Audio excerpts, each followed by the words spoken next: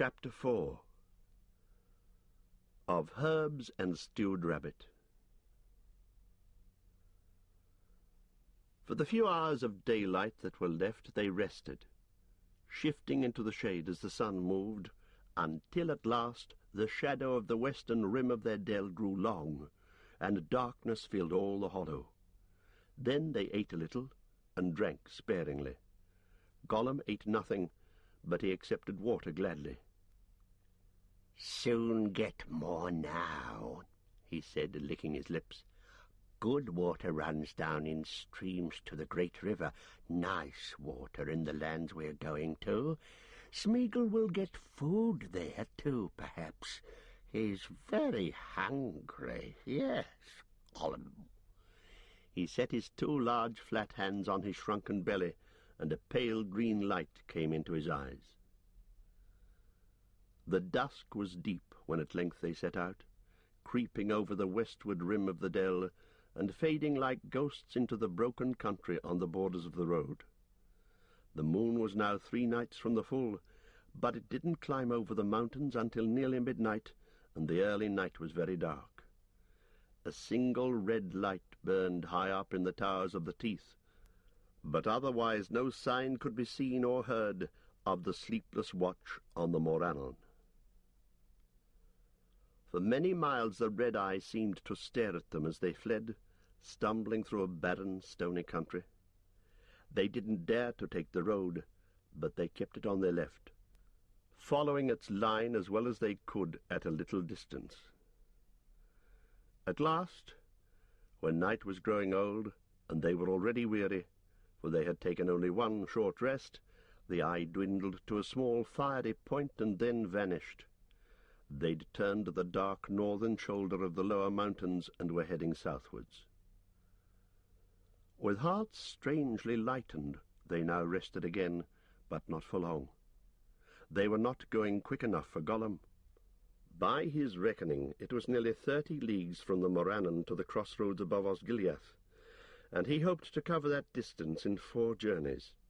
So soon they struggled on once more until the dawn began to spread slowly in the wide grey solitude. They'd then walked almost 8 leagues, and the hobbits could not have gone any further, even if they'd dared. The growing light revealed to them a land already less barren and ruinous. The mountains still loomed up ominously on their left, but near at hand they could see the southward road, now bearing away from the black roots of the hills and slanting westwards. Beyond it were slopes covered with sombre trees like dark clouds, but all about them lay a tumbled heathland, grown with ling and broom and cornel, and other shrubs that they didn't know.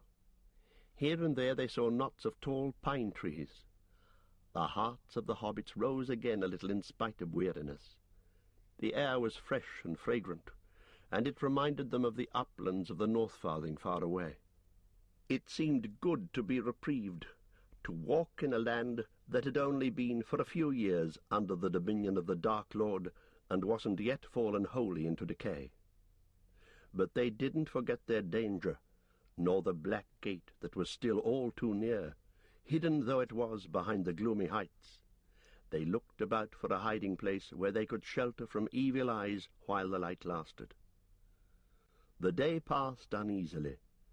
They lay deep in the heather and counted out the slow hours in which there seemed little change, for they were still under the shadows of the Efelduath, and the sun was veiled. Frodo slept at times, deeply and peacefully, either trusting Gollum or too tired to trouble about him. But Sam found it difficult to do more than doze, even when Gollum was plainly fast asleep, whiffling and twitching in his secret dreams. Hunger, perhaps, more than mistrust, kept him wakeful. He had begun to long for a good homely meal, something hot out of the pot. As soon as the land faded into a formless grey under coming night, they started out again. In a little while Gollum led them down onto the southward road, and after that they went on more quickly, though the danger was greater. Their ears were strained for the sound of hoof or foot on the road ahead, or following them from behind. But the night passed, and they heard no sound of walker or rider. The road had been made in a long-lost time, and for perhaps 30 miles below the Morannon it had been newly repaired. But as it went south, the wild encroached upon it. The handiwork of men of old could still be seen in its straight, sure flight and level course. Now and again it cut its way through hillside slopes, or leapt over a stream upon a wide, shapely arch of enduring masonry. But at last all signs of stonework faded, save for a broken pillar here and there, peering out of bushes at the side, or old paving stones still lurking amid weeds and moss. Heather and trees and bracken scrambled down and overhung the banks, or sprawled out over the surface. It dwindled at last to a country cart road little used. But it didn't wind. It held on its own sure course and guided them by the swiftest way. So they passed into the northern marches of that land that men once called Ithilien, a fair country of climbing woods and swift-falling streams. The night became fine under star and round moon, and it seemed to the hobbits that the fragrance of the air grew as they went forward, and from the blowing and muttering of Gollum it seemed that he noticed it too, and didn't relish it. At the first signs of day they halted again. They'd come to the end of a long cutting, deep and sheer-sided in the middle, by which the road clove its way through a stony ridge. Now they climbed up the westward bank and looked abroad. Day was opening in the sky, and they saw that the mountains were now much further off, receding eastward in a long curve that was lost in the distance. Before them, as they turned west, gentle slopes ran down into dim hazes far below. All about them were small woods of resinous trees, fir and cedar and cypress, and other kinds unknown in the Shire, with wide glades among them, and everywhere there was a wealth of sweet-smelling herbs and shrubs. The long journey from Rivendell had brought them far south of their own land, but not until now, in this more sheltered region, had the hobbits felt the change of clime. Here spring was already busy about them. Fronds pierced moss and mould, larches were green-fingered, small flowers were opening in the turf, birds were singing. Ithilien, the garden of Gondor, now desolate, kept still a dishevelled, dried loveliness. South and west it looked towards the warm lower vales of Anduin, shielded from the east by the Efelduath, and yet not under the mountain shadow, protected from the north by the Emyn Muil, open to the southern airs and the moist winds from the sea far away. Many great trees grew there, planted long ago, falling into untended age amid a riot of careless descendants, and groves and thickets there were of tamarisk and pungent terebinth, of olive and of bay, and there were junipers and myrtles and thymes that grew in bushes, or with their woody creeping stems mantled in deep tapestries the hidden stones, sages of many kinds putting forth blue flowers, or red, or pale green, and marjorams and new-sprouting parsleys, and many herbs of forms and scents beyond the garden lore of Sam. The grots and rocky walls were already starred with saxifrages and stone crops. Primaroles and anemones were awake in the filbert brakes, and asphodel and many lily flowers nodded their half-opened heads in the grass. Deep green grass beside the pools, where falling streams halted in cool hollows on their journey down to Anduin. The travellers turned their backs on the road and went downhill. As they walked, brushing their way through bush and herb, sweet odours rose about them. Gollum coughed and retched, but the hobbits breathed deep, and suddenly Sam laughed, for heart's ease, not for jest. They followed a stream that went quickly down before them. Presently it brought them to a small, clear lake in a shallow dell. It lay in the broken ruins of an ancient stone basin, the carven rim of which was almost wholly covered with mosses and rose brambles. Iris swords stood in ranks about it, and water-lily leaves floated on its dark, gently rippling surface. But it was deep and fresh, and spilled ever softly out over a stony lip at the far end. Here they washed themselves and drank their fill at the infalling freshet. Then they sought for a resting place and a hiding place, for this land, fair seeming still, was none the less now territory of the enemy. They'd not come very far from the road, and yet even in so short a space they'd seen scars of the old wars, and the newer wounds made by the orcs and other foul servants of the Dark Lord. A pit of uncovered filth and refuse, trees hewn down wantonly and left to die, with evil runes or the fell sign of the eye cut in rude strokes on their bark. Sam, scrambling below the outfall of the lake, smelling and touching the unfamiliar plants and trees, forgetful for the moment of Mordor, was reminded suddenly of their ever-present peril. He stumbled on a ring still scorched by fire, and in the midst of it he found a pile of charred and broken bones and skulls. The swift growth of the wild with briar and eglantine and trailing clematis was already drawing a veil over this place of dreadful feast and slaughter.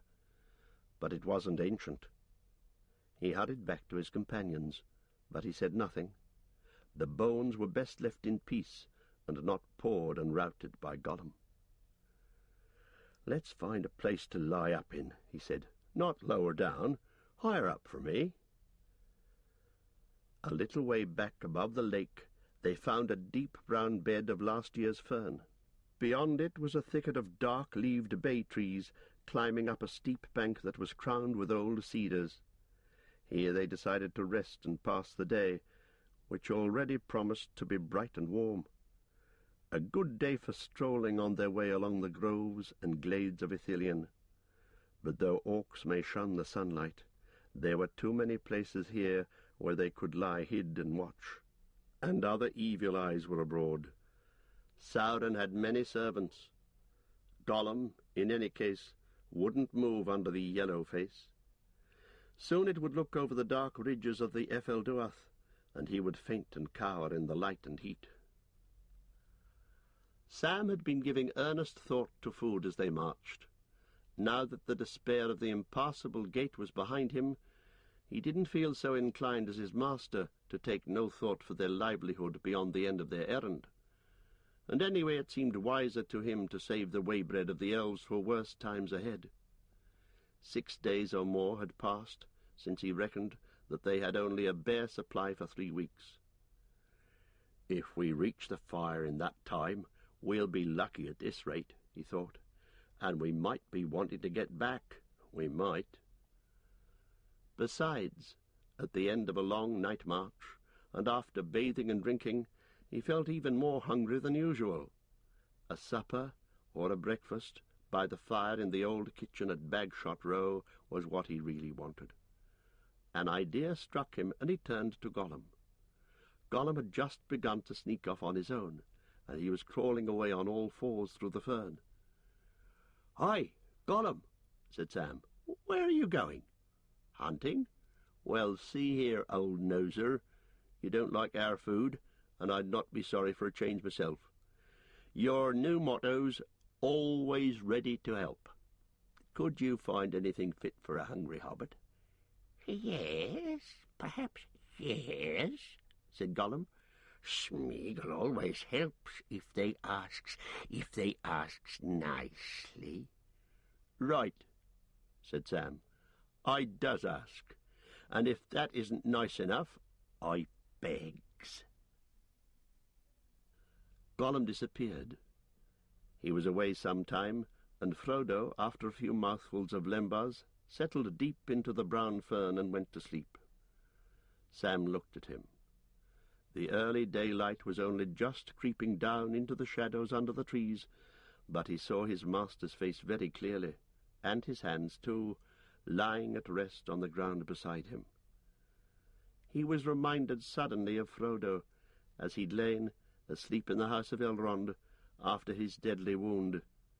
Then, as he'd kept watch, Sam had noticed that at times a light seemed to be shining faintly within, but now the light was even clearer and stronger. Frodo's face was peaceful. The marks of fear and care had left it, but it looked old and beautiful, as if the chiselling of the shaping years was now revealed in many fine lines that had before been hidden, though the identity of the face was not changed. Not that Sam Gamgee put it that way to himself. He shook his head, as if finding words useless, and murmured, "I love him. He's like that, and sometimes it shines through, somehow. But I love him, whether or no." Gollum returned quietly and peered over Sam's shoulder. Looking at Frodo, he shut his eyes and crawled away without a sound. Sam came to him a moment later and found him chewing something and muttering to himself. On the ground beside him lay 2 small rabbits, which he was beginning to eye greedily. "Smeagol always helps," he said. "He's brought rabbits, nice rabbits. But Master has gone to sleep, and perhaps Sam wants to sleep. Doesn't want rabbits now. Smeagol tries to help, but he can't catch things all in a minute." Sam, however, had no objection to rabbit at all, and said so. At least, not to cooked rabbits. All hobbits, of course, can cook, for they begin to learn the art before their letters, which many never reach. But Sam was a good cook, even by hobbit reckoning, and he'd done a good deal of the camp cooking on their travels when there was a chance. He still hopefully carried some of his gear in his pack: a small tinder box, 2 small shallow pans, the smaller fitting into the larger, inside them a wooden spoon, a short 2-pronged fork, and some skewers were stowed, and hidden at the bottom of the pack in a flat wooden box a dwindling treasure, some salt. But he needed a fire, and other things besides. He thought for a bit, while he took out his knife, cleaned and wetted it, and began to dress the rabbits. He wasn't going to leave Frodo alone asleep even for a few minutes. "Now, Gollum," he said, "I've another job for you. Go and fill these pans with water and bring 'em back." "Smeagol will fetch water, yes," said Gollum. "But what does the hobbit want all that water for? He's drunk, he's washed." "Never you mind," said Sam.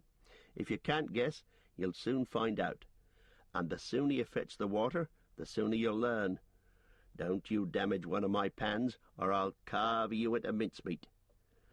While Gollum was away, Sam took another look at Frodo.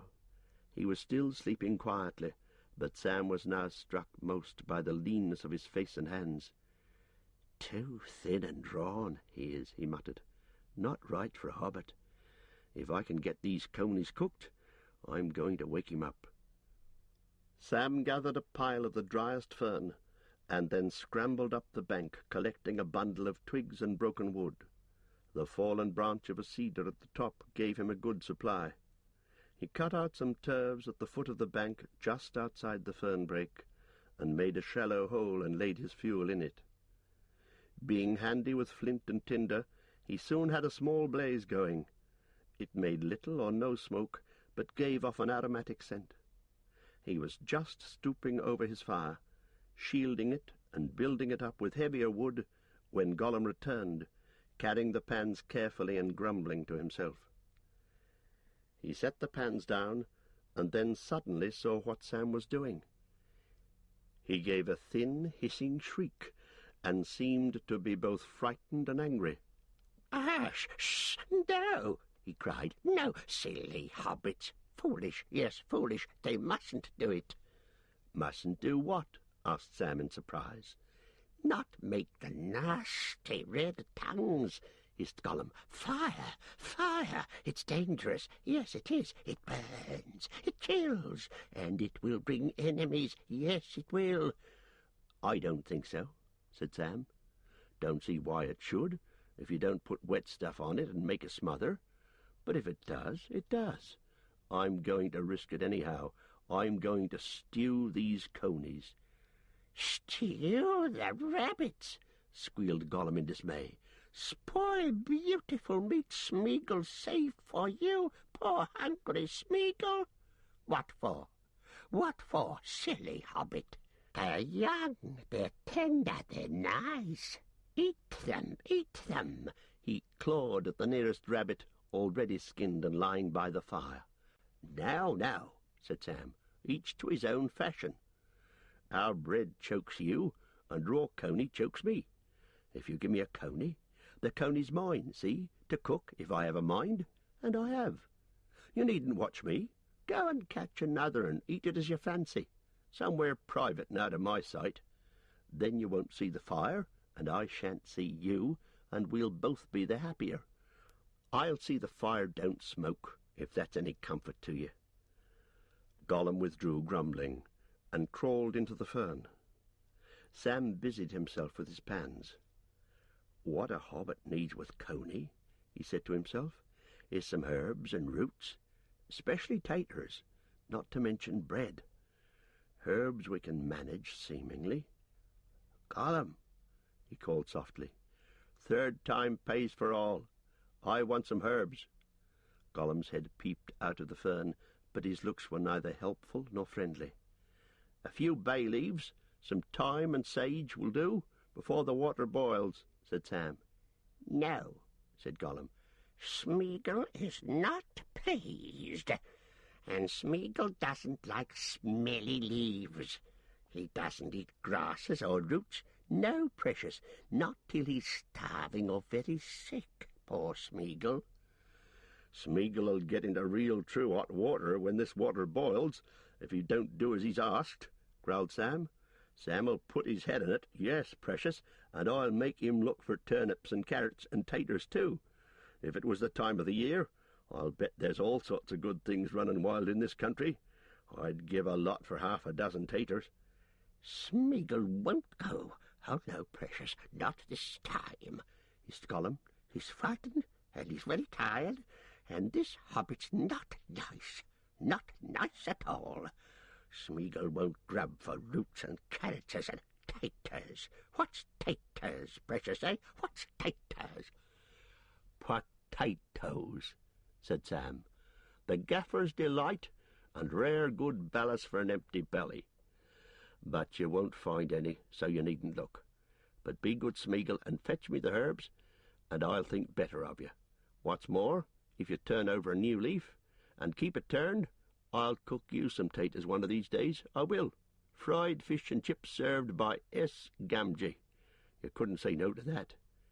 Yes, we could. Spoiling nice fish, scorching it. Give me fish now, and keep nasty chips. Oh, you're hopeless, said Sam. Go to sleep. In the end, he had to find what he wanted for himself. But he didn't have to go far, not out of sight of the place where his master lay, still sleeping. For a while Sam sat musing, and tending the fire till the water boiled. The daylight grew, and the air became warm. The dew faded off turf and leaf. Soon the rabbits cut up lay simmering in their pans with the bunched herbs. Almost Sam fell asleep as the time went by. He let them stew for close on an hour, testing them now and again with his fork, and tasting the broth. When he thought all was ready, he lifted the pans off the fire and crept along to Frodo. Frodo half opened his eyes as Sam stood over him, and then he wakened from his dreaming, another gentle, unrecoverable dream of peace. "Hello, Sam," he said. "Not resting? Is anything wrong? What's the time?" "About a couple of hours after daybreak," said Sam, "and nigh on 8:30 by shire clocks, maybe. But nothing's wrong, though it ain't quite what I'd call right. No stock, no onions, no taters. I've got a bit of stew for you, and some broth, Mr. Frodo. Do you good. You'll have to sup it in your mug, or straight from the pan when it's cooled a bit. I haven't brought no bowls, nor nothing proper." Frodo yawned and stretched. "You should have been resting, Sam," he said, "and lighting a fire was dangerous in these parts. But I do feel hungry. Can I smell it from here? What have you stewed?" "A present from Smeagol," said Sam. "A brace of young conies, though I fancy Gollum's regretting them now. But there's naught to go with them but a few herbs." Sam and his master sat down within the fern brake and ate their stew from the pans, sharing the old fork and spoon. They allowed themselves half a piece of the elvish waybread each. It seemed a feast. "Whee! Gollum!" Sam called and whistled softly. "Come on! Still time to change your mind. There's some left if you want to try some stewed coney." There was no answer. "Oh, well, I suppose he's gone off to find something for himself. We'll finish it," said Sam. "And then you must take some sleep," said Frodo. "Don't you drop off while I'm nodding, Mr. Frodo. I don't feel too sure of him. There's a good deal of stinker, the bad Gollum, if you understand me, in him still, and it's getting stronger again. Not but what I think he'd try to throttle me first now. We don't see eye to eye, and he's not pleased with Sam. Oh, no, precious, not pleased at all." They finished, and Sam went off to the stream to rinse his gear. As he stood up to return, he looked back to the slope. At that moment he saw the sun rise out of the reeks, or haze, or dark shadow, or whatever it was that lay ever to the east, and it sent its golden beams down upon the trees and glades about him. Then he noticed a thin spiral of blue-grey smoke, plain to see as it caught the sunlight, rising from a thicket above him. With a shock, he realized that this was the smoke from his little cooking fire, which he'd neglected to put out. "That won't do. Never thought it would show like that," he muttered, and he started to hurry back. Suddenly he halted and listened. Had he heard a whistle or not? Or was it the call of some strange bird? If it was a whistle, it didn't come from Frodo's direction. There it went again from another place. Sam began to run as well as he could uphill. He found that a small brand, burning away to its outer end, had kindled some fern at the edge of the fire, and the fern blazing up had set the turves smouldering. Hastily he stamped out what was left of the fire, scattering the ashes, and laid the turves on the hole. Then he crept back to Frodo. "Did you hear a whistle, and what sounded like an answer?" he asked. "A few minutes back. I hope it was only a bird, but it didn't sound quite like that. More like somebody mimicking a bird call, I thought. And I'm afraid my bit of fire's been smoking. Now if I've gone and brought trouble, I'll never forgive myself, nor won't have a chance, maybe." "Hush," whispered Frodo. "I thought I heard voices." The two hobbits trussed their small packs, put them on ready for flight, and then crawled deeper into the fern. There they crouched, listening. There was no doubt of the voices. They were speaking low and furtively, but they were near, and coming nearer. Then, quite suddenly, one spoke clearly close at hand. "Here's where the smoke came from," it said. "'Twill be nigh at hand, in the fern, no doubt. We shall have it like a coney in a trap. Then we shall learn what kind of thing it is." "Aye, and what it knows," said a second voice. At once 4 men came striding through the fern from different directions. Since flight and hiding were no longer possible, Frodo and Sam sprang to their feet, putting back to back and whipping out their small swords. If they were astonished at what they saw, their captors were even more astonished. 4 tall men stood there. 2 had spears in their hands with broad, bright heads. 2 had great bows, almost of their own height, and great quivers of long, green-feathered arrows. All had swords at their sides, and were clad in green and brown of varied hues, as if the better to walk unseen in the glades of Ithilien. Green gauntlets covered their hands, and their faces were hooded and masked with green, except for their eyes, which were very keen and bright. At once Frodo thought of Boromir, for these men were like him in stature and bearing, and in their manner of speech. "We have not found what we sought," said one. "But what have we found?" "Not orcs," said another, releasing the hilt of his sword. which he had seized when he saw the glitter of sting in Frodo's hand. "Elves?" said a third doubtfully. "Nay, not elves," said the fourth, the tallest, and as it appeared the chief among them. "Elves don't walk in Ithilien in these days, and elves are wondrous fair to look upon, or so 'tis said." "Meaning we're not, I take it," said Sam. "Thank you kindly. And when you've finished discussing us, perhaps you'll say who you are, and why you can't let two tired travellers rest?" The tall green man laughed grimly. "I am Faramir, captain of Gondor," he said. "But there are no travellers in this land, only the servants of the Dark Tower, or of the White." "But we're neither," said Frodo, "and travellers we are, whatever Captain Faramir may say." "Then make haste to declare yourselves and your errand," said Faramir. "We have a work to do, and this is no time or place for riddling or parleying. Come, where's the third of your company?" "The third?" "Yes, the skulking fellow that we saw with his nose in the pool down yonder. He had an ill-favoured look. Some spying breed of orc, I guess, or a creature of theirs, but he gave us the slip by some fox-trick." "I don't know where he is," said Frodo. "He's only a chance companion met upon the road, and I'm not answerable for him. If you come on him, spare him. Bring him or send him to us. He's only a wretched gangrel creature, but I have him under my care for a while. But as for us, we are hobbits of the Shire, far to the north and west, beyond many rivers. Frodo, son of Drogo, is my name, and with me is Samwise, son of Hamfast, a worthy hobbit in my service. We have come by long ways, out of Rivendell, or Imladris, as some call it." Here Faramir started and grew intent. 7 companions we had. 1 we lost at Moria. The others we left at Parth Garlan above Rauros. 2 of my kin, a dwarf there was also, and an elf, and 2 men. They were Aragorn and Boromir, who said that he came out of Minas Tirith, a city in the south. "Boromir!" all the 4 men exclaimed. "Boromir, son of the Lord Denethor," said Faramir, and a strange stern look came into his face. "You came with him? That's news indeed, if it be true.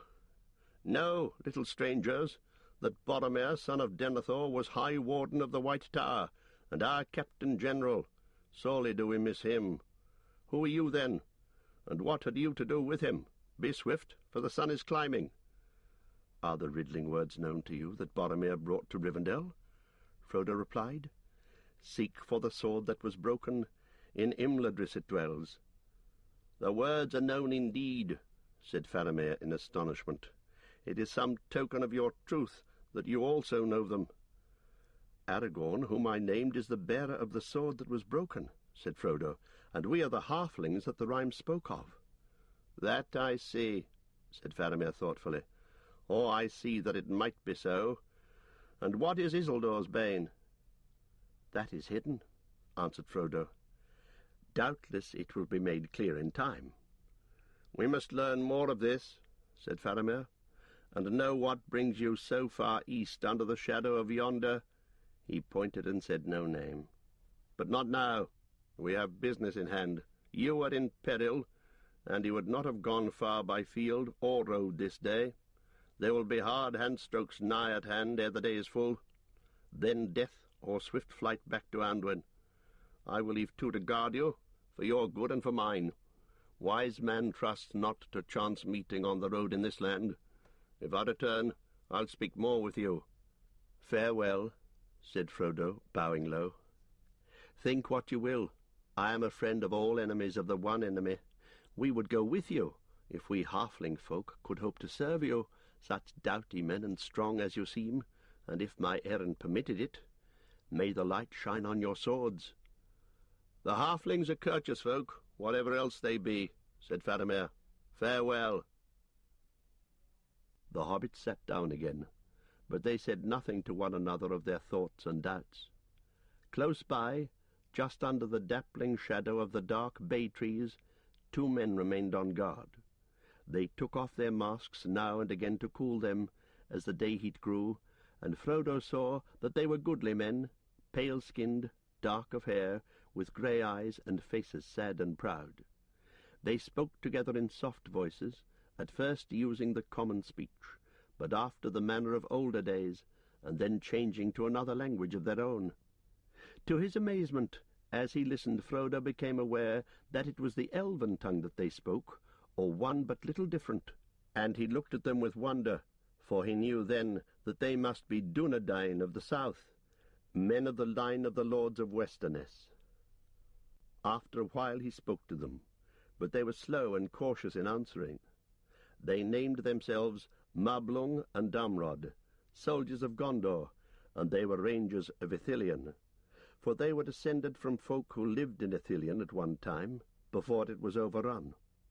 From such men the Lord Denethor chose his 4 heirs, who crossed the Anduin secretly, how or where they would not say, to harry the orcs and other enemies that roamed between the Efelduath and the river. "It is close on 10 leagues hence to the east shore of Anduin," said Mablung, "and we seldom come so far afield. But we have a new errand on this journey. We come to ambush the men of Harad. Curse them." "Aye, curse the Southrons," said Damrod. "'Tis said that there were dealings of old between Gondor and the kingdoms of the Harad in the far south, though there was never friendship. In those days our bounds were away south beyond the mouths of Anduin, and Umbar, the nearest of their realms, acknowledged our sway. But that is long since. 'Tis many lives of men since any passed to or fro between us. Now, of late, we've learned that the enemy has been among them, and they are gone over to him, or back to him. They were ever ready to his will, as have so many also in the east. I doubt not that the days of Gondor are numbered, and the walls of Minas Tirith are doomed, so great is his strength and malice. But still, we will not sit idle and let him do all as he would," said Mablung.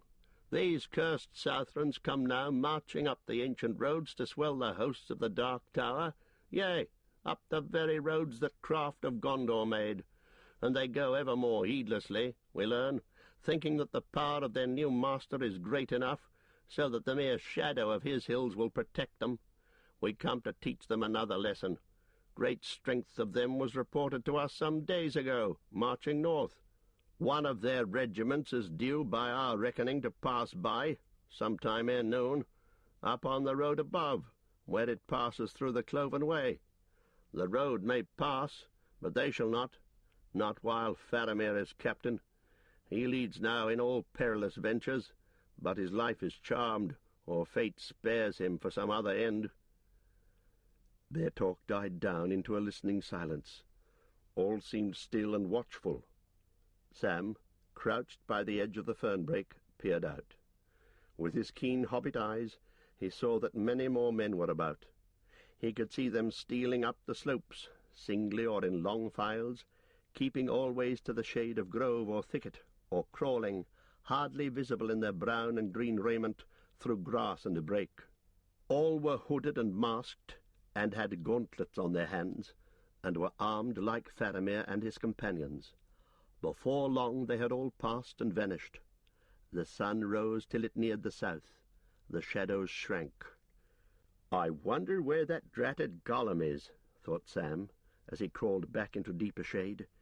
"He stands a fair chance of being spitted for an orc, or of being roasted by the yellow face, but I fancy he'll look after himself." He lay down beside Frodo and began to doze. He woke, thinking that he had heard horns blowing. He sat up.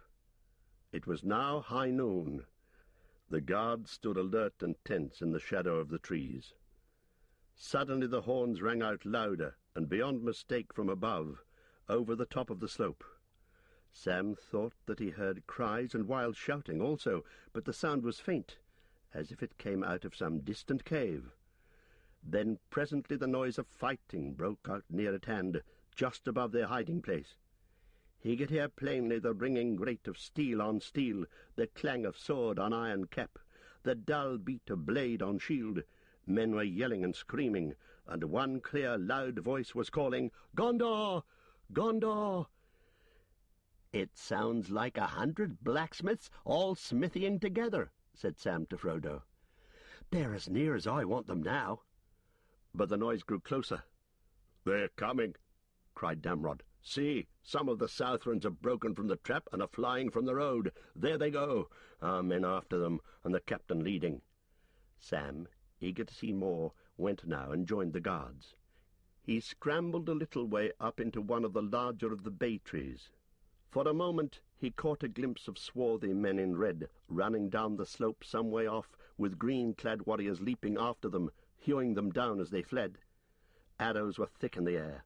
Then suddenly, straight over the rim of their sheltering bank, a man fell, crashing through the slender trees, nearly on top of them. He came to rest in the fern a few feet away, face downward, green arrow feathers sticking from his neck below a golden collar. His scarlet robes were tattered, his corselet of overlapping brazen plates was rent and hewn, his black plaits of hair, braided with gold, were drenched with blood. His brown hand still clutched the hilt of a broken sword. It was Sam's first view of a battle of men against men, and he did not like it much. He was glad that he could not see the dead face. He wondered what the man's name was, and where he came from, and if he was really evil at heart, or what lies or threats had led him on the long march from his home, and if he would not really rather have stayed there in peace. All in a flash of thought which was quickly driven from his mind. For just as Mablung stepped towards the fallen body, there was a new noise, great crying and shouting. Amidst it, Sam heard a shrill bellowing or trumpeting, and then a great thudding and bumping, like huge rams dinning on the ground. "Where? Where?" cried Damrod to his companion. "May the Valar turn him aside! Mumark! Mumark!" To his astonishment and terror and lasting delight, Sam saw a vast shape crash out of the trees and come careering down the slope. Big as a house, much bigger than a house, it looked to him, a grey-clad moving hill. Fear and wonder, maybe, enlarged him in the hobbit's eyes, but the Mumark of Harad was indeed a beast of vast bulk, and the like of him does not walk now in Middle-earth. His kin that live still in latter days are but memories of his girth and majesty. On he came, straight towards the watchers, and then swerved aside in the nick of time, passing only a few yards away, rocking the ground beneath their feet. His great legs like trees, enormous sail-like ears spread out, long snout upraised like a huge serpent about to strike, his small red eyes raging. His upturned horn-like tusks were bound with bands of gold and dripping with blood. His trappings of scarlet and gold flapped about him in wild tatters. The ruins of what seemed a very war-tower lay upon his heaving back, smashed in his furious passage through the woods, and high upon his neck still desperately clung a tiny figure, the body of a mighty warrior, a giant among the Swertings. On the great beast thundered, blundering in blind wrath through pool and thicket. Arrows skipped and snapped harmlessly about the triple hide of his flanks. Men of both sides fled before him, but many he overtook and crushed to the ground. Soon he was lost to view, still trumpeting and stamping far away. What became of him Sam never heard, whether he escaped to roam the wild for a time, until he perished far from his home or was trapped in some deep pit, or whether he raged on until he plunged in the great river and was swallowed up. Sam drew a deep breath. "An Oliphant it was," he said. "So there are Oliphants, and I've seen one. What a life! But no one at home will ever believe me. Well, if that's over, I'll have a bit of sleep." "Sleep while you may," said Mablung, "but the captain will return, if he's unhurt, and when he comes we shall depart swiftly. We shall be pursued as soon as news of our deed reaches the enemy, and that will not be long." "Go quietly when you must," said Sam. "No need to disturb my sleep. I was walking all night." Mablung laughed. "I don't think the captain will leave you here, Master Samwise," he said, "but you shall see." Chapter 5. The Window on the West. It seemed to Sam that he had only dozed for a few minutes when he awoke to find that it was late afternoon and Faramir had come back. He had brought many men with him. Indeed, all the survivors of the foray were now gathered on the slope nearby, 200 or 300 strong. They sat in a wide semicircle, between the arms of which Faramir was seated on the ground, whilst Frodo stood before him. It looked strangely like the trial of a prisoner. Sam crept out from the fern, but no one paid any attention to him, and he placed himself at the end of the rows of men, where he could see and hear all that was going on. He watched and listened intently, ready to dash to his master's aid if needed. He could see Faramir's face, which was now unmasked. It was stern and commanding, and a keen wit lay behind his searching glance. Doubt was in the grey eyes that gazed steadily at Frodo. Sam soon became aware that the captain was not satisfied with Frodo's account of himself at several points. What part he had to play in the company that set out from Rivendell, why he had left Boromir, and where he was now going. In particular, he returned often to Isildur's Bane. Plainly he saw that Frodo was concealing from him some matter of great importance. But it was at the coming of the halfling that Isildur's Bane should waken, or so one must read the words, he insisted. If then you are the halfling that was named, doubtless you brought this thing, whatever it may be, to the council of which you speak, and there Boromir saw it. Do you deny it? Frodo made no answer. So, said Faramir, I wish then to learn from you more of it, for what concerns Boromir concerns me. An orc arrow slew Isildur, so far as old tales tell, but orc arrows are plenty, and the sight of one would not be taken as a sign of doom by Boromir of Gondor. Had you this thing in keeping? It is hidden, you say, but is not that because you choose to hide it? No, not because I choose, answered Frodo. It does not belong to me. It does not belong to any mortal, great or small, though if any would claim it, it would be Aragorn, son of Arathorn, whom I named, the leader of our company from Moria to Rauros. Why so, and not Boromir, prince of the city that the sons of Elendil founded? Because Aragorn is descended in direct lineage, father to father, from Isildur, Elendil's son himself, and the sword that he bears was Elendil's sword. A murmur of astonishment ran through all the ring of men. Some cried aloud, The sword of Elendil! The sword of Elendil comes to Minas Tirith! Great tidings! But Faramir's face was unmoved. Maybe, he said, but so great a claim will need to be established, and clear proofs will be required should this Aragorn ever come to Minas Tirith. He had not come, nor any of your company, when I set out 6 days ago. Boromir was satisfied of that claim, said Frodo. Indeed, if Boromir were here, he would answer all your questions. And since he was already at Rauros many days back, and intended then to go straight to your city, if you return, you may soon learn the answers there. My part in the company was known to him, as to all the others, for it was appointed to me by Elrond of Imladris himself before the whole council. On that errand I came into this country. But it is not mine to reveal to any outside the company. Yet those who claim to oppose the enemy would do well not to hinder it. Frodo's tone was proud, whatever he felt, and Sam approved of it, but it did not appease Faramir. So, he said, you bid me mind my own affairs, and get me back home, and let you be? Boromir will tell all, when he comes? When he comes, say you? Were you a friend of Boromir's? Vividly before Frodo's mind came the memory of Boromir's assault upon him, and for a moment he hesitated. Faramir's eyes, watching him, grew harder. Boromir was a valiant member of our company, said Frodo at length. Yes, I was his friend, for my part. Faramir smiled grimly. Then you would grieve to learn that Boromir is dead? I would grieve indeed, said Frodo. Then, catching the look in Faramir's eyes, he faltered. Dead? He said. Do you mean that he is dead, and that you knew it? You've been trying to trap me in words, playing with me, or are you now trying to snare me with a falsehood? "I would not snare even an oak with a falsehood," said Faramir. "How then did he die? And how do you know of it, since you say that none of the company had reached the city when you left? As to the manner of his death, I had hoped that his friend and companion would tell me how it was.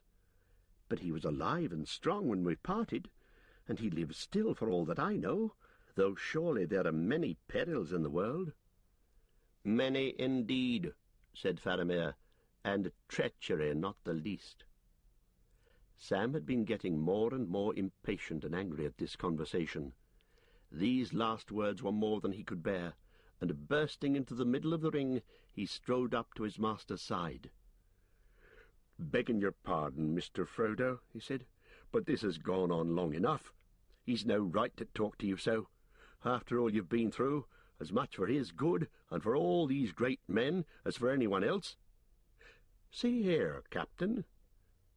He planted himself squarely in front of Faramir, his hands on his hips, and a look on his face as if he was addressing a young hobbit who had offered him what he called sauce when questioned about visits to the orchard. There was some murmuring, but also some grins on the faces of the men looking on. The sight of their captain sitting on the ground, and eye to eye with the young hobbit, legs well apart, bristling with wrath, was one beyond their experience. "See here," he said, "what are you driving at? Let's come to the point before all the orcs of Mordor come down on us. If you think my master murdered this Boromir and then ran away, you've got no sense. But say it, and have done, and then let us know what you mean to do about it. But it's a pity that folk as talk about fighting the enemy can't let others do their bit in their own way without interfering. He'd be mighty pleased if he could see you now. Think he'd got a new friend, he would." "Patience," said Faramir, but without anger. "Do not speak before your master, whose wit is greater than yours, and I do not need any to teach me of our peril. Even so, I spare a brief time in order to judge justly in a hard matter. Were I as hasty as you, I might have slain you long ago. For I am commanded to slay all whom I find in this land without the leave of the Lord of Gondor. But I do not slay man or beast needlessly, and not gladly, even when it is needed. Neither do I talk in vain. So be comforted. Sit by your master, and be silent." Sam sat down heavily with a red face. Faramir turned to Frodo again. "You asked, how do I know that the son of Denethor is dead? Tidings of death of many wings. Night oft brings news to near kindred, 'tis said. Boromir was my brother." A shadow of sorrow passed over his face. "Do you remember aught of special mark that the Lord Boromir bore with him among his gear?" Frodo thought for a moment, fearing some further trap, and wondering how this debate would turn in the end. He had hardly saved the ring from the proud grasp of Boromir, and how he would fare now among so many men, warlike and strong, he did not know. Yet he felt in his heart that Faramir, though he was much like his brother in looks, was a man less self-regarding, both sterner and wiser. "I remember that Boromir bore a horn," he said at last. "You remember well, and as one who has in truth seen him," said Faramir. "Then maybe you can see it in your mind's eye, a great horn of the wild ox of the east, bound with silver and written with ancient characters. That horn the eldest son of our house has borne for many generations, and it is said that if it be blown at need, anywhere within the bounds of Gondor, as the realm was of old, its voice will not pass unheeded. 5 days ere I set out on this adventure, 11 days ago at about this hour of the day, I heard the blowing of that horn. From the northward it seemed, but dim, as if it were but an echo in the mind. A boding of ill we thought it, my father and I, for no tidings had we heard of Boromir since he went away, and no watcher on our borders had seen him pass. And on the 3rd night after, another and a stranger thing befell me. I sat at night by the waters of Anduin, in the grey dark under the young pale moon, watching the ever-moving stream, and the sad reeds were rustling. so do we ever watch the shores near Osgiliath, which our enemies now partly hold, and issue from it to harry our lands. But that night all the world slept at the midnight hour. Then I saw, or it seemed that I saw, a boat floating on the water, glimmering grey, a small boat of a strong fashion with a high prow, and there was none to row or steer it. An awe fell on me, for a pale light was round it. But I rose and went to the bank, and began to walk out into the stream, for I was drawn towards it. Then the boat turned towards me, and stayed its pace, and floated slowly by within my hand's reach, yet I durst not handle it. It waded deep, as if it were heavily burdened, and it seemed to me, as it passed under my gaze, that it was almost filled with clear water, from which came the light, and lapped in the water a warrior lay asleep. A broken sword was on his knee. I saw many wounds on him. It was Boromir, my brother, dead. I knew his gear, his sword, his beloved face. One thing only I missed, his horn. One thing only I knew not, a fair belt, as it were of linked golden leaves, about his waist. Boromir, I cried, where is thy horn? Whither goest thou, O Boromir? But he was gone. The boat turned into the stream and passed glimmering on into the night. Dream-like it was, and yet no dream, for there was no waking, and I do not doubt that he is dead and has passed down the river to the sea. Alas, said Frodo, that was indeed Boromir as I knew him, for the golden belt was given to him in Lothlorien by the Lady Galadriel. She it was that clothed us, as you see us, in elven grey. This brooch is of the same workmanship. He touched the green and silver leaf that fastened his cloak beneath his throat. Faramir looked closely at it. It is beautiful, he said. Yes, 'tis work of the same craft. So then you passed through the land of Lorien? Laurel in Dornan, as it was named of old. But long now it has lain beyond the knowledge of men, he added softly, regarding Frodo with a new wonder in his eyes. Much that was strange about you I begin now to understand. Will you not tell me more? For it is a bitter thought that Boromir died within sight of the land of his home. No more can I say than I have said, answered Frodo, though your tale fills me with foreboding. A vision it was that you saw, I think, and no more, some shadow of evil fortune that has been or will be, unless indeed it is some lying trick of the enemy. I have seen the faces of fair warriors of old laid in sleep beneath the pools of the dead marshes, or seeming so by his foul arts. Nay, it was not so, said Faramir, for his works fill the heart with loathing, but my heart was filled with grief and pity. Yet how could such a thing have happened in truth? Asked Frodo, for no boat could have been carried over the stony hills from Tol Brandir, and Boromir purposed to go home along the Entwash and the fields of Rohan. And yet how could any vessel ride the foam of the great falls and not founder in the boiling pools, though laden with water? I know not, said Faramir, but whence came the boat? From Lorien, said Frodo. In 3 such boats we rowed down the Anduin to the falls. They also were of elven work. You passed through the hidden land, said Faramir, but it seems that you little understood its power. If men have dealings with the mistress of magic who dwells in the Golden Wood, then they may look for strange things to follow. For it is perilous for mortal man to walk out of the world of this sun, and few of old ever came thence unchanged, 'tis said. Boromir, O Boromir, he cried, what did she say to you, the lady that dies not? What did she see? What woke in your heart then? Why went you ever to Laurel in Dornan, and came not by your own road, upon the horses of Rohan, riding home in the morning? Then turning again to Frodo, he spoke in a quiet voice once more. To those questions I guessed that you could make some answer, Frodo, son of Drogo, but not here or now, maybe. But lest you still should think my tale a vision, I will tell you this. The horn of Boromir at least returned in truth, and not in seeming. The horn came, but it was cloven in two, as it were by axe or sword. The shards came severally to shore. One was found among the reeds where watches of Gondor lay, northwards beyond the infalls of the Entwash. The other was found spinning on the flood by one who had an errand on the water.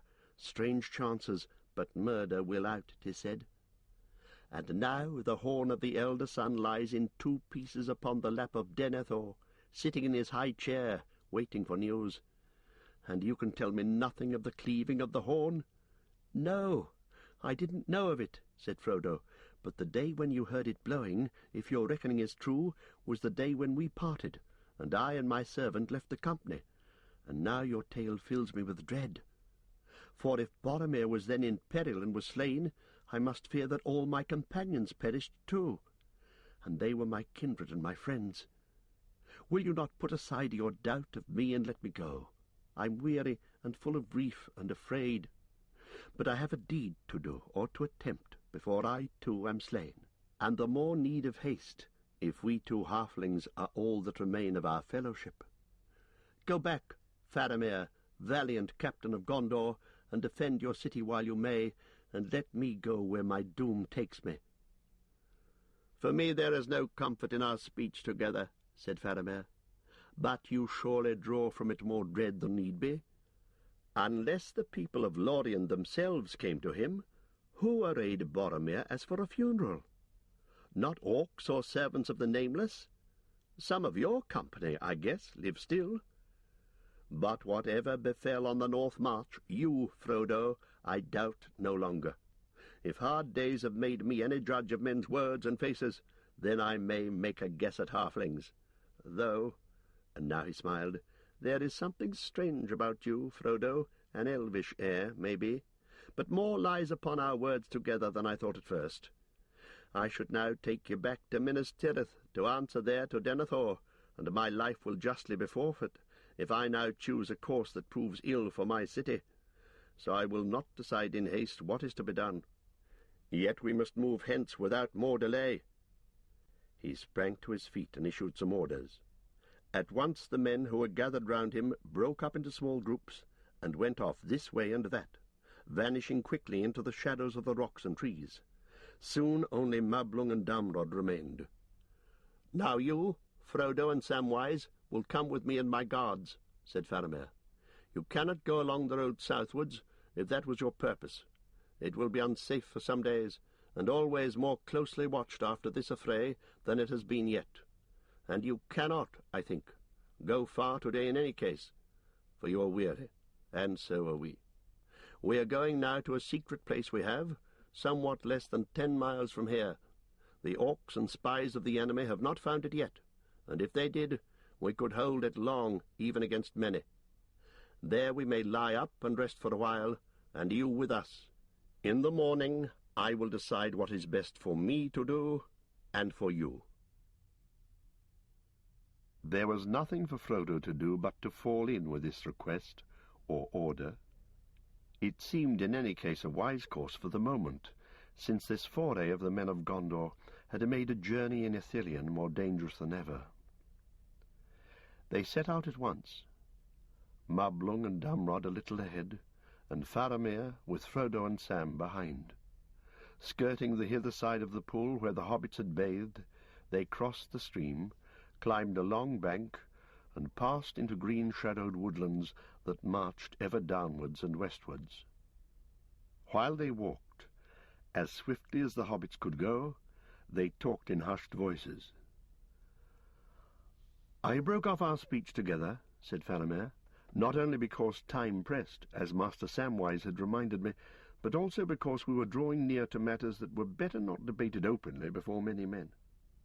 It was for that reason that I turned rather to the matter of my brother, and let be Isildur's bane. You are not wholly frank with me, Frodo." "I told no lies, and of the truth all I could," said Frodo. "I do not blame you," said Faramir. "You spoke with skill in a hard place, and wisely, it seemed to me. But I learned or guessed more from you than your words said. You were not friendly with Boromir, or you did not part in friendship. You, and Master Samwise, too, I guess, have some grievance. Now, I loved him dearly, and would gladly avenge his death, yet I knew him well.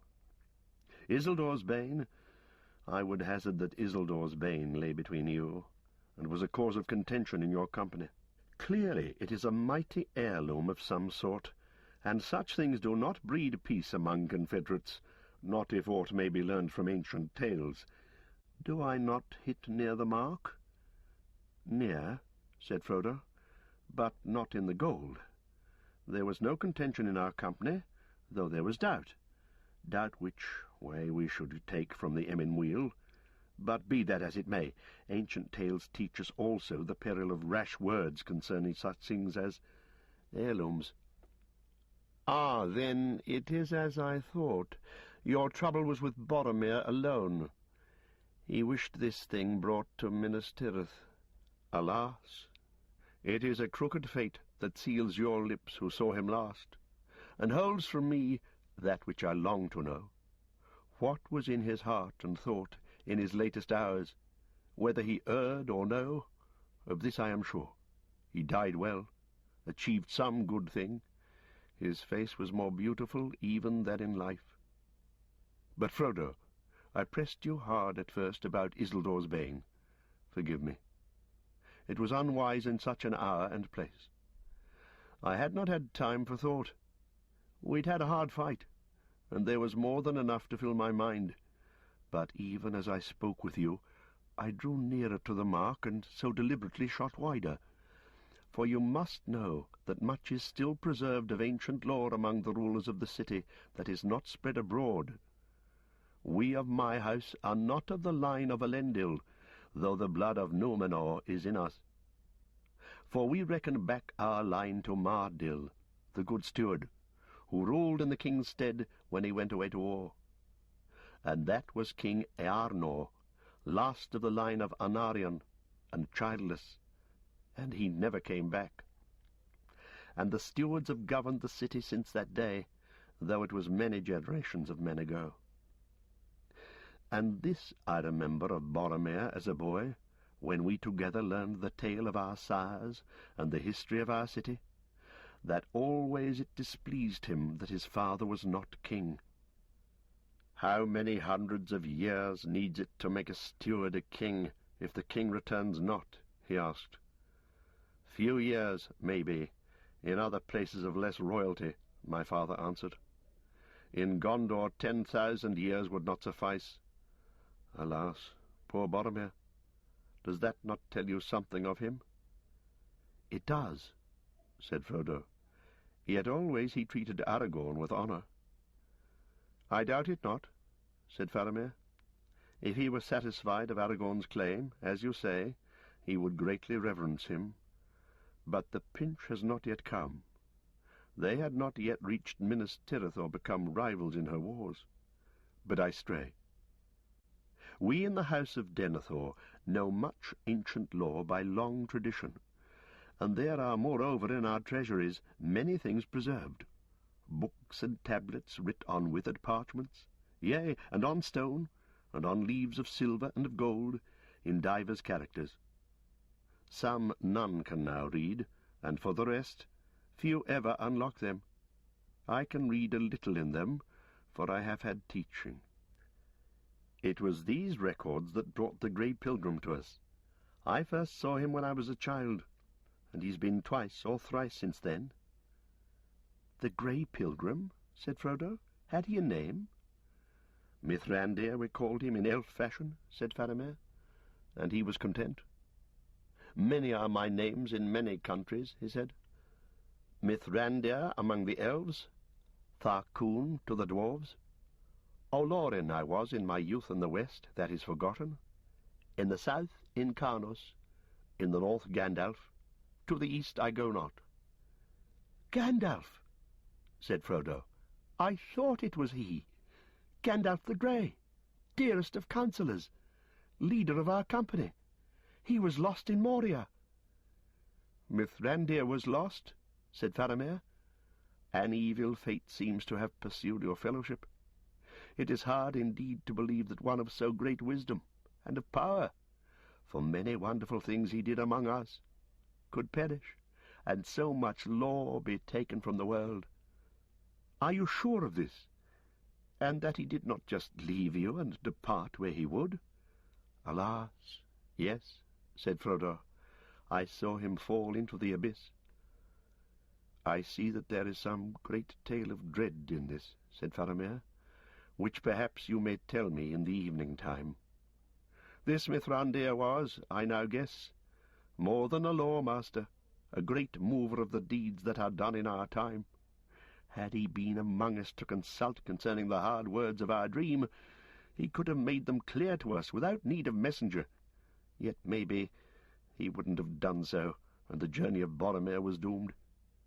Mithrandir never spoke to us of what was to be, nor did he reveal his purposes.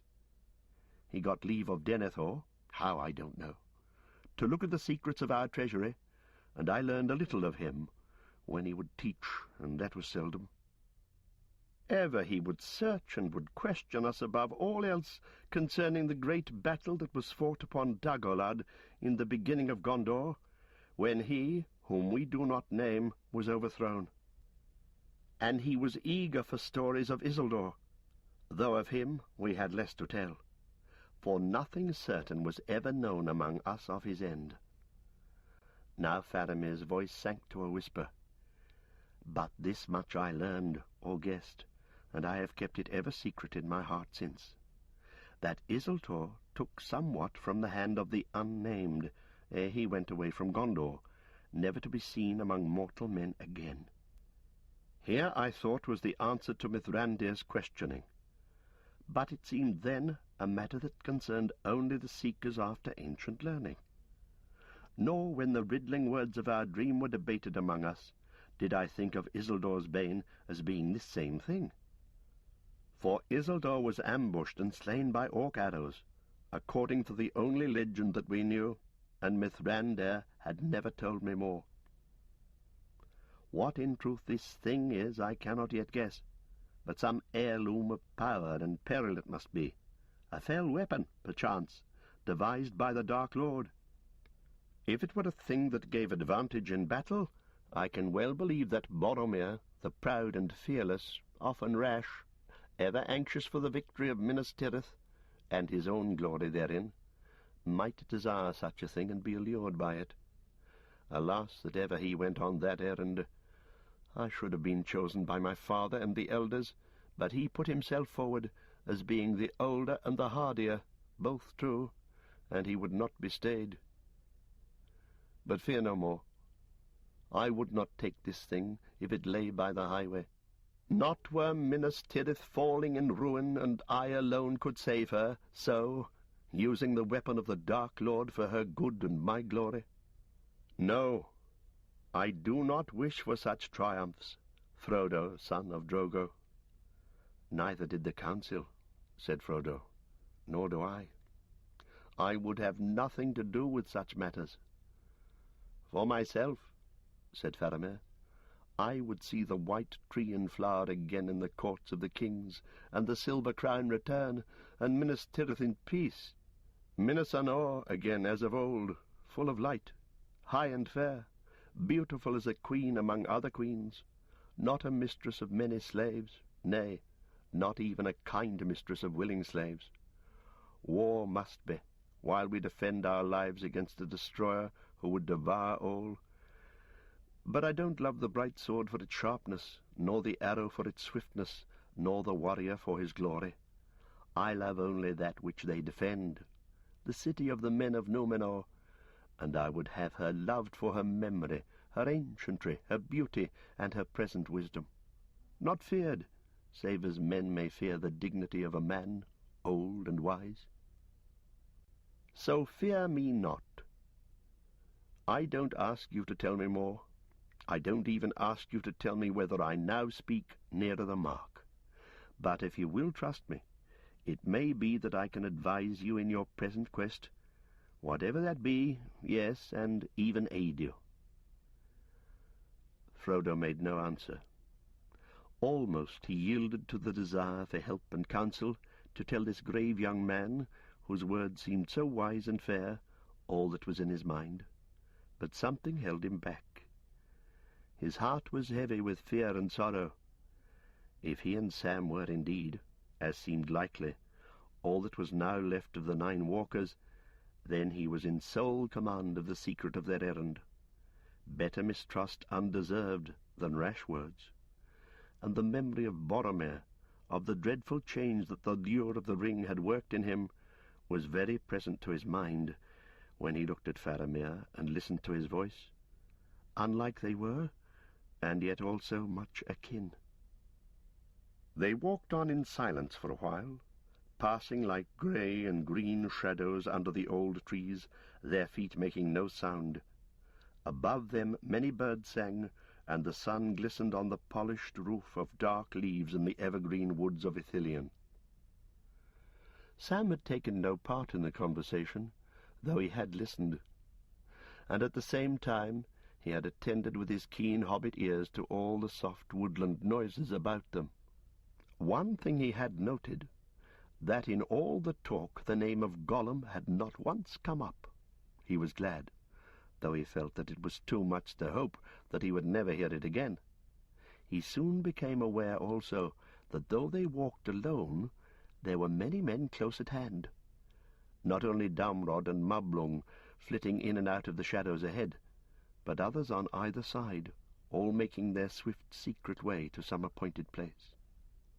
Once, looking suddenly back, as if some prickle of the skin told him that he was watched from behind, he thought he caught a brief glimpse of a small dark shape slipping behind a tree trunk. He opened his mouth to speak and shut it again. "I'm not sure of it," he said to himself. "And why should I remind them of the old villain if they choose to forget him? I wish I could." So they passed on, until the woodlands grew thinner and the land began to fall more steeply. Then they turned aside again, to the right, and came quickly to a small river in a narrow gorge. It was the same stream that trickled far above out of the round pool, now grown to a swift torrent, leaping down over many stones in a deep cloven bed, overhung with ilex and dark boxwoods. Looking west, they could see, below them in a haze of light, lowlands and broad meads, and glinting far off in the westering sun, the wide waters of the Anduin. "Here, alas, I must do you a discourtesy," said Faramir. "I hope you will pardon it to one who has so far made his orders give way to courtesy as not to slay you or to bind you. But it is a command that no stranger, not even one of Rohan that fights with us, shall see the path we now go with open eyes. I must blindfold you." "As you will," said Frodo. "Even the elves do likewise at need, and blindfolded we crossed the borders of fair Lothlorien. Gimli the dwarf took it ill, but the hobbits endured it." "It is no place so fair that I shall lead you," said Faramir, "but I am glad that you will take this willingly, and not by force." He called softly, and immediately Mablung and Damrod stepped out of the trees and came back to him. "Blindfold these guests," said Faramir, "securely, but not so as to discomfort them. Do not tie their hands. They will give their word not to try and see. I could trust them to shut their eyes of their own accord, but eyes will blink if the feet stumble. Lead them so that they do not falter." With green scarves the 2 guards now bound up the hobbits' eyes, and drew their hoods down almost to their mouths. Then quickly they took each one by the hand and went on their way. All that Frodo and Sam knew of this last mile of the road they learned from guessing in the dark. After a little they found that they were on a path descending steeply. Soon it grew so narrow that they went in single file, brushing a stony wall on either side. Their guards steered them from behind with hands laid firmly on their shoulders.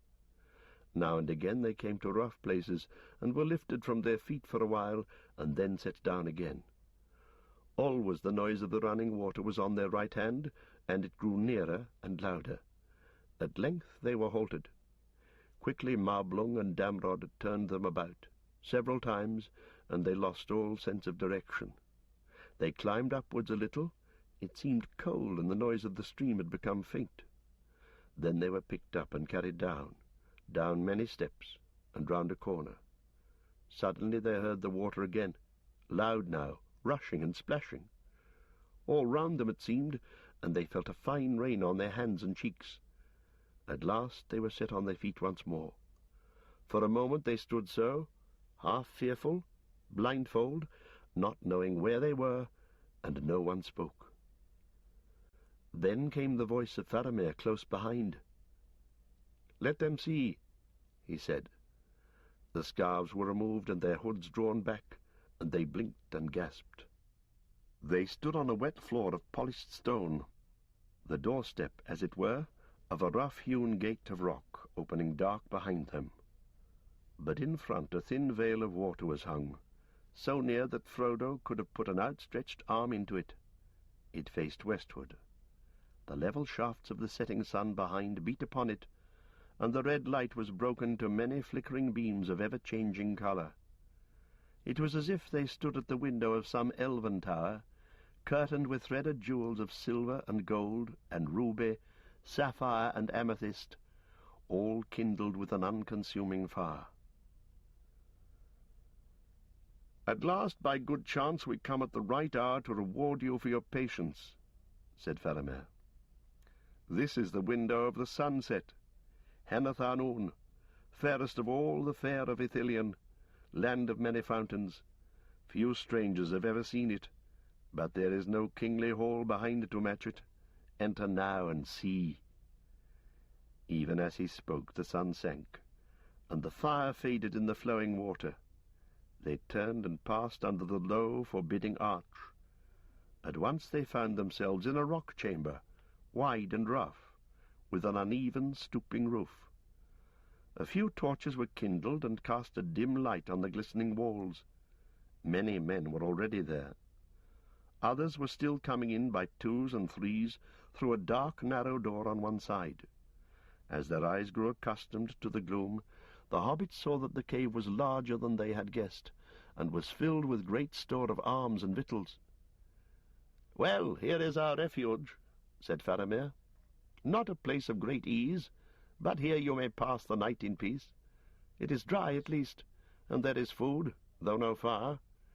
At one time the water flowed down through this cave and out of the arch, but its course was changed further up the gorge by workmen of old, and the stream sent down in a fall of doubled height over the rocks far above. All the ways into this grot were then sealed against the entry of water or aught else, all save one. There are now but two ways, that passage yonder by which you entered blindfold, and through the window curtain into a deep bowl filled with knives of stone. Now rest a while, until the evening meal is set." The hobbits were taken to a corner and given a low bed to lie on, if they wished. Meanwhile men busied themselves about the cave, quietly and in orderly quickness. Light tables were taken from the walls and set up on trestles and laden with gear. This was plain and unadorned for the most part, but all well and fairly made. Round platters, bowls and dishes of glazed brown clay or turned boxwood, smooth and clean. Here and there was a cup or basin of polished bronze, and a goblet of plain silver was set by the captain's seat in the middle of the inmost table. Faramir went about among the men, questioning each as he came in a soft voice. Some came back from the pursuit of the Southrons. Others, left behind as scouts near the road, came in latest. All the Southrons had been accounted for, save only the great Mumak. What happened to him none could say. Of the enemy no movement could be seen. Not even an orc spy was abroad. "You saw and heard nothing, unborn?" Faramir asked of the latest comer. "Well, no, lord," said the man. "No orc, at least. But I saw, or thought I saw, something a little strange. It was getting deep dusk, when the eyes made things greater than they should be. So perhaps it may have been no more than a squirrel." Sam pricked up his ears at this. Yet if so, it was a black squirrel, and I saw no tail. 'Twas like a shadow on the ground, and it whisked behind a tree trunk when I drew nigh, and went up aloft as swift as any squirrel could. You will not have us slay wild beasts for no purpose, and it seemed no more, so I tried no arrow. It was too dark for sure shooting anyway, and the creature was gone into the gloom of the leaves in a twinkling. But I stayed for a while, for it seemed strange, and then I hastened back. I thought I heard the thing hiss at me from high above as I turned away. A large squirrel, maybe. Perhaps under the shadow of the unnamed some of the beasts of Mirkwood are wandering hither to our woods. They have black squirrels there, 'tis said. Perhaps, said Faramir, but that would be an ill omen if it were so. We don't want the escapes of Mirkwood in Ithilien. Sam fancied that he gave a swift glance towards the hobbits as he spoke, but Sam said nothing. For a while he and Frodo lay back and watched the torchlight, and the men moving to and fro, speaking in hushed voices. Then suddenly Frodo fell asleep. Sam struggled with himself, arguing this way and that. He may be all right, he thought, and then he may not. Fair speech may hide a foul heart. He yawned. I could sleep for a week, and I'd be better for it. And what can I do if I do keep awake, me all alone, and all these great men about? Nothing, Sam Gamgee, but you've got to keep awake all the same. And somehow he managed it. The light faded from the cave door, and the grey veil of falling water grew dim and was lost in gathering shadow. Always the sound of the water went on, never changing its note, morning or evening or night. It murmured and whispered of sleep. Sam stuck his knuckles in his eyes. Now more torches were being lit. A cask of wine was broached. Storage barrels were being opened. Men were fetching water from the fall. Some were laving their hands in basins. A wide copper bowl and a white cloth were brought to Faramir, and he washed. "Wake our guests," he said, "and take them water. It's time to eat." Frodo sat up and yawned and stretched. Sam, not used to being waited on, looked with some surprise at the tall man who bowed, holding a basin of water before him. "Put it on the ground, master, if you please," he said. "Easier for me and you." Then, to the astonishment and amusement of the men, he plunged his head into the cold water and splashed his neck and ears. "Is it the custom in your land to wash the head before supper?" said the man who waited on the hobbits. "No, before breakfast," said Sam. "But if you're short of sleep, cold water on the neck's like rain on a wilted lettuce. There, now I can keep awake long enough to eat a bit." They were led then to seats beside Faramir, barrels covered with pelts and high enough above the benches of the men for their convenience. Before they ate, Faramir and all his men turned and faced west in a moment of silence. Faramir signed to Frodo and Sam that they should do likewise. "So we always do," he said as they sat down. "We look towards Númenor that was, and beyond to Elvenhome that is, and to that which is beyond Elvenhome and will ever be. Have you no such custom at meat?" "No," said Frodo, feeling strangely rustic and untutored. "But if we are guests, we bow to our host, and after we have eaten, we rise and thank him." "That we do also," said Faramir. After so long journeying and camping, and days spent in the lonely wild, the evening meal seemed a feast to the hobbits. To drink pale yellow wine, cool and fragrant, and eat bread and butter, and salted meats, and dried fruits, and good red cheese with clean hands and clean knives and plates. Neither Frodo nor Sam refused anything that was offered, nor a second, nor indeed a third helping. The wine coursed in their veins and tired limbs, and they felt glad and easy of heart as they had not done since they left the land of Lorien. When all was done, Faramir led them to a recess at the back of the cave, partly screened by curtains, and a chair and 2 stools were brought there. A little earthenware lamp burned in a niche. "You may soon desire to sleep," he said, "and especially good Samwise, who would not close his eyes before he ate, whether for fear of blunting the edge of a noble hunger, or for fear of me, I don't know. But it's not good to sleep too soon after meat, and that following a fast. Let us talk a while. On your journey from Rivendell there must have been many things to tell. And you, too, would perhaps wish to learn something of us and the lands where you now are. Tell me of Boromir, my brother, and of old Mithrandir, and of the fair people of Lothlorien." Frodo no longer felt sleepy, and he was willing to talk. But though the food and wine had put him at his ease, he hadn't lost all his caution. Sam was beaming and humming to himself, but when Frodo spoke, he was at first content to listen, only occasionally venturing to make an exclamation of agreement. Frodo told many tales, yet always he steered the matter away from the quest of the company and from the ring, enlarging rather on the valiant part Boromir had played in all their adventures, with the wolves of the wild, in the snows under Carathras, and in the mines of Moria where Gandalf fell. Faramir was most moved by the story of the fight on the bridge. "It must have irked Boromir to run from orcs," he said, "or even from the fell thing you name, the Balrog, even though he was the last to leave." "He was the last," said Frodo, "but Aragorn was forced to lead us. He alone knew the way after Gandalf's fall, but had there not been us lesser folk to care for, I don't think that either he or Boromir would have fled." "Maybe it would have been better had Boromir fallen there with Mithrandir," said Faramir, "and not gone on to the fate that waited above the falls of Rauros." "Maybe. But tell me now of your own fortunes," said Frodo, turning the matter aside once again, "for I would learn more of Minas Ithil and Osgiliath and Minas Tirith the long-enduring.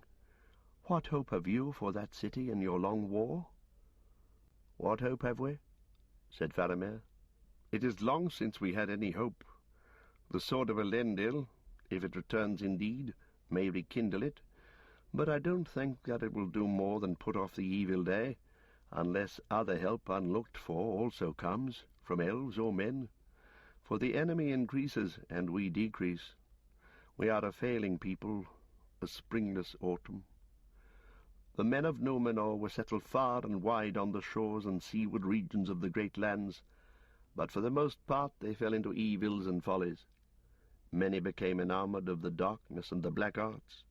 Some were given over wholly to idleness and ease, and some fought among themselves until they were conquered in their weakness by the wild men. It's not said that evil arts were ever practised in Gondor, or that the Nameless One was ever named in honour there, and the old wisdom and beauty brought out of the west remained long in the realm of the sons of Elendil the Fair, and they linger there still. Yet even so it was Gondor that brought about its own decay, falling by degrees into dotage, and thinking that the enemy was asleep, who was only banished, not destroyed. Death was ever present, because the Númenorians still, as they had in their old kingdom, and so lost it, hungered after endless life unchanging. Kings made tombs more splendid than houses of the living, and counted old names in the rolls of their descent dearer than the names of sons. Childless lords sat in aged halls musing on heraldry. In secret chambers withered men compounded strong elixirs, or in high cold towers asked questions of the stars. And the last king of the line of Anarion had no heir. But the stewards were wiser and more fortunate. Wiser, for they recruited the strength of our people from the sturdy folk of the sea-coast, and from the hardy mountaineers of Ered Nibreus, and they made a truce with the proud peoples of the north, who often had assailed us, men of fierce valour, but our kin from afar off, unlike the wild Easterlings or the cruel Haradrim. So it came to pass in the days of Cirion the 12th steward, and my father is the 26th, that they rode to our aid, and at the great field of Celebrant they destroyed our enemies that had seized our northern provinces. These are the Rohirrim, as we name them, masters of horses, and we ceded to them the fields of Calenarthon, that are since called Rohan, for that province had long been sparsely peopled, and they became our allies, and have ever proved true to us, aiding us at need, and guarding our northern marches and the gap of Rohan. Of our law and manners they have learned what they would, and their lords speak our speech at need. Yet for the most part they hold by the ways of their own fathers and to their own memories, and they speak among themselves their own north tongue. And we love them, tall men and fair women, valiant both alike, golden-haired, bright-eyed, and strong.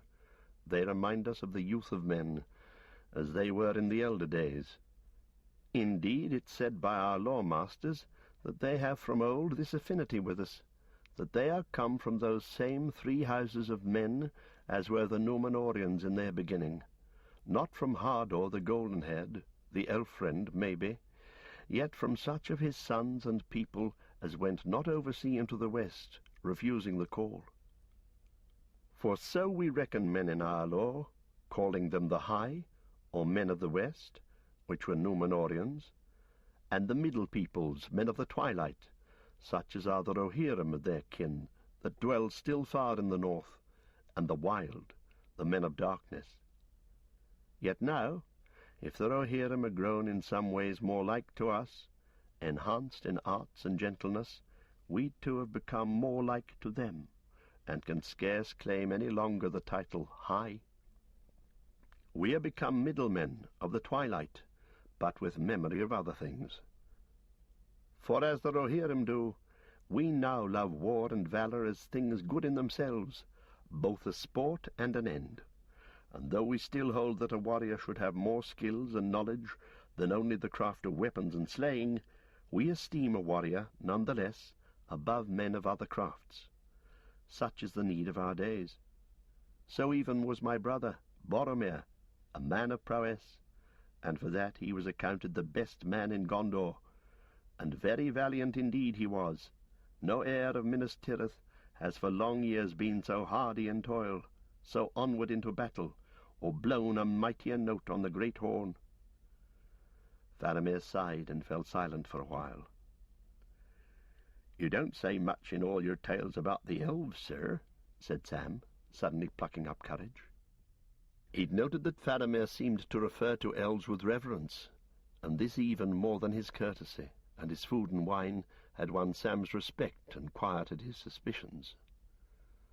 "No, indeed, Master Samwise," said Faramir, "for I'm not learned in elven lore. But there you touch upon another point in which we have changed, declining from Númenor to Middle-earth. For as you may know, if Mithrandir was your companion and you have spoken with Elrond, the Edaean, the fathers of the Númenóreans, fought beside the elves in the first wars, and were rewarded by the gift of the kingdom in the midst of the sea, within sight of Elvenhome.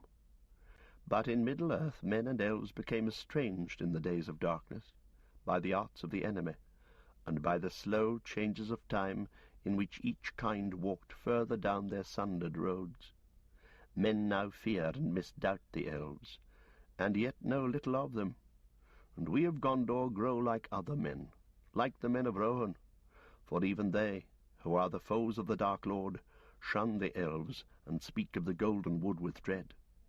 Yet there are among us still some who have dealings with the elves when they may, and ever and anon one will go in secret to Lorien, seldom to return. Not I. For I deem it perilous now for mortal man wilfully to seek out the elder people. Yet I envy you that have spoken with the White Lady." "The Lady of Lorien, Galadriel?" cried Sam. "You should see her. Indeed you should, sir.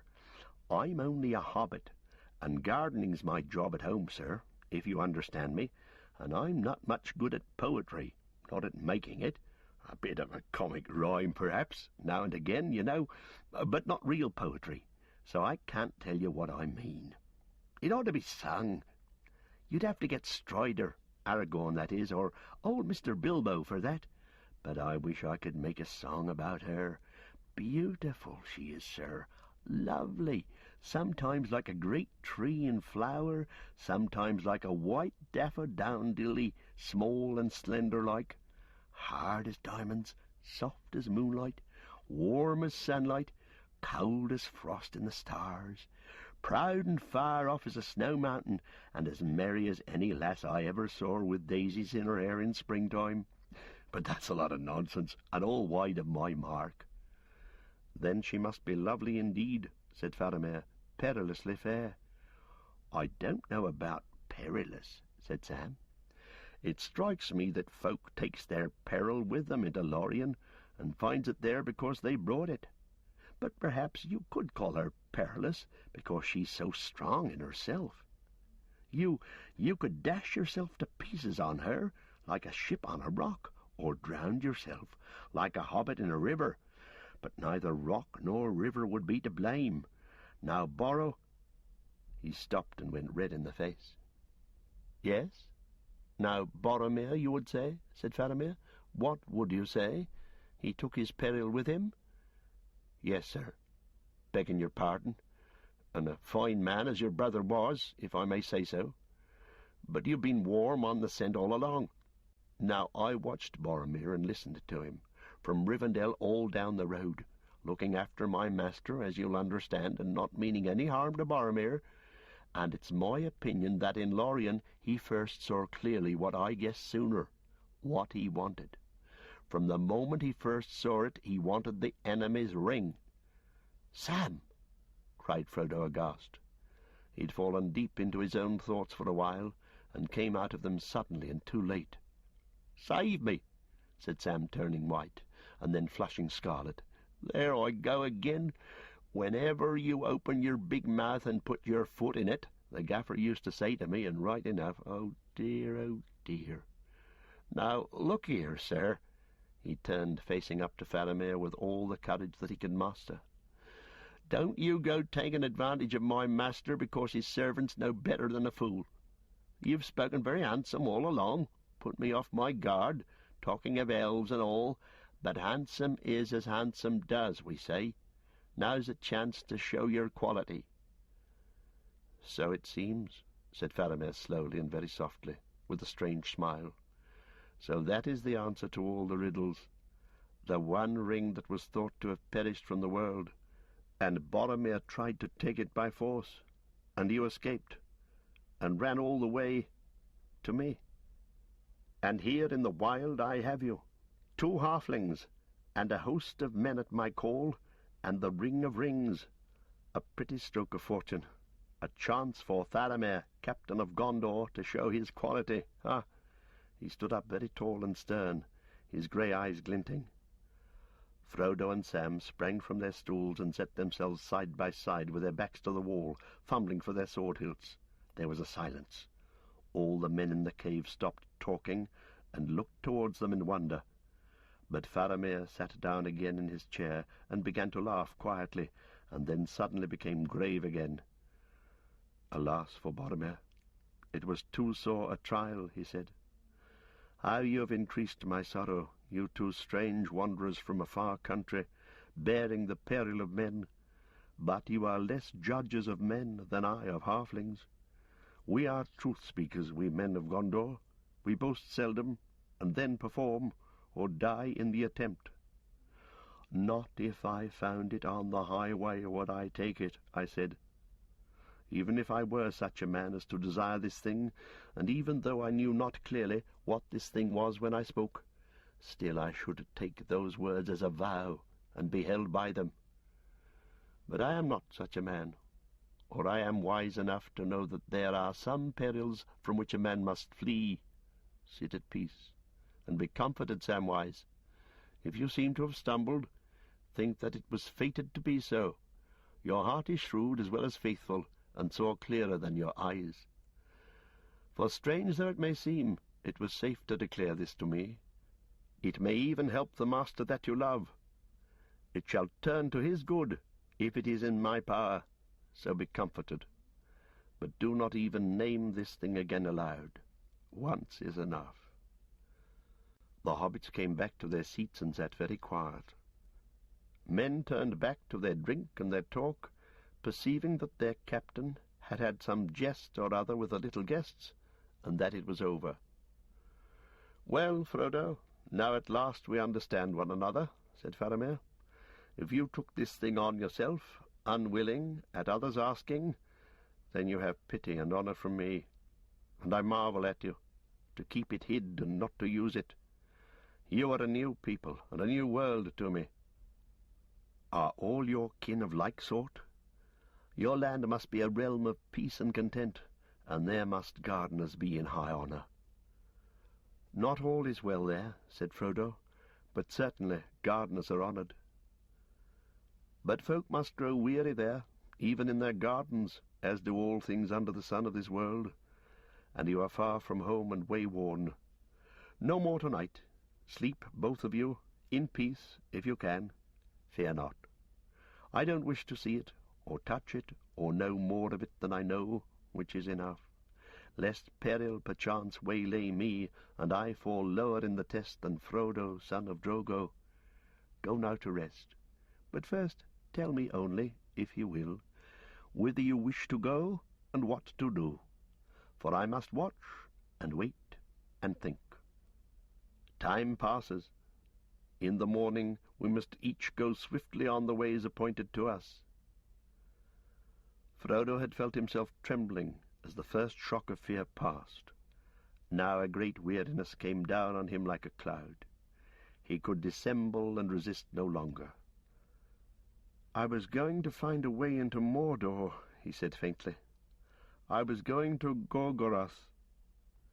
I must find the Mountain of Fire and cast the thing into the Gulf of Doom. Gandalf said so. I don't think I shall ever get there." Faramir stared at him for a moment in grave astonishment. Then suddenly he caught him as he swayed, and lifting him gently, carried him to the bed and laid him there, and covered him warmly. At once he fell into a deep sleep. Another bed was set beside him for his servant. Sam hesitated for a moment, then bowing very low, "Good night, Captain, my lord," he said. "You took the chance, sir." "Did I so?" said Faramir. "Yes, sir, and showed your quality, the very highest." Faramir smiled. "A pert servant, Master Samwise, but nay, the praise of the praiseworthy is above all rewards. Yet there was naught in this to praise. I had no lure or desire to do other than I have done." "Ah, well, sir," said Sam, "you said my master had an elvish air, and that was good and true. But I can say this, you have an air, too, sir, that reminds me of Gandalf, of wizards." "Maybe," said Faramir. "Maybe you discern from far away the air of Númenor. Good night." Chapter 6. The Forbidden Pool. Frodo woke to find Faramir bending over him. For a second old fears seized him, and he sat up and shrank away. "There is nothing to fear," said Faramir. "Is it morning already?" said Frodo, yawning. "Not yet, but night is drawing to an end, and the full moon is setting. Will you come and see it? Also there is a matter on which I desire your counsel. I am sorry to rouse you from sleep, but will you come?" "I will," said Frodo, rising and shivering a little as he left the warm blanket and pelts. It seemed cold in the fireless cave. The noise of the water was loud in the stillness. He put on his cloak and followed Faramir. Sam, waking suddenly by some instinct of watchfulness, saw first his master's empty bed and leapt to his feet. Then he saw two dark figures, Frodo and a man, framed against the archway, which was now filled with a pale white light. He hurried after them, past rows of men sleeping on mattresses along the wall. As he went by the cave mouth, he saw that the curtain was now become a dazzling veil of silk and pearls and silver thread, melting icicles of moonlight. But he did not pause to admire it, and turning aside he followed his master through the narrow doorway in the wall of the cave. They went first along a black passage, then up many wet steps, and so came to a small flat landing cut in the stone and lit by the pale sky, gleaming high above through a long deep shaft. From here 2 flights of steps led, one going on, as it seemed, up on to the high bank of the stream, the other turning away to the left. This they followed. It wound its way up like a turret stair. At last they came out of the stony darkness and looked about. They were on a wide flat rock without rail or parapet. At their right, eastwards, the torrent fell, splashing over many terraces, and then, pouring down a steep race, it filled a smooth-hewn channel with a dark force of water flecked with foam, and curling and rushing almost at their feet, it plunged sheer over the edge that yawned upon their left. A man stood there near the brink, silent, gazing down. Frodo turned to watch the sleek necks of the water as they curved and dived. Then he lifted his eyes and gazed far away. The world was quiet and cold, as if dawn were near. Far off in the west the full moon was sinking, round and white. Pale mists shimmered in the great vale below, a wide gulf of silver fume, beneath which rolled the cool night waters of the Anduin. A black darkness loomed beyond, and in it glinted, here and there, cold, sharp, remote, white as the teeth of ghosts, the peaks of Ered Nimraeus, the white mountains of the realm of Gondor, tipped with everlasting snow. For a while Frodo stood there on the high stone, and a shiver ran through him, wondering if anywhere in the vastness of the Nightlands his old companions walked or slept, or lay dead shrouded in mist. Why was he brought here out of forgetful sleep? Sam was eager for an answer to the same question, and could not refrain himself from muttering, for his master's ear alone, as he thought, "It's a fine view, no doubt, Mr. Frodo, but chilly to the heart, not to mention the bones. What's going on?" Faramir heard and answered, "Moon set over Gondor. Fair Ithil, as it goes from Middle-earth, glances upon the white locks of old Mindolwyn. It is worth a few shivers, but that is not what I brought you to see, though as for you, Samwise, you were not brought, and do but pay the penalty of your watchfulness. A draught of wine shall amend it. Come, look now." He stepped up beside the silent sentinel on the dark edge, and Frodo followed. Sam hung back. He already felt insecure enough on this high, wet platform. Faramir and Frodo looked down. Far below them they saw the white waters pour into a foaming bowl, and then swirl darkly about a deep oval basin in the rocks, until they found their way out again through a narrow gate, and flowed away, fuming and chattering, into calmer and more level reaches. The moonlight still slanted down to the fall's foot, and gleamed on the ripples of the basin. Presently Frodo was aware of a small, dark thing on the near bank, but even as he looked at it, it dived and vanished just beyond the boil and bubble of the fall, cleaving the black water as neatly as an arrow or an edgewise stone. Faramir turned to the man at his side. "Now what would you say that is, Unborn? A squirrel or a kingfisher? Are there black kingfishers in the night pools of Mirkwood?" "'Tis not a bird, whatever else it be," answered Unborn. "It has 4 limbs and dives manwise, a pretty mastery of the craft it shows, too. What is it at? Seeking a way up behind the curtain to our hidings? It seems we're discovered at last. I have my bow here, and I have posted other archers, nigh as good marksmen as myself, on either bank. We wait only for your command to shoot, Captain." "Shall we shoot?" said Faramir, turning quickly to Frodo. Frodo didn't answer for a moment. Then, "No," he said. "No, I beg you not to." If Sam had dared, he would have said yes, quick and loud. He couldn't see, but he guessed well enough from their words what they were looking at. "You know, then, what this thing is?" said Faramir. "Come now, you have seen.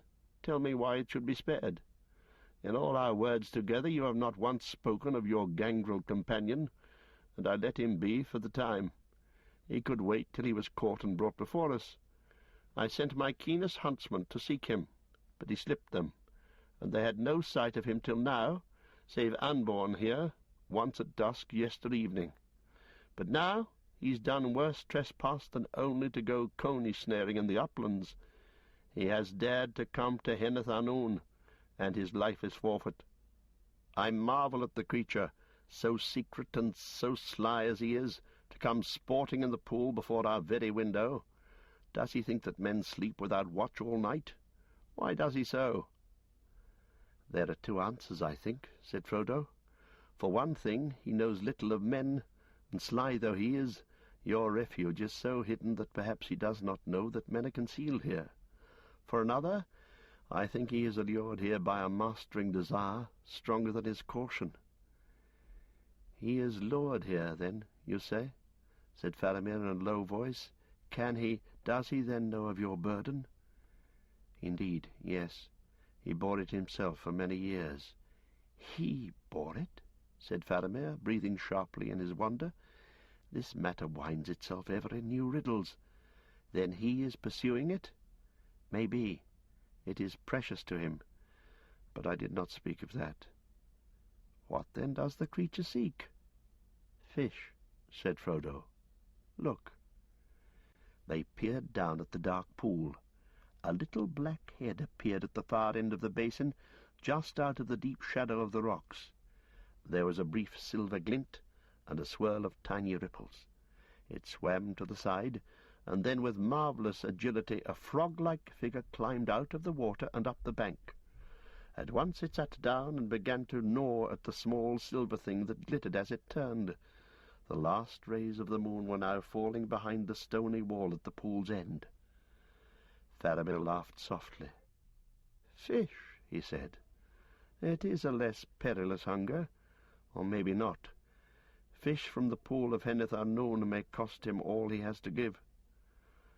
"Now I have him at the arrow point," said Anborn. "Shall I not shoot, Captain? For coming unbidden to this place, death is our law." "Wait, Anborn," said Faramir. "This is a harder matter than it seems. What have you to say now, Frodo? Why should we spare?" "The creature is wretched and hungry," said Frodo, "and unaware of his danger. And Gandalf, your Mithrandir, he would have bidden you not to slay him for that reason, and for others. He forbade the elves to do so. I don't know clearly why, and of what I guess I cannot speak openly out here. But this creature is in some way bound up with my errand. Until you found us and took us, he was my guide." "Your guide?" said Faramir. "The matter becomes ever stranger. I would do much for you, Frodo, but this I cannot grant. To let this sly wanderer go free, at his own will from here, to join you later if it please him, or to be caught by orcs and tell all he knows under threat of pain. He must be slain or taken. Slain, if he be not taken very swiftly. But how can this slippery thing of many guises be caught, save by a feathered shaft?" "Let me go down quietly to him," said Frodo. "You may keep your bows bent, and shoot me at least if I fail. I shan't run away." "Go then and be swift," said Faramir. "If he comes off alive, he should be your faithful servant for the rest of his unhappy days. Lead Frodo down to the bank, Unborn, and go softly. The thing has a nose and ears. Give me your bow." Unborn grunted and led the way down the winding stair to the landing, and then up the other stair, until at last they came to a narrow opening shrouded with thick bushes. Passing silently through, Frodo found himself on the top of the southern bank above the pool. It was now dark, and the falls were pale and grey, reflecting only the lingering moonlight of the western sky. He couldn't see Gollum. He went forward a short way, and Unborn came softly behind him. "Go on," he breathed in Frodo's ear. "Have a care to your right. If you fall in the pool, then no one but your fishing friend can help you. And forget not that there are bowmen near at hand, though you may not see them." Frodo crept forward, using his hands, Gollum-like, to feel his way and to steady himself. The rocks were for the most part flat and smooth, but slippery. He halted, listening. At first he could hear no sound but the unceasing rush of the fall behind him. Then presently he heard, not far ahead, a hissing murmur. "Fish, nice fish. Whiteface has vanished, my precious, at last, yes. Now we can eat fish in peace. No, not in peace, precious, for precious is lost, yes, lost. Dirty hobbits, nasty hobbits, gone and left us, Gollum, and precious is gone. Only poor Smeagol all alone. No, precious, nasty men, they'll take it, steal my precious. Thieves, we hates them. Fish, nice fish, makes us strong, makes eyes bright, fingers tight, yes. Throttle them, precious, throttle them all, yes, if we get chances. Nice fish, nice fish. So it went on, almost as unceasing as the waterfall, only interrupted by a faint noise of slavering and gurgling. Frodo shivered, listening with pity and disgust. He wished it would stop, and that he never need hear that voice again. Anborn was not far behind. He could creep back and ask him to get the huntsman to shoot. They would probably get close enough, while Gollum was gorging and off his guard. Only one true shot, and Frodo would be rid of the miserable voice forever. But no. Gollum had a claim on him now. The servant has a claim on the master for service, even service in fear. They would have found it in the dead marshes but for Gollum. Frodo knew, too, somehow quite clearly, that Gandalf would not have wished it. "Smeagol," he said softly. "Fish, nice fish," said the voice. "Smeagol," he said a little louder. The voice stopped. "Smeagol, Master has come to look for you. Master is here. Come, Smeagol." There was no answer but a soft hiss, as of intaken breath. "Come, Smeagol," said Frodo. "We're in danger. Men will kill you if they find you here. Come quickly, if you wish to escape death. Come to Master." "No," said the voice, "not nice Master. Leaves poor Smeagol and goes with new friends. Master can wait. Smeagol hasn't finished." "There's no time," said Frodo. "Bring fish with you. Come." "No, must finish fish." "Smeagol," said Frodo desperately, "Precious will be angry.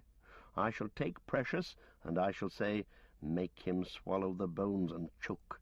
Never taste fish again. Come, Precious is waiting.'" There was a sharp hiss. Presently out of the darkness Gollum came crawling on all fours, like an erring dog called to heel. He had a half-eaten fish in his mouth and another in his hand. He came close to Frodo, almost nose to nose, and sniffed at him. His pale eyes were shining. Then he took the fish out of his mouth and stood up. "Nice Master," he whispered. "Nice hobbit, come back to poor Smeagol. Good Smeagol comes. Now let's go. Go quickly, yes, through the trees, while the faces are dark. Yes, come, let's go." "Yes, we'll go soon," said Frodo, "but not at once. I will go with you as I promised. I promise again, but not now. You are not safe yet. I will save you, but you must trust me." "We must trust Master," said Gollum doubtfully. "Why? Why not go at once? Where is the other one, the cross, rude hobbit? Where is he?" "Away up there," said Frodo, pointing to the waterfall. "I'm not going without him. We must go back to him." His heart sank. This was too much like trickery. He didn't really fear that Faramir would allow Gollum to be killed, and he would probably make him prisoner and bind him. And certainly what Frodo did would seem a treachery to the poor, treacherous creature. It would probably be impossible ever to make him understand or believe that Frodo had saved his life in the only way he could. What else could he do? To keep faith, as near as might be, with both sides. "Come," he said, "or the Precious will be angry. We are going back now. up the stream. Go on, you go in front." Gollum crawled along close to the bank for a little way, snuffling and suspicious. Presently he stopped and raised his head. "Something's there," he said. "Not a hobbit." Suddenly he turned back. A green light was flickering in his bulging eyes. "Master, master," he hissed. "Wicked, tricksy, false." He spat and stretched out his long arms with white snapping fingers. At that moment the great black shape of Unborn loomed up behind him and came down on him. A large strong hand took him in the nape of the neck and pinned him. He twisted round like lightning, all wet and slimy as he was, wriggling like an eel, biting and scratching like a cat. But two more men came up out of the shadows. "Hold still," said one, "or we'll stick you as full of pins as a hedgehog. Hold still." Gollum went limp and began to whine and weep. They tied him, none too gently. "Easy, easy," said Frodo. "He has no strength to match you. Don't hurt him if you can help it. He'll be quieter if you don't. Smeagol, they won't hurt you. I'll go with you, and you shall come to no harm. Not unless they kill me too. Trust, master." Gollum turned and spat at him. The men picked him up, put a hood over his eyes, and carried him off. Frodo followed them, feeling very wretched. They went through the opening behind the bushes and back, down the stairs and passages into the cave. 2 or 3 torches had been lit. Men were stirring. Sam was there, and he gave a queer look at the limp bundle that the men carried. "Got him?" he said to Frodo. "Yes. Well, no, I didn't get him. He came to me, because he trusted me at first, I'm afraid. I didn't want him tied up like this. I hope it will be all right, but I hate the whole business." "So do I," said Sam. "And nothing will ever be all right where that piece of misery is." A man came and beckoned to the hobbits, and took them to the recess at the back of the cave. Faramir was sitting there in his chair, and the lamp had been rekindled in its niche above his head. He signed to them to sit down on the stools beside him. "Bring wine for the guests," he said, "and bring the prisoner to me." The wine was brought, and then Unborn came carrying Gollum. He had removed the cover from Gollum's head and set him on his feet, standing behind him to support him. Gollum blinked, hooding the malice of his eyes with their heavy pale lids. A very miserable creature he looked, dripping and dank, smelling of fish. He still clutched one in his hand. His sparse locks were hanging like rank weed over his bony brows. His nose was snivelling. Loose us, he said. "The cord hurts us. Yes, it does. It hurts us, and we've done nothing." "Nothing?" said Faramir, looking at the wretched creature with a keen glance, but without any expression in his face either of anger or pity or wonder. "Nothing? Have you never done anything worthy of binding or of worse punishment? However, that is not for me to judge, happily. But tonight you have come where it is death to come. The fish of this pool are dearly bought." Gollum dropped the fish from his hand. "Don't want fish," he said.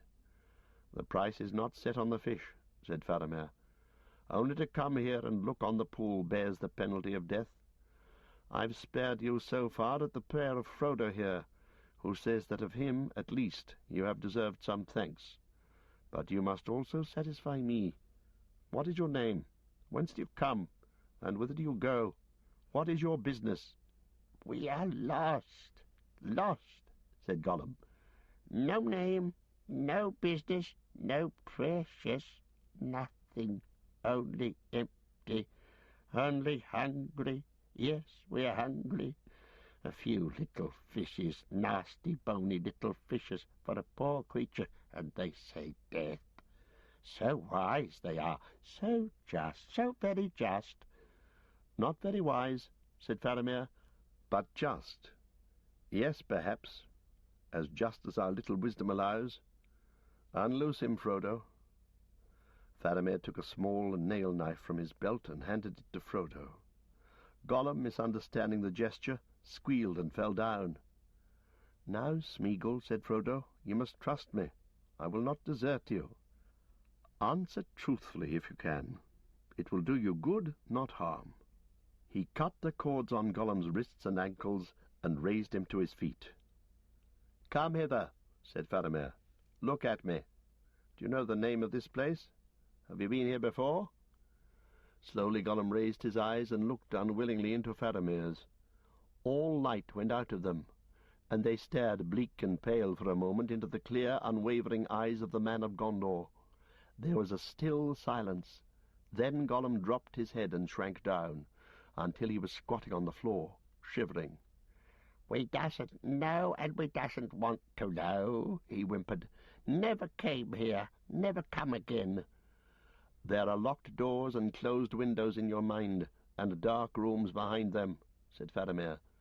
"But in this I judge that you speak the truth. It is well for you. What oath will you swear never to return, and never to lead any living creature hither by word or sign?" "Master knows," said Gollum with a sidelong glance at Frodo. "Yes, he knows. We will promise Master, if he saves us. We'll promise to eat." "Yes." He crawled to Frodo's feet. "Save us, nice Master," he whined. "Smeagol promises to Precious, promises faithfully. Never come again, never speak, no, never, no, Precious, no." "Are you satisfied?" said Faramir.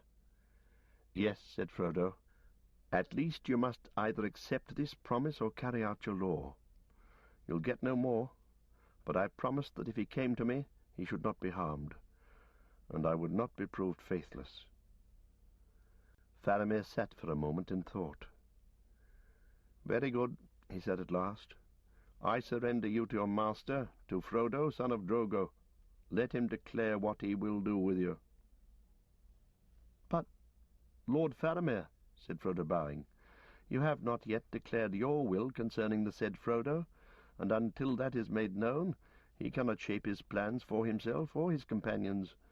Your judgment was postponed until the morning, but that is now at hand." "Then I will declare my doom," said Faramir. "As for you, Frodo, in so far as lies in me under higher authority, I declare you free in the realm of Gondor to the furthest of its ancient bounds, save only that neither you nor any that go with you have leave to come to this place unbidden. This dome shall stand for a year and a day, and then cease, unless you shall before the term come to Minas Tirith and present yourself to the lord and steward of the city. Then I will entreat him to confirm what I have done and to make it lifelong. In the meantime, whomsoever you take under your protection shall be under my protection and under the shield of Gondor. Are you answered?" Frodo bowed low.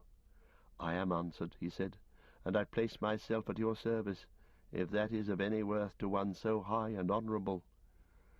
"It is of great worth," said Faramir. "And now, do you take this creature, this Smeagol, under your protection?" "I do take Smeagol under my protection," said Frodo. Sam sighed audibly, and not at the courtesies, of which, as any hobbit would, he thoroughly approved. Indeed, in the Shire, such a matter would have required a great many more words and bows. "Then I say to you," said Faramir, turning to Gollum, "you are under doom of death, but while you walk with Frodo you are safe for our part. Yet if ever you be found by any man of Gondor astray without him, the doom shall fall, and may death find you swiftly, within Gondor or without, if you do not well serve him. Now answer me. Whither would you go? You are his guide, he says. Whither were you leading him?" Gollum made no reply. "This I will not have secret," said Faramir. "Answer me, or I will reverse my judgment." Still Gollum did not answer. "I will answer for him," said Frodo. "He brought me to the Black Gate, as I asked, but it was impassable." "There is no open gate into the Nameless Land," said Faramir. "Seeing this, we turned aside and came by the southward road," Frodo continued, "for he said that there is, or there may be, a path near to Minas Ithil." "Minas Morgul," said Faramir. "I don't know clearly," said Frodo, "but the path climbs, I think, up into the mountains on the northern side of that vale where the old city stands. It goes up to a high cliff, and so down to that which is beyond." "Do you know the name of that high pass?"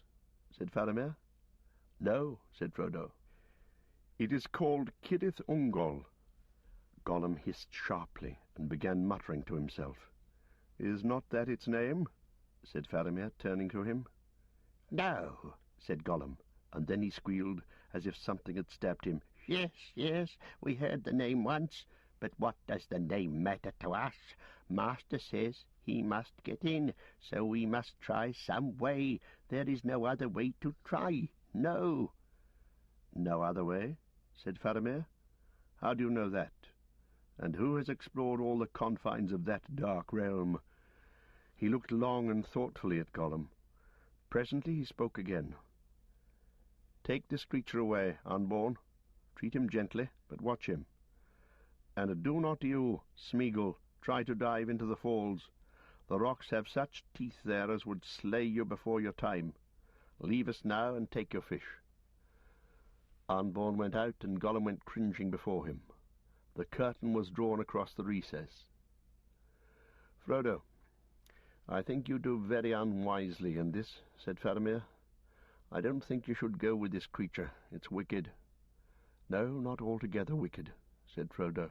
"Not wholly, perhaps," said Faramir, "but malice eats it like a canker, and the evil is growing. He'll lead you to no good. If you will part with him, I'll give him safe conduct and guidance to any point on the borders of Gondor that he may name." "He wouldn't take it," said Frodo. "He'd follow after me as he long has done, and I've promised many times to take him under my protection and to go where he led. You wouldn't ask me to break faith with him?" "No," said Faramir, "but my heart would, for it seems less evil to counsel another man to break troth than to do so oneself, especially if one sees a friend bound unwitting to his own harm. But no, if he'll go with you, you must now endure him. But I don't think you are holden to go to Cirith Ungol, of which he has told you less than he knows. That much I perceived clearly in his mind. Don't go to Cirith Ungol."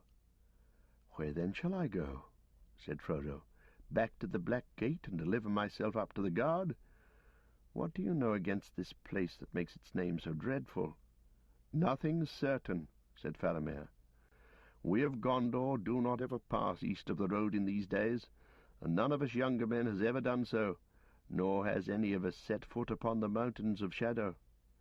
Of them we know only old report and the rumour of bygone days. But there is some dark terror that dwells in the passes above Minas Morgul. If Cirith Ungol is named, old men and masters of lore will blanch and fall silent. The valley of Minas Morgul passed into evil very long ago, and it was a menace and a dread while the banished enemy dwelt yet far away, and Ithilien was still for the most part in our keeping. As you know, that city was once a strong place, proud and fair, Minas Ithil, the twin sister of our own city. But it was taken by fell men whom the enemy in his first strength had dominated, and who wandered homeless and masterless after his fall. It is said that their lords were men of Numenor who had fallen into dark wickedness. To them the enemy had given rings of power, and he had devoured them. Living ghosts they were become, terrible and evil. After his going they took Minas Ithil and dwelt there, and they filled it, and all the valley about, with decay. It seemed empty, and was not so, for a shapeless fear lived within the ruined walls. 9 lords there were, and after the return of their master, which they aided and prepared in secret, they grew strong again. Then the 9 riders issued forth from the gates of horror, and we could not withstand them. Do not approach their citadel. You will be espied. It is a place of sleepless malice, full of lidless eyes. Do not go that way." "But where else will you direct me?" said Frodo. "You can't yourself, you say, guide me to the mountains, nor over them. But over the mountains I'm bound, by solemn undertaking to the council, to find a way or perish in the seeking. And if I turn back, refusing the road in its bitter end, Where then shall I go among elves or men? Would you have me come to Gondor with this thing, the thing that drove your brother mad with desire? What spell would it work in Minas Tirith? Shall there be 2 cities of Minas Morgul, grinning at each other across a dead land filled with rottenness? I would not have it so, said Faramir. Then what would you have me do? I know not.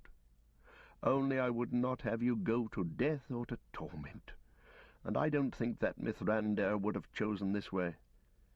Yet since he's gone, I must take such paths as I can find, and there is no time for long searching, said Frodo. It's a hard doom and a hopeless errand, said Faramir. But at the least, remember my warning. Beware of this guide, Smeagol. He's done murder before now. I read it in him. He sighed. Well, so we meet and part, Frodo, son of Drogo. You have no need of soft words. I don't hope to see you again on any other day under this sun. But you shall go now with my blessing upon you, and upon all your people. Rest a little while food is prepared for you. I would gladly learn how this creeping Smeagol became possessed of the thing of which we speak, and how he lost it, but I will not trouble you now. If ever beyond hope you return to the lands of the living, and we retell our tales, sitting by a wall in the sun, laughing at old grief, you shall tell me then. Until that time, or some other time beyond the vision of the seeing stones of Númenor, farewell. He rose and bowed low to Frodo, and drawing the curtain, passed out into the cave. Chapter 7. Journey to the Crossroads. Frodo and Sam returned to their beds, and lay there in silence, resting for a little, while men bestirred themselves, and the business of the day began. After a while water was brought to them, and then they were led to a table where food was set for 3. Faramir broke his fast with them. He had not slept since the battle on the day before, yet he didn't look weary. When they'd finished, they stood up. "May no hunger trouble you on the road," said Faramir. "You have little provision, but some small store of food fit for travellers I have ordered to be bestowed in your packs. You will have no lack of water as you walk in Ithilien, but don't drink of any stream that flows from Imlad Morgul, the Valley of Living Death. This also I must tell you. My scouts and watchers have all returned, even some that have crept within sight of the Morannon. They all find a strange thing. The land is empty. Nothing is on the road, and no sound of foot or horn or bowstring is anywhere to be heard. A waiting silence broods above the nameless land. I don't know what this portends, but the time draws swiftly to some great conclusion. Storm is coming. Hasten while you may. If you are ready, let us go. The sun will soon rise above the shadow." The hobbits' packs were brought to them, a little heavier than they had been, and also 2 stout staves of polished wood, shod with iron, and with carven heads through which ran plaited leathern thongs. "I have no fitting gifts to give you at our parting," said Faramir, "but take these staves. They may be of service to those who walk or climb in the wild. The men of the White Mountains use them, though these have been cut down to your height and newly shod. They are made of the fair tree Lebethron, beloved of the woodwrights of Gondor, and a virtue has been set upon them of finding and returning. May that virtue not wholly fail under the shadow into which you go." The hobbits bowed low. "Most gracious host," said Frodo, "it was said to me by Elrond half-elven that I should find friendship upon the way, secret and unlooked for. Certainly I looked for no such friendship as you have shown. To have found it turns evil to great good." Now they made ready to depart. Gollum was brought out of some corner or hiding-hole, and he seemed better pleased with himself than he had been, though he kept close to Frodo and avoided the glance of Faramir. "Your guide must be blindfolded," said Faramir, "but you and your servant Samwise are released from this, if you wish." Gollum squealed and squirmed and clutched at Frodo when they came to bind his eyes. And Frodo said, "Blindfold us all three, and cover up my eyes first, and then perhaps he'll see that no harm is meant." This was done, and they were led from the cave of Henneth Annwn. After they had passed the passages and stairs, they felt the cold morning air, fresh and sweet, about them. Still blind, they went on for some little time, up and then gently down. At last the voice of Faramir ordered them to be uncovered. They stood under the boughs of the woods again. No noise of the falls could be heard, for a long southward slope lay now between them and the ravine in which the stream flowed.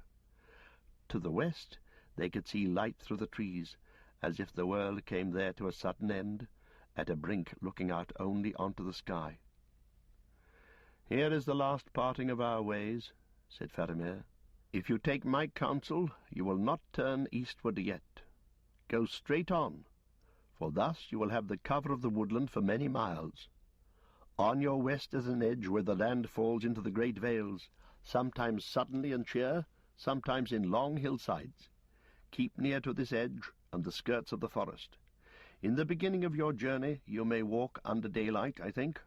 The land dreams in a false peace, and for a while all evil is withdrawn. Fare you well while you may." He embraced the hobbits then, after the manner of his people, stooping and placing his hands upon their shoulders and kissing their foreheads. "Go with the good will of all good men," he said. They bowed to the ground. Then he turned, and without looking back, he left them and went to his two guards that stood at a little distance away. They marvelled to see with what speed these green-clad men now moved, vanishing almost in the twinkling of an eye. The forest where Faramir had stood seemed empty and drear, as if a dream had passed. Frodo sighed and turned back southward. As if to mask his disregard of all such courtesy, Gollum was scrabbling in the mould at the foot of a tree. "Hungry again already?" thought Sam. "Well, now for it again." "Have they gone at last?" said Gollum. "Nasty, wicked men. Smeagol's neck still hurts him. Yes, it does. Let's go." "Yes, let us go," said Frodo. "But if you can only speak ill of those who showed you mercy, keep silent." "Nice master," said Gollum. "Smeagol was only joking. Always forgives, he does. Yes, yes. Even nice master's little tricks is... Oh, yes. Nice master. Nice Smeagol." Frodo and Sam didn't answer. Hoisting their packs and taking their staves in hand, they passed on into the woods of Ithilien. Twice that day they rested and took a little of the food provided by Faramir. Dried fruits and salted meat, enough for many days, and bread enough to last while it was still fresh. Gollum ate nothing. The sun rose and passed overhead unseen, and began to sink, and the light through the trees to the west grew golden, and always they walked in cool green shadow, and all about them was silence. The birds seemed all to have flown away or to have fallen dumb. Darkness came early to the silent woods, and before the fall of night they halted, weary, for they had walked 7 leagues or more from Henneth Annwn. Frodo lay and slept away the night on the deep mould beneath an ancient tree. Sam beside him was more uneasy. He woke many times, but there was never a sign of Gollum, who had slipped off as soon as the others had settled to rest. Whether he had slept by himself in some hole nearby, or had wandered restlessly prowling through the night, he did not say. But he returned with the first glimmer of light, and roused his companions. "Must get up. Yes, they must," he said. "Long ways to go still, south and east. Hobbits must make haste." That day passed much as the day before had gone, except that the silence seemed deeper. The air grew heavy, and it began to be stifling under the trees. It felt as if thunder was brewing. Gollum often paused, sniffing the air, and then he would mutter to himself and urge them to greater speed. As the third stage of their day's march drew on and afternoon waned, the forest opened out, and the trees became larger and more scattered. Great ilexes of huge girth stood dark and solemn in wide glades, with here and there among them hoary ash trees, and giant oaks just putting out their brown-green buds. About them lay long lawns of green grass, dappled with celandine and anemones, white and blue, now folded for sleep. And there were acres populous with the leaves of woodland hyacinths. Already their sleek bell stems were thrusting through the mould. No living creature, beast or bird, was to be seen, but in these open places Gollum grew afraid, and they walked now with caution, flitting from one long shadow to another. Light was fading fast when they came to the forest end. There they sat under an old gnarled oak that sent its roots twisting like snakes down a steep, crumbling bank. A deep, dim valley lay before them. On its further side the woods gathered again, blue and grey under the sullen evening, and marched on southwards. To the right the mountains of Gondor glowed, remote in the west, under a fire-flecked sky. To the left lay darkness, the towering walls of Mordor, and out of that darkness the long valley came, falling steeply in an ever-widening trough towards the Anduin. At its bottom ran a hurrying stream. Frodo could hear its stony voice coming up through the silence, and beside it on the hither side a road went winding down like a pale ribbon, down into chill grey mists that no gleam of sunset touched.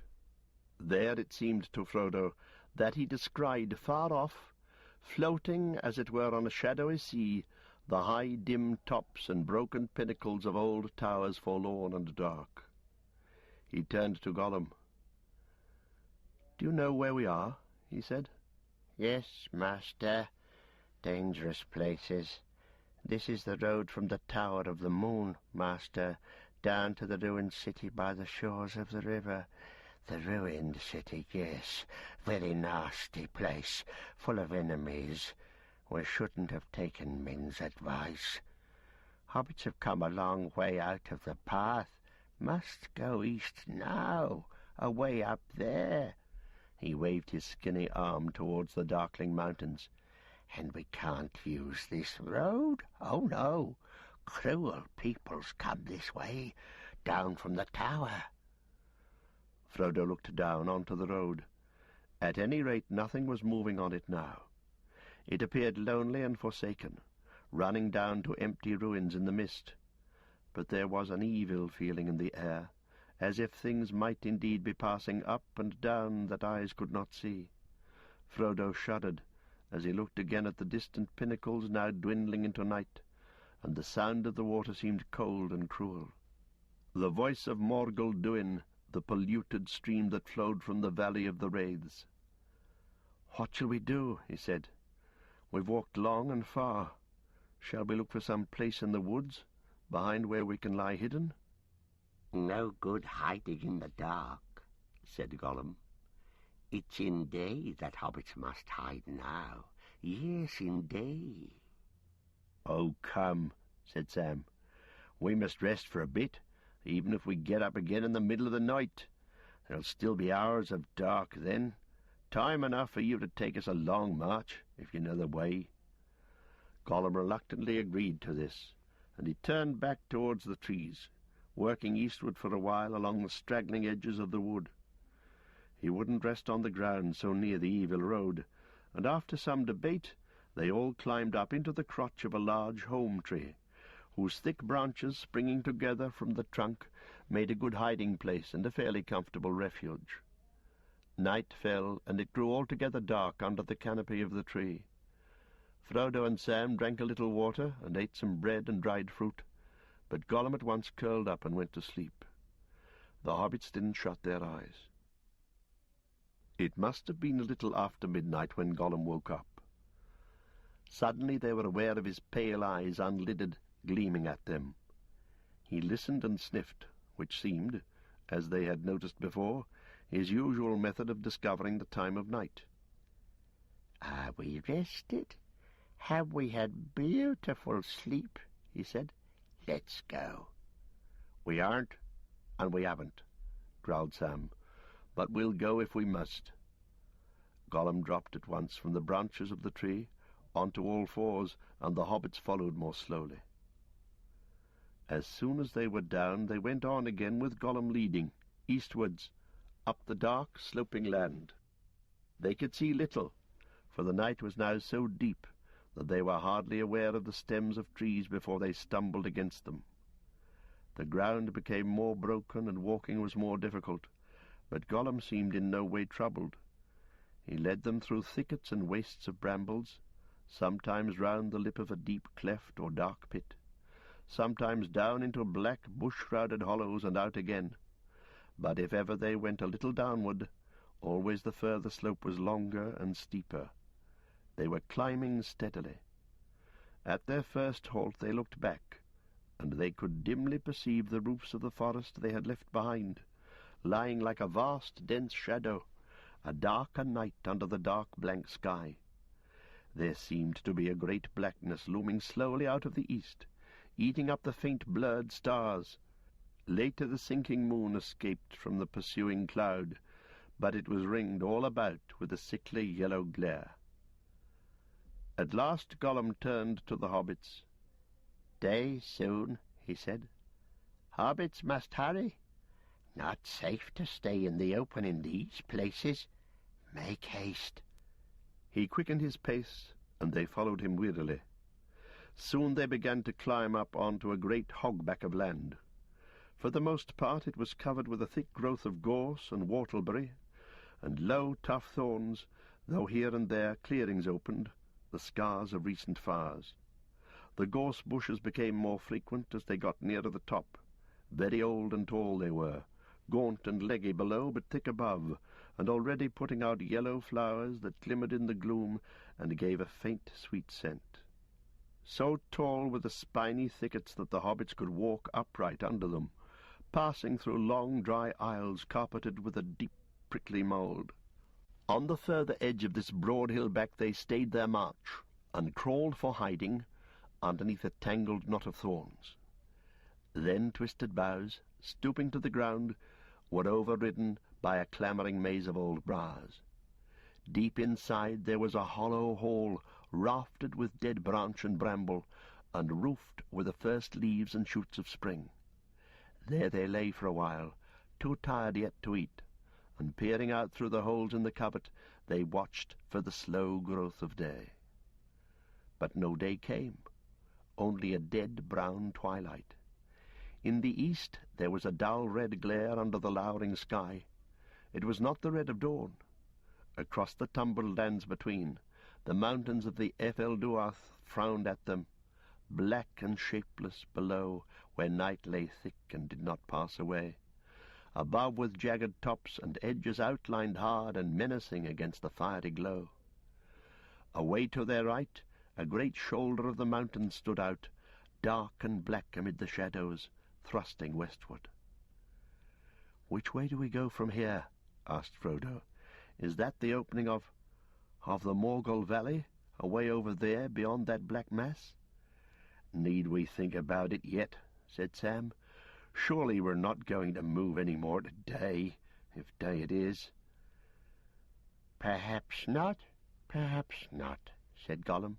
"But we must go soon to the crossroads. Yes, to the crossroads. That's the way over there. Yes, master." The red glare over Mordor died away. The twilight deepened as great vapours rose in the east and crawled above them. Frodo and Sam took a little food and then lay down, but Gollum was restless. He wouldn't eat any of their food, but he drank a little water and then crawled about under the bushes, sniffing and muttering. Then suddenly he disappeared. "Off hunting, I suppose," said Sam, and yawned. It was his turn to sleep first, and he was soon deep in a dream. He thought he was back in the Bag-End garden looking for something, but he had a heavy pack on his back, which made him stoop. It all seemed very weedy and rank somehow, and thorns and bracken were invading the beds down near the bottom edge. "A job of work for me, I can see, but I'm so tired," he kept on saying. Presently he remembered what he was looking for. "My pipe," he said, and with that he woke up. Silly, he said to himself, as he opened his eyes and wondered why he was lying down under the hedge. It's in your pack all the time. Then he realized, first that the pipe might be in his pack, but he had no leaf, and next that he was hundreds of miles from Bag End. He sat up. It seemed to be almost dark. Why had his master let him sleep on out of turn, right on till evening? "Haven't you had no sleep, Mr. Frodo?" he said. "What's the time? Seems to be getting late." "No, it isn't," said Frodo. "But the day is getting darker instead of lighter. Darker and darker. As far as I can tell, it isn't midday yet, and you've only slept for about 3 hours." "I wonder what's up," said Sam. "Is there a storm coming? If so, it's going to be the worst there ever was. We shall wish we were down a deep hole, not just stuck under a hedge." He listened. "What's that? Thunder or drums, or what is it?" "I don't know," said Frodo. "It's been going on for a good while now. Sometimes the ground seems to tremble. Sometimes it seems to be the heavy air throbbing in your ears." Sam looked round. "Where's Gollum?" he said. "Hasn't he come back yet?" "No," said Frodo. "There's not been a sign or sound of him." "Well, I can't abide him," said Sam. "In fact, I've never taken anything on a journey that I'd have been less sorry to lose on the way. But it would be just like him, after coming all these miles, to go and get lost now, just when we shall need him most, that is, if he's ever going to be any use, which I doubt." "You forget the marshes," said Frodo. "I hope nothing has happened to him, and I hope he's up to no tricks, and anyway I hope he doesn't fall into other hands, as you might say, because if he does, we shall soon be in for trouble." At that moment a rolling and rumbling noise was heard again, louder now and deeper. The ground seemed to quiver under their feet. "I think we're in for trouble anyhow," said Frodo. "I'm afraid our journey is drawing to an end." "Maybe," said Sam. "But where there's life there's hope, as my gaffer used to say, and need of victuals, as he most ways used to add. You have a bite, Mr. Frodo, and then a bit of sleep." The afternoon, as Sam supposed it must be called, wore on. Looking out from the covert, he could see only a dun, shadowless world, fading slowly into a featureless, colourless gloom. It felt stifling, but not warm. Frodo slept on quietly, turning and tossing, and sometimes murmuring. Twice Sam thought he heard him speaking Gandalf's name. The time seemed to drag interminably. Suddenly Sam heard a hiss behind him, and there was Gollum on all fours, peering at them with gleaming eyes. "Wake up, wake up, wake up, sleepies," he whispered. "Wake up, no time to lose. We must go, yes, we must go at once. No time to lose." Sam stared at him suspiciously. He seemed frightened or excited. "Go now? What's your little game? It isn't time yet." "It can't be tea-time even, leastways not in decent places where there is tea-time." "Silly," hissed Gollum. "We're not in decent places. Time's running short, yes, running fast. No time to lose. We must go. Wake up, master, wake up." He clawed at Frodo, and Frodo, startled out of sleep, sat up suddenly and seized him by the arm. Gollum tore himself loose and backed away. "They mustn't be silly," he hissed. "We must go. No time to lose." And nothing more could they get out of him. Where he had been, and what he thought was brewing to make him in such a hurry, he would not say. Sam was filled with deep suspicion, and showed it, but Frodo gave no sign of what was passing in his mind. He sighed, hoisted his pack, and prepared to go out into the ever-gathering darkness. Very stealthily Gollum led them down the hillside, keeping under cover wherever it was possible, and running, almost bent to the ground, across any open space.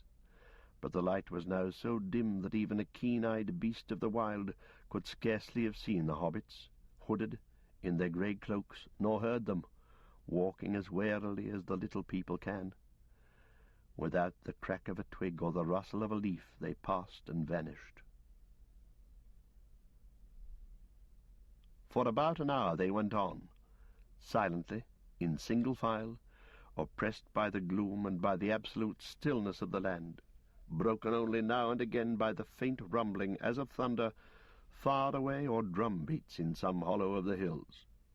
Down from their hiding place they went, and then, turning south, they steered as straight a course as Gollum could find across a long broken slope that leaned up towards the mountains.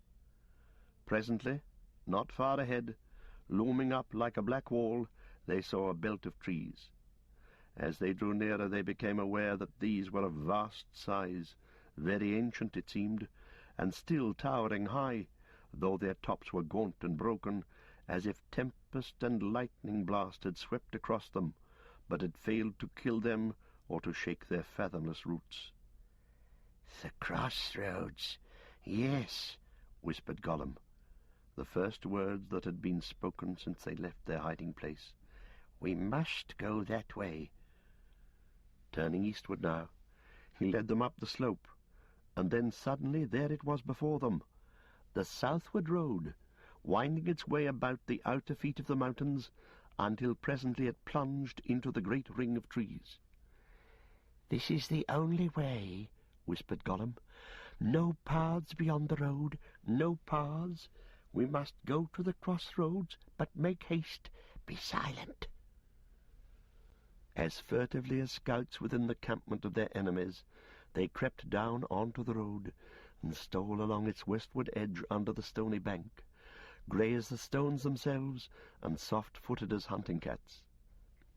At length they reached the trees and found that they stood in a great roofless ring, open in the middle to the sombre sky, and the spaces between their immense boles were like the great dark arches of some ruined hall. In the very centre 4 ways met. Behind them lay the road to the Morannon. Before them it ran out again upon its long journey south. To their right, the road from old Osgiliath came climbing up, and crossing, passed out eastward into darkness, the 4th way, the road they were to take. Standing there for a moment filled with dread, Frodo became aware that a light was shining. He saw it glowing on Sam's face beside him. Turning towards it, he saw, beyond an arch of boughs, the road to Osgiliath running almost as straight as a stretched ribbon down, down into the west. There, far away, beyond sad Gondor, now overwhelmed in shade, the sun was sinking, finding at last the hem of the great slow-rolling pall of cloud, and falling in an ominous far towards the yet unsullied sea. The brief glow fell upon a huge sitting figure, still and solemn as the great stone kings of Argonath. The years had gnawed it, and violent hands had maimed it. Its head was gone, and in its place was set in mockery a round rough-hewn stone, rudely painted by savage hands in the likeness of a grinning face, with one large red eye in the midst of its forehead. Upon its knees and mighty chair, and all about the pedestal, were idle scrolls mixed with the foul symbols that the maggot folk of Mordor used. Suddenly, caught by the level beams, Frodo saw the old king's head. It was lying rolled away by the roadside. "Look, Sam," he cried, startled into speech. "Look! The king has got a crown again." The eyes were hollow, and the carven beard was broken, but about the high stern forehead there was a coronal of silver and gold. A trailing plant with flowers like small white stars had bound itself across the brows as if in reverence for the fallen king, and in the crevices of his stony hair yellow stone-crop gleamed. "They cannot conquer forever," said Frodo, and then suddenly the brief glimpse was gone. The sun dipped and vanished, and, as if at the shuttering of a lamp, black night fell. Chapter 8. The Stairs of Cirith-Ungol. Gollum was tugging at Frodo's cloak and hissing with fear and impatience. "We must go," he said. "We mustn't stand here. Make haste." Reluctantly Frodo turned his back on the west and followed as his guide led him, out into the darkness of the east. They left the ring of trees and crept along the road towards the mountains. This road, too, ran straight for a while, but soon it began to bend away southwards until it came right under the great shoulder of rock that they had seen from the distance. Black and forbidding it loomed above them, darker than the dark sky behind. Crawling under its shadow the road went on, and rounding it sprang east again and began to climb steeply. Frodo and Sam were plodding along with heavy hearts, no longer able to care greatly about their peril. Frodo's head was bowed, his burden was dragging him down again. As soon as the great crossroads had been passed, the weight of it, almost forgotten in Ithilien, had begun to grow once more. Now, feeling the way become steep before his feet, he looked wearily up, and then he saw it, even as Gollum had said that he would. The city of the Ring-Wraiths. He cowered against the stony bank. A long tilted valley, a deep gulf of shadow, ran back far into the mountains. Upon the further side, some way within the valley's arms, high on a rocky seat upon the black knees of the Efelduath, stood the walls and tower of Minas Morgul. All was dark about it, earth and sky, but it was lit with light. Not the imprisoned moonlight welling through the marbled walls of Minas Ithil long ago, tower of the moon, fair and radiant in the hollow of the hills. Paler indeed than the moon, ailing in some slow eclipse, was the light of it now, wavering and blowing like a noisome exhalation of decay, a corpse light, a light that illuminated nothing. In the walls and tower windows showed, like countless black holes looking inward into emptiness. But the topmost course of the tower revolved slowly, first one way and then another, a huge ghostly head leering into the night. For a moment the three companions stood there, shrinking, staring up with unwilling eyes. Gollum was the first to recover. Again he pulled at their cloaks urgently, but he spoke no word. Almost he dragged them forward. Every step was reluctant, and time seemed to slow its pace, so that between the raising of a foot and the setting of it down, minutes of loathing passed. So they came slowly to the white bridge. Here the road, gleaming faintly, passed over the stream in the midst of the valley, and went on, winding deviously up towards the city's gate, a black mouth opening in the outer circle of the northward walls. Wide flats lay on either bank, shadowy meads filled with pale white flowers. Luminous these were too, beautiful and yet horrible of shape, like the demented forms in an uneasy dream, and they gave forth a faint sickening charnel smell.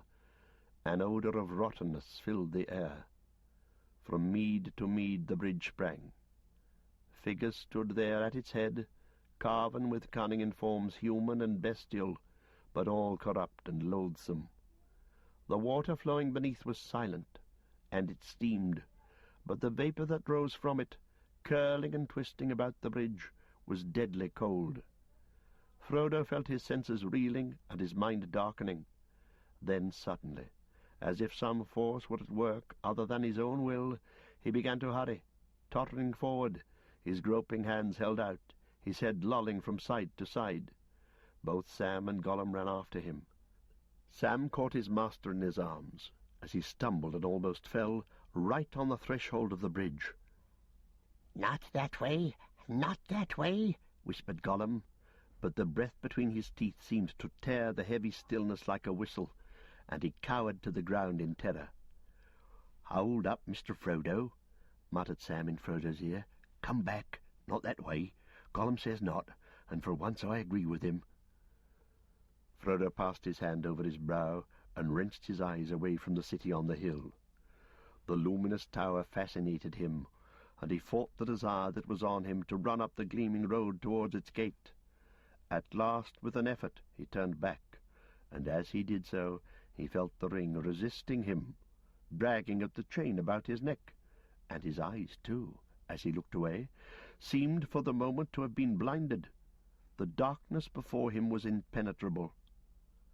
Gollum, crawling on the ground like a frightened animal, was already vanishing into the gloom. Sam, supporting and guiding his stumbling master, followed after him as quickly as he could. Not far from the near bank of the stream there was a gap in the stone wall beside the road. Through this they passed, and Sam saw that they were on a narrow path that gleamed faintly at first, as the main road did, until climbing above the meads of deadly flowers it faded and went dark, winding its crooked way up into the northern sides of the valley. Along this path the hobbits trudged, side by side, unable to see Gollum in front of them, except when he turned back to beckon them on. Then his eyes shone with a green-white light, reflecting the noisome Morgul sheen, perhaps, or kindled by some answering mood within. Of that deadly gleam and of the dark eye-holes Frodo and Sam were always conscious, ever glancing fearfully over their shoulders, and ever dragging their eyes back to find the darkening path. Slowly they laboured on. As they rose above the stench and vapours of the poisonous stream, their breath became easier and their heads clearer, but now their limbs were deadly tired, as if they had walked all night under a burden, or had been swimming long against a heavy tide of water. At last they could go no further without a halt. Frodo stopped and sat down on a stone. They had now climbed up to the top of a great hump of bare rock. Ahead of them there was a bay in the valley side, and round the head of this the path went on, no more than a wide ledge with a chasm on the right. Across the sheer southward face of the mountain it crawled upwards, until it disappeared into the blackness above. "I must rest a while, Sam," whispered Frodo. "It's heavy on me, Sam, lad, very heavy. I wonder how far I can carry it. Anyway, I must rest before we venture on to that." He pointed to the narrow way ahead. "Shh, shh," hissed Gollum, hurrying back to them. "Shh." His fingers were on his lips, and he shook his head urgently. Tugging at Frodo's sleeve, he pointed towards the path, but Frodo would not move. "Not yet," he said. "Not yet." Weariness and more than weariness oppressed him. It seemed as if a heavy spell was laid on his mind and body. "I must rest," he muttered. At this Gollum's fear and agitation became so great that he spoke again, hissing behind his hand, as if to keep the sound from unseen listeners in the air.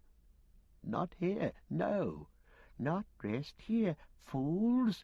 Eyes can see us. When they come to the bridge they will see us. Come away, climb, climb, come."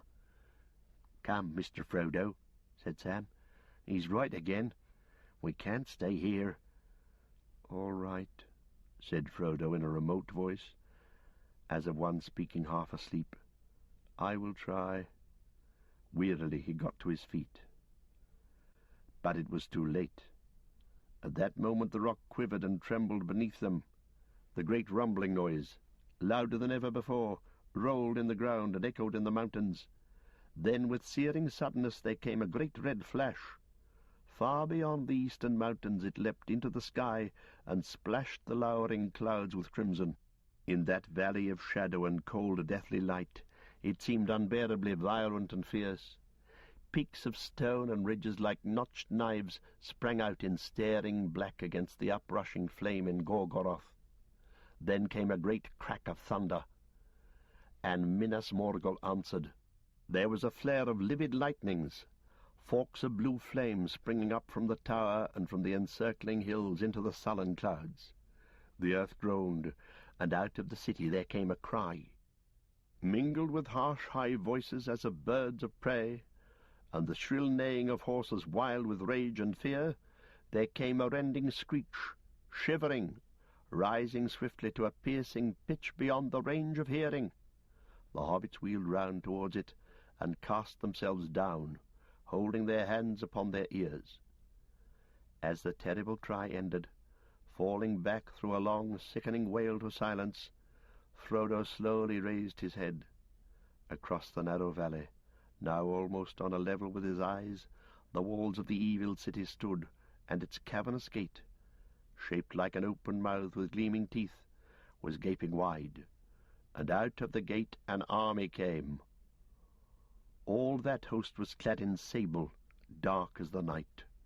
Against the wan walls and the luminous pavement of the road, Frodo could see them, small black figures in rank upon rank, marching swiftly and silently, passing outwards in an endless stream.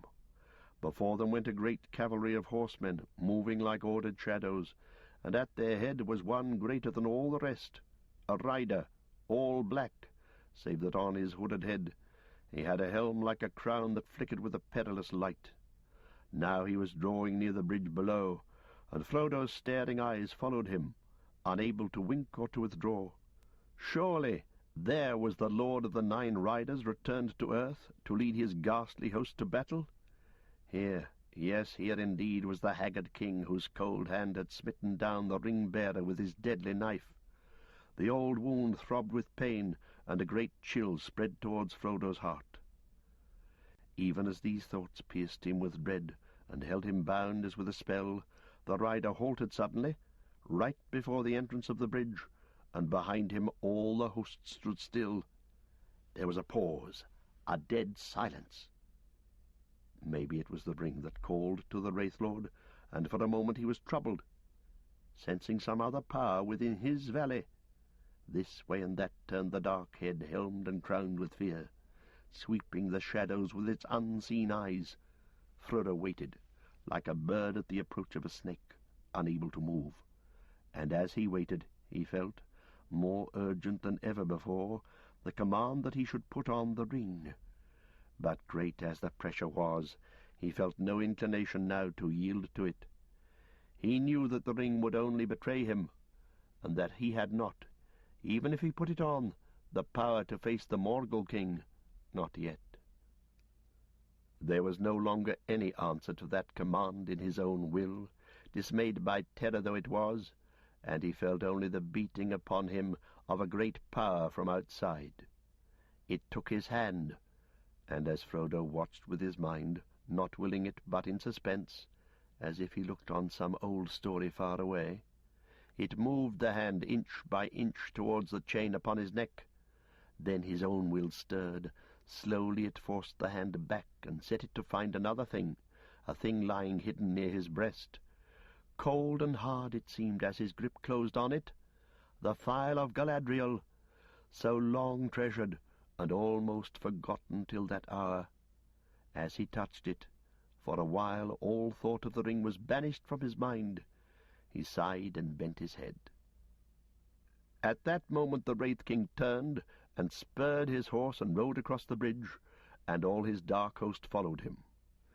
Maybe the elven hoods defied his unseen eyes, and the mind of his small enemy, being strengthened, had turned aside his thought. But he was in haste. Already the hour had struck, and at his great master's bidding he must march with war into the west. Soon he had passed, like a shadow into shadow, down the winding road, and behind him still the black ranks crossed the bridge. So great an army had never issued from that vale since the days of Isildur's might. No host so fell and strong in arms had yet assailed the fords of Anduin, and yet it was but one, and not the greatest of the hosts, that Mordor now sent forth. Frodo stirred, and suddenly his heart went out to Faramir. The storm has burst at last, he thought. This great array of spears and swords is going to Osgiliath. Will Faramir get across in time? He guessed it. But did he know the hour? And who can now hold the fords when the King of the Nine Riders comes, and other armies will come? I'm too late. All is lost. I tarried on the way. All is lost. Even if my errand is performed, no one will ever know. There will be no one I can tell. It will be in vain. Overcome with weakness he wept, and still the host of Morgul crossed the bridge. Then, at a great distance, as if it came out of memories of the Shire, some sunlit early morning, when the day called and doors were opening, he heard Sam's voice speaking. "Wake up, Mr. Frodo! Wake up!" Had the voice added, "Your breakfast is ready," he would hardly have been surprised. Certainly Sam was urgent. "Wake up, Mr. Frodo! They're gone," he said. There was a dull clang. The gates of Minas Morgul had closed. The last rank of spears had vanished down the road. The tower still grinned across the valley, but the light was fading in it. The whole city was falling back into a dark, brooding shade and silence. Yet still it was filled with watchfulness. "Wake up, Mr. Frodo! They're gone, and we'd better go too. There's something still alive in that place, something with eyes, or a seeing mind, if you take me, and the longer we stay in one spot, the sooner it will get on to us. Come on, Mr. Frodo." Frodo raised his head, and then stood up. Despair had not left him, but the weakness had passed. He even smiled grimly, feeling now as clearly as a moment before he had felt the opposite, that what he had to do, if he could, and that whether Faramir or Aragorn or Elrond or Galadriel or Gandalf or anyone else ever knew about it, was beside the purpose. He took his staff in one hand and the file in his other. When he saw that the clear light was already welling through his fingers, he thrust it into his bosom and held it against his heart. Then, turning from the city of Morgul, now no more than a grey glimmer across a dark gulf, he prepared to take the upward road. Gollum, it seemed, had crawled off along the ledge into the darkness beyond, when the gates of Minas Morgul opened, leaving the hobbits where they lay. He now came creeping back, his teeth chattering and his fingers snapping. "Foolish, silly," he hissed. "Make haste. They mustn't think danger has passed. It hasn't. Make haste." They didn't answer, but they followed him on to the climbing ledge. It was little to the liking of either of them, not even after facing so many other perils, but it didn't last long. Soon the path reached a rounded angle where the mountainside swelled out again, and there it suddenly entered a narrow opening in the rock. They'd come to the first stair that Gollum had spoken of. The darkness was almost complete, and they could see nothing much beyond their hands' stretch, but Gollum's eyes shone pale, several feet above, as he turned back towards them. "Careful," he whispered. "Steps. Lots of steps. Must be careful." Care was certainly needed. Frodo and Sam at first felt easier, having now a wall on either side, but the stairway was almost as steep as a ladder, and as they climbed up and up, they became more and more aware of the long black fall behind them. And the steps were narrow, spaced unevenly, and often treacherous. They were worn and smooth at the edges, and some were broken, and some cracked as foot was set upon them.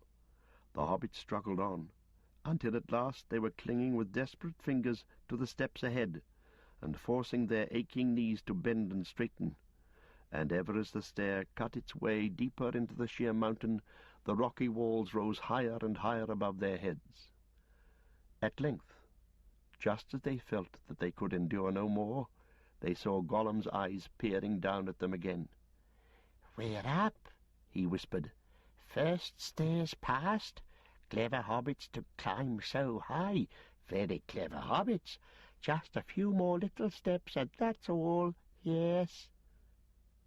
Dizzy and very tired, Sam, and Frodo following him, crawled up the last step and sat down rubbing their legs and knees. They were in a deep, dark passage that seemed still to go up before them, though at a gentler slope and without steps. Gollum did not let them rest long. "There's another stair still," he said. "Much longer stair.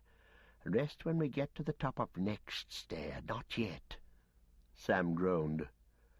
"Longer, did you say?" he asked.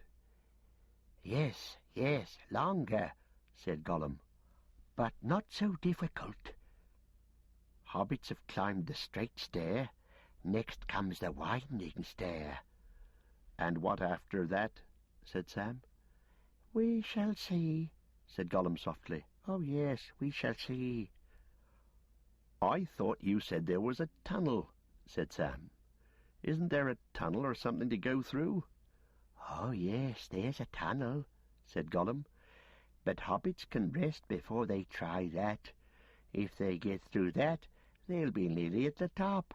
Very nearly, if they get through. Oh, yes." Frodo shivered. The climb had made him sweat, but now he felt cold and clammy, and there was a chill draught in the dark passage, blowing down from the invisible heights above. He got up and shook himself. "Well, let's go on," he said. "This is no place to sit in." The passage seemed to go on for miles, and always the chill air flowed over them, rising as they went on to a bitter wind. The mountains seemed to be trying with their deadly breath to daunt them, to turn them back from the secrets of the high places, or to blow them away into the darkness behind. They only knew that they had come to the end, when suddenly they felt no wall at their right hand. They could see very little. Great black shapeless masses and deep grey shadows loomed above them and about them, but now and again a dull red light flickered up under the lowering clouds, and for a moment they were aware of tall peaks in front and on either side, like pillars holding up a vast sagging roof. They seemed to have climbed up many hundreds of feet onto a wide shelf. A cliff was on their left and a chasm on their right. Gollum led the way close under the cliff. For the present they were no longer climbing, but the ground was now more broken and dangerous in the dark, and there were blocks and lumps of fallen stone in the way. Their going was slow and cautious. How many hours had passed since they had entered the Morgul Vale, neither Sam nor Frodo could any longer guess. The night seemed endless. At length they were once more aware of a wall looming up, and once more a stairway opened before them. Again they halted, and again they began to climb.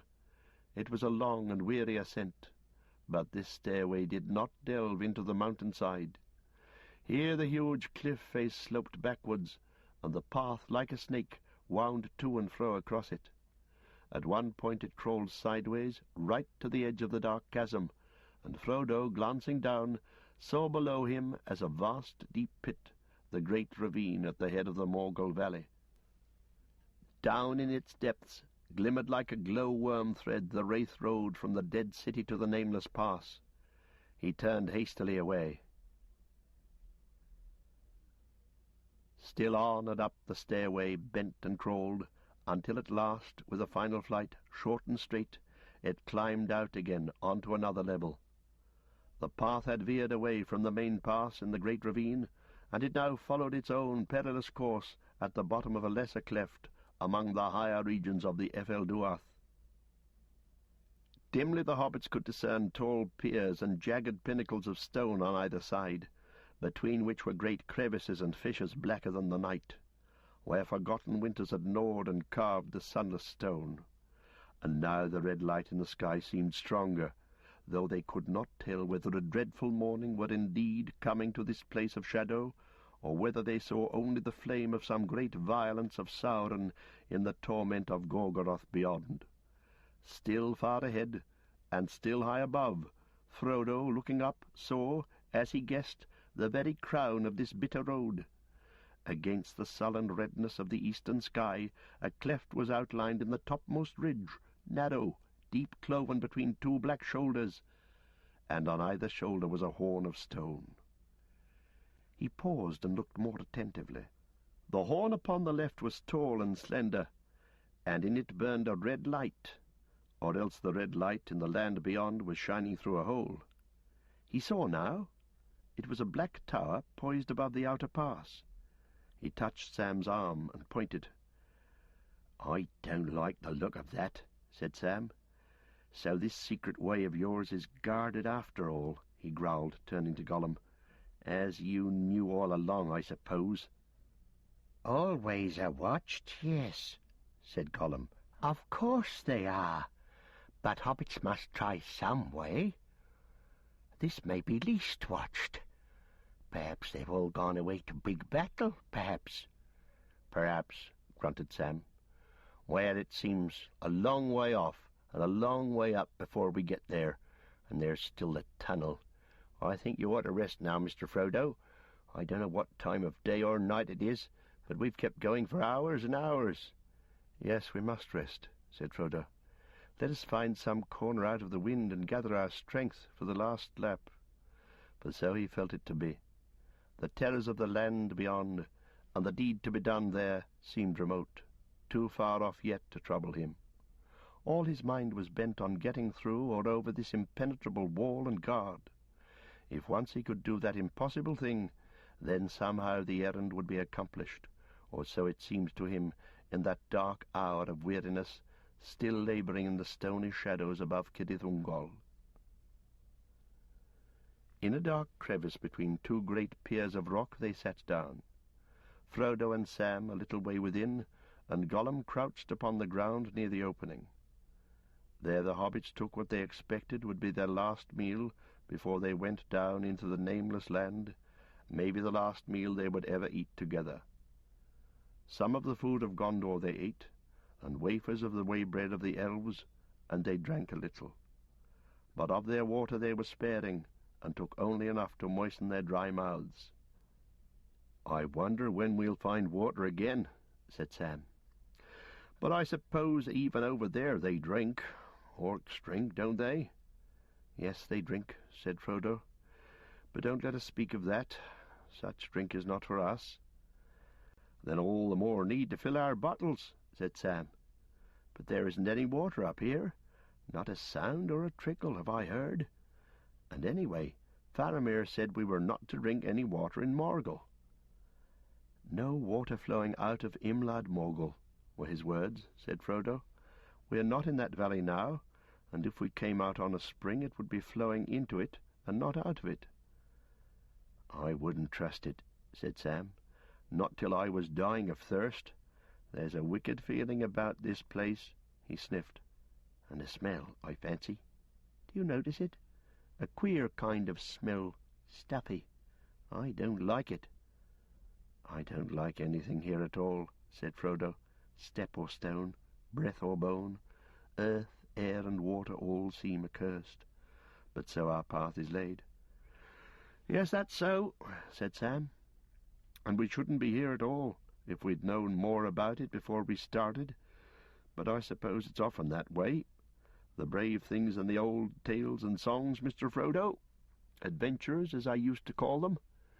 I used to think that they were things the wonderful folk of the stories went out and looked for because they wanted them, because they were exciting and life was a bit dull, a kind of sport, as you might say.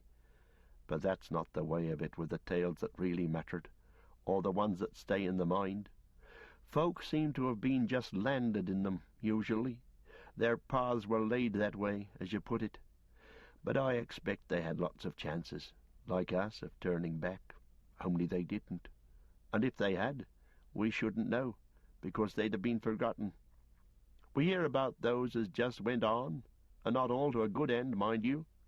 At least not to what folk inside a story, and not outside it, call a good end. You know, coming home and finding things all right, though not quite the same, like old Mr. Bilbo. But those aren't always the best tales to hear, though they may be the best tales to get landed in. I wonder what sort of a tale we've fallen into." "I wonder," said Frodo, "but I don't know. And that's the way of a real tale. Take any one that you're fond of. You may know or guess what kind of a tale it is, happy ending or sad ending, but the people in it don't know. And you don't want them to." "No, sir, of course not." "Beren, now. He never thought he was going to get that Silmaril from the Iron Crown in Thangorodrim, and yet he did, and that was a worse place and a blacker danger than ours. But that's a long tale, of course, and goes on past the happiness and into grief and beyond it.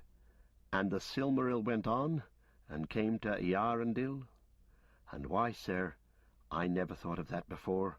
You've got, some of the light of it in that star-glass that the lady gave you. Why, to think of it, we're in the same tale still. It's going on. Don't the great tales never end?" "No, they never end as tales," said Frodo. but the people in them come and go when their part's ended. Our part will end later, or sooner. And then we can have some rest and some sleep," said Sam. He laughed grimly. "And I mean just that, Mr. Frodo. I mean plain ordinary rest and sleep, and waking up to a morning's work in the garden. I'm afraid that's all I'm hoping for all the time. All the big important plans are not for my sort. Still, I wonder if we shall ever be put into songs or tales. We're in one, of course. But I mean, put into words, you know, told by the fireside, or read out of a great big book with red and black letters, years and years afterwards. And people will say, 'Let's hear about Frodo and the Ring.' And they'll say, 'Yes, that's one of my favourite stories. Frodo was very brave, wasn't he, Dad?' 'Yes, my boy, the famousest of the hobbits, and that's saying a lot.'" "It's saying a lot too much," said Frodo, and he laughed, a long, clear laugh from his heart.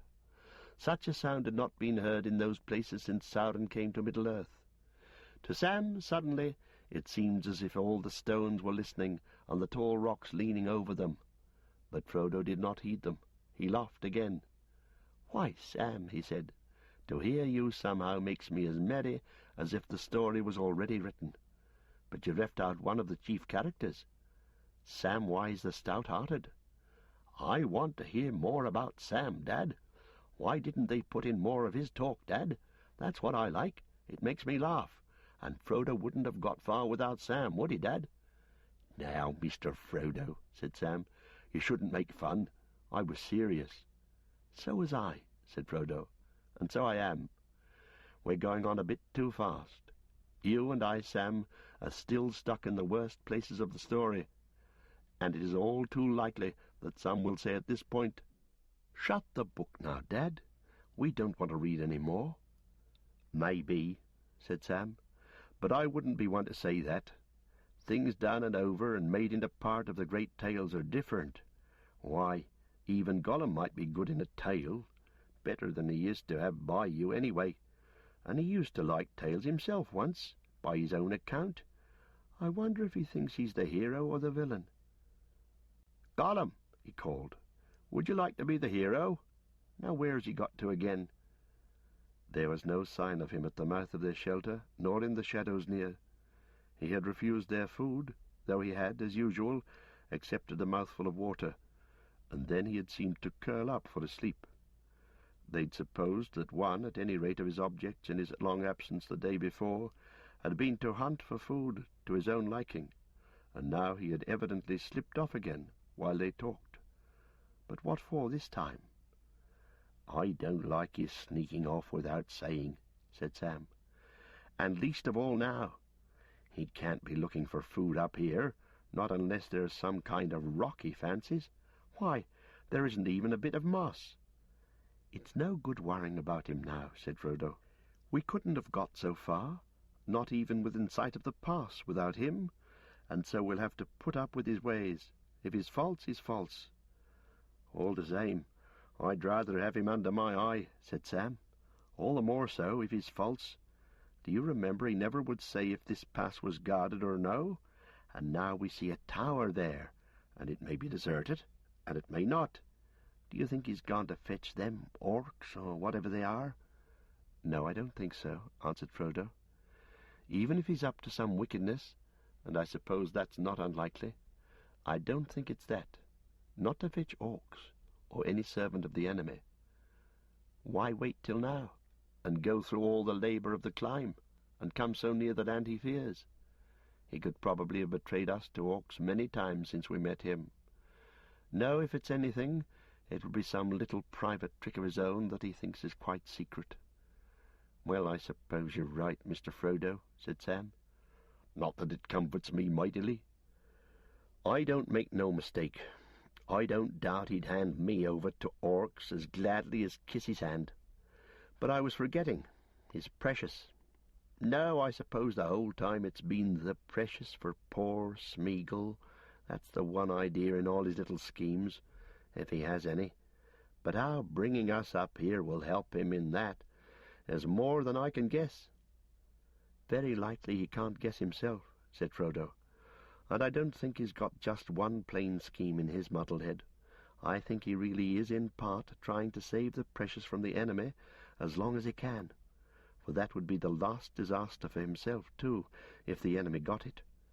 And in the other part, perhaps, he's just biding his time and waiting on chance. Yes, slinker and stinker, as I've said before, said Sam. But the nearer they get to the enemy's land, the more like stinker Slinker will get.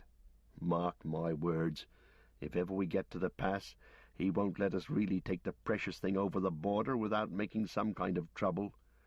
We haven't got there yet, said Frodo. No, but we'd better keep our eyes skinned till we do. If we're caught napping, Stinker will come out on top pretty quick. Not but what it would be safe for us to have a wink now, master. Safe, if you lay close to me. I'd be dearly glad to see you have a sleep. I'd keep watch over you, and anyway, if you lay near, with my arm round you, no one could come pawing you without your Sam knowing it. Sleep, said Frodo, and sighed, as if out of a desert he had seen a mirage of cool green. Yes, even here I could sleep. Sleep then, master. Lay your head in my lap. And so Gollum found them hours later, when he returned, crawling and creeping down the path out of the gloom ahead. Sam sat propped against the stone, his head dropping sideways and his breathing heavy. In his lap lay Frodo's head, drowned deep in sleep. Upon his white forehead lay one of Sam's brown hands, and the other lay softly upon his master's breast. Peace was in both their faces. Gollum looked at them. A strange expression passed over his lean, hungry face. The gleam faded from his eyes, and they went dim and grey, old and tired. A spasm of pain seemed to twist him, and he turned away, peering back up towards the pass, shaking his head as if engaged in some interior debate. Then he came back, and slowly putting out a trembling hand, very cautiously he touched Frodo's knee, but almost the touch was a caress. For a fleeting moment, could one of the sleepers have seen it, they would have thought that they beheld an old weary hobbit, shrunken by the years that had carried him far beyond his time, beyond friends and kin, and the fields and streams of youth, an old, starved, pitiable thing. But at that touch Frodo stirred and cried out softly in his sleep, and immediately Sam was wide awake. The first thing he saw was Gollum, pawing at master, as he thought. "Hey, you," he said roughly, "what are you up to?" "Nothing, nothing," said Gollum softly. "Nice master." "I dare say," said Sam.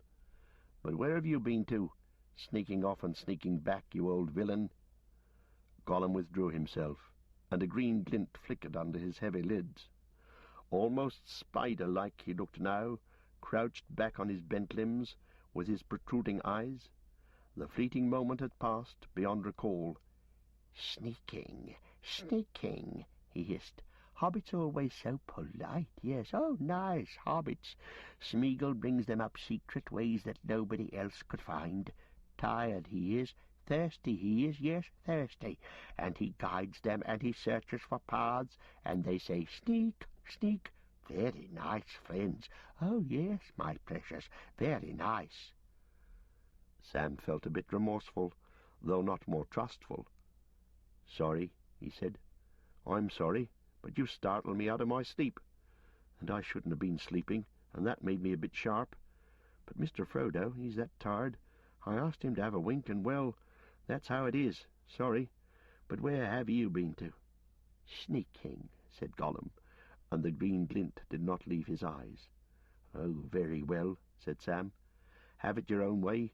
I don't suppose it's so far from the truth. And now we'd better all be sneaking along together. What's the time? Is it today or tomorrow?" "It's tomorrow," said Gollum. "Or this was tomorrow when hobbits went to sleep. Very foolish, very dangerous, if poor Smeagol wasn't sneaking about to watch." "I think we shall get tired of that word soon," said Sam. "But never mind. I'll wake master up." Gently he smoothed the hair back from Frodo's brow, and bending down, spoke softly to him. "Wake up, Mr. Frodo, wake up." Frodo stirred and opened his eyes and smiled, seeing Sam's face bending over him. "Calling me early, aren't you, Sam?" he said. "It's dark still." "Yes, it's always dark here," said Sam. "But Gollum's come back, Mr. Frodo, and he says it's tomorrow, so we must be walking on, the last lap." Frodo drew a deep breath and sat up. "The last lap," he said. "Hello, Smeagol. Found any food? Have you had any rest?" "No food, no rest, nothing for Smeagol," said Gollum. "He's a sneak." Sam clicked his tongue, but restrained himself. "Don't take names to yourself, Smeagol," said Frodo. "It's unwise, whether they are true or false." "Smeagol has to take what's given him," answered Gollum. "He was given that name by kind Master Samwise, the hobbit that knows so much." Frodo looked at Sam. "Yes, sir," he said. "I did use the word, waking up out of my sleep sudden and all, and finding him at hand. I said I was sorry, but I soon shan't be." "Come, let it pass then," said Frodo. "But now we seem to have come to the point, you and I, Smeagol. Tell me, can we find the rest of the way by ourselves? We're in sight of the pass, of a way in, and if we can find it now, then I suppose our agreement can be said to be over. You've done what you promised, and you're free. Free to go back to food and rest wherever you wish to go, except to servants of the enemy. And one day I may reward you, I or those that remember me." "No, no, not yet," Gollum whined. "Oh, no, they can't find the way themselves, can they? Oh, no, indeed. There's the tunnel coming. Smeagol must go on. No rest, no food, not yet."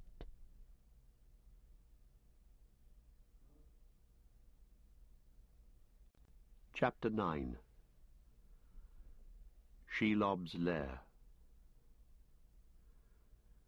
It may indeed have been daytime now, as Gollum said, but the hobbits could see little difference, unless, perhaps, the heavy sky above was less utterly black, more like a great roof of smoke, while instead of the darkness of deep night, which lingered still in cracks and holes, a grey blurring shadow shrouded the stony world about them.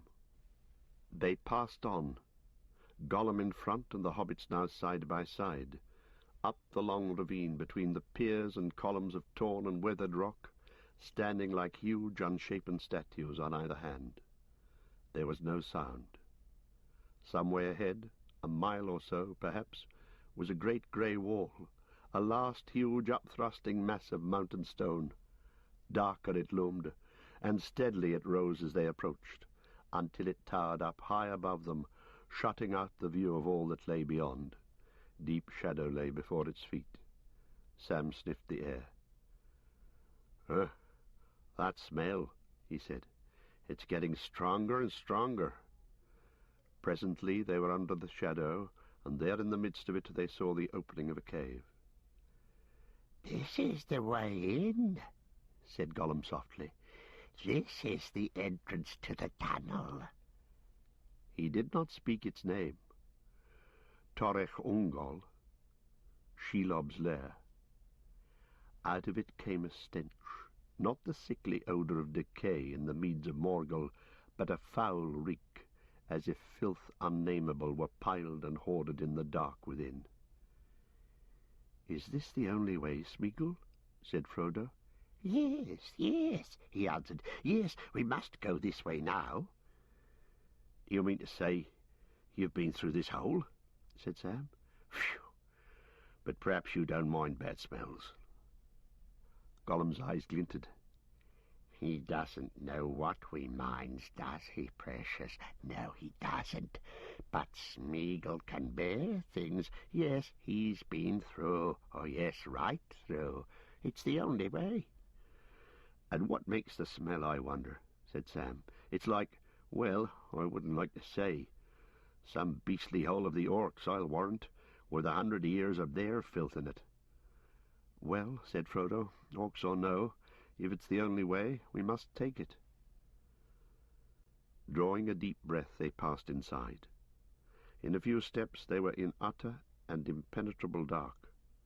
Not since the lightless passages of Moria had Frodo or Sam known such darkness, and if possible, here it was deeper and denser.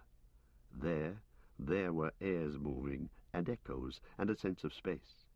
Here the air was still, stagnant, heavy, and sound fell dead. They walked, as it were, in a black vapour wrought of veritable darkness itself that, as it was breathed, brought blindness not only to the eyes but to the mind, so that even the memory of colours and of forms and of any light faded out of thought. Night always had been, and always would be, and night was all. But for a while they could still feel, and indeed the senses of their feet and fingers at first seemed sharpened almost painfully. The walls felt, to their surprise, smooth, and the floor, save for a step now and again, was straight and even, going ever up at the same stiff slope. The tunnel was high and wide, so wide that, though the hobbits walked abreast, only touching the side walls with their outstretched hands, they were separated, cut off alone in the darkness. Gollum had gone in first, and seemed to be only a few steps ahead. While they were still able to give heed to such things, they could hear his breath hissing and gasping just in front of them. But after a time their senses became duller.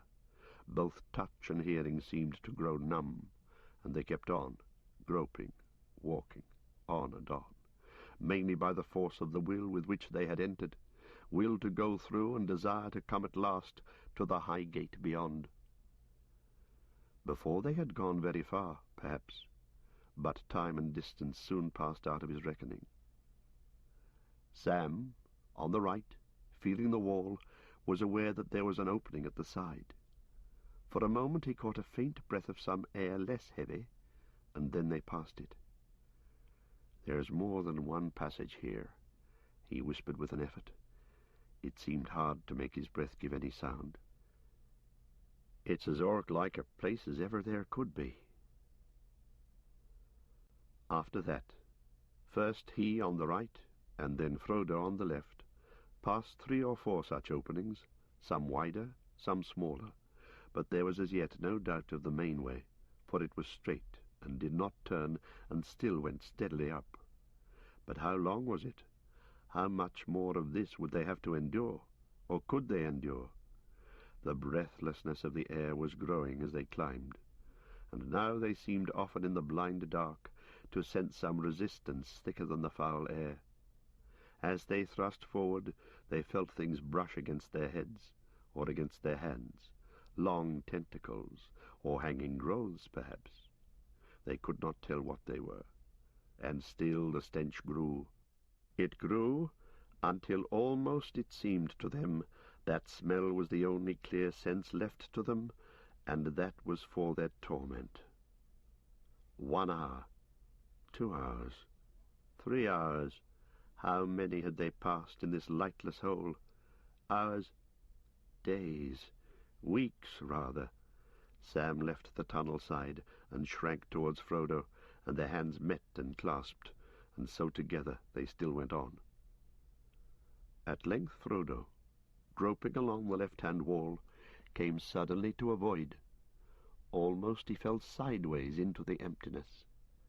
Here was some opening in the rock, far wider than any they had yet passed, and out of it came a reek so foul, and a sense of lurking malice so intense, that Frodo reeled, and at that moment Sam too lurched and fell forwards. Fighting off both the sickness and the fear, Frodo gripped Sam's hand. "Oh," he said in a hoarse breath without voice, "it all comes from here, the stench and the peril. Now for it, quick." Calling up his remaining strength and resolution, he dragged Sam to his feet and forced his own limbs to move. Sam stumbled beside him. 1 step, 2 steps, 3 steps, at last 6 steps. Maybe they had passed the dreadful unseen opening, but whether that was so or not, suddenly it was easier to move, as if some hostile will for the moment had released them. They struggled on, still hand in hand. But almost at once they came to a new difficulty. The tunnel forked, or so it seemed, and in the dark they could not tell which was the wider way, or which kept nearer to the straight. Which should they take, the left or the right? They knew of nothing to guide them, yet a false choice would almost certainly be fatal. "Which way is Gollum gone?" panted Sam. "And why didn't he wait?" "Smeagol," said Frodo, trying to call. "Smeagol." But his voice croaked, and the name fell dead almost as it left his lips. There was no answer, not an echo, not even a tremor of the air. "He's really gone this time, I fancy," muttered Sam. "I guess this is just exactly where he meant to bring us. Gollum, if ever I lay hands on you again, you'll be sorry for it." Presently, groping and fumbling in the dark, they found that the opening on the left was blocked. Either it was a blind, or else some great stone had fallen in the passage. "This can't be the way," Frodo whispered. "Right or wrong, we must take the other." "And quick," Sam panted. "There's something worse than Gollum about. I can feel something looking at us." They had not gone more than a few yards when from behind them came a sound, startling and horrible in the heavy padded silence, a gurgling, bubbling noise, and a long venomous hiss. They wheeled round, but nothing could be seen. Still as stones they stood, staring, waiting for they did not know what. "It's a trap," said Sam, and he laid his hold upon the hilt of his sword, and as he did so, he thought of the darkness of the barrow whence it came. "I wish old Tom was near us now," he thought. Then, as he stood, darkness about him and a blackness of despair and anger in his heart, it seemed to him that he saw a light in his mind, almost unbearably bright at first, as a sun-ray to the eyes of one long hidden in a windowless pit. Then the light became colour, green, gold, silver, white. Far off, as in a little picture drawn by elven fingers, he saw the Lady Galadriel standing on the grass in Lorien, and gifts were in her hands. "And you, ring-bearer," he heard her say, remote but clear, "for you I have prepared this." The bubbling hiss drew nearer, and there was a creaking as of some great jointed thing that moved with slow purpose in the dark. A reek came on before it. "Master! Master!" cried Sam, and the life and urgency came back into his voice. "The lady's gift, the star-glass. A light to you in dark places, she said it was to be, the star-glass." "The star-glass?" muttered Frodo, as one answering out of sleep, hardly comprehending. "Why, yes. Why had I forgotten it? A light when all other lights go out. Now, indeed, light alone can help us." Slowly his hand went to his bosom, and slowly he held aloft the phial of Galadriel. For a moment it glimmered, faint as a rising star struggling in heavy earthward mists, and then as its power waxed, and hope grew in Frodo's mind, it began to burn, and kindled to a silver flame, a minute heart of dazzling light, as though Earendil had himself come down from the high sunset paths with the last Silmaril upon his brow. The darkness receded from it until it seemed to shine in the centre of a globe of airy crystal, and the hand that held it sparkled with white fire. Frodo gazed in wonder at this marvellous gift that he had so long carried, not guessing its full worth and potency. Seldom had he remembered it on the road, until they came to Morgul Vale, and never had he used it for fear of its revealing light. "Aya Earendil Elenial an Kaldema," he cried, and knew not what he had spoken, for it seemed that another voice spoke through his, clear, untroubled by the foul air of the pit. But other potencies there are in Middle-earth, powers of night, and they are old and strong. And she that walked in the darkness had heard the elves cry that cry far back in the deeps of time, and she had not heeded it, and it did not daunt her now. Even as Frodo spoke, he felt a great malice bent upon him, and a deadly regard considering him. Not far down the tunnel, between them and the opening where they had reeled and stumbled, he was aware of eyes growing visible, 2 great clusters of many-windowed eyes. The coming menace was unmasked at last. The radiance of the star-glass was broken and thrown back from their 1,000 facets, but behind the glitter a pale deadly fire began steadily to glow within, a flame kindled in some deep pit of evil thought. Monstrous and abominable eyes they were, bestial and yet filled with purpose and with hideous delight, gloating over their prey trapped beyond all hope of escape. Frodo and Sam, horror-stricken, began slowly to back away, their own gaze held by the dreadful stare of those baleful eyes. But as they backed, so the eyes advanced. Frodo's hand wavered, and slowly the phial drooped. Then suddenly, released from the holding spell, to run a little while in vain panic for the amusement of the eyes, they both turned and fled together. But even as they ran, Frodo looked back and saw with terror that at once the eyes came leaping up behind. The stench of death was like a cloud about him. "Stand! Stand!" he cried desperately. "Running is no use." Slowly the eyes crept nearer. "Galadriel!" he called, and gathering his courage, he lifted up the phial once more. The eyes halted. For a moment their regard relaxed, as if some hint of doubt troubled them.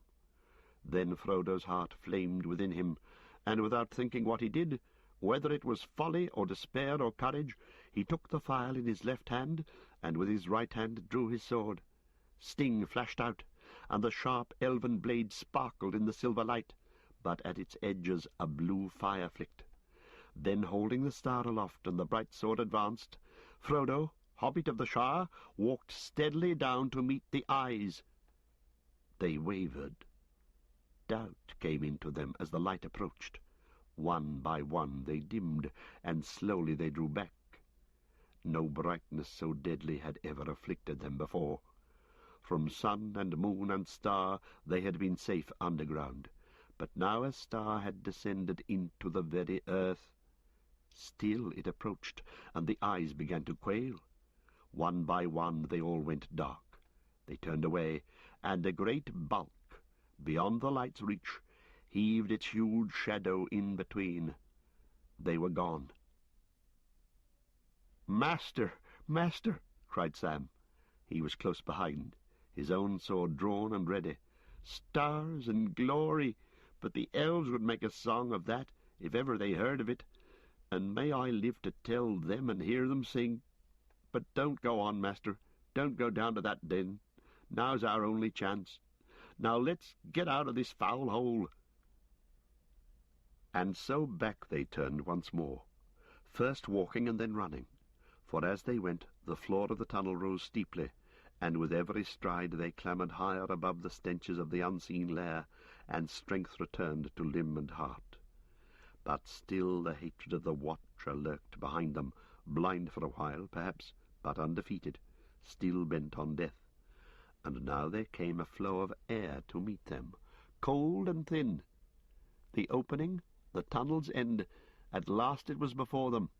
Panting, yearning for a roofless place, they flung themselves forward, and then in amazement they staggered, tumbling back.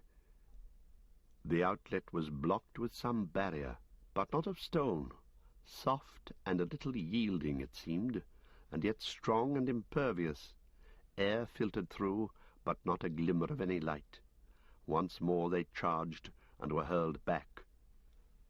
Holding aloft the phial, Frodo looked, and before him he saw a greyness which the radiance of the star-glass did not pierce, and did not illuminate, as if it were a shadow that, being cast by no light could dissipate. Across the width and height of the tunnel a vast web was spun, orderly as the web of some huge spider, but denser woven and far greater, and each thread was as thick as rope. Sam laughed grimly. "Cobwebs," he said. "Is that all? Cobwebs? But what a spider! Have at 'em! Down with 'em!" In a fury he hewed at them with his sword, but the thread that he struck did not break. It gave a little, and then sprang back like a plucked bowstring, turning the blade and tossing up both sword and arm. 3 times Sam struck with all his force, and at last one single cord of all the countless cords snapped and twisted, curling and whipping through the air. One end of it lashed Sam's hand, and he cried out in pain, starting back and drawing his hand across his mouth. "It'll take days to clear the road like this," he said. "What's to be done? Have those eyes come back?" "No, not to be seen," said Frodo. "But I still feel that they're looking at me, or thinking about me, making some other plan, perhaps. If this light were lowered, if it failed, they would quickly come again." "Trapped in the end," said Sam bitterly, his anger rising again above weariness and despair. "Gnats in a net. May the curse of Faramir bite that Gollum, and bite him quick." "That would not help us now," said Frodo. "Come, let's see what Sting can do. It is an elven blade. There were webs of horror in the dark ravines of Beleriand, where it was forged. But you must be the guard and hold back the eyes. Here, take the star-glass. Don't be afraid. Hold it up and watch." Then Frodo stepped up to the great grey net, and hewed it with a wide sweeping stroke, drawing the bitter edge swiftly across a ladder of close-strung cords, and at once springing away. The blue gleaming blade shore through them like a scythe through grass, and they leapt and writhed and then hung loose. A great rent was made. Stroke after stroke he dealt, until at last all the web within his reach was shattered, and the upper portion blew and swayed like a loose veil in the incoming wind. The trap was broken. "Come!" cried Frodo. "On! On!"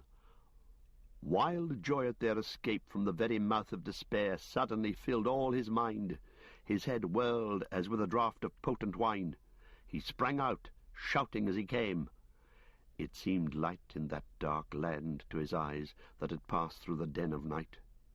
The great smokes had risen and grown thinner, and the last hours of a sombre day were passing. The red glare of Mordor had died away in sullen gloom. Yet it seemed to Frodo that he looked upon a morning of sudden hope. Almost he had reached the summit of the wall. Only a little higher now. The cleft, Cirith Ungol, was before him, a dim notch in the black ridge, and the horns of rock darkling in the sky on either side. A short race, a sprinter's course, and he would be through. "The pass, Sam!" he cried, not heeding the shrillness of his voice, that, released from the choking airs of the tunnel, rang out now high and wild. "The pass! Run! Run! And we'll be through! Through before anyone can stop us!"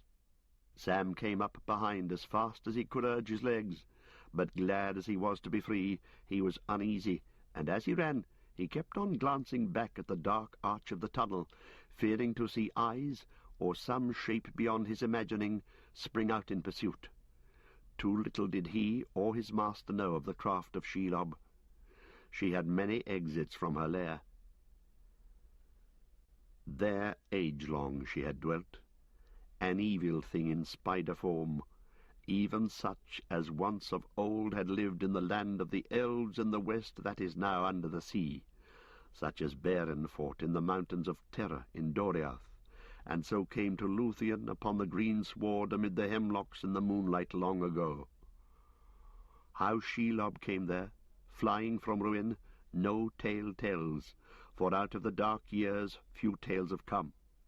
But still she was there, who was there before Sauron, and before the first stone of Barad-dûr, and she served none but herself, drinking the blood of elves and men, bloated and grown fat with endless brooding on her feasts, weaving webs of shadow, for all living things were her food, and her vomit darkness. Far and wide her lesser broods, bastards of the miserable mates, her own offspring, that she slew, spread from glen to glen, from the Ephel Duath to the eastern hills, to Dol Guldur and the fastnesses of Mirkwood, but none could rival her, Shelob the Great, last child of Ungoliant to trouble the unhappy world.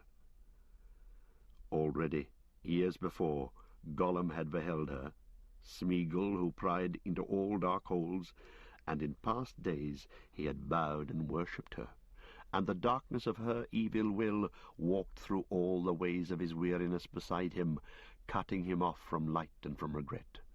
And he had promised to bring her food, but her lust was not his lust. Little she knew of, or cared, for towers, or rings, or anything devised by mind or hand, who only desired death for all others, mind and body, and for herself a glut of life, alone, swollen till the mountains could no longer hold her up, and the darkness could not contain her. But that desire was yet far away, and long now had she been hungry, lurking in her den, while the power of Sauron grew, and light and living things forsook his borders, and the city in the valley was dead, and no elf or man came near, only the unhappy orcs. Poor food and weary, but she must eat, and however busily they delved new winding passages from the pass and from their tower, ever she found some way to snare them. But she lusted for sweeter meat, and Gollum had brought it to her. "We'll see, he said often to himself, when the evil mood was on him, as he walked the dangerous road from Eminweal to Morgul Vale. "We'll see. It may well be, oh yes, it may well be that when she throws away the bones and the empty garments, we shall find it. We shall get it, the precious, a reward for poor Smeagol who brings nice food, and we'll save the precious as we promised. Oh, yes, and when we've got it safe, then she'll know it. Oh, yes, then we'll pay her back, my precious. Then we'll pay everyone back." So he thought, in an inner chamber of his cunning, which he still hoped to hide from her, even when he had come to her again and had bowed low before her while his companions slept. And as for Sauron, he knew where she lurked. It pleased him that she should dwell there hungry, but unabated in malice, a more sure watch upon that ancient path into his land than any other that his skill could have devised. And orcs, they were useful slaves, but he had them in plenty. If now and again Shelob caught them to stay her appetite, she was welcome. He could spare them. And sometimes, as a man may cast a dainty to his cat, Sauron would send her prisoners that he had no better uses for. He would have them driven to her hole, and report brought back to him of the play she made. So they both lived, delighting in their own devices, and feared no assault, nor wrath, nor any end of their wickedness. Never yet had any fly escaped from Shelob's webs, and the greater now was her rage and hunger. But nothing of this evil which they had stirred up against them did poor Sam know, except that a fear was growing on him, a menace which he could not see, and such a weight did it become that it was a burden to him to run, and his feet seemed leaden. Dread was round him, and enemies before him in the pass, and his master was in a fey mood, running heedlessly to meet them. Turning his eyes away from the shadow behind, and the deep gloom beneath the cliff upon his left, he looked ahead, and he saw two things that increased his dismay. He saw that the sword which Frodo still held unsheathed was glittering with blue flame, and he saw that though the sky behind was now dark, still the window in the tower was glowing red. "Orcs," he muttered. "We'll never rush it like this. There's orcs about, and worse than orcs." Then, returning quickly to his long habit of secrecy, he closed his hand about the precious phial which he still bore.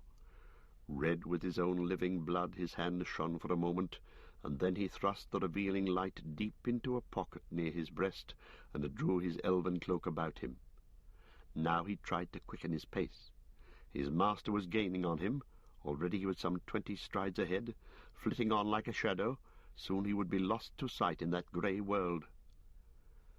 Hardly had Sam hidden the light of the star-glass when she came. A little way ahead and to his left he saw suddenly, issuing from a black hole of shadow under the cliff, the most loathly shape that he had ever beheld, horrible beyond the horror of an evil dream. Most like a spider she was, but huger than the great hunting beasts, and more terrible than they because of the evil purpose in her remorseless eyes. Those same eyes that he had thought daunted and defeated, there they were lit with a fell light again, clustering in her outthrust head. Great horns she had, and behind her short, stalk-like neck was her huge, swollen body, a vast, bloated bag, swaying and sagging between her legs. Its great bulk was black, blotched with livid marks, but the belly underneath was pale and luminous and gave forth a stench. Her legs were bent, with great knobbed joints high above her back, and hairs that stuck out like steel spines, and at each leg's end there was a claw. As soon as she had squeezed her soft, squelching body and its folded limbs out of the upper exit from her lair, she moved with a horrible speed, now running on her creaking legs, now making a sudden bound. She was between Sam and his master. Either she did not see Sam, or she avoided him for the moment as the bearer of the light, and fixed all her intent upon one prey, upon Frodo, bereft of his file, running heedless up the path, unaware yet of his peril. Swiftly he ran, but Shelob was swifter. In a few leaps she would have him. Sam gasped and gathered all his remaining breath to shout, "Look out behind!" he yelled. "Look out, master, I'm—" But suddenly his cry was stifled. A long, clammy hand went over his mouth, and another caught him by the neck, while something wrapped itself about his leg. Taken off his guard, he toppled backwards into the arms of his attacker. "Got him!" hissed Gollum in his ear. "At last, my precious, we've got him, yes, the nasty hobbit. We takes this one, she'll get the other. Oh, yes, Shelob will get him, not Smeagol. He promised he won't hurt master at all, but he's got you, you nasty, filthy little sneak." He spat on Sam's neck. Fury at the treachery, and desperation at the delay when his master was in deadly peril, gave to Sam a sudden violence and strength that was far beyond anything that Gollum had expected from this slow, stupid hobbit, as he thought him. Not Gollum himself could have twisted more quickly or more fiercely. His hold on Sam's mouth slipped, and Sam ducked and lunged forward again, trying to tear away from the grip on his neck. His sword was in his hand, and on his left arm, hanging by its thong, was Faramir's staff. Desperately he tried to turn and stab his enemy, but Gollum was too quick. His long right arm shot out, and he grabbed Sam's wrist. His fingers were like a vice. Slowly and relentlessly he bent the hand down and forward, till with a cry of pain Sam released the sword, and it fell to the ground. And all the while Gollum's other hand was tightening on Sam's throat. Then Sam played his last trick. With all his strength he pulled away and got his feet firmly planted. Then suddenly he drove his legs against the ground, and with his whole force hurled himself backwards. Not expecting even this simple trick from Sam, Gollum fell over with Sam on top, and he received the weight of the sturdy hobbit in his stomach. A sharp hiss came out of him, and for a second his hand upon Sam's throat loosened, but his fingers still gripped the sword-hand. Sam tore himself forward and away, and stood up, and then quickly he wheeled about to his right, pivoted on the wrist held by Gollum. Laying hold of the staff with his left hand, Sam swung it up, and down it came with a whistling crack on Gollum's outstretched arm, just below the elbow. With a squeal Gollum let go. Then Sam waded in. Not waiting to change the staff from left to right, he dealt another savage blow. Quick as a snake, Gollum slithered aside. and the stroke aimed at his head fell across his back. The staff cracked and broke. That was enough for him. Grabbing from behind was an old game of his, and seldom had he failed in it. But this time, misled by spite, he had made the mistake of speaking and gloating before he had both hands on his victim's neck. Everything had gone wrong with his beautiful plan, since that horrible light had so unexpectedly appeared in the darkness. And now he was face to face with a furious enemy, little less than his own size. This fight was not for him. Sam swept up his sword from the ground and raised it. Gollum squealed, and springing aside onto all fours, he jumped away in one big bound like a frog.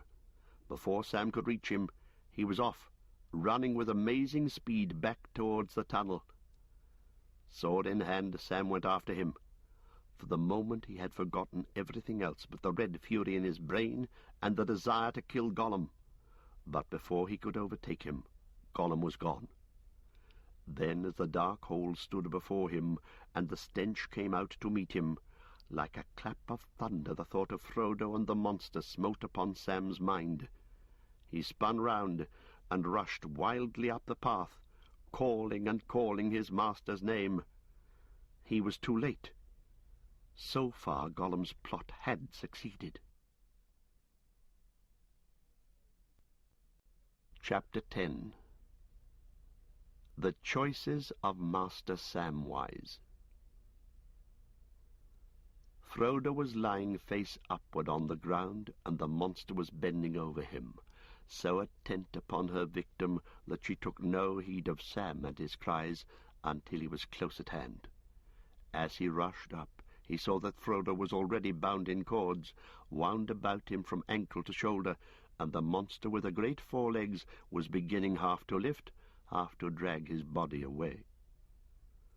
On the near side of him lay, gleaming on the ground, his elven blade, where it had fallen useless from his grasp. Sam did not wait to wonder what was to be done, or whether he was brave, or loyal, or filled with rage. He sprang forward with a yell, and seized his master's sword in his left hand. Then he charged.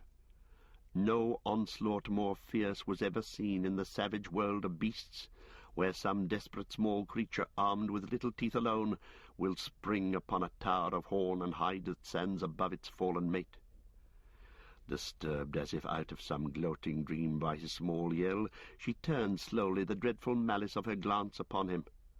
But almost before she was aware that a fury was upon her greater than any she had known in countless years, the shining sword bit upon her foot and shore away the claw. Sam sprang in, inside the arches of her legs, and with a quick upthrust of his other hand stabbed at the clustered eyes upon her lowered head. One great eye went dark. Now the miserable creature was right under her, for the moment out of the reach of her sting and of her claws. Her vast belly was above him with its putrid light, and the stench of it almost smote him down. Still his fury held for one more blow, and before she could sink upon him, smothering him and all his little impudence of courage, he slashed the bright elven blade across her with desperate strength. But Shelob was not as dragons are. No softer spot had she save only her eyes. Knobbed and pitted with corruption was her age-old hide, but ever thickened from within with layer on layer of evil growth. The blade scored it with a dreadful gash, but those hideous folds could not be pierced by any strength of men, not though elf or dwarf should forge the steel, or the hand of Beren or of Túrin wield it. She yielded to the stroke, and then heaved up the great bag of her belly high above Sam's head.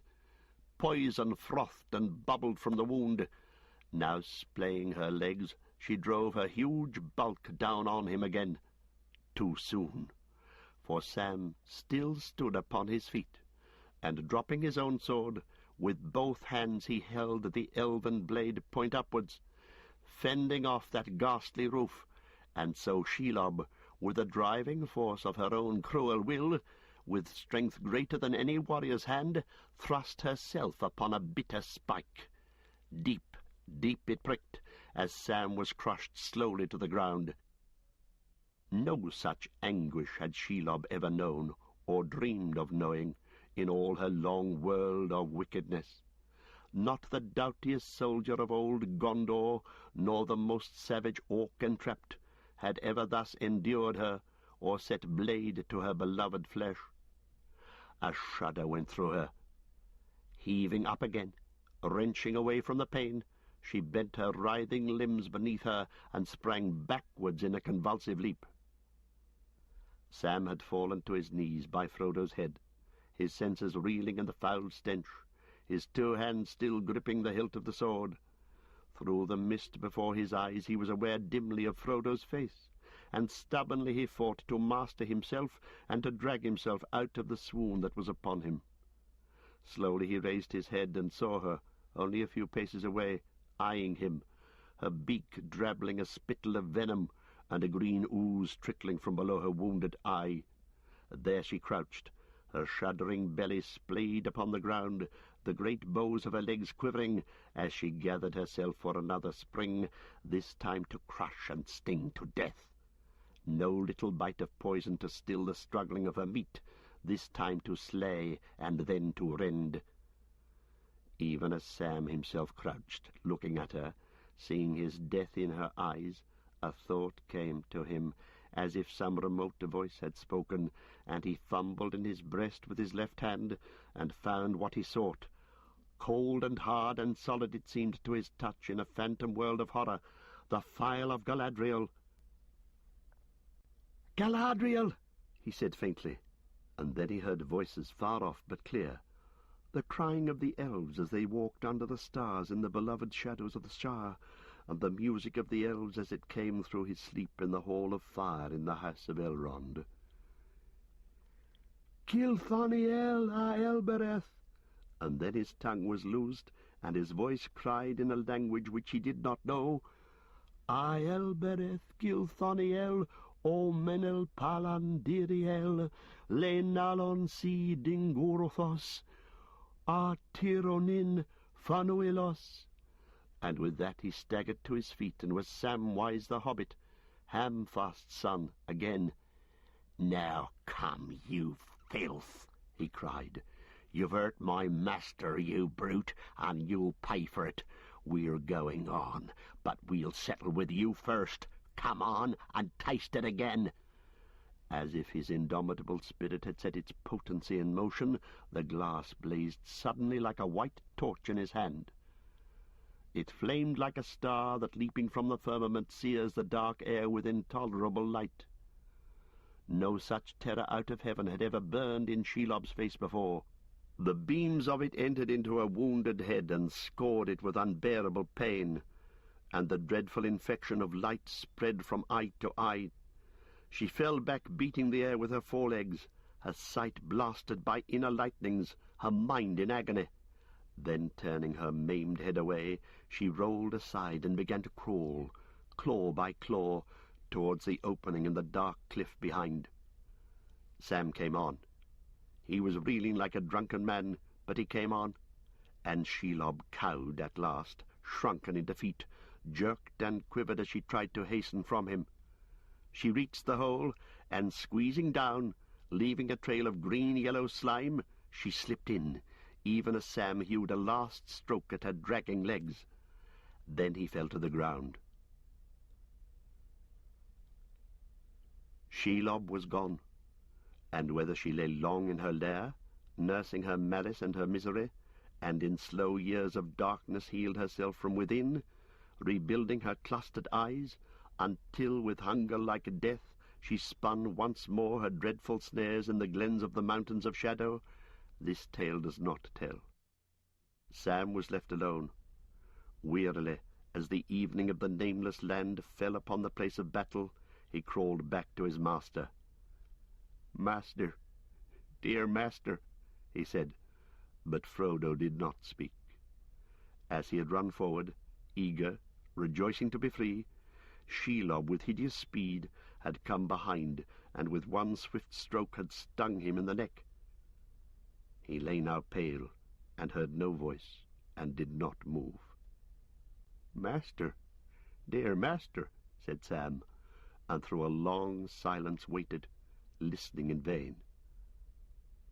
Then, as quickly as he could, he cut away the binding cords, and laid his head upon Frodo's breast and to his mouth, but no stir of life could he find, nor feel the faintest flutter of the heart. Often he chafed his master's hands and feet, and touched his brow, but all were cold. "Frodo, Mr. Frodo," he called, "don't leave me here alone. It's your Sam calling. Don't go where I can't follow. Wake up, Mr. Frodo. Oh, wake up, Frodo, me dear, wake up." Then anger surged over him, and he ran about his master's body in a rage, stabbing the air and smiting the stones and shouting challenges. Presently he came back, and bending looked at Frodo's face, pale beneath him in the dusk. And suddenly he saw that he was in the picture that was revealed to him in the mirror of Galadriel in Lorien. Frodo with the pale face lying fast asleep under a great dark cliff. Or fast asleep he had thought then. "He's dead," he said. "Not asleep. Dead." And as he said it, as if the words had set the venom to its work again, it seemed to him that the hue of the face grew livid green. And then black despair came down on him, and Sam bowed to the ground and drew his grey hood over his head, and night came into his heart, and he knew no more. When at last the blackness passed, Sam looked up, and shadows were about him. But for how many minutes or hours the world had gone dragging on, he could not tell. He was still in the same place, and still his master lay beside him dead. The mountains had not crumbled, nor the earth fallen into ruin. "What shall I do? What shall I do?" he said. "Did I come all this way with him for nothing?" And then he remembered his own voice speaking words that at the time he did not understand himself, at the beginning of their journey. "I have something to do before the end. I must see it through, sir, if you understand." "But what can I do? Not leave Mr. Frodo dead, unburied on the top of the mountains, and go home? Or go on? Go on?" he repeated, and for a moment doubt and fear shook him. "Go on? Is that what I've got to do? And leave him?" Then at last he began to weep, and going to Frodo he composed his body, and folded his cold hands upon his breast, and wrapped his cloak about him, and he laid his own sword at one side, and the staff that Faramir had given at the other. "If I'm to go on," he said, "then I must take your sword, by your leave, Mr. Frodo, but I'll put this one to lie by you, as it lay by the old king in the barrow. And you've got your beautiful mithril coat from old Mr. Bilbo, and your star-glass, Mr. Frodo. You did lend it to me, and I'll need it, for I'll be always in the dark now. It's too good for me, and the lady gave it to you, but maybe she'd understand. Do you understand, Mr. Frodo? I've got to go on." But he could not go. Not yet. He knelt and held Frodo's hand and could not release it. And time went by, and still he knelt, holding his master's hand, and in his heart keeping a debate.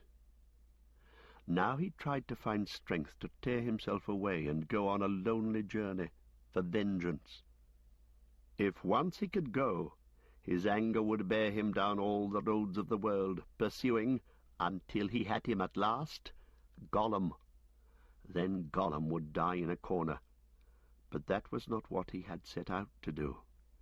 It would not be worth while to leave his master for that. It would not bring him back. Nothing would. They had better both be dead together, and that too would be a lonely journey. He looked on the bright point of the sword. He thought of the places behind, where there was a black brink and an empty fall into nothingness. There was no escape that way. That was to do nothing, not even to grieve. That was not what he had set out to do. "What am I to do, then?" he cried again, and now he seemed plainly to know the hard answer. "See it through." Another lonely journey, and the worst. What? Me, alone, go to the crack of doom and all? He quailed still, but the resolve grew. What? Me take the ring from him? The council gave it to him. But the answer came at once. And the council gave him companions, so that the errand should not fail. And you are the last of all the company. The errand must not fail. "I wish I wasn't the last," he groaned. "I wish old Gandalf was here, or somebody. Why am I left all alone to make up my mind? I'm sure to go wrong, and it's not for me to go taking the ring, putting myself forward." "But you haven't put yourself forward. You've been put forward. And as for not being the right and proper person, why, Mr. Frodo wasn't, as you might say, nor Mr. Bilbo. They didn't choose themselves. Ah, well, I must make up my own mind. I will make it up, but I'll be sure to go wrong. That'd be Sam Gamgee all over. Let me see now. If we're found here, or Mr. Frodo's dead, and the thing's on him, well, the enemy will get it. And that's the end of all of us, of Lorien, and Rivendell, and the Shire and all. And there's no time to lose, or it'll be the end anyway. The war's begun, and more than likely things are all going the enemy's way already. No chance to go back with it and get advice or permission. No, it's sit here till they come and kill me over master's body and gets it, or take it and go." He drew a deep breath. "Then take it. It is." He stooped. Very gently he undid the clasp at the neck and slipped his hand inside Frodo's tunic. Then, with his other hand raising the head, he kissed the cold forehead and softly drew the chain over it. And then the head lay quietly back again in rest. No change came over the still face. And by that, more than by all other tokens, Sam was convinced at last that Frodo had died, and laid aside the quest. "Goodbye, master, my dear," he murmured. "Forgive your Sam. He'll come back to this spot when the job's done, if he manages it, and then he'll not leave you again. Rest you quiet till I come, and may no foul creature come anigh you. And if the lady could hear me, and give me one wish, I would wish to come back and find you again. Goodbye." And then he bent his own neck and put the chain upon it, and at once his head was bowed to the ground with the weight of the ring, as if a great stone had been strung on him. But slowly, as if the weight became less, or new strength grew in him, he raised his head, and then with a great effort got to his feet, and found that he could walk and bear his burden. And for a moment he lifted up the phial and looked down at his master, and the light burned gently now with the soft radiance of the evening star in summer. And in that light Frodo's face was fair of hue again, pale but beautiful with an elvish beauty, as of one who has long passed the shadows. And with the bitter comfort of that last sight, Sam turned and hid the light and stumbled on into the growing dark. He had not far to go. The tunnel was some way behind, the cleft a couple of 100 yards ahead or less. The path was visible in the dusk, a deep rut worn in ages of passage, running now gently up in a long trough with cliffs on either side. The trough narrowed rapidly. Soon Sam came to a long flight of broad, shallow steps. Now the Orc Tower was right above him, frowning black, and in it the red eye glowed. Now he was hidden in the dark shadow under it. He was coming to the top of the steps and was in the cleft at last. "I've made up my mind," he kept saying to himself, but he had not. Though he'd done his best to think it out, what he was doing was altogether against the grain of his nature. "Have I got it wrong?" he muttered. "What ought I to have done?" As the sheer sides of the cleft closed about him, before he reached the actual summit, before he looked at last on the path descending into the nameless land, he turned. For a moment, motionless in intolerable doubt, he looked back. He could still see, like a small blot in the gathering gloom, the mouth of the tunnel, and he thought he could see or guess where Frodo lay. He fancied there was a glimmer on the ground down there, or perhaps it was some trick of his tears, as he peered out at that high stony place where all his life had fallen in ruin. "If only I could have my wish, my one wish," he sighed, "to go back and find him." Then at last he turned to the road in front and took a few steps, the heaviest and the most reluctant he had ever taken. Only a few steps, and now only a few more, and he would be going down and would never see that high place again. And then suddenly he heard cries and voices. He stood still as a stone. Orc voices. They were behind him and before him. A noise of tramping feet and harsh shouts. Orcs were coming up to the cleft from the far side, from some entry to the tower, perhaps. Tramping feet and shouts behind. He wheeled round. He saw small red lights, torches, winking away below there as they issued from the tunnel. At last the hunt was up. The red eye of the tower had not been blind. He was caught. Now the flicker of approaching torches and the clink of steel ahead was very near. In a minute they would reach the top and be on him. He had taken too long in making up his mind, and now it was no good. How could he escape, or save himself, or save the ring? The ring! He was not aware of any thought or decision. He simply found himself drawing out the chain and taking the ring in his hand. The head of the Orc company appeared in the cliff right before him. Then he put it on. The world changed, and a single moment of time was filled with an hour of thought. At once he was aware that hearing was sharpened while sight was dimmed, but otherwise than in Shelob's lair. All things about him now were not dark but vague, while he himself was there in a grey, hazy world, alone, like a small black solid rock, and the ring, weighing down his left hand, was like an orb of hot gold.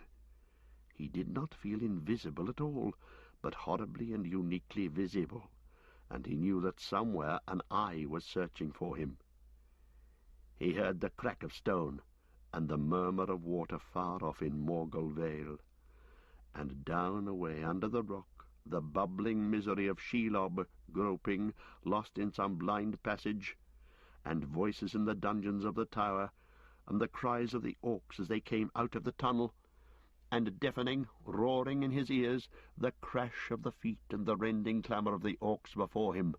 He shrank against the cliff, but they marched up like a phantom company, grey distorted figures in a mist, only dreams of fear with pale flames in their hands, and they passed him by. He cowered, trying to creep away into some cranny and to hide. He listened. The orcs from the tunnel and the others marching down had sighted one another, and both parties were now hurrying and shouting. He heard them both clearly, and he understood what they said. Perhaps the ring gave understanding of tongues, or simply understanding, especially of the servants of Sauron, its maker, so that if he gave heed, he understood and translated the thought to himself. Certainly the ring had grown greatly in power as it approached the places of its forging, but one thing it did not confer, and that was courage. At present Sam still thought only of hiding, of lying low till all was quiet again, and he listened anxiously. He could not tell how near the voices were. The words seemed almost in his ears. "Hola, Gorbag, what are you doing up here? Had enough of war already? Orders, you lubber. And what are you doing, Shagrat? Tired of lurking up there, thinking of coming down to fight? Orders to you. I'm in command of this pass, so speak civil. What's your report? Nothing. Aye! Aye! Aye! A yell broke into the exchanges of the leaders. The orcs lower down had suddenly seen something. They began to run. So did the others. Hey, holla! Here's something. Lying right in the road. A spy! A spy! There was a hoot of snarling horns and a babble of baying voices. With a dreadful stroke, Sam was wakened from his cowering mood. They had seen his master. What would they do? He had heard tales of the orcs to make the blood run cold. It could not be borne. He sprang up. He flung the quest and all his decisions away, and fear and doubt with them. He knew now where his place was and had been, at his master's side, though what he could do there was not clear. Back he ran down the steps, down the path towards Frodo. How many are there? He thought. 30 or 40 from the tower at least, and a lot more than that from down below, I guess. How many can I kill before they get me? They'll see the flame and the sword as soon as I draw it, and they'll get me sooner or later. I wonder if any song will ever mention it, how Samwise fell in the high pass and made a wall of bodies round his master. No, no song. Of course not, for the ring will be found, and there'll be no more songs. I can't help it. My place is by Mr. Frodo. They must understand that, Elrond and the council, and the great lords and ladies with all their wisdom. Their plans have gone wrong. I can't be their ring-bearer, not without Mr. Frodo. But the orcs were out of his dim sight now. He had had no time to consider himself, but now he realized that he was weary almost to exhaustion. His legs would not carry him as he wished. He was too slow. The path seemed miles long. Where had they all got to in the mist? There they were again. A good way ahead still. A cluster of figures round something lying on the ground. A few seemed to be darting this way and that, bent like dogs on a trail. He tried to make a spurt. "Come on, Sam," he said, "or you'll be too late again." He loosened the sword in its sheath. In a minute he would draw it, and then there was a wild clamour, hooting and laughing, as something was lifted from the ground. "Ya, oi! Ya, Harry, oi! Up, up!" Then a voice shouted, "Now off, the quick way, back to the Undergate. She'll not trouble us tonight by all the signs." The whole band of orc figures began to move. 4 in the middle were carrying a body high on their shoulders. "Ya, oi!" They had taken Frodo's body. They were off. He could not catch them up. Still he laboured on. The orcs reached the tunnel and were passing in. Those with the burden were first, and behind them there was a good deal of struggling and jostling. Sam came on. He drew the sword, a flicker of blue in his wavering hand, but they did not see it. Even as he came panting up, the last of them vanished into the black hole. For a moment he stood, gasping, clutching his breast. Then he drew his sleeve across his face, wiping away the grime and sweat and tears. "Curse the filth," he said, and sprang after them into the darkness. It no longer seemed very dark to him in the tunnel. Rather it was as if he had stepped out of a thin mist into a heavier fog. His weariness was growing, but his will hardened all the more. He thought he could see the light of torches a little way ahead, but try as he would, he could not catch them up. Orcs go fast in tunnels, and this tunnel they knew well, for in spite of Shelob they were forced to use it often as the swiftest way from the dead city over the mountains. In what far-off time the main tunnel and the great round pit had been made, where Shelob had taken up her abode in ages past, they did not know. But many byways they had delved about in on either side, so as to escape the lair in their goings to and fro on the business of their masters. Tonight they did not intend to go far down, but were hastening to find a side passage that led back to their watchtower on the cliff. Most of them were gleeful, delighted with what they had found and seen, and as they ran, they gabbled and yammered after the fashion of their kind. Sam heard the noise of their harsh voices, flat and hard in the dead air, and he could distinguish two voices from among all the rest. They were louder and nearer to him. The captains of the two parties seemed to be bringing up the rear, debating as they went. "Can't you stop your rebel making such a racket, Shagrat?" grunted the one. "We don't want Shelob on us." "Go on, Gorbeg. Yours are making more than half the noise," said the other. "But let the lads play. No need to worry about Shelob for a bit, I reckon. She's set on a nail, it seems, and we shan't cry about that. Didn't you see? A nasty mess all the way back to that cursed crack of hers. If we've stopped it once, we've stopped it 100 times. So let 'em laugh. And we've struck a bit of luck at last. Got something that Luke Bors wants." "Luke Bors wants it, eh? What is it, do you think? Elvish it looked to me, but undersized. What's the danger in a thing like that?" "Don't know till we've had a look." "Oh, so they haven't told you what to expect. They don't tell us all they know, do they? Not by half. But they can make mistakes, even the top ones can." "Shh, Gorbeg." Shagrat's voice was lowered, so that even with his strangely sharpened hearing Sam could only just catch what was said. "They may, but they've got eyes and ears everywhere, some among my lot, as like as not. But there's no doubt about it. They're troubled about something. The Nazgul down below are, by your account, and Luke Bors is too. Something's nearly slipped." "Nearly, you say?" said Gorbag. "All right," said Shagrat, "but we'll talk of that later. Wait till we get to the underway. There's a place there where we can talk a bit, while the lads go on." Shortly afterwards Sam saw the torches disappear. Then there was a rumbling noise, and just as he hurried up, a bump. As far as he could guess, the orcs had turned and gone into the very opening which Frodo and he had tried and found blocked. It was still blocked. There seemed to be a great stone in the way, but the orcs had got through somehow, for he could hear their voices on the other side. They were still running along, deeper and deeper into the mountain, back towards the tower. Sam felt desperate.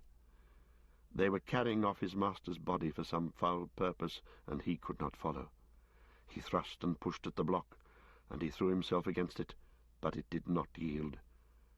Then, not far inside, or so he thought, he heard the two captains' voices talking again. He stood still listening for a while, hoping perhaps to learn something useful.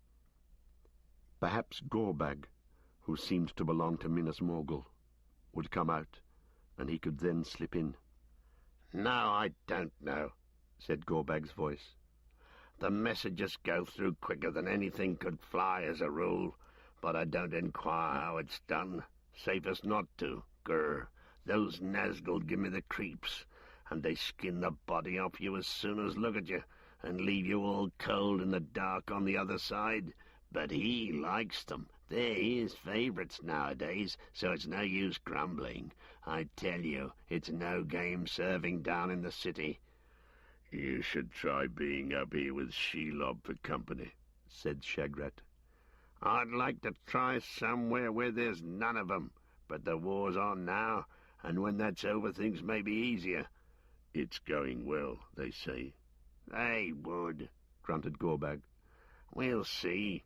But anyway, if it does go well, there should be a lot more room. What do you say? If we get a chance, you and me'll slip off and set up somewhere on our own with a few trusty lads. Somewhere where there's good loot, nice and handy, and no big bosses."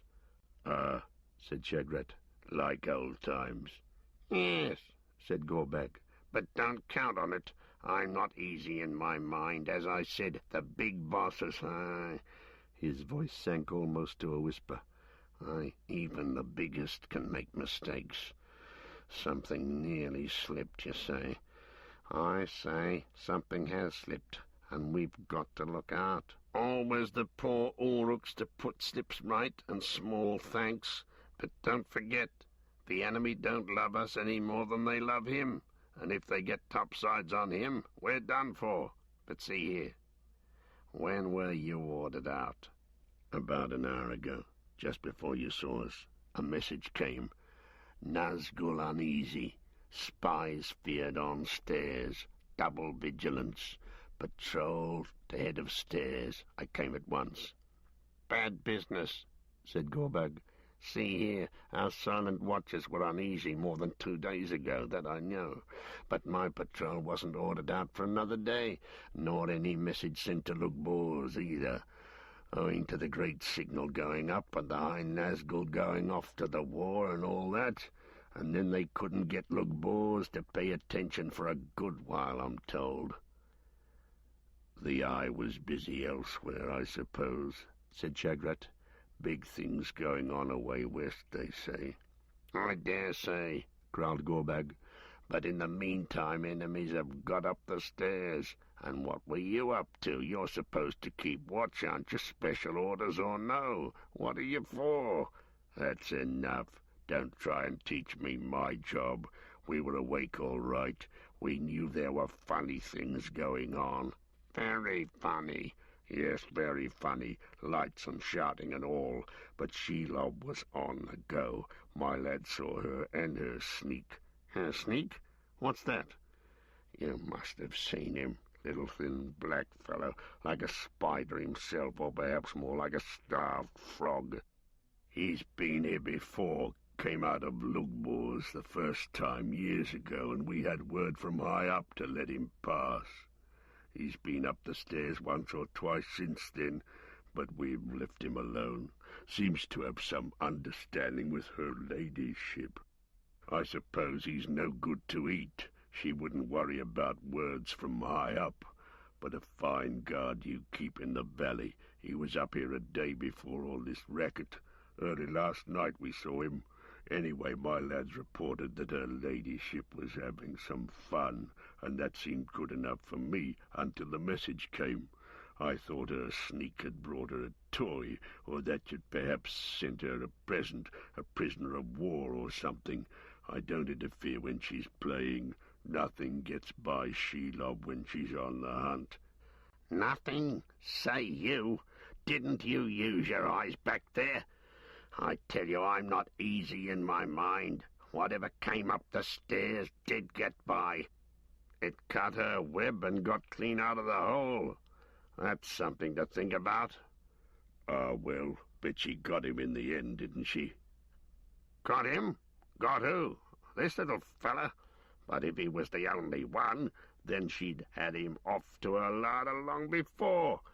And there he'd be now. And if Lugbors wanted him, you'd have to go and get him. Nice for you. But there was more than one.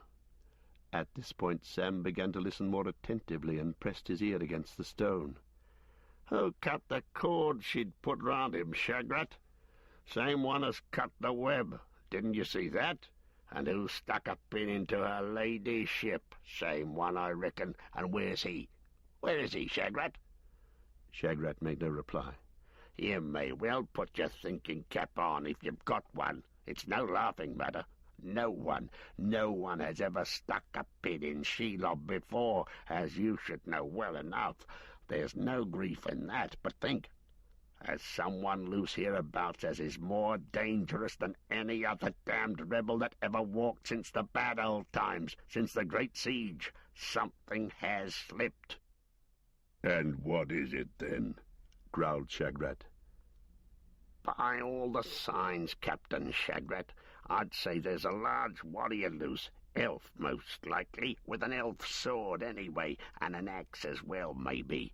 And he's loose in your bounds, too, and you've never spotted him. Very funny indeed. Gorbag spat. Sam smiled grimly at this description of himself. Ah, well, you always did take a gloomy view, said Shagrat. You can read the signs how you like, but there may be other ways to explain them. Anyway, I've got watches at every point, and I'm going to deal with one thing at a time. When I've had a look at the fellow we have fought, then I'll begin to worry about something else. It's my guess you won't find much in that little fellow, said Gorbag. He may have had nothing to do with the real mischief.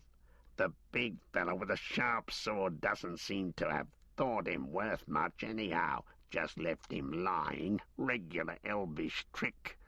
We'll see. Come on now. We've talked enough. Let's go and have a look at the prisoner. What are you going to do with him? Don't forget I spotted him first. If there's any game, me and my lads must be in it. Now, growled Shagrat. I have my orders, and it's more than my belly's worth or yours to break 'em. Any trespasser found by the guard is to be held at the tower. Prisoner is to be stripped. Full description of every article, garment, weapon, letter, ring, or trinket is to be sent to Lugboars at once, and to Lugboars only, and the prisoner is to be kept safe and intact, under pain of death for every member of the guard, until he sends or comes himself. That's plain enough, and that's what I'm going to do. Stripped, eh? said Gorbag. What? Teeth, nails, hair, and all? No, none of that. He's for Lugboars, I tell you. He's wanted safe and whole. You'll find that difficult, laughed Gorbag. He's nothing but carrion now. What Lugboars will do with such stuff I can't guess. He might as well go in the pot. You fool, snarled Shagrat. You've been talking very clever, but there's a lot you don't know, though most other folks do. You'll be for the pot or for Shelob if you don't take care. Carrion, is that all you know of her ladyship? When she binds with cords, she's after meat. She doesn't eat dead meat, nor suck cold blood. This fellow isn't dead. Sam reeled, clutching at the stone. He felt as if the whole dark world was turning upside down. So great was the shock that he almost swooned, but even as he fought to keep a hold on his senses, deep inside him he was aware of the comment, "You fool, he isn't dead, and your heart knew it. Don't trust your head, Samwise. It's not the best part of you. The trouble with you is that you never really had any hope. Now what is to be done?" For the moment nothing, but to prop himself against the unmoving stone and listen to the vile orc voices. "Gone," said Shagrat. "She's got more than one poison. When she's hunting, she just gives 'em a dab in the neck and they go as limp as boned fish, and then she has her way with them. Do you remember old Uftak? We lost him for days. Then we found him in a corner. Hanging up he was, but he was wide awake and glaring. How we laughed. She'd forgotten him, maybe, but we didn't touch him. No good interfering with her. Nah, this little filth. He'll wake up in a few hours, and beyond feeling a bit sick for a bit, he'll be all right, or would be if Lugboars would let him alone, and of course beyond wondering where he is and what's happened to him." "And what's going to happen to him?" laughed Gorbag. "We can tell him a few stories at any rate, if we can't do anything else. I don't suppose he's ever been in lovely Lugboars, so he may like to know what to expect. This is going to be more funny than I thought. Let's go." "There's going to be no fun, I tell you," said Shagrat. "And he's got to be kept safe, or we're all as good as dead." "All right, but if I were you, I'd catch the big one that's loose before you send in any report to Lugboars. It won't sound too pretty to say you've caught the kitten and let the cat escape." The voices began to move away. Sam heard the sound of feet receding. He was recovering from his shock, and now a wild fury was on him. "I've got it all wrong," he cried. "I knew I would. Now they've got him, the devils, the filth. Never leave your master, never, never. That was my right rule, and I knew it in my heart. May I be forgiven. Now I've got to get back to him, somehow. He drew his sword again and beat on the stone with the hilt, but it only gave out a dull sound. The sword, however, blazed so brightly now that he could see dimly in its light. To his surprise he noticed that the great block was shaped like a heavy door, and was less than twice his own height. Above it was a dark, blank space between the top and the low arch of the opening. It was probably only meant to be a stop against the intrusion of Shelob, fastened on the inside with some latch or bolt beyond the reach of her cunning. With his remaining strength, Sam leaped and caught the top, scrambled up and dropped, and then he ran madly, sword blazing in hand, round a bend and up a winding tunnel. The news that his master was still alive roused him to a last effort beyond thought of weariness. He could not see anything ahead, for this new passage twisted and turned constantly, but he thought he was catching the two orcs up. Their voices were growing nearer again. Now they seemed quite close. "That's what I'm going to do," said Shagrat in angry tones. "Put him right up in the top chamber." "What for?" growled Gorbag. "Haven't you any lock-ups down below?" "He's going out of harm's way, I tell you," answered Shagrat. "See, he's precious. I don't trust all my lads and none of yours, nor you neither when you're mad for fun. He's going where I want him, and where you won't come if you don't keep civil. Up to the top, I say. He'll be safe there." "Willie," said Sam, "you're forgetting the great big elvish warrior that's loose." And with that he raced round the last corner, only to find that by some trick of the tunnel, or of the hearing which the ring gave him, he had misjudged the distance. The two orc figures were still some way ahead. He could see them now, black and squat against the red glare. The passage ran straight at last, up an incline, and at the end, wide open, were great double doors, leading probably to deep chambers far below the high horn of the tower. Already the orcs with their burden had passed inside. Gorbag and Shagrat were drawing near the gate. Sam heard a burst of hoarse singing, blaring of horns and banging of gongs, a hideous clamour. Gorbag and Shagrat were already on the threshold. Sam yelled and brandished Sting, but his little voice was drowned in the tumult. No one heeded him. The great doors slammed to. Boom! The bars of iron fell into place inside. Clang! The gate was shut. Sam hurled himself against the bolted brazen plates and fell senseless to the ground. He was out in the darkness. Frodo was alive, but taken by the enemy. The End.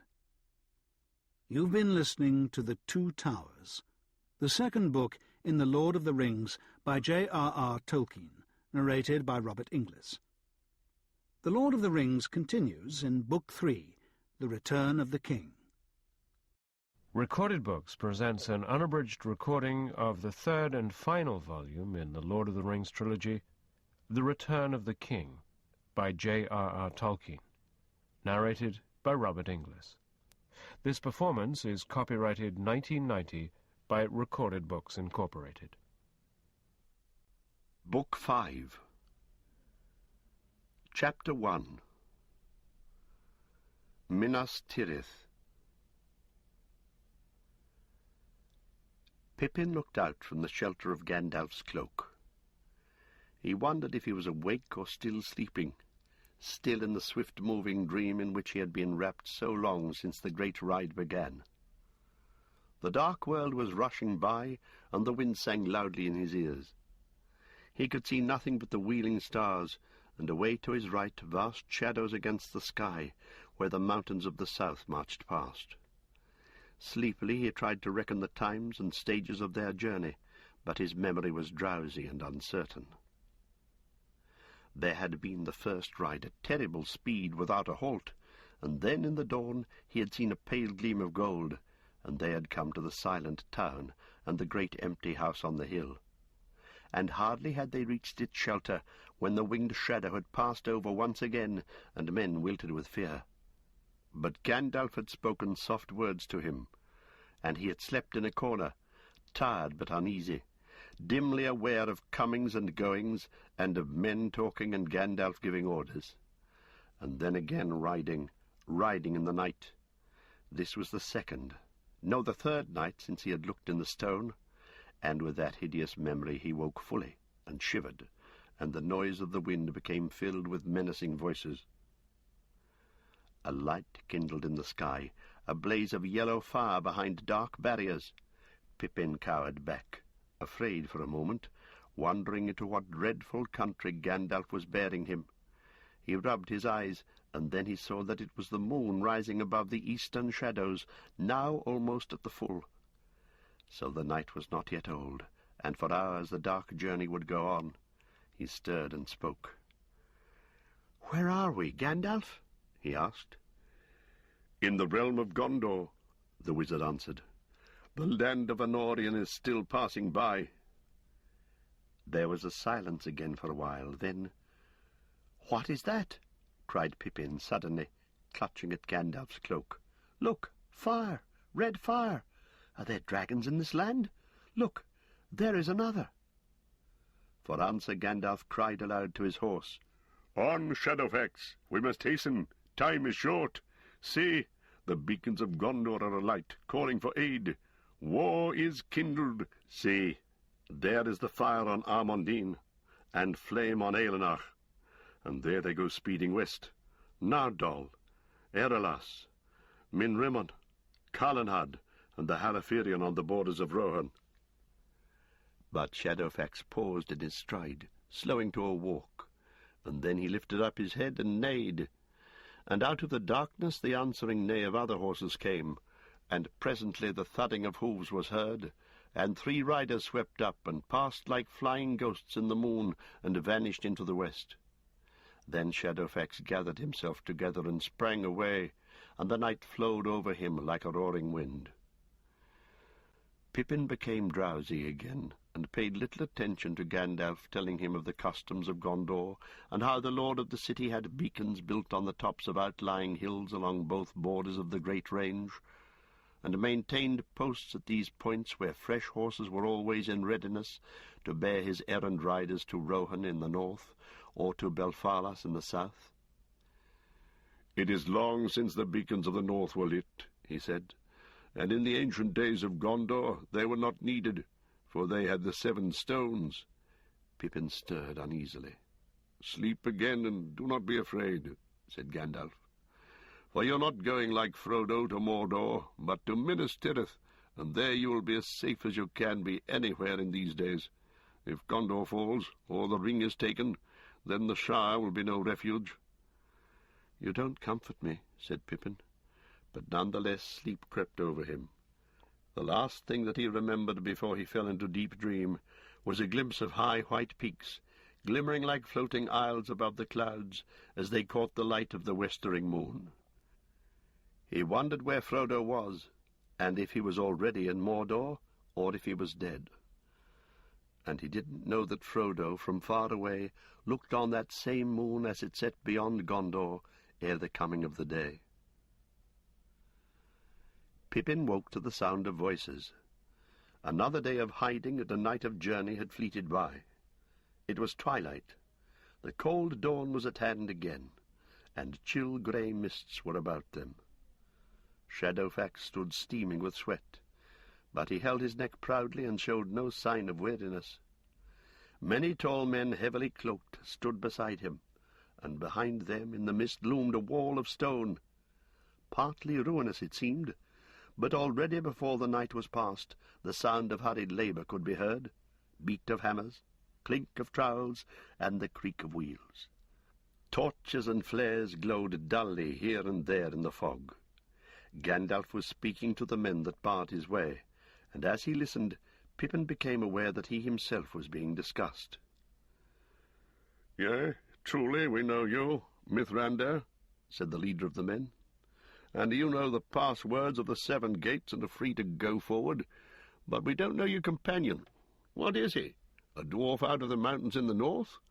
We wish for no strangers in the land at this time, unless they be mighty men of arms in whose faith and help we can trust." "I will vouch for him before the seat of Denethor," said Gandalf, "and as for valour, that cannot be computed by stature. He's passed through more battles and perils than you have, Ingold, though you be twice his height, and he comes now from the storming of Isengard, of which we bear tidings, and great weariness is on him, or I would wake him. His name is Peregrine, a very valiant man." "Man?" said Ingold dubiously, and the others laughed. "Man?" cried Pippin, now thoroughly aroused. "Man, indeed not. I am a hobbit, and no more valiant than I am a man, save perhaps now and again by necessity. Do not let Gandalf deceive you." "Many a doer of great deeds might say no more," said Ingold. "But what is a hobbit?" "A halfling," answered Gandalf. "Nay, not the one that was spoken of," he added, seeing the wonder in the men's faces. "Not he, yet one of his kindred." "Yes, and the one who journeyed with him," said Pippin. "And Boromir of your city was with us, and he saved me in the snows of the north, and at the last he was slain defending me from many foes." "Peace," said Gandalf. "The news of that grief should have been told first to the father." "It has been guessed already," said Ingold, "for there have been strange portents here of late. But pass on now, quickly, for the Lord of Minas Tirith will be eager to see any that bear the latest tidings of his son, be he man or—" "Hobbit," said Pippin. "Little service can I offer to your lord, but what I can do, I would do, remembering Boromir the Brave." "Fare you well," said Ingold, and the men made way for Shadowfax, and he passed through a narrow gate in the wall. "May you bring good counsel to Denethor in his need, and to us all, Mithrandir," Ingold cried. "But you come with tidings of grief and danger, as is your wont, they say." "Because I come seldom but when my help is needed," answered Gandalf. "And as for counsel, to you I would say that you are over late in repairing the wall of the Pelennor. Courage will now be your best defence against the storm that is at hand. That and such hope as I bring. For not all the tidings that I bring are evil, but leave your trowels and sharpen your swords." "The work will be finished ere evening," said Ingold. "This is the last portion of the wall to be put in defence, the least open to attack, for it looks towards our friends of Rohan. Do you know aught of them? Will they answer the summons, think you?" "Yes, they will come, but they've fought many battles at your back. This road and no road looks towards safety any longer. Be vigilant. But for Gandalf Stormcrow, you would have seen a host of foes coming out of Anorion and no riders of Rohan. And you may yet. Fare you well, and sleep not." Gandalf passed now into the wide land before the Ramas Echor. So the men of Gondor called the outwall that they had built with great labour after Ithilien fell under the shadow of their enemy. For 10 leagues or more it ran from the mountain's feet and so back again, enclosing in its fence the fields of the Pelennor, fair and fertile townlands on the long slopes and terraces falling to the deep levels of the Anduin. At its furthest point from the great gate of the city, northeastward, the wall was 4 leagues distant, and there from a frowning bank it overlooked the long flats beside the river, and men had made it high and strong. For at that point, upon a walled causeway, the road came in from the fords and bridges of Osgiliath, and passed through a guarded gate between embattled towers. At its nearest point the wall was little more than 1 league from the city, and that was southeastward. There Anduin, going in a wide knee about the hills of Eminanen in South Ithilien, bent sharply west, and the outwall rose upon its very brink, and beneath it lay the quays and landings of the Harlond, for craft that came upstream from the southern fiefs. The townlands were rich, with wide tilth and many orchards, and homesteads there were with oast and garner, fold and byre, and many rills rippling through the green from the highlands down to Anduin. Yet the herdsmen and husbandmen that dwelt there were not many, and the most part of the people of Gondor lived in the 7 circles of the city, or in the high vales of the mountain borders, in Losanach, or further south, in fair Lebenin with its 5 swift streams. There dwelt a hardy folk between the mountains and the sea. They were reckoned men of Gondor, yet their blood was mingled, and there were short and swarthy folk among them whose sires came more from the forgotten men who housed in the shadows of the hills in the dark years ere the coming of the kings. But beyond, in the great fief of Belfalas, dwelt Prince Imrahil in his castle of Dol Amroth by the sea, and he was of high blood, and his folk also, tall men and proud, with sea-grey eyes. Now after Gandalf had ridden for some time, the light of day grew in the sky, and Pippin roused himself and looked up. To his left lay a sea of mist, rising to a bleak shadow in the east, but to his right great mountains reared their heads, ranging from the west to a steep and sudden end, as if in the making of the land the river had burst through a great barrier, carving out a mighty valley to be a land of battle and debate in times to come. And there where the white mountains of Ered Nimraeus came to their end, he saw, as Gandalf had promised, the dark mass of Mount Mindolluin, the deep purple shadows of its high glens, and its tall face whitening in the rising day. And upon its outthrust knee was the guarded city, with its 7 walls of stone so strong and old that it seemed to have been not builded but carven by giants out of the bones of the earth. Even as Pippin gazed in wonder, the walls passed from looming grey to white, blushing faintly in the dawn, and suddenly the sun climbed over the eastern shadow and sent forth a shaft that smote the face of the city. Then Pippin cried aloud, for the tower of Ecthelion, standing high within the topmost wall, shone out against the sky, glimmering like a spike of pearl and silver, tall and fair and shapely, and its pinnacle glittered as if it were wrought of crystals, and white banners broke and fluttered from the battlements in the morning breeze, and high and far he heard a clear ringing as of silver trumpets. So Gandalf and Peregrine rode to the great gate of the men of Gondor at the rising of the sun, and its iron doors rolled back before them. "Mithrandir! Mithrandir!" men cried. "Now we know that the storm is nigh indeed." "It is upon you," said Gandalf. "I have ridden on its wings. Let me pass. I must come to your Lord Denethor while his stewardship lasts. Whatever betide, you have come to the end of the Gondor that you have known. Let me pass." Then men fell back before the command of his voice and questioned him no further, though they gazed in wonder at the hobbit that sat before him and at the horse that bore him. For the people of the city used horses very little, and they were seldom seen in their streets, save only those ridden by the errand-riders of their lord. And they said, "Surely that is one of the great steeds of the King of Rohan. Maybe the Rohirrim will come soon to strengthen us." But Shadowfax walked proudly up the long, winding road. For the fashion of Minas Tirith was such that it was built on 7 levels, each delved into the hill, and about each was set a wall, and in each wall was a gate. But the gates were not set in a line.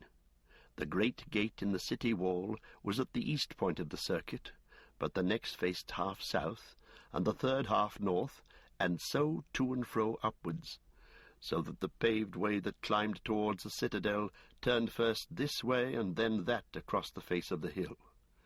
And each time that it passed the line of the great gate, it went through an arched tunnel, piercing a vast pier of rock, whose huge outthrust bulk divided in 2 all the circles of the city, save the first. For partly in the primeval shaping of the hill, partly by the mighty craft and labour of old, there stood up from the rear of the wide court behind the gate a towering bastion of stone, its edge sharp as a ship keel facing east. Up it rose, even to the level of the topmost circle, and there was crowned by a battlement, so that those in the citadel might, like mariners in a mountainous ship, look from its peak sheer down upon the gate 700 feet below. The entrance to the citadel also looked eastward, but was delved in the heart of the rock. Thence a long lamp-lit slope ran up to the 7th gate. Thus men reached at last the high court, and the place of the fountain before the feet of the White Tower, tall and shapely, 50 fathoms from its base to the pinnacle, where the banner of the stewards floated 1,000 feet above the plain. A strong citadel it was indeed, and not to be taken by a host of enemies, if there were any within that could hold weapons, unless some foe could come behind and scale the lower skirts of Mindolluin, and so come upon the narrow shoulder that joined the hill of Guard to the mountain mass. But that shoulder, which rose to the height of the 5th wall, was hedged with great ramparts right up to the precipice that overhung its western end, and in that space stood the houses and domed tombs of bygone kings and lords, forever silent between the mountain and the tower. Pippin gazed in growing wonder at the great stone city, vaster and more splendid than anything that he had dreamed of, greater and stronger than Isengard, and far more beautiful. Yet it was in truth falling year by year into decay, and already it lacked half the men that could have dwelt at ease there. In every street they passed some great house or court over whose doors and arched gates were carved many fair letters of strange and ancient shapes, names, Pippin guessed, of great men and kindreds that had once dwelt there. And yet now they were silent, and no footsteps rang on their wide pavements, no voice was heard in their halls, nor any face looked out from door or empty window. At last they came out of shadow to the 7th gate, and the warm sun that shone down beyond the river, as Frodo walked in the glades of Ithilien, glowed here on the smooth walls and rooted pillars, and the great arch with keystone carven in the likeness of a crowned and kingly head. Gandalf dismounted, for no horse was allowed in the citadel, and Shadowfax suffered himself to be led away at the soft words of his master. The guards of the gate were robed in black, and their helms were of strange shape, high-crowned, with long cheek-guards close-fitting to the face, and above the cheek-guards were set the white wings of sea-birds. But the helms gleamed with a flame of silver, for they were indeed wrought of mithril, heirlooms from the glory of old days. Upon the black surcoats were embroidered in white a tree blossoming like snow beneath a silver crown and many pointed stars. This was the livery of the heirs of Elendil, and none wore it now in all Gondor, save the guards of the citadel before the court of the fountain where the white tree once had grown. Already it seemed that word of their coming had gone before them, and at once they were admitted, silently and without question. Quickly Gandalf strode across the white-paved court. A sweet fountain played there in the morning sun, and a sward of bright green lay about it. But in the midst, drooping over the pool, stood a dead tree, and the falling drops dripped sadly from its barren and broken branches back into the clear water. Pippin glanced at it as he hurried after Gandalf. It looked mournful, he thought, and he wondered why the dead tree was left in this place where everything else was well tended. 7 stars and 7 stones and 1 white tree. The words that Gandalf had murmured came back into his mind, and then he found himself at the doors of the great hall beneath the gleaming tower, and behind the wizard he passed the tall, silent door-wardens and entered the cool, echoing shadows of the House of Stone. They walked down a paved passage, long and empty, and as they went, Gandalf spoke softly to Pippin. "Be careful of your words, Master Peregrine. This is no time for hobbit pertness. Theoden is a kindly old man. Denethor is of another sort, proud and subtle, a man of far greater lineage and power, though he is not called a king. But he will speak most to you, and question you much, since you can tell him of his son Boromir. He loved him greatly, too much perhaps, and the more so because they were unlike. But under cover of this love he will think it easier to learn what he wishes from you rather than from me. Do not tell him more than you need, and leave quiet the matter of Frodo's errand. I will deal with that in due time. And say nothing about Aragorn either, unless you must." "Why not? What's wrong with Strider?" Pippin whispered. "He meant to come here, didn't he? And he'll be arriving soon himself, anyway." Maybe, said Gandalf.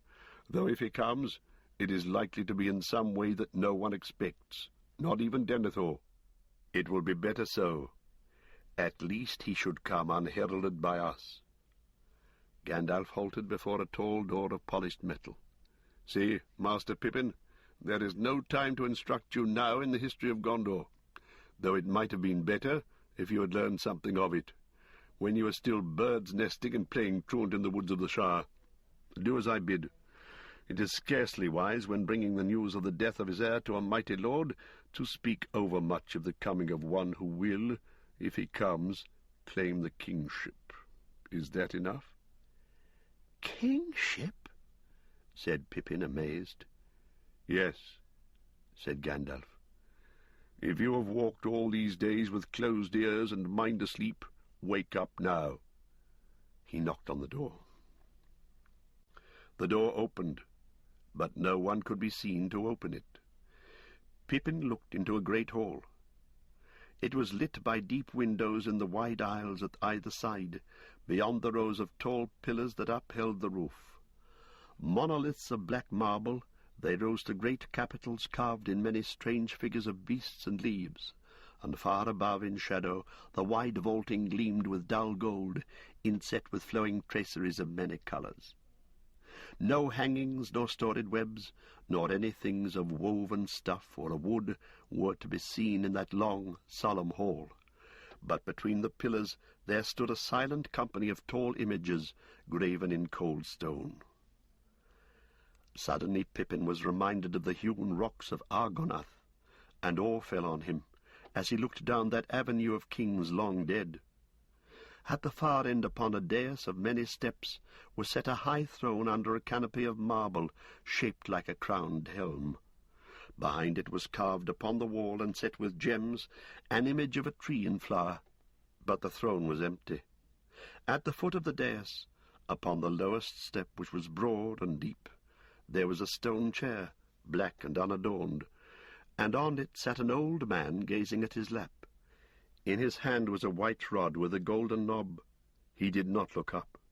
Solemnly they paced the long floor towards him, until they stood 3 paces from his footstool. Then Gandalf spoke. "Hail, Lord and Steward of Minas Tirith, Denethor, son of Ecthelion. I am come with counsel and tidings in this dark hour." Then the old man looked up.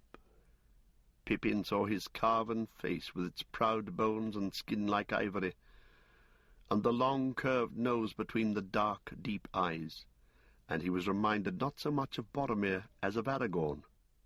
"Dark indeed is the hour," said the old man, "and at such times you are wont to come, Mithrandir. But though all the signs forebode that the doom of Gondor is drawing nigh, less now to me is that darkness than my own darkness. It has been told to me that you bring with you one who saw my son die. Is this he?" "It is," said Gandalf, "one of the twain. The other is with Theoden of Rohan, and may come hereafter. Halflings they are, as you see, yet this is not he of whom the omens spoke." "Yet a halfling still," said Denethor grimly, "and little love do I bear the name, since those accursed words came to trouble our counsels and drew away my son on the wild errand to his death. My Boromir, now we have need of you. Faramir should have gone in his stead." "He would have gone," said Gandalf. "Be not unjust in your grief. Boromir claimed the errand, and would not suffer any other to have it. He was a masterful man, and one to take what he desired. I journeyed far with him, and learned much of his mood. But you speak of his death. You have had news of that ere we came?" "I received this," said Denethor, and laying down his rod he lifted from his lap the thing that he had been gazing at. In each hand He held up one half of a great horn cloven through the middle, a wild ox horn bound with silver. "That is the horn that Boromir always wore," cried Pippin. "Verily," said Denethor, "and in my turn I bore it, and so did each eldest son of our house, far back into the vanished years before the feigning of the kings, since Vorondil, father of Mardil, hunted the wild kine of Aror in the far fields of Rhûn. I heard it blowing dim upon the northern marches 13 days ago, and the river brought it to me, broken. It will wind no more." He paused, and there was a heavy silence. Suddenly he turned his black glance upon Pippin. "What say you to that, halfling?" 13 days, faltered Pippin. "Yes, I think that would be so. Yes, I stood beside him as he blew the horn, but no help came, only more orcs." "So," said Denethor, looking keenly at Pippin's face, "you were there. Tell me more. Why did no help come? And how did you escape? And yet he did not, so mighty a man as he was, and only orcs to withstand him." Pippin flushed and forgot his fear. "The mightiest man may be slain by one arrow," he said, "and Boromir was pierced by many. When last I saw him, he sank beside a tree and plucked a black-feathered shaft from his side. Then I swooned and was made a captive. I saw him no more, and know no more, but I honour his memory, for he was very valiant. He died to save us, my kinsman Meriadoc and myself, waylaid in the woods by the soldiery of the Dark Lord, and though he fell and failed, my gratitude is none the less." Then Pippin looked the old man in the eye, for pride stirred strangely within him, still stung by the scorn and suspicion in that cold voice. "Little service, no doubt, will so great a lord of men think to find in a hobbit, a halfling from the northern shire, yet such as it is, I will offer it, in payment of my debt." Twitching aside his grey cloak, Pippin drew forth his small sword and laid it at Denethor's feet. A pale smile, like a gleam of cold sun on a winter's evening, passed over the old man's face, but he bent his head and held out his hand, laying the shards of the horn aside. "Give me the weapon," he said. Pippin lifted it and presented the hilt to him. "Whence came this?" said Denethor. "Many, many years lie on it. Surely this is a blade wrought by our own kindred in the north, in the deep past." As he spoke, he struck a small silver gong that stood near his footstool, and at once servants came forward. Pippin saw then that they had been standing in alcoves on either side of the door, unseen as he and Gandalf entered. "Bring wine and food and seats for the guests," said Denethor, "and see that none trouble us for 1 hour." "It is all that I have to spare, for there is much else to heed," he said to Gandalf. "Much of more import, it may seem, and yet to me less pressing. But maybe we can speak again at the end of the day." "And earlier, it is to be hoped," said Gandalf, "for I've not ridden hither from Isengard 150 leagues, with the speed of wind, only to bring you one small warrior, however courteous. Is it naught to you that Theoden has fought a great battle, and that Isengard is overthrown, and that I have broken the staff of Saruman?" "It is much to me, but I know already sufficient of these deeds for my own counsel against the menace of the East."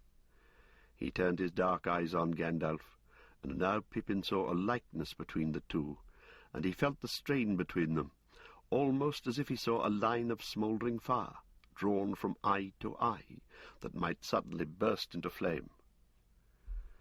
Denethor looked indeed much more like a great wizard than Gandalf did, more kingly, beautiful, and powerful, and older. Yet by a sense other than sight, Pippin perceived that Gandalf had the greater power and the deeper wisdom, and a majesty that was veiled. And he was older, far older. How much older, he wondered, and then he thought how odd it was that he had never thought about it before. Treebeard had said something about wizards, but even then he had not thought of Gandalf as one of them. What was Gandalf? In what far time and place did he come into the world, and when would he leave it? And then his musings broke off, and he saw that Denethor and Gandalf still looked each other in the eye, as if reading the other's mind. But it was Denethor who first withdrew his gaze. "Yea," he said, "for though the stones be lost, they say, still the lords of Gondor have keener sight than lesser men, and many messages come to them. But sit now." Then men came bearing a chair and a low stool, and one brought a salver, with a silver flagon and cups and white cakes. Pippin sat down, but he could not take his eyes from the old lord. Was it so, or had he only imagined it, that as he spoke of the stones a sudden gleam of his eye had glanced upon Pippin's face? "Now tell me your tale, my liege," said Denethor, half kindly, half mockingly, "for the words of one whom my son so befriended will be welcome indeed." Pippin never forgot that hour in the great hall under the piercing eye of the Lord of Gondor, stabbed ever and anon by his shrewd questions, and all the while conscious of Gandalf at his side, watching and listening, and, so Pippin felt, holding in check a rising wrath and impatience. When the hour was over and Denethor again rang the gong, Pippin felt worn out. "It cannot be more than 9 o'clock," he thought. "I could now eat 3 breakfasts on end." "Lead the Lord Mithrandir to the housing prepared for him," said Denethor, "and his companion may lodge with him for the present, if he will. But be it known that I have now sworn him to my service, and he shall be known as Peregrine, son of Paladin, and taught the lesser passwords. Send word to the captains that they shall wait on me here as soon as may be after the 3rd hour is rung. And you, my lord Mithrandir, shall come too, as and when you will. None shall hinder your coming to me at any time, save only in my brief hours of sleep. Let your wrath at an old man's folly run off, and then return to my comfort." "Folly?" said Gandalf. "Nay, my lord, when you are a dotard you will die. You can use even your grief as a cloak. Do you think that I do not understand your purpose in questioning for an hour one who knows the least, while I sit by?" "If you understand it, then be content," retorted Denethor. "Pride would be folly that disdained help and counsel at need, but you deal out such gifts according to your own designs. Yet the Lord of Gondor is not to be made the tool of other men's purposes, however worthy, and to him there is no purpose higher in the world as it now stands than the good of Gondor, and the rule of Gondor, my lord, is mine and no other man's, unless the king should come again." "Unless the king should come again," said Gandalf. "Well, my lord steward, it is your task to keep some kingdom still against that event, which few now look to see. In that task you shall have all the aid that you are pleased to ask for. But I will say this. The rule of no realm is mine, neither of Gondor nor any other, great or small. But all worthy things that are in peril as the world now stands, those are my care. And for my part, I shall not wholly fail of my task, though Gondor should perish, if anything passes through this night that can still grow fair or bear fruit and flower again in days to come. For I also am a steward, did you not know?" And with that he turned and strode from the hall with Pippin running at his side. Gandalf didn't look at Pippin or speak a word to him as they went. Their guide brought them from the doors of the hall, and then led them across the court of the fountain into a lane between tall buildings of stone. After several turns they came to a house close to the wall of the citadel upon the north side, not far from the shoulder that linked the hill with the mountain. Within, upon the first floor above the street, up a wide carven stair, he showed them to a fair room, light and airy, with goodly hangings of dull gold sheen unfigured. It was sparely furnished, having but a small table, 2 chairs, and a bench, but at either side there were curtained alcoves and well-clad beds within, with vessels and basins for washing. There were 3 high narrow windows that looked northward over the great curve of Anduin, still shrouded in mists, towards the Emin Muil and Rauros far away. Pippin had to climb on the bench to look out over the deep stone sill. "Are you angry with me, Gandalf?" he said, as their guide went out and closed the door. "I did the best I could."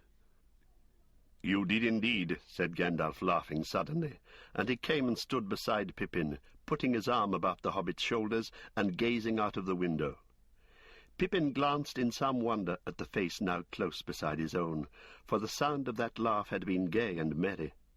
Yet in the wizard's face he saw at first only lines of care and sorrow, though as he looked more intently he perceived that under all there was a great joy, a fountain of mirth enough to set a kingdom laughing, were it to gush forth.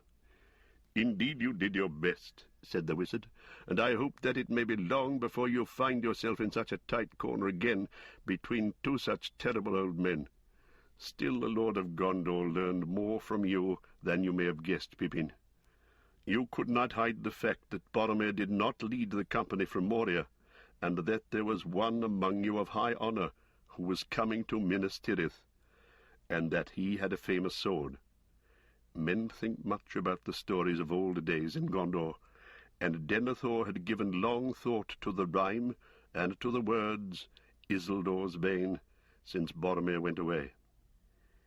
He is not as other men of this time, Pippin, and whatever be his descent from father to son, by some chance the blood of Westerness runs nearly true in him, as it does in his other son Faramir, and yet did not in Boromir, whom he loved best. He has long sight. He can perceive, if he bends his will thither, much of what is passing in the minds of men, even of those that dwell far off. It is difficult to deceive him, and dangerous to try. Remember that, for you are now sworn to his service. I don't know what put it into your head or your heart to do that, but it was well done. I didn't hinder it, for generous deed should not be checked by cold counsel. It touched his heart as well, may I say it, as pleasing his humour. And at least you are free now to move about as you will in Minas Tirith, when you are not on duty. For there is another side to it. You are at his command, and he will not forget. Be wary still." He fell silent and sighed. "Well, no need to brood on what tomorrow may bring. For one thing, tomorrow will be certain to bring worse than today, for many days to come. And there is nothing more that I can do to help it. The board is set and the pieces are moving. One piece that I greatly desire to find is Faramir, now the heir of Denethor. I don't think that he's in the city, but I have had no time to gather news. I must go, Pippin. I must go to this Lord's council and learn what I can. But the enemy has the move, and he's about to open his full game, and pawns are likely to see as much of it as any. Peregrine, son of Peladin, soldier of Gondor, sharpen your blade." Gandalf went to the door, and there he turned. "I'm in haste, Pippin," he said. "Do me a favour when you go out. Even before you rest, if you're not too weary, go and find Shadowfax and see how he's housed. These people are kindly to beasts, for they are a good and wise folk, but they have less skill with horses than some." With that Gandalf went out, and as he did so, there came the note of a clear, sweet bell ringing in the tower of the citadel. 3 strokes it rang, like silver in the air, and ceased, the 3rd hour from the rising of the sun. After a minute Pippin went to the door and down the stair and looked about the street. The sun was now shining warm and bright, and the towers and tall houses cast long, clear-cut shadows westward. High in the blue air, Mount Mindolluin lifted its white helm and snowy cloak. Armed men went to and fro in the ways of the city, as if going at the striking of the hour to changes of post and duty. 9 o'clock we'd call it in the Shire, said Pippin aloud to himself. Just the time for a nice breakfast by the open window in spring sunshine. And how I should like breakfast. Do these people ever have it, or is it over? And when do they have dinner, and where?" Presently I noticed a man, clad in black and white, coming along the narrow street from the centre of the citadel towards him. Pippin felt lonely, and made up his mind to speak as the man passed. But he had no need. The man came straight up to him. "You are Peregrine the Halfling," he said. "I am told that you have been sworn to the service of the Lord and of the city. Welcome." He held out his hand, and Pippin took it. "I am named Beregond, son of Baranor. I have no duty this morning, and I've been sent to you to teach you the passwords, and to tell you some of the many things that no doubt you'll wish to know. And for my part, I would learn of you also. For never before have we seen a halfling in this land, and though we've heard rumour of them, little is said of them in any tale that we know. Moreover, you're a friend of Mithrander. Do you know him well?" "Well," said Pippin, "I've known of him all my short life, as you might say, and lately I've travelled far with him. But there is much to read in that book, and I cannot claim to have seen more than a page or two. Yet perhaps I know him as well as any but a few. Aragorn was the only one of our company, I think, who really knew him." "Aragorn?" said Beregond. "Who is he?" "Oh," stammered Pippin, "he was a man who went about with us. I think he is in Rohan now." "You have been in Rohan, I hear? There is much that I would ask you of that land also, for we put much of what little hope we have in its people. But I am forgetting my errand, which was first to answer what you would ask. What would you know, Master Peregrine?" Well," said Pippin, "if I may venture to say so, rather a burning question in my mind at present is, well, what about breakfast and all that? I mean, what are the meal times, if you understand me, and where is the dining room, if there is one, and the inns? I looked, but never a one could I see as we rode up, though I'd been borne up by the hope of a draught of ale as soon as we came to the homes of wise and courtly men." Beregond looked at him gravely. "An old campaigner, I see," he said. "They say that men who go warring afield look ever to the next hope of food and of drink, though I am not a travelled man myself. Then you have not eaten to-day?" "Well, yes, to speak in courtesy, yes," said Pippin, "but no more than a cup of wine and a white cake or two by the kindness of your lord. But he racked me for it with an hour of questions, and that is hungry work." Beregond laughed. "At the table small men may do the greater deeds, we say. But you have broken your fast as well as any man in the citadel, and with greater honour. This is a fortress and a tower of guard, and is now in posture of war. We rise ere the sun, and take a morsel in the grey light, and go to our duties at the opening hour. But do not despair." He laughed again, seeing the dismay in Pippin's face. "Those who have had heavy duty take somewhat to refresh their strength in the mid-morning. Then there is the luncheon at noon or after, as duties allow, and men gather for the day meal, and such mirth as there still may be, after the hour of sunset. Come, we will walk a little, and then go find us some refreshment, and eat and drink on the battlement, and survey the fair morning." "One moment," said Pippin, blushing. "Greed or hunger by your courtesy, put it out of my mind. But Gandalf, Mithrander, as you call him, asked me to see to his horse, Shadowfax, a great steed of Rohan, and the apple of the king's eye, I'm told, though he has given him to Mithrander for his services.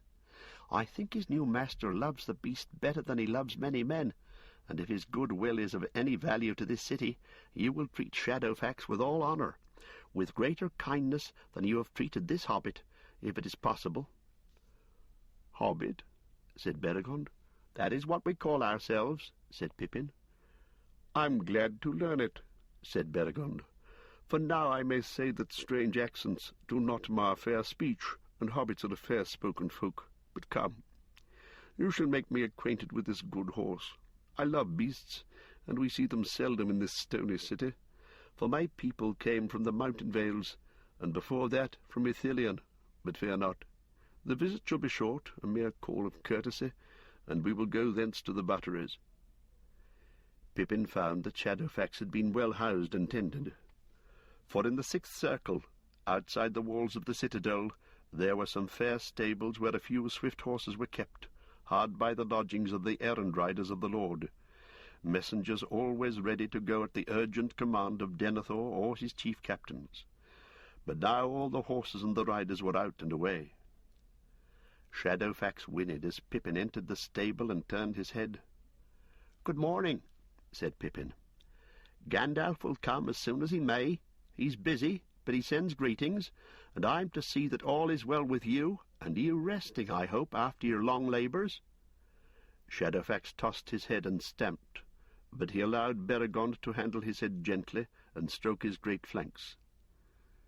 "He looks as if he was spoiling for a race, and not newly come from a great journey," said Beregond. "How strong and proud he is! Where is his harness? It should be rich and fair." "None is rich and fair enough for him," said Pippin. "He will have none. If he will consent to bear you he does, and if not, well, no bit, bridle, whip, or thong will tame him. Farewell, Shadowfax. Have patience. Battle is coming." Shadowfax lifted up his head and neighed, so that the stable shook, and they covered their ears. Then they took their leave, seeing that the manger was well filled. "And now for our manger," said Beregond, and he led Pippin back to the citadel, and so to a door in the north side of the great tower. There they went down a long, cool stair into a wide alley lit with lamps. There were hatches in the walls at the side, and one of these was open. "This is the storehouse and buttery of my company of the guard," said Beregond. "Greetings, Targon," he called through the hatch. "It's early yet, but here is a newcomer that the Lord has taken into his service. He's ridden long and far, with a tight belt, and has had sore labour this morning, and he's hungry. Give us what you have." They got their bread and butter and cheese and apples, the last of the winter store, wrinkled but sound and sweet, and a leather flagon of new-drawn ale, and wooden platters and cups. They put all into a wicker basket and climbed back into the sun. And Beregond brought Pippin to a place at the east end of the great outthrust battlement, where there was an embrasure in the walls with a stone seat beneath the sill. From there they could look out on the morning over the world. They ate and drank, and they talked now of Gondor and its ways and customs, now of the Shire and the strange countries that Pippin had seen. And ever as they talked, Beregond was more amazed, and looked with greater wonder at the hobbit, swinging his short legs as he sat on the seat, or standing tiptoe upon it to peer over the sill at the lands below. "I will not hide from you, Master Peregrine," said Beregond, "that to us you look almost as one of our children, a lad of 9 summers or so, and yet you have endured perils and seen marvels that few of our greybeards could boast of. I thought it was the whim of our lord to take him a noble page, after the manner of the kings of old, they say, but I see that it is not so, and you must pardon my foolishness." "I do," said Pippin, "though you're not far wrong. I'm still little more than a boy in the reckoning of my own people, and it will be 4 years yet before I come of age, as we say in the Shire.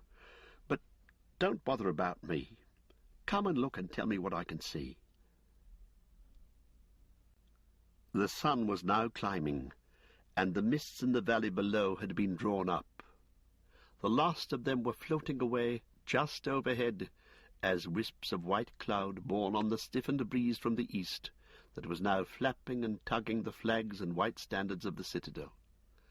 Away down in the valley bottom, 5 leagues or so as the eye leaps, the great river could now be seen grey and glittering, coming out of the northwest, and bending in a mighty sweep south and west again, till it was lost to view in a haze and shimmer, far beyond which lay the sea 50 leagues away.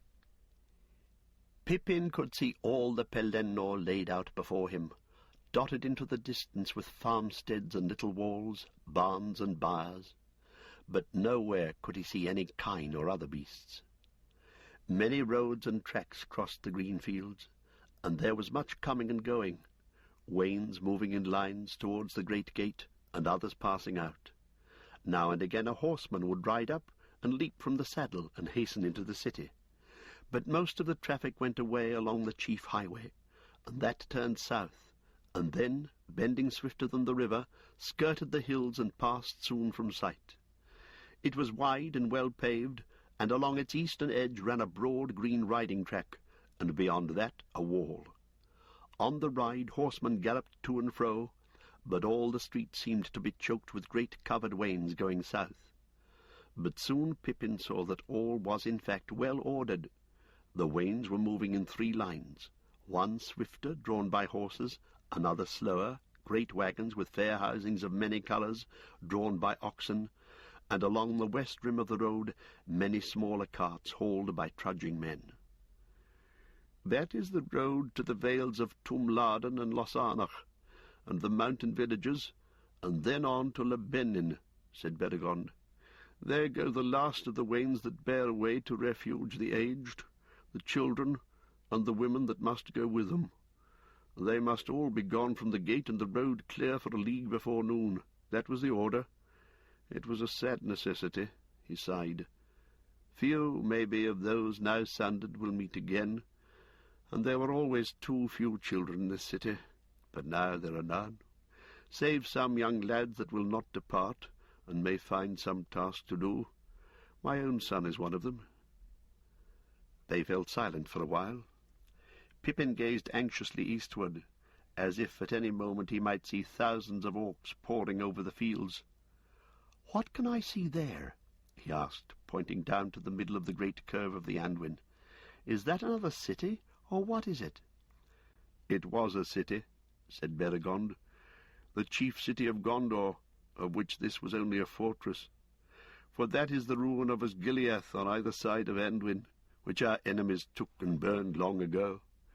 Yet we won it back in the days of the youth of Denethor, not to dwell in, but to hold as an outpost, and to rebuild the bridge for the passage of our arms. And then came the fell riders out of Minas Morgul." "The Black Riders?" said Pippin, opening his eyes, and they were white and dark, with an old fear reawakened.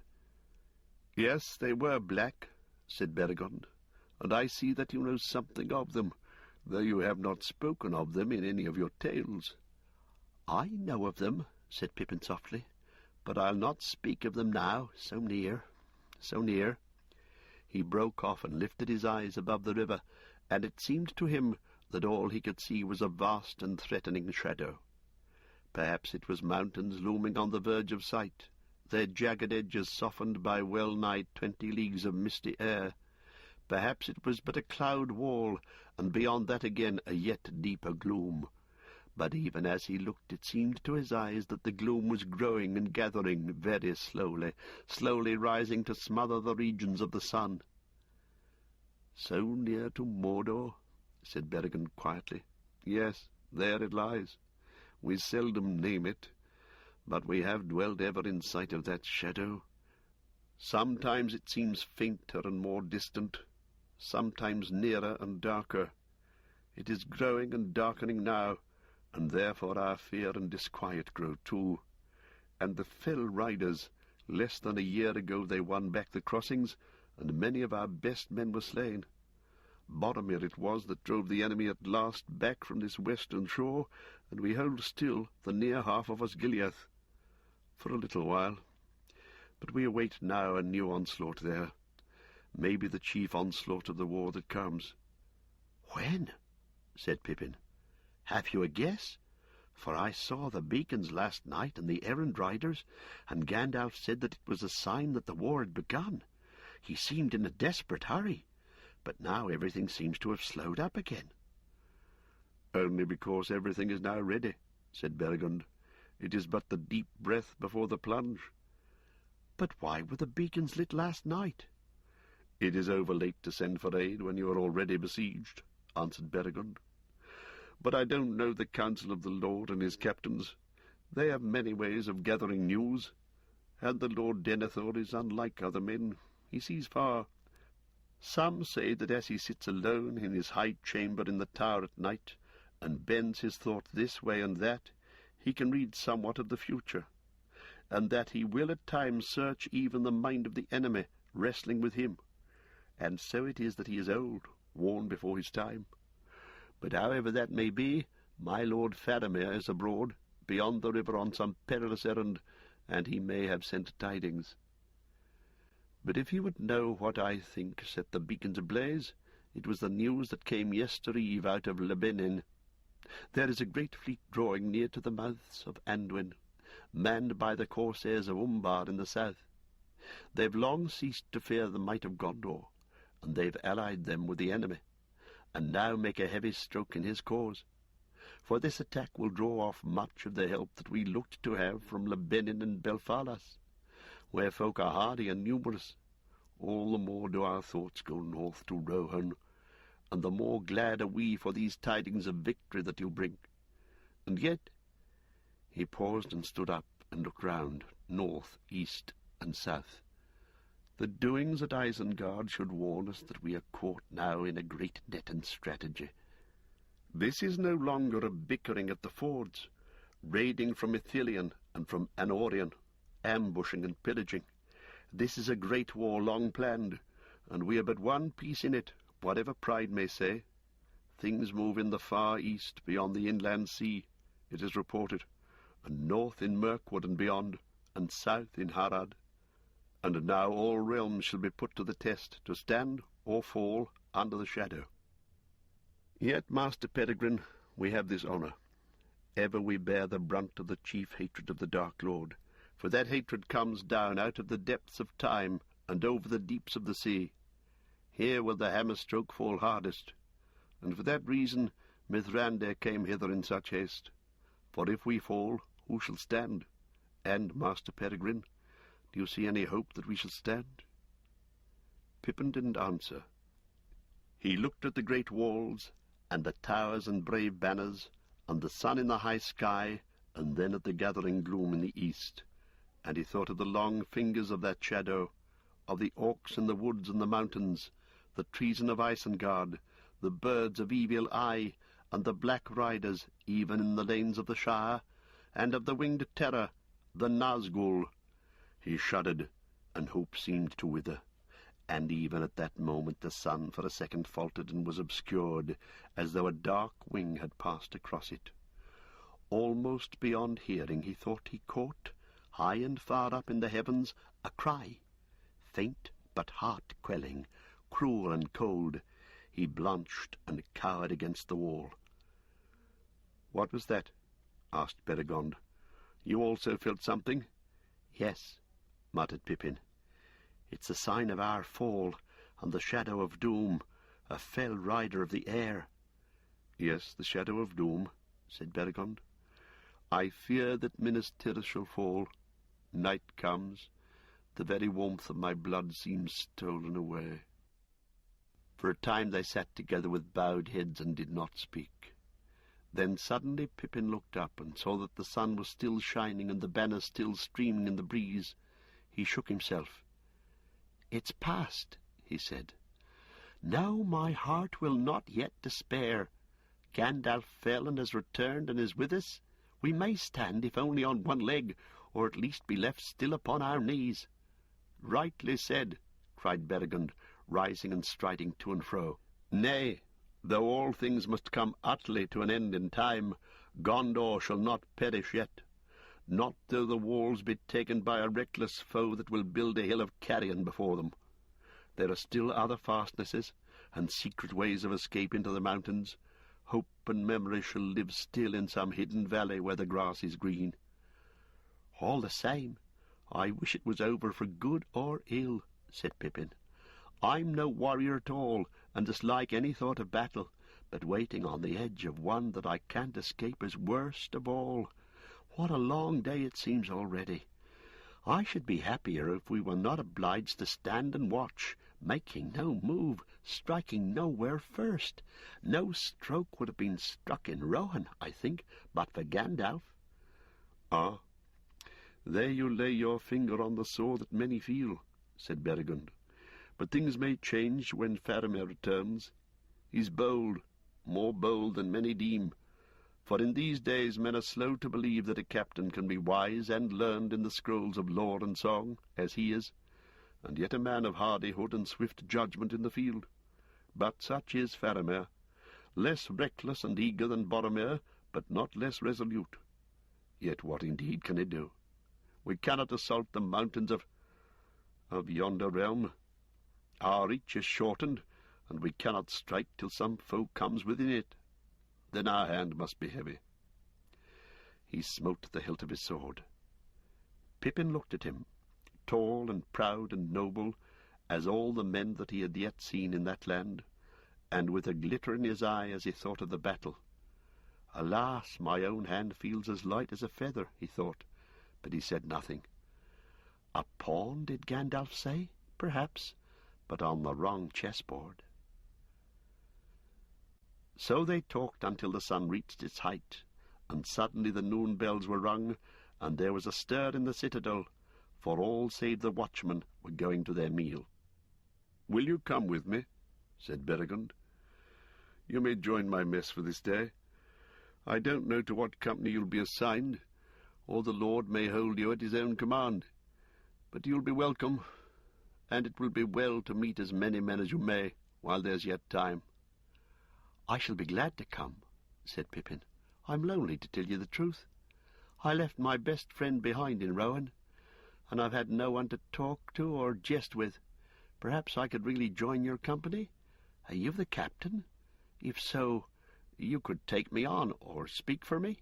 "Nay, nay," Beregond laughed. "I'm no captain, neither office nor rank nor lordship have I, being but a plain man-of-arms of the 3rd Company of the Citadel. Yet, Master Peregrine, to be only a man-of-arms of the guard of the Tower of Gondor is held worthy in the city, and such men have honour in the land." "Then it's far beyond me," said Pippin. "Take me back to our room, and if Gandalf is not there, I'll go where you like, as your guest." Gandalf was not in the lodging, and had sent no message, so Pippin went with Beregond, and was made known to the men of the 3rd Company. And it seemed that Beregond got as much honour from it as his guest, for Pippin was very welcome. There had already been much talk in the citadel about Mithrandir's companion and his long closeting with the Lord, and rumour declared that a prince of the halflings had come out of the north to offer allegiance to Gondor and 5,000 swords. And some said that when the riders came from Rohan, each would bring behind him a halfling warrior, small maybe, but doughty. Though Pippin had regretfully to destroy this hopeful tale, he could not be rid of his new rank, only fitting, men thought, to one befriended by Boromir and honoured by the Lord Denethor.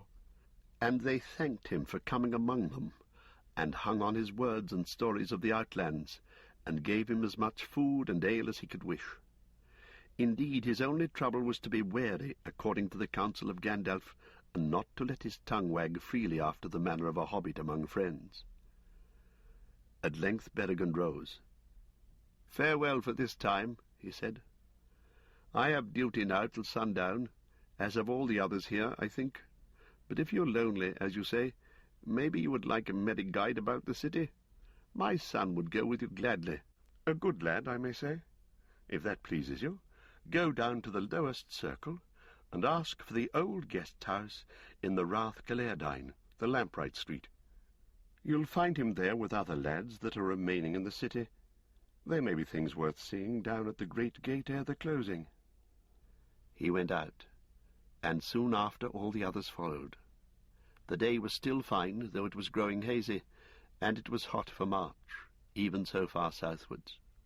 Pippin felt sleepy, but the lodging seemed cheerless, and he decided to go down and explore the city. He took a few morsels that he had saved to Shadowfax, and they were graciously accepted, though the horse seemed to have no lack. Then he walked on down many winding ways.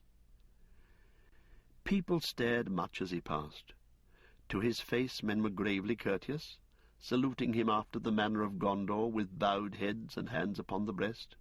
But behind him he heard many calls, as those out of doors cried to others within to come and see the Prince of the Halflings, the companion of Mithrandir. Many used some other tongue than the common speech, but it was not long before he learned at least what was meant by Ernili Ferianath, and knew that his title had gone down before him into the city.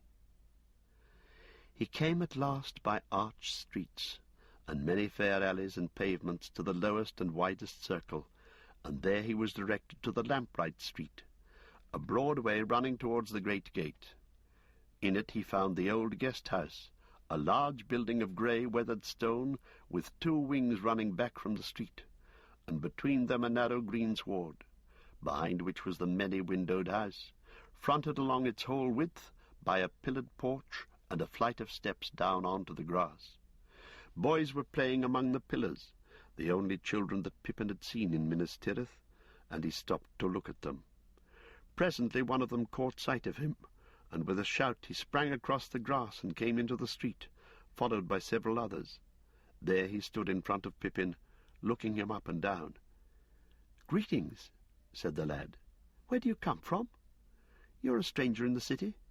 "I was," said Pippin, "but they say I have become a man of Gondor." "Oh, come," said the lad. "Then we're all men here. But how old are you, and what's your name?" "I'm 10 years already, and shall soon be 5 feet. I am taller than you, but then my father is a guard, one of the tallest."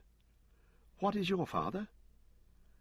"Which question shall I answer first?" said Pippin. "My father farms the lands around Whitwell, near Tuckborough in the Shire. I'm nearly 29, so I pass you there, though I'm but 4 feet, and not likely to grow any more, save sideways." "29," said the lad, and whistled. "Why, you're quite old as my uncle Iolus. Still," he added hopefully, "I wager I could stand you on your head or lay you on your back." "Maybe you could if I let you," said Pippin with a laugh, "and maybe I could do the same to you. We know some wrestling tricks in my little country, where, let me tell you, I'm considered uncommonly large and strong, and I've never allowed anyone to stand me on my head. So if it came to a trial, and nothing else would serve, I might have to kill you. For when you're older, you will learn that folk are not always what they seem, and though you may have taken me for a soft stranger lad and easy prey, let me warn you, I am not. I am a halfling, hard, bold, and wicked." Pippin pulled such a grim face that the boy stepped back a pace, but at once he returned with clenched fists and the light of battle in his eyes. "No," Pippin laughed. "Don't believe what strangers say of themselves either. I'm not a fighter, but it would be politer in any case for the challenger to say who he is." The boy drew himself up proudly. "I am Burgil, son of Beregond of the Gods," he said. "So I thought," said Pippin, "for you look like your father. I know him, and he sent me to find you." "Then why did you not say so at once?" said Burgil, and suddenly a look of dismay came over his face. "Don't tell me that he has changed his mind and will send me away with the maidens. But no, the last wains have gone." "His message is less bad than that, if not good," said Pippin. "He says that if you would prefer it to standing me on my head, you might show me round the city for a while and cheer my loneliness. I can tell you some tales of far countries in return." Burgil clapped his hands and laughed with relief. "All is well," he cried. "Come then. We were soon going to the gate to look on. We'll go now." "What's happening there?" "The captains of the Outlands are expected up the south road ere sundown. Come with us and you'll see." Burgil proved a good comrade, the best company Pippin had had since he parted from Merry, and soon they were laughing and talking gaily as they went about the streets, heedless of the many glances that men gave them. Before long they found themselves in a throng going towards the great gate. There Pippin went up much in the esteem of Burgil, for when he spoke his name and the password, the guard saluted him and let him pass through, and what was more, he allowed him to take his companion with him. "That is good," said Burgil. "We boys are no longer allowed to pass the gate without an elder. Now we shall see better." Beyond the gate there was a crowd of men along the verge of the road and of the great paved space into which all the ways to Minas Tirith ran. All eyes were turned southwards, and soon a murmur rose. "There is dust away there. They are coming." Pippin and Burgill edged their way forward to the front of the crowd and waited. Horns sounded at some distance, and the noise of cheering rolled towards them like a gathering wind.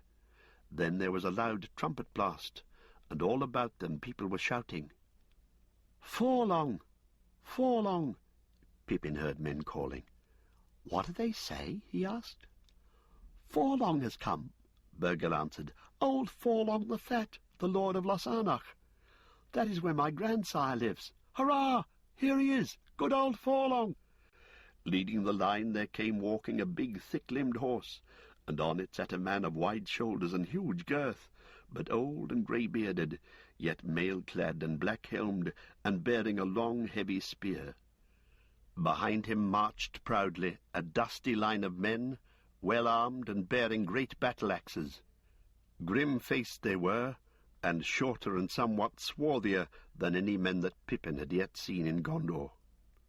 "Forlong!" men shouted. "True heart, true friend, Forlong!" But when the men of Losanach had passed, they muttered, "So few, 200s, what are they? We hoped for 10 times the number. That will be the new tidings of the Black Fleet. They're sparing only a tithe of their strength. Still, every little is a gain." And so the companies came and were hailed and cheered and passed through the gate, men of the outlands marching to defend the city of Gondor in a dark hour, but always too few, always less than hope looked for or need asked. The men of Ringlow Vale behind the son of their lord, Devoren striding on foot, 300s. From the uplands of Morthond, the great Blackroot Vale, tall Duinhir and his sons, Duilin and Erufin, and 500 bowmen. From the Anfalas, the Langstrand far away, a long line of men of many sorts, hunters and herdsmen and men of little villages, scantily equipped, save for the household of Golasgil their lord. From Lamedon, a few grim hillmen without a captain. Fisher-folk of the Aether, some 100 or more spared from the ships. Hirluin the fair of the green hills from Pinath Gelin, with 300s of gallant green-clad men. And last and proudest, Imrahil, prince of Dol Amroth, kinsman of the Lord, with gilded banners bearing his token of the ship and the silver swan, and a company of knights in full harness riding grey horses, and behind them 700s of men-at-arms, tall as lords, grey-eyed, dark-haired, singing as they came. And that was all, less than 3,000 full told. No more would come. Their cries and the tramp of their feet passed into the city and died away. The onlookers stood silent for a while. Dust hung in the air, for the wind had died, and the evening was heavy. Already the closing hour was drawing nigh, and the red sun had gone behind Mindolluin. Shadow came down on the city. Pippin looked up, and it seemed to him that the sky had grown ashen grey, as if a vast dust and smoke hung above them, and light came dully through it. But in the west the dying sun had set all the fume on fire, and now Mindolluin stood black against a burning smoulder flecked with embers. "So ends a fair day in wrath," he said, forgetful of the lad at his side. "So it will, if I have not returned before the sundown bells," said Burgill. "Come, there goes the trumpet for the closing of the gate."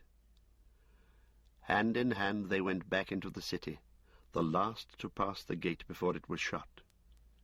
And as they reached the lamplight street, all the bells in the towers tolled solemnly. Lights sprang in many windows, and from the houses and wards of the men-at-arms along the walls there came the sound of song. "Farewell for this time," said Burgill. "Take my greetings to my father, and thank him for the company that he sent. Come again soon, I beg." Almost I wish now that there was no war, for we might have had some merry times. We might have journeyed to Losanach, to my grandsire's house. It's good to be there in spring. The woods and fields are full of flowers. But maybe we'll go thither together yet. They will never overcome our lord, and my father is very valiant. Farewell and return." They parted, and Pippin hurried back towards the citadel. It seemed a long way, and he grew hot and very hungry, and night closed down swift and dark. Not a star pricked the sky. He was late for the day meal in the mess, and Beregond greeted him gladly, and sat him at his side to hear news of his son. After the meal Pippin stayed a while, and then took his leave, for a strange gloom was on him, and now he desired very much to see Gandalf again. "Can you find your way?" said Beregond at the door of the small hall on the north side of the citadel, where they had sat. "It's a black night, and all the blacker since orders came that lights are to be dimmed within the city, and none are to shine out from the walls. And I can give you news of another order. You will be summoned to the Lord Denethor early tomorrow. I fear you'll not be for the third company. Still we may hope to meet again. Farewell, and sleep in peace." The lodging was dark, save for a little lantern set on the table. Gandalf was not there. Gloom settled still more heavily on Pippin. He climbed on the bench and tried to peer out of a window, but it was like looking into a pool of ink. He got down and closed the shutter and went to bed. For a while he lay and listened for sounds of Gandalf's return, and then he fell into an uneasy sleep. In the night he was wakened by a light, and he saw that Gandalf had come, and was pacing to and fro in the room beyond the curtain of the alcove. There were candles on the table, and rolls of parchment. He heard the wizard sigh and mutter, "When will Faramir return?" "Hallo," said Pippin, poking his head round the curtain. "I thought you'd forgotten all about me. I'm glad to see you back. It's been a long day." "But the night will be too short," said Gandalf. "I've come back here, for I must have a little peace, alone. You should sleep in a bed while you still may. At the sunrise I shall take you to the Lord Denethor again. No, when the summons comes, not at sunrise. The darkness has begun. There will be no dawn." Chapter 2. The Passing of the Grey Company. Gandalf was gone, and the thudding hoofs of Shadowfax were lost in the night when Merry came back to Aragorn. He had only a light bundle, for he'd lost his pack at Parth Garlan, and all he had was a few useful things he'd picked up among the wreckage of Isengard. Harzufel was already saddled. Legolas and Gimli, with their horse, stood close by. "So 4 of the company still remain," said Aragorn. "We'll ride on together. But we shall not go alone, as I thought. The king is now determined to set out at once. Since the coming of the winged shadow, he desires to return to the hills under cover of night." "And then whither?" said Legolas. "I can't say yet," Aragorn answered. "As for the king, he'll go to the muster that he commanded at Edoras 4 nights from now, and there, I think, he'll hear tidings of war, and the riders of Rohan will go down to Minas Tirith. But for myself, and any that will go with me—" "I, for one," cried Legolas. "And Gimli with him," said the dwarf. "Well, for myself," said Aragorn, "it is dark before me. I must go down also to Minas Tirith, but I don't yet see the road. An hour, long prepared, approaches." "Don't leave me behind," said Merry. "I've not been of much use yet, but I don't want to be laid aside, like baggage to be called for when all is over. I don't think the riders will want to be bothered with me now, though, of course, the king did say that I was to sit by him when he came to his house and tell him all about the Shire." "Yes," said Aragorn, "and your road lies with him, I think, Merry. But don't look for mirth at the ending. It will be long, I fear, ere Theoden sits at ease again in Meduseld. Many hopes will wither in this bitter spring." Soon all were ready to depart. 24 horses, with Gimli behind Legolas and Merry in front of Aragorn. Presently they were riding swiftly through the night. They had not long passed the mounds at the fords of Isen, when a rider galloped up from the rear of their line. "My lord," he said to the king, "there are horsemen behind us.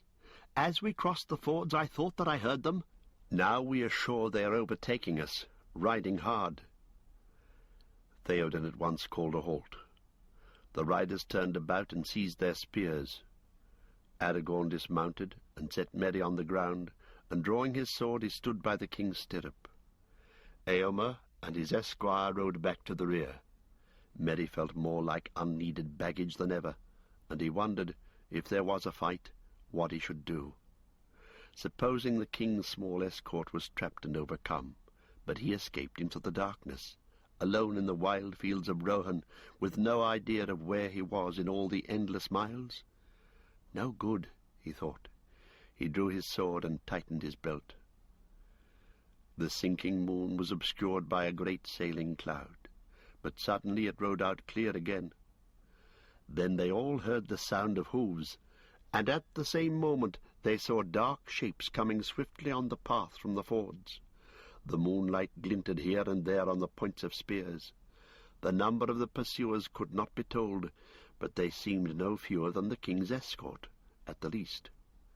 When they were some 50 paces off, Eomer cried in a loud voice, "Halt! Halt! Who rides in Rohan?" The pursuers brought their steeds to a sudden stand.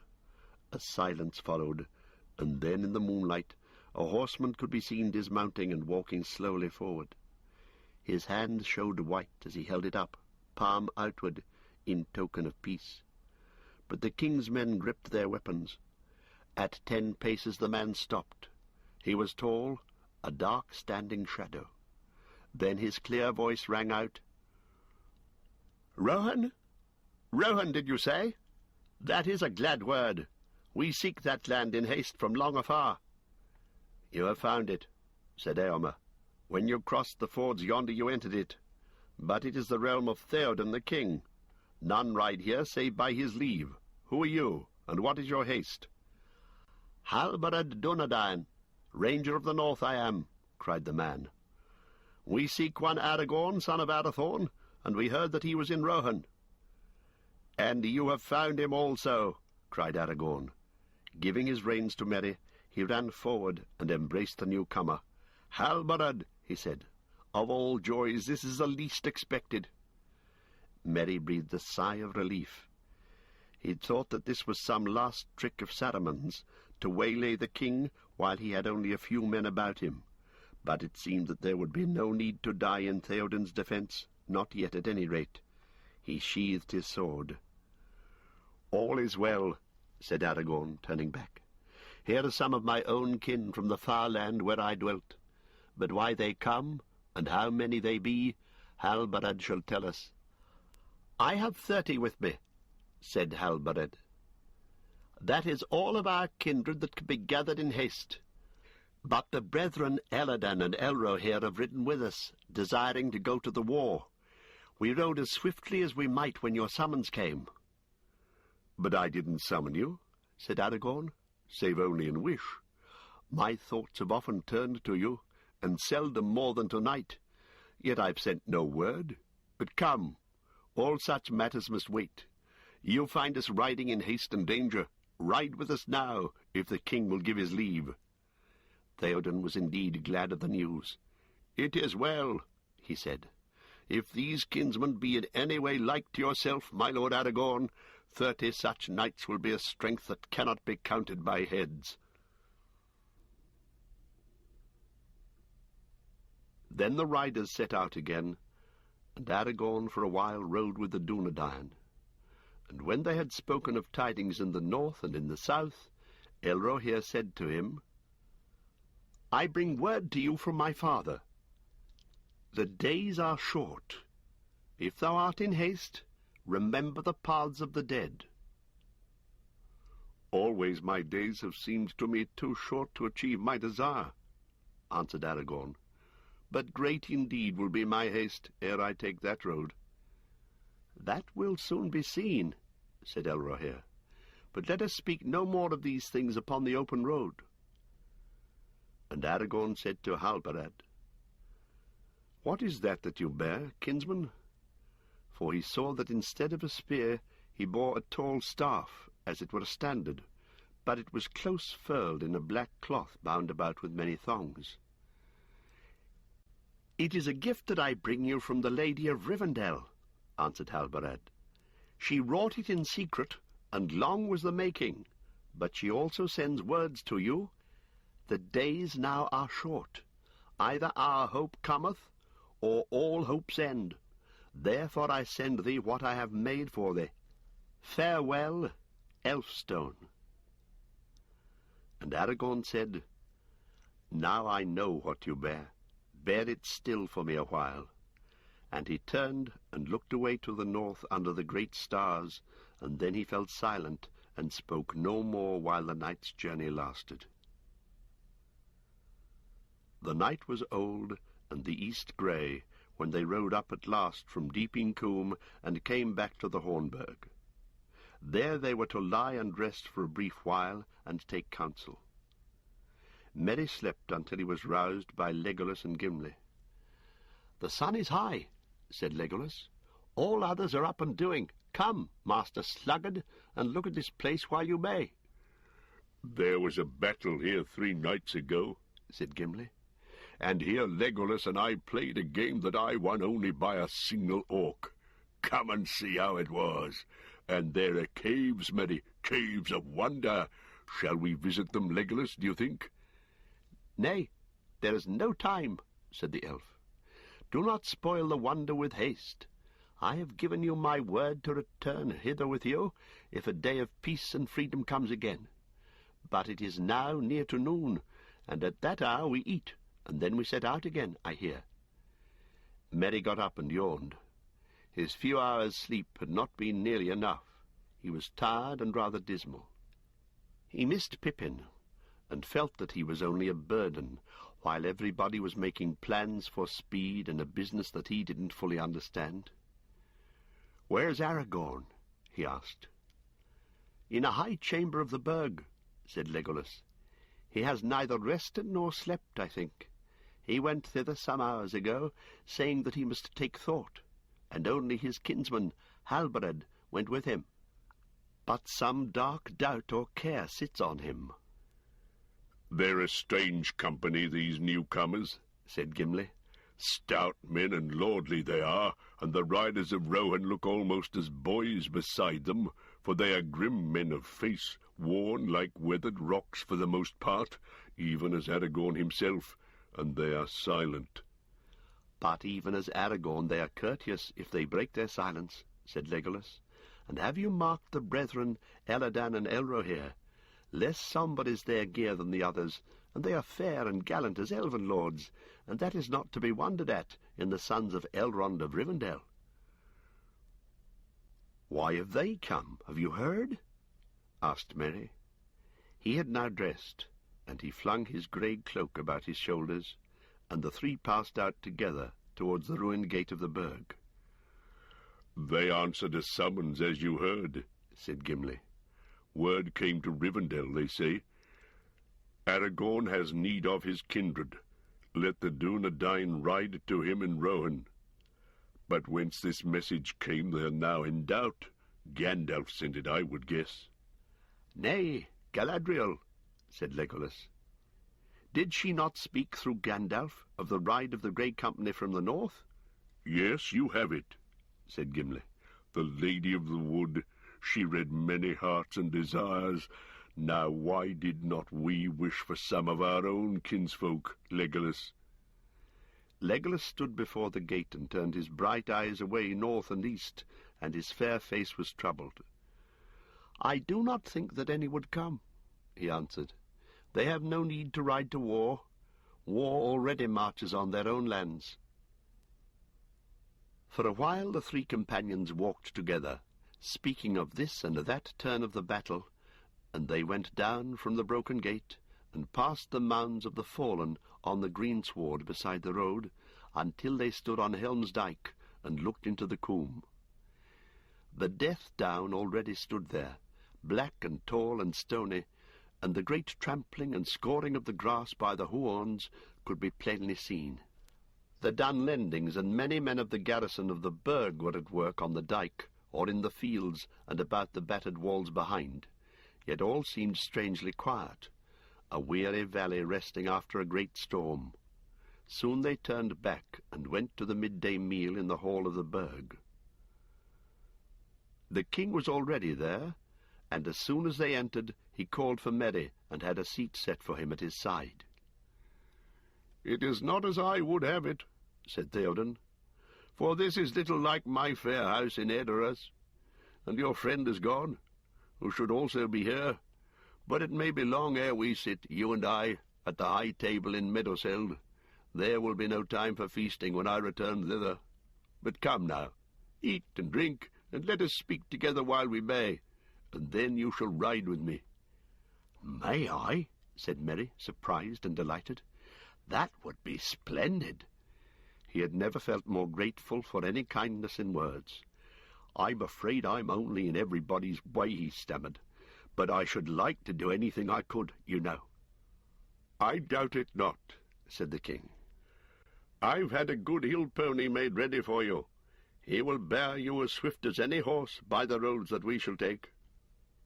For I will ride from the Burg by mountain paths, not by the plain, and so come to Edoras by way of Dunharrow, where the Lady Eowyn awaits me. You shall be my esquire, if you will. Is there gear of war in this place, Eomer, that my sword thane could use?" "There are no great weapon hoards here, lord," answered Eomer. "Maybe a light helm might be found to fit him, but we have no mail or sword for one of his stature." "I have a sword," said Merry, climbing from his seat, and drawing from its black sheath his small bright blade. Filled suddenly with love for this old man, he knelt on one knee, and took his hand and kissed it. "May I lay the sword of Meriadoc of the Shire on your lap, Theoden King?" he cried. "Receive my service if you will." "Gladly will I take it," said the king, and laying his long old hands upon the brown hair of the hobbit, he blessed him. "Rise now, Meriadoc, esquire of Rohan of the household of Meadowseld," he said. "Take your sword, and bear it unto good fortune." "As a father you shall be to me," said Merry. "For a little while," said Theoden. They talked then together as they ate, until presently Eomer spoke. "It is near the hour that we set for our going, lord," he said. "Shall I bid men sound the horns? But where's Aragorn? His place is empty, and he hasn't eaten." "We will make ready to ride," said Theoden. "But let word be sent to the Lord Aragorn that the hour is nigh." The king with his guard and Merry at his side passed down from the gate of the Burg to where the riders were assembling on the green. Many were already mounted. It would be a great company, for the king was leaving only a small garrison in the Burg, and all who could be spared were riding to the weapon-take at Edoras. 1,000 spears had indeed already ridden away at night, but still there would be some 500 more to go with the king, for the most part men from the fields and dales of Westfold. A little apart the rangers sat, silent, in unordered company, armed with spear and bow and sword. They were clad in cloaks of dark grey, and their hoods were cast now over helm and head. Their horses were strong and of proud bearing, but rough-haired, and one stood there without a rider, Aragorn's own horse that they had brought from the north. Rohirrim was his name. There was no gleam of stone or gold, nor any fair thing in all their gear and harness, nor did their riders bear any badge or token, save only that each cloak was pinned upon the left shoulder by a brooch of silver shaped like a rayed star. The king mounted his horse, Snowmane, and Merry sat beside him on his pony. Stibber was his name. Presently Eomer came out from the gate, and with him was Aragorn, and Halbarad bearing the great staff close-furled in black, and 2 tall men, neither young nor old. So much alike were they, the sons of Elrond, that few could tell them apart. Dark-haired, grey-eyed, and their faces elven fair, clad alike in bright mail beneath the cloaks of silver grey. Behind them walked Legolas and Gimli.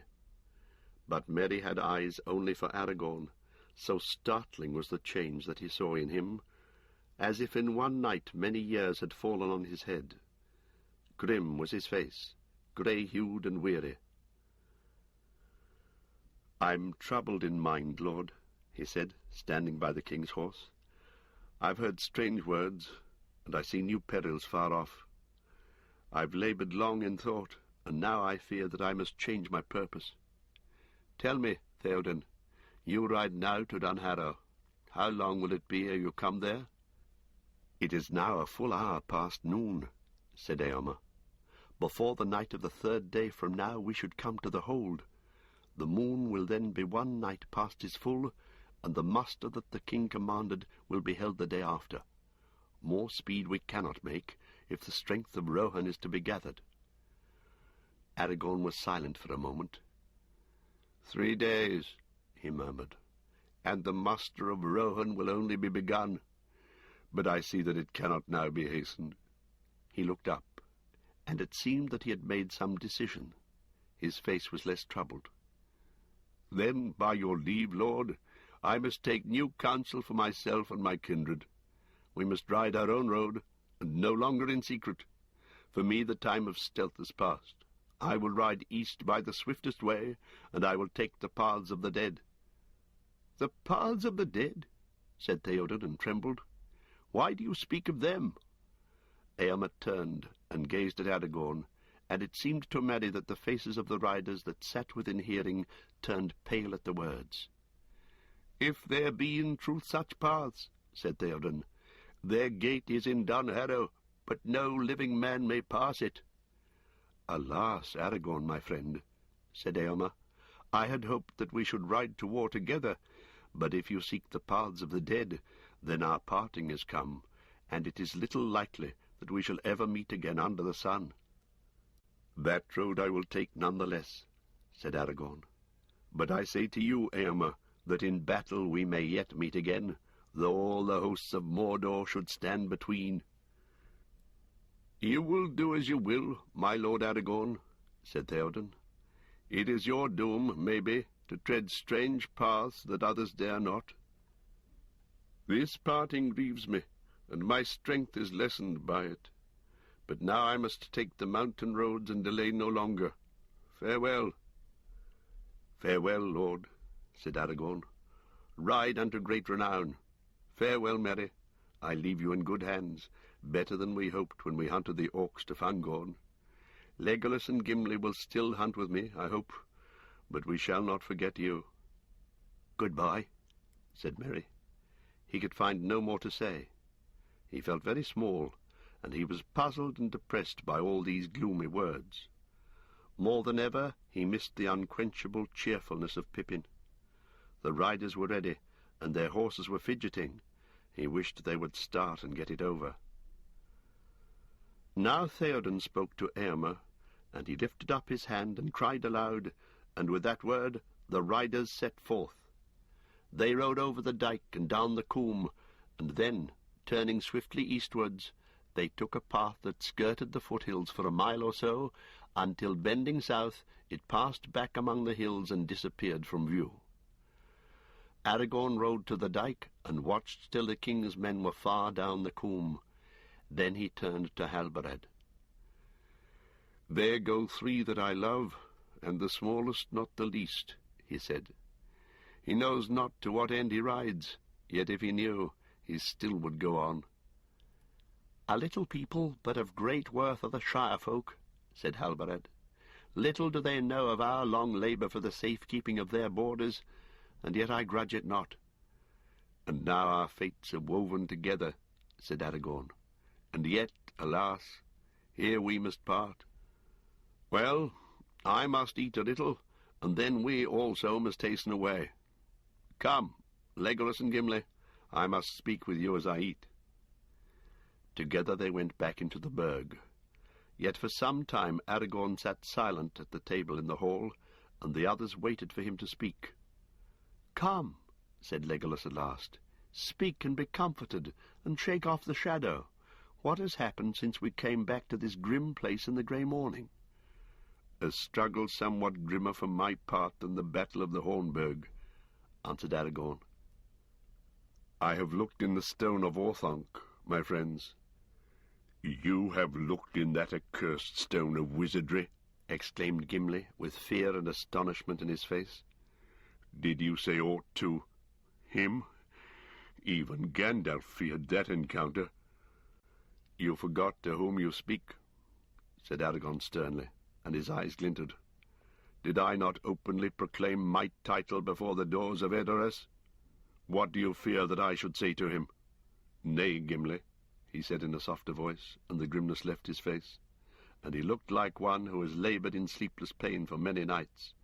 "Nay, my friends, I am the lawful master of the stone, and I had both the right and the strength to use it, or so I judged. The right cannot be doubted. The strength was enough. Barely." He drew a deep breath.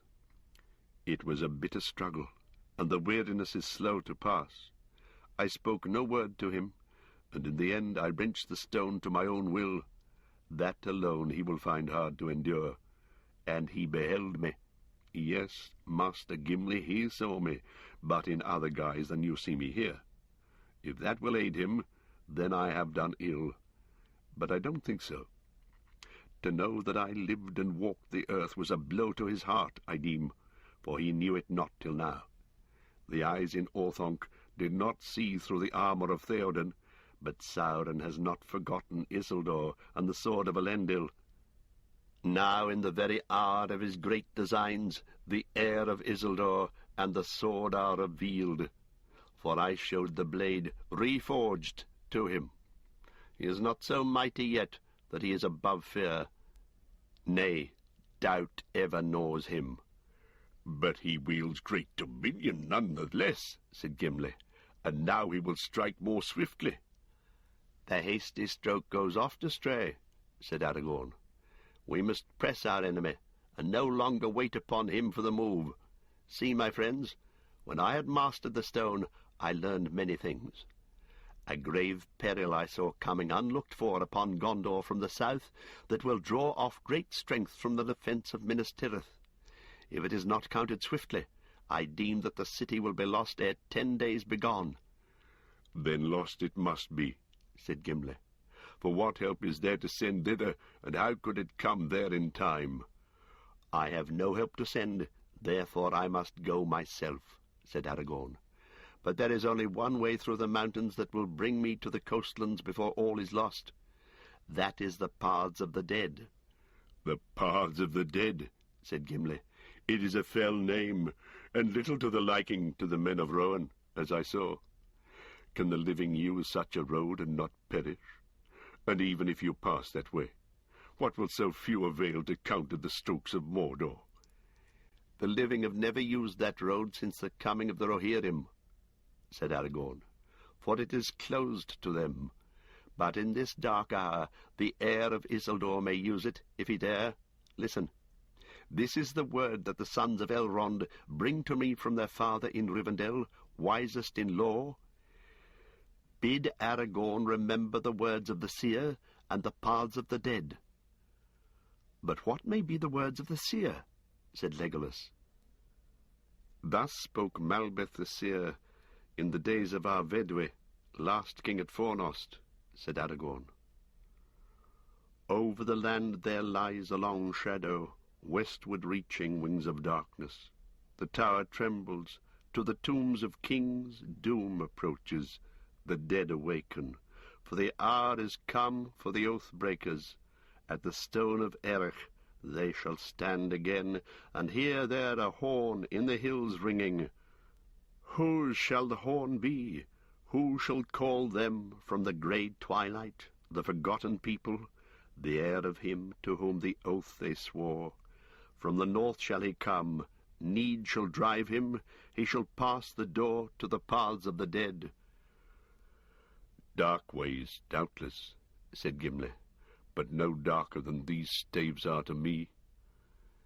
"If you would understand them better, then I bid you come with me," said Aragorn, "for that way I now shall take. But I don't go gladly, only need drives me. Therefore, only of your free will would I have you come, for you'll find both toil and great fear, and maybe worse." "I will go with you even on the paths of the dead, and to whatever end they may lead," said Gimli. "I also will come," said Legolas, "for I don't fear the dead." "I hope that the forgotten people will not have forgotten how to fight," said Gimli, "for otherwise I see not why we should trouble them." "That we shall know if ever we come to Erech," said Aragorn. "But the oath that they broke was to fight against Sauron, and they must fight therefore, if they are to fulfill it. For at Erech there stands yet a black stone that was brought, it was said, from Númenor by Isildur. And it was set upon a hill, and upon it the king of the mountains swore allegiance to him in the beginning of the realm of Gondor. But when Sauron returned and grew in might again, Isildur summoned the men of the mountains to fulfill that oath, and they would not, for they had worshipped Sauron in the dark years. Then Isildur said to their king, Thou shalt be the last king, and if the west prove mightier than thy black master, this curse I lay upon thee and thy folk, to rest never until your oath is fulfilled.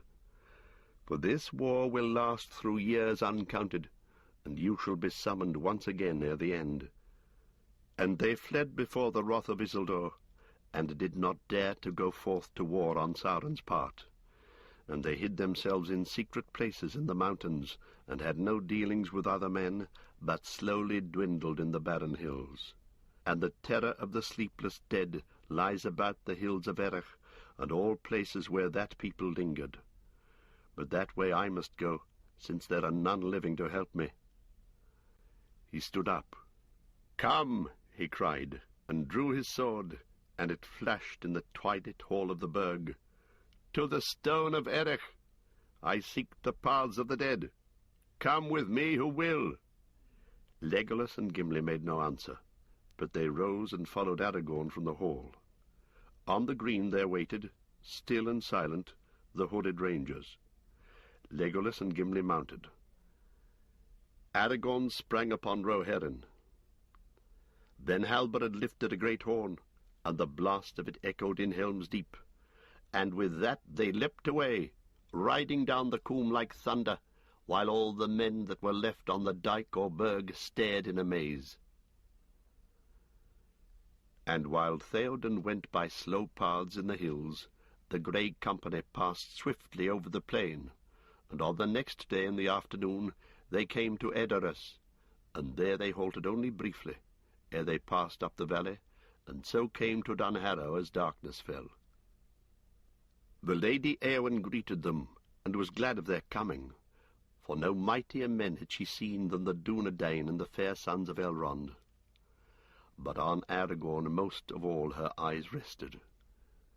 And when they sat at supper with her, they talked together, and she heard of all that had passed since Theoden rode away, concerning which only hasty tidings had yet reached her. And when she heard of the battle in Helm's Deep, and the great slaughter of their foes, and of the charge of Theoden and his knights, then her eyes shone. But at last she said, Lords, you are weary, and shall now go to your bed with such ease as can be contrived in haste. But tomorrow fairer housing shall be found for you. But Aragorn said, Nay, lady, be not troubled for us. If we may lie here tonight and break our fast tomorrow, it will be enough. For I ride on an errand most urgent, and with the first light of morning we must go. She smiled on him and said, Then it was kindly done, Lord, to ride so many miles out of your way to bring tidings to Éowyn, and to speak with her in her exile. Indeed, no man could count such a journey wasted, said Aragorn. And yet, lady, I could not have come hither if it were not that the road which I must take leads me to Dunharrow. And she answered as one that likes not what is said. Then, Lord, you are astray. For out of Harrowdale no road runs east or south, and you had best return as you came. Nay, lady, he said, I am not astray, for I walked in this land ere you were born to grace it. There's a road out of this valley, and that road I shall take. Tomorrow I shall ride by the paths of the dead. Then she stared at him as one that is stricken, and her face blanched. And for long she spoke no more, while all sat silent. But Aragorn, she said at last, is it then your errand to seek death? For that is all that you will find on that road. They do not suffer the living to pass. They may suffer me to pass, said Aragorn. But at the least I will adventure it. No other road will serve. But this is madness, she said, for here are men of renown and prowess, whom you should not take into the shadows, but should lead to war, where men are needed. I beg you to remain and ride with my brother, for then all our hearts would be gladdened, and our hope be the brighter. It is not madness, lady, he answered, for I go on a path appointed.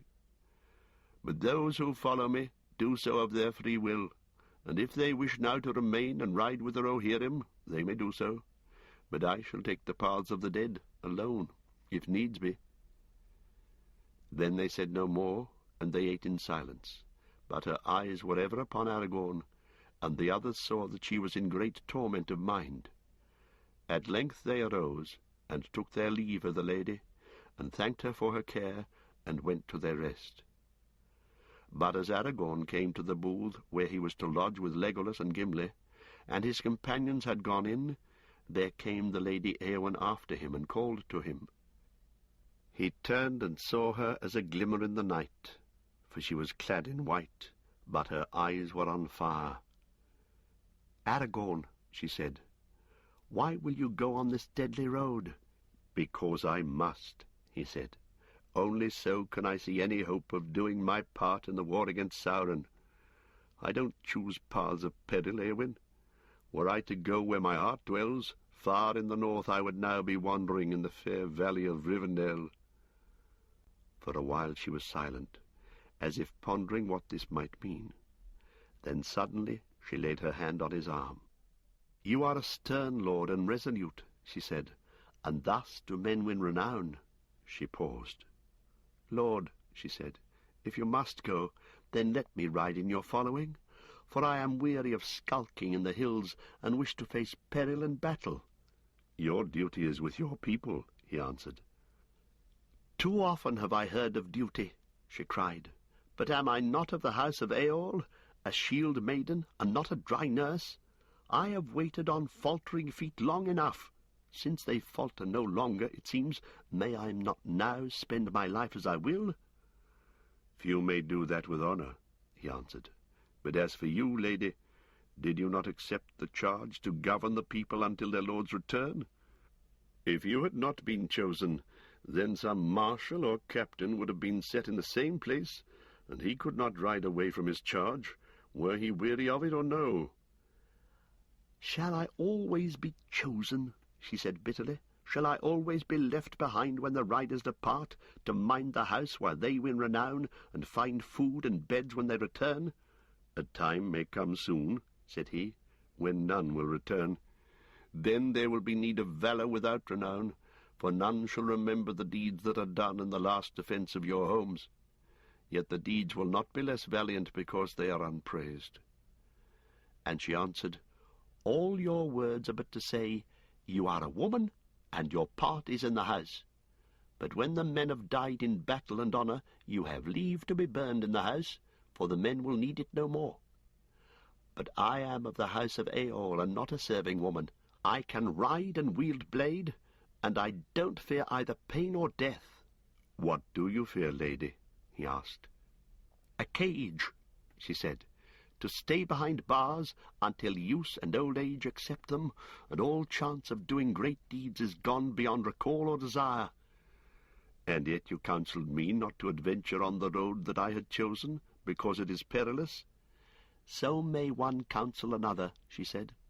Yet I don't bid you flee from peril, but to ride to battle where your sword may win renown and victory. I wouldn't see a thing that is high and excellent cast away needlessly. Nor would I, he said. Therefore I say to you, lady, stay, for you have no errand to the south. Neither have those others who go with thee. They go only because they would not be parted from thee, because they love thee. Then she turned and vanished into the night. When the light of day was come into the sky, but the sun was not yet risen above the high ridges in the east, Aragorn made ready to depart. His company was all mounted, and he was about to leap into the saddle when the Lady Éowyn came to bid them farewell. She was clad as a rider, and girt with a sword. In her hand she bore a cup, and set it to her lips, and drank a little, wishing them good speed. And then she gave the cup to Aragorn, and he drank, and he said, Farewell, Lady of Rohan. I drink to the fortunes of your house, and of you, and of all your people.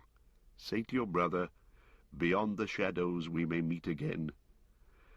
Then it seemed to Gimli and Legolas, who were near by, that she wept, and in one so stern and proud that seemed the more grievous. But she said, Aragorn, wilt thou go?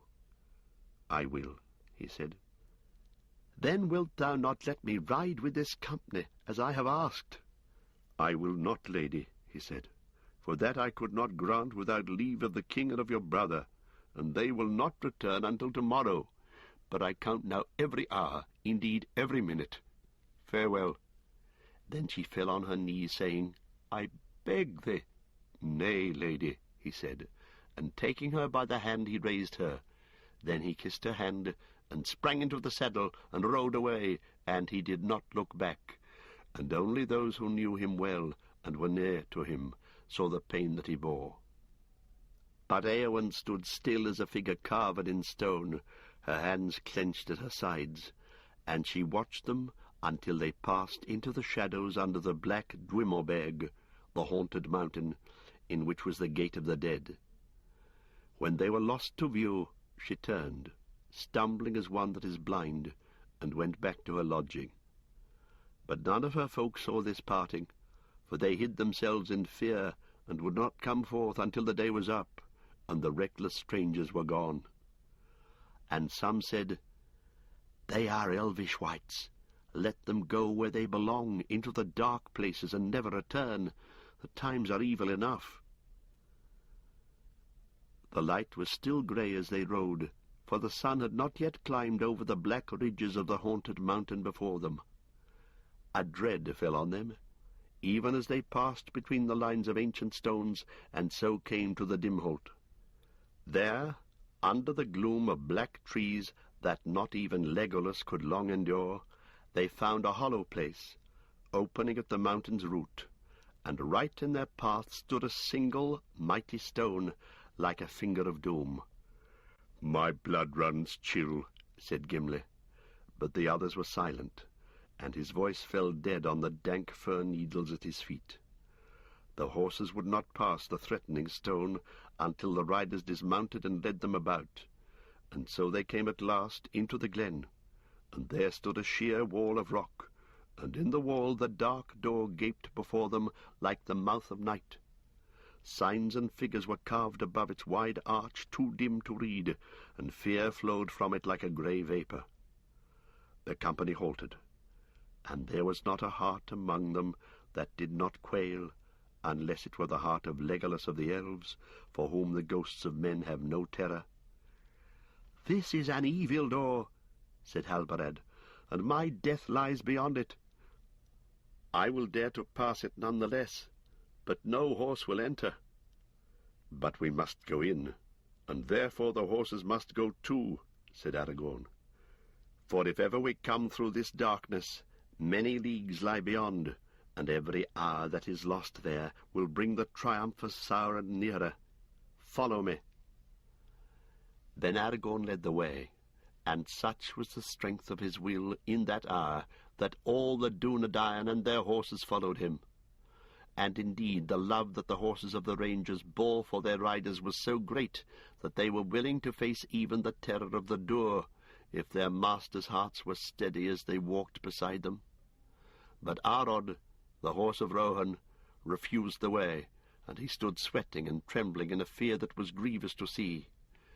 Then Legolas lay his hand on his eyes and sang some words that were soft in the gloom, until he suffered himself to be led, and Legolas passed in. And there stood Gimli the dwarf, left all alone. His knees shook, and he was wroth with himself. "Here is a thing unheard of," he said. "An elf will go underground, and a dwarf dare not." With that he plunged in. But it seemed to him that he dragged his feet like lead over the threshold, and at once a blindness came upon him, even upon Gimli, Gloin's son, who had walked unafraid in many deep places of the world. Aragorn had brought torches from Dunharrow, and now he went ahead bearing one aloft, and Elladan with another went at the rear, and Gimli, stumbling behind, strove to overtake him. He could see nothing but the dim flame of the torches, but if the company halted, there seemed an endless whisper of voices all about him, a murmur of words in no tongue that he had ever heard before. Nothing assailed the company, nor withstood their passage, and yet steadily fear grew on the dwarf as he went on, most of all because he knew now that there could be no turning back. All the paths behind were thronged by an unseen host that followed in the dark. So time unreckoned passed, until Gimli saw a sight that he was ever afterwards loath to recall. The road was wide, as far as he could judge, but now the company came suddenly into a great empty space, and there were no longer any walls upon either side. The dread was so heavy on him that he could hardly walk. Away to the left something glittered in the gloom as Aragorn's torch drew near. Then Aragorn halted and went to look what it might be. "Does he feel no fear?" muttered the dwarf. "In any other cave Gimli, Gloin's son, would have been the first to run to the gleam of gold, but not here. Let it lie." None the less he drew near, and saw Aragorn kneeling, while Elladan held aloft both torches. Before him were the bones of a mighty man. He had been clad in mail, and still his harness lay there whole, for the cavern's air was as dry as dust, and his hauberk was gilded. His belt was of gold and garnets, and rich with gold was the helm upon his bony head face downward on the floor. He had fallen near the far wall of the cave, as now could be seen, and before him stood a stony door closed fast. His finger bones were still clawing at the cracks. A notched and broken sword lay by him, as if he had hewn at the rock in his last despair. Aragorn did not touch him, but after gazing silently for a while he rose and sighed. "Hither shall the flowers of Simbalmune come never unto world's end," he murmured. "9 mounds and 7 there are, now green with grass, and through all the long years he has lain at the door that he could not unlock. Whither does it lead? Why would it pass? None shall ever know. For that is not my errand," he cried, turning back and speaking to the whispering darkness behind. "Keep your hoards and your secrets hidden in the accursed years. Speed only, we ask. Let us pass, and then come.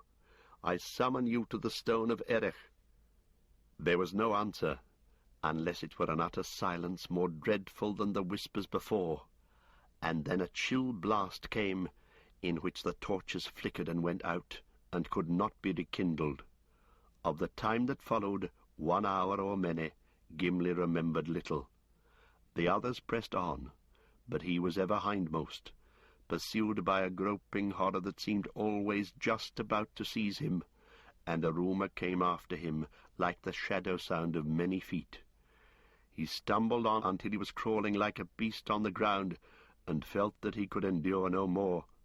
He must either find an ending and escape, or run back in madness to meet the following fear. Suddenly he heard the tinkle of water, a sound hard and clear as a stone, falling into a dream of dark shadow. Light grew, and lo!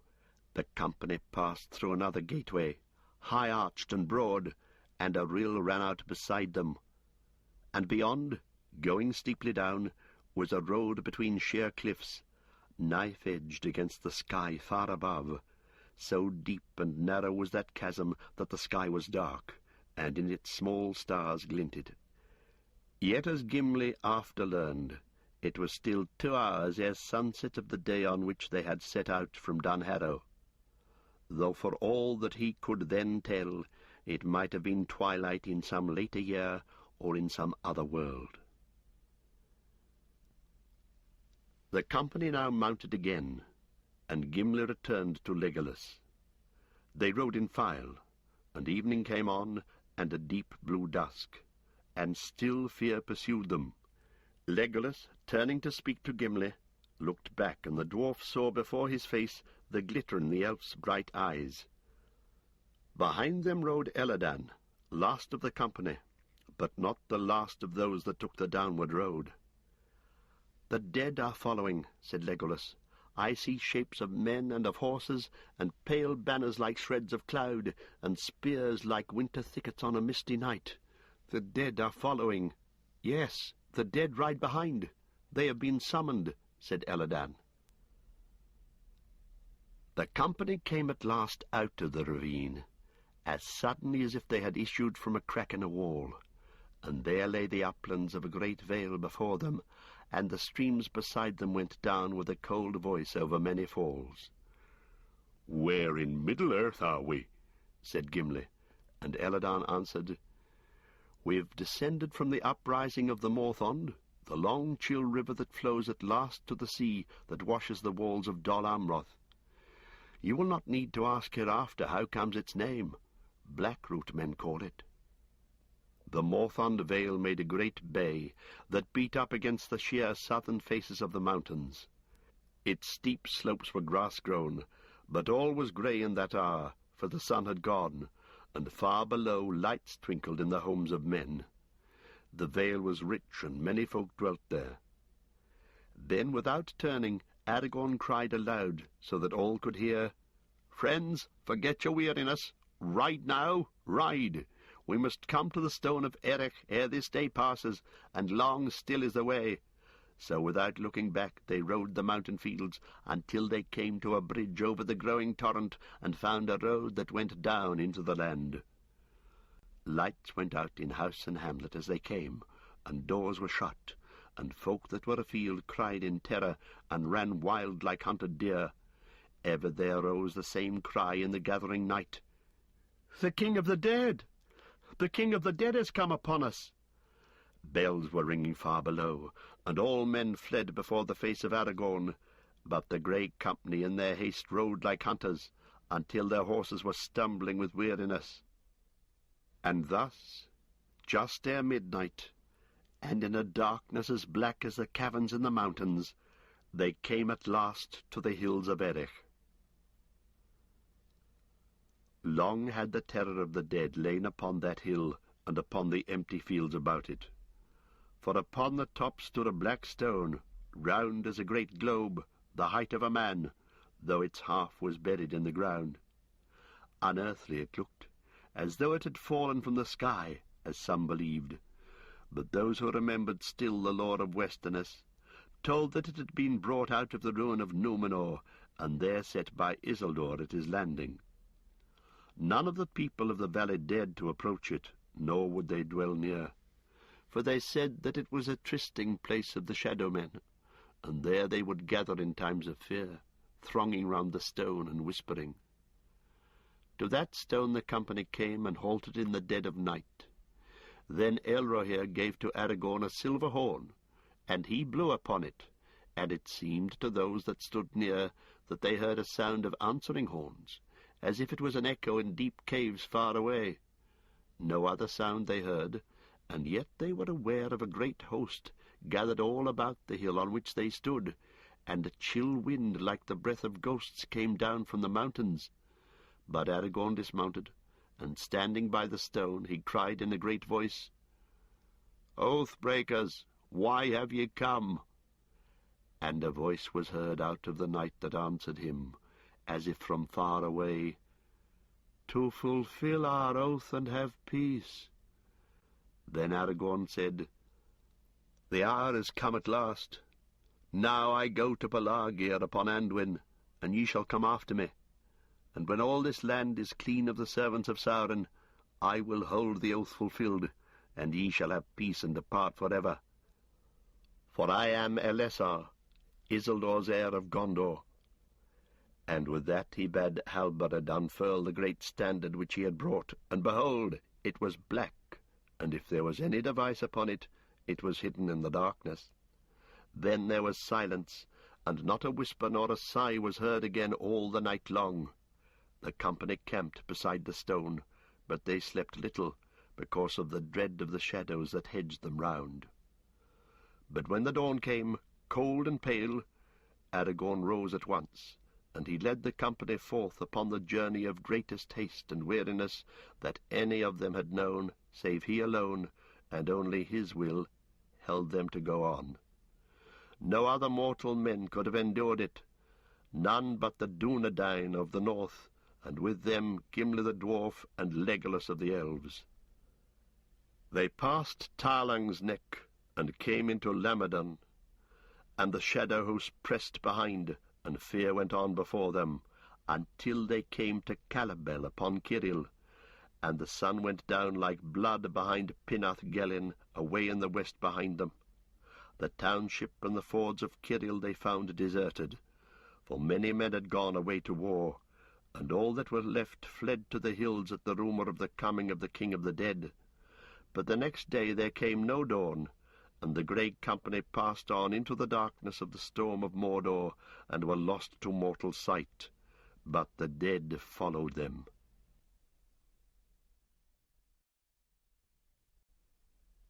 Chapter 3. The Muster of Rohan. Now all roads were running together to the east to meet the coming of war and the onset of the shadow.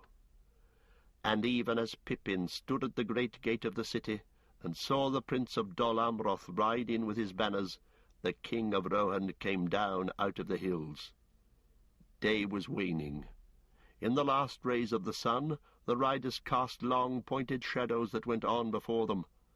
Darkness had already crept beneath the murmuring fir woods that clothed the steep mountain sides. The king rode now slowly at the end of the day.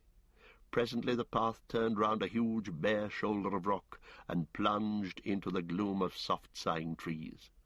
Down, down they went in a long winding file. When at last they came to the bottom of the gorge, they found that evening had fallen in the deep places. The sun was gone. Twilight lay upon the waterfalls. All day far below them a leaping stream had run down from the high pass behind, cleaving its narrow way between pine-clad walls, and now through a stony gate it flowed out and passed into a wider vale. The riders followed it, and suddenly Harrowdale lay before them, loud with the noise of waters in the evening. There the white Snowborn, joined by the lesser stream, went rushing, fuming on the stones, down to Edoras and the green hills and the plains. Away to the right at the head of the great dale, the mighty Starkhorn loomed up above its vast buttresses swathed in cloud, but its jagged peak, clothed in everlasting snow, gleamed far above the world, blue-shadowed upon the east, red-stained by the sunset in the west. Merry looked out in wonder upon this strange country, of which he had heard many tales upon their long road.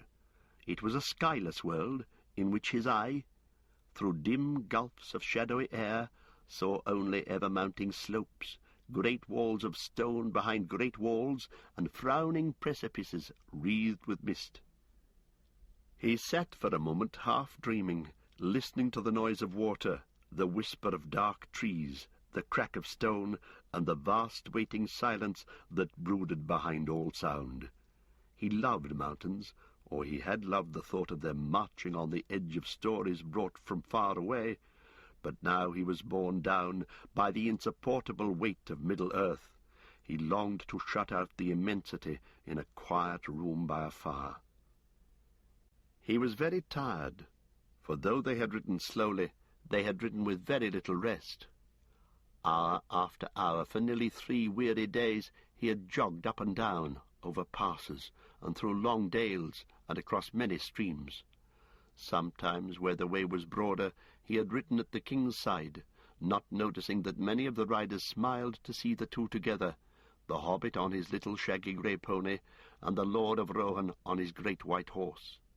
Then he had talked to Theoden, telling him about his home and the doings of the Shire folk, or listening in turn to tales of the Mark and of its mighty men of old. But most of the time, especially on this last day, Merry had ridden by himself, just behind the king, saying nothing, and trying to understand the slow, sonorous speech of Rohan that he heard the men behind him using. It was a language in which there seemed to be many words that he knew, though spoken more richly and more strongly than in the Shire, yet he could not piece the words together. At times some rider would lift up his clear voice in stirring song, and Merry felt his heart leap, though he didn't know what it was about. All the same, he'd been lonely, and never more so than now at the day's end. He wondered where in all this strange world Pippin had got to, and what would become of Aragorn and Legolas and Gimli. Then suddenly, like a cold touch on his heart, he thought of Frodo and Sam. "I'm forgetting them," he said to himself reproachfully, "and yet they're more important than all the rest of us, and I came to help them. But now they must be hundreds of miles away, if they're still alive." He shivered. "Harrowdale at last," said Éomer. "Our journey is almost at an end." They halted. The paths out of the narrow gorge fell steeply. Only a glimpse, as through a tall window, could be seen of the great valley and the gloaming below. A single small light could be seen twinkling by the river. "The journey is over, maybe," said Theoden, "but I have far yet to go. Last night the moon was full, and in the morning I shall ride to Edoras to the gathering of the Mark." "But if you would take my counsel," said Éomer in a low voice, "you would then return hither until the war is over, lost or won." Theoden smiled. "Nay, my son, for so I will call you, speak not the soft words of Worm-tongue in my old ears." He drew himself up and looked back at the long line of his men fading into the dusk behind. "Long years in the space of days it seems since I rode west, but never will I lean on a staff again. If the war is lost, what good will be my hiding in the hills? And if it's won, what grief will it be, even if I fall, spending my last strength? But we will leave this now. Tonight I will lie in the hold of Dunharrow. One evening of peace at least is left us. Let us ride on." In the deepening dusk they came down into the valley. Here the Snowbourne flowed near to the western walls of the dale, and soon the path led them to a ford, where the shallow waters murmured loudly on the stones. The ford was guarded. As the king approached, many men sprang up out of the shadows of the rocks, and when they saw the king they cried with glad voices, "Theoden King! Theoden King! The king of the Mark returns!" Then one blew a long call on a horn. It echoed in the valley.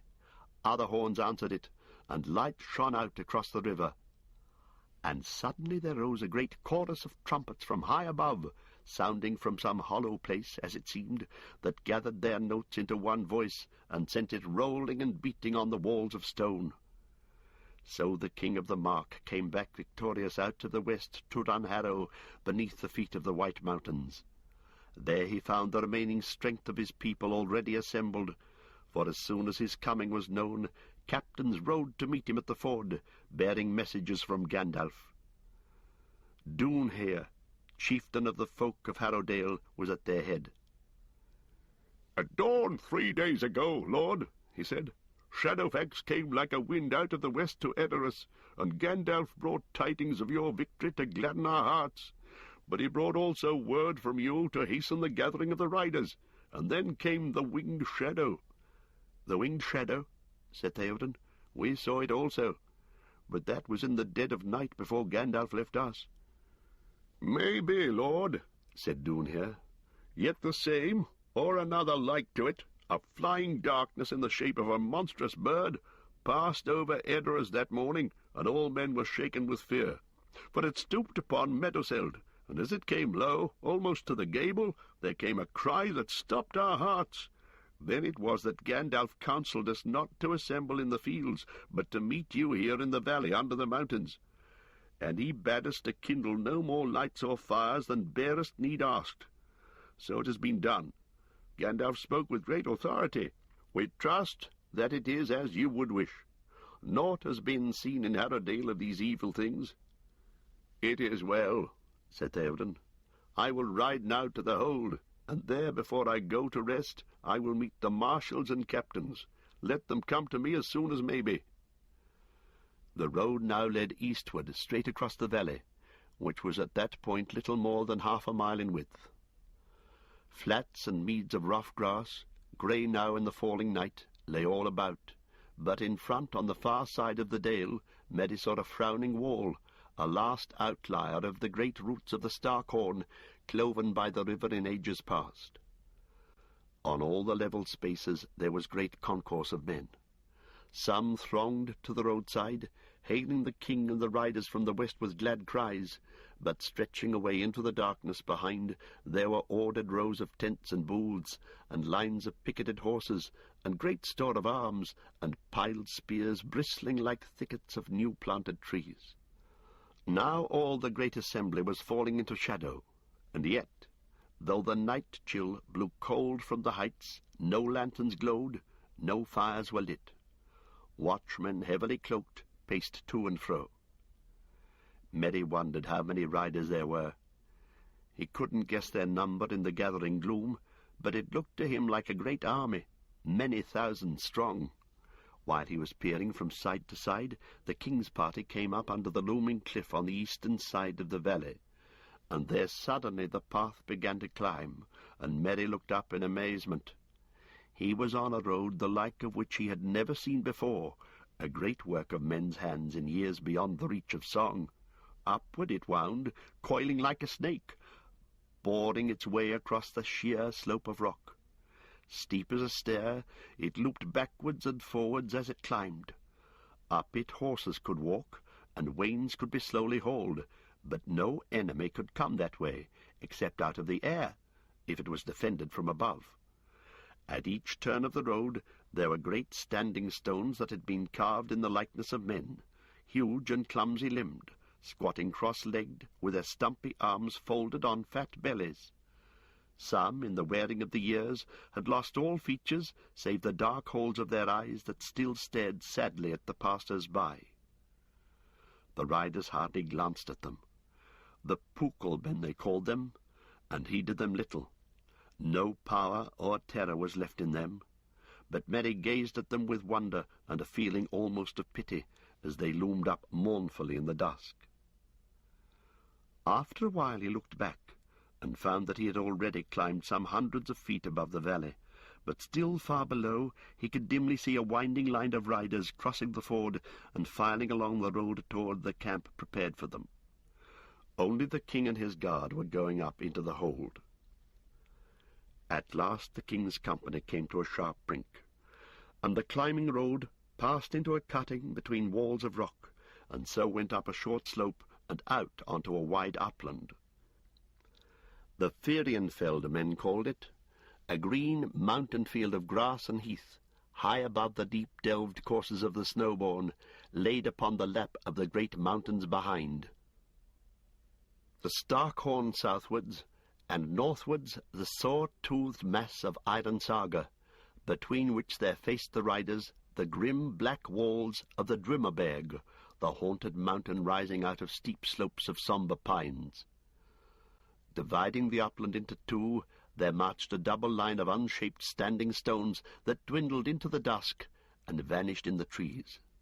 Those who dared to follow that road soon came to the black Dimholt under Drimmerberg, and the menace of the pillar of stone, and the yawning shadow of the forbidden door. Such was the dark Dunharrow, the work of long-forgotten men. Their name was lost, and no song or legend remembered it. For what purpose they had made this place, as a town or secret temple or a tomb of kings, none could say. Here they laboured in the dark years, before ever a ship came to the western shores, or Gondor of the Dunedain was built. And now they had vanished, and only the old Púcal men were left, still sitting at the turnings of the road.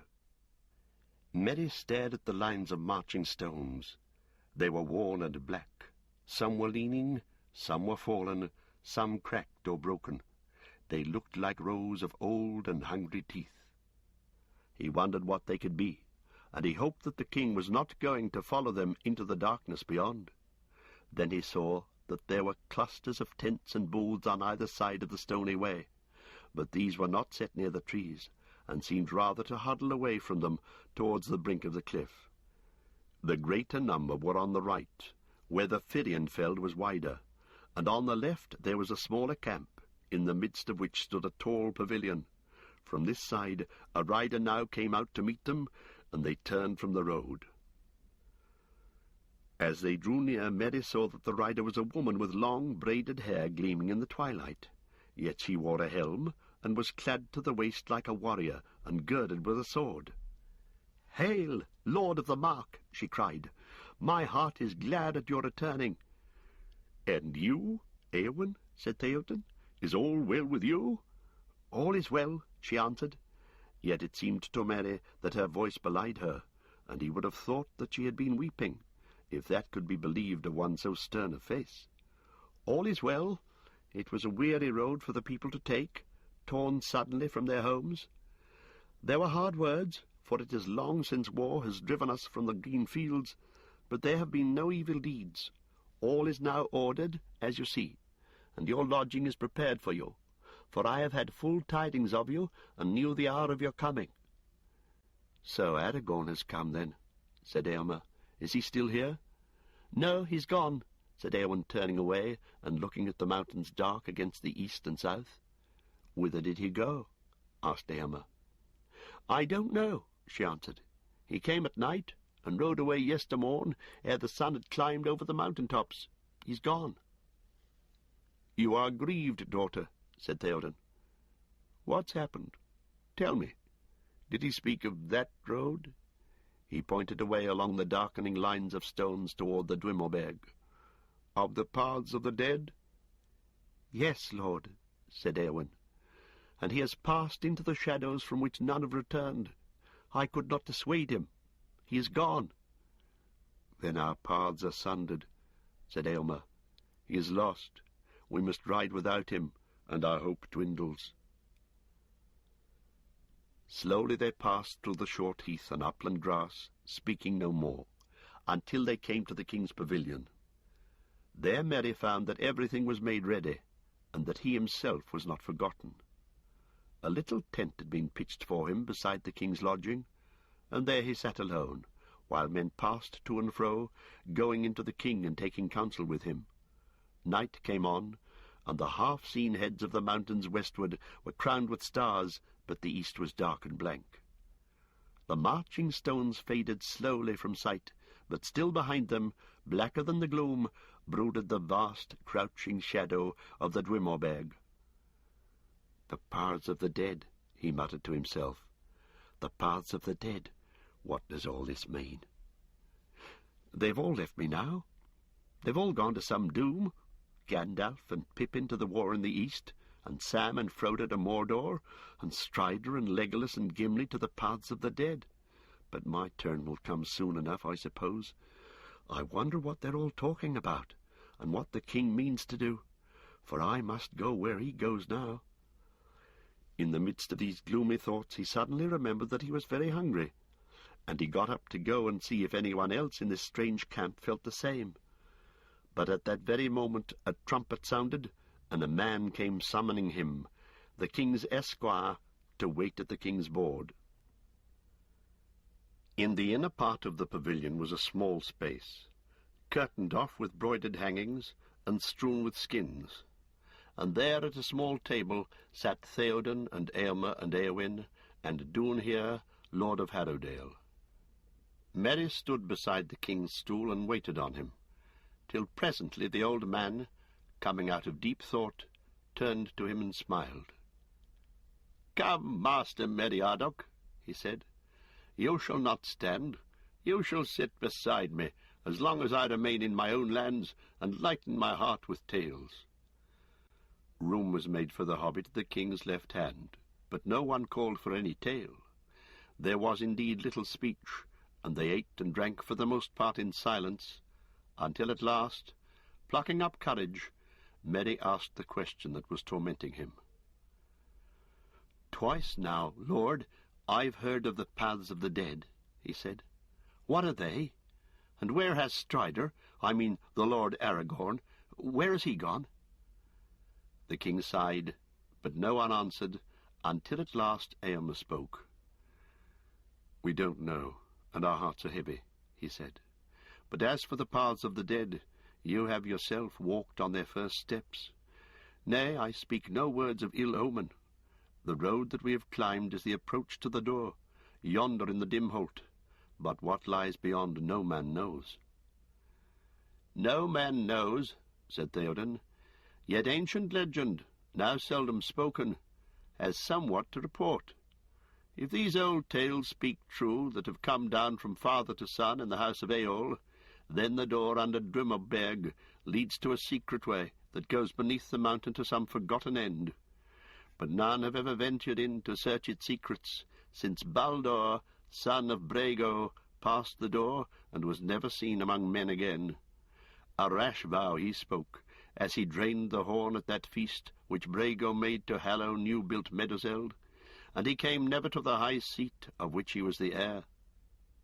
Folk say that dead men out of the dark years guard the way, and will suffer no living man to come to their hidden halls, but at whiles they may themselves be seen passing out of the door like shadows, and down the stony road. Then the people of Harrowdale shut fast their doors, and shroud their windows, and are afraid. But the dead come seldom forth, and only at times of great unquiet and coming death.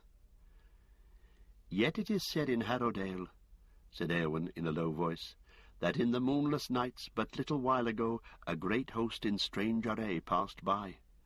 Whence they came none knew, but they went up the stony road and vanished into the hill, as if they went to keep a tryst."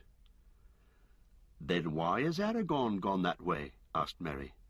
"Don't you know anything that would explain it?" "Unless he has spoken words to you as his friend that we have not heard," said Eomer. "None now in the land of the living can tell his purpose." "Greatly changed he seemed to me since I first saw him in the king's house," said Eowyn. "Grimmer, older, fey, I thought him, and like one whom the dead call."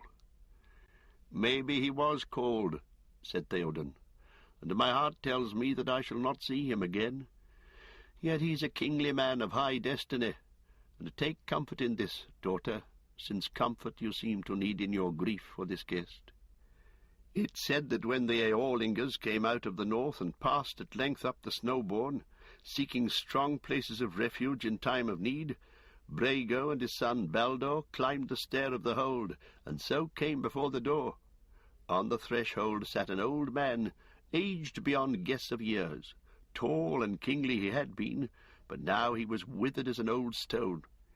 Indeed, for stone they took him, for he moved not, and he said no word until they sought to pass him by and enter. And then a voice came out of him, as it were out of the ground, and to their amaze it spoke in the western tongue. 'The way is shut.' Then they halted and looked at him, and saw that he lived still, but he didn't look at them. 'The way is shut,' his voice said again. 'It was made by those who are dead, and the dead keep it until the time comes. The way is shut.' 'And when will that time be?' said Baldur.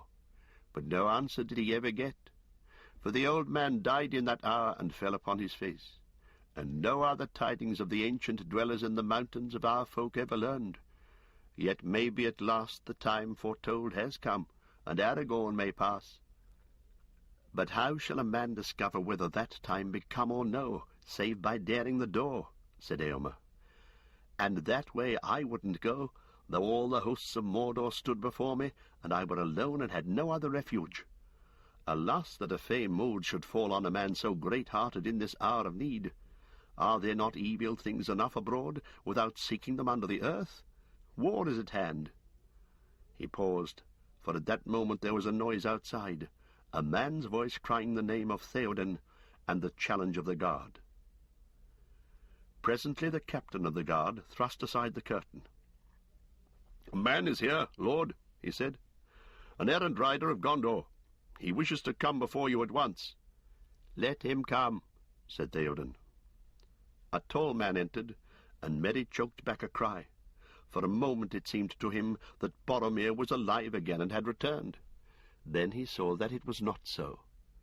The man was a stranger, though as like to Boromir as if he were one of his kin, tall and grey-eyed and proud. He was clad as a rider, with a cloak of dark green over a coat of fine mail. On the front of his helm was wrought a small silver star.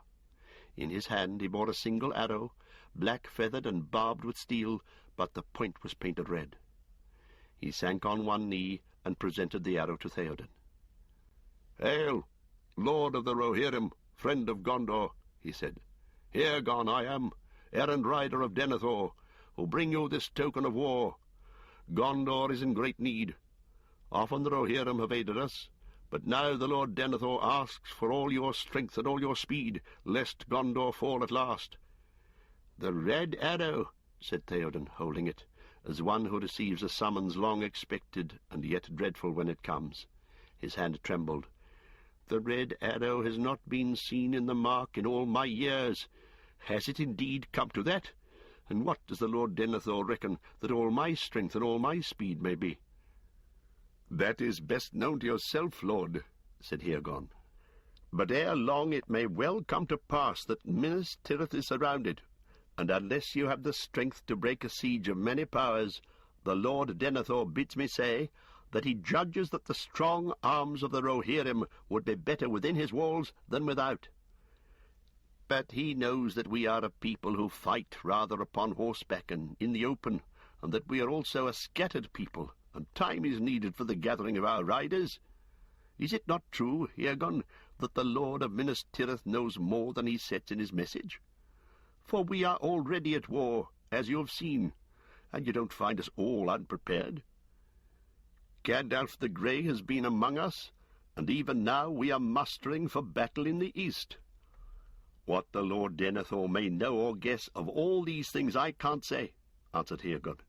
"But indeed our case is desperate. My lord does not issue any command to you.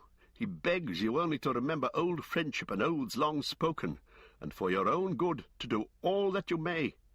It is reported to us that many kings have ridden in from the east to the service of Mordor.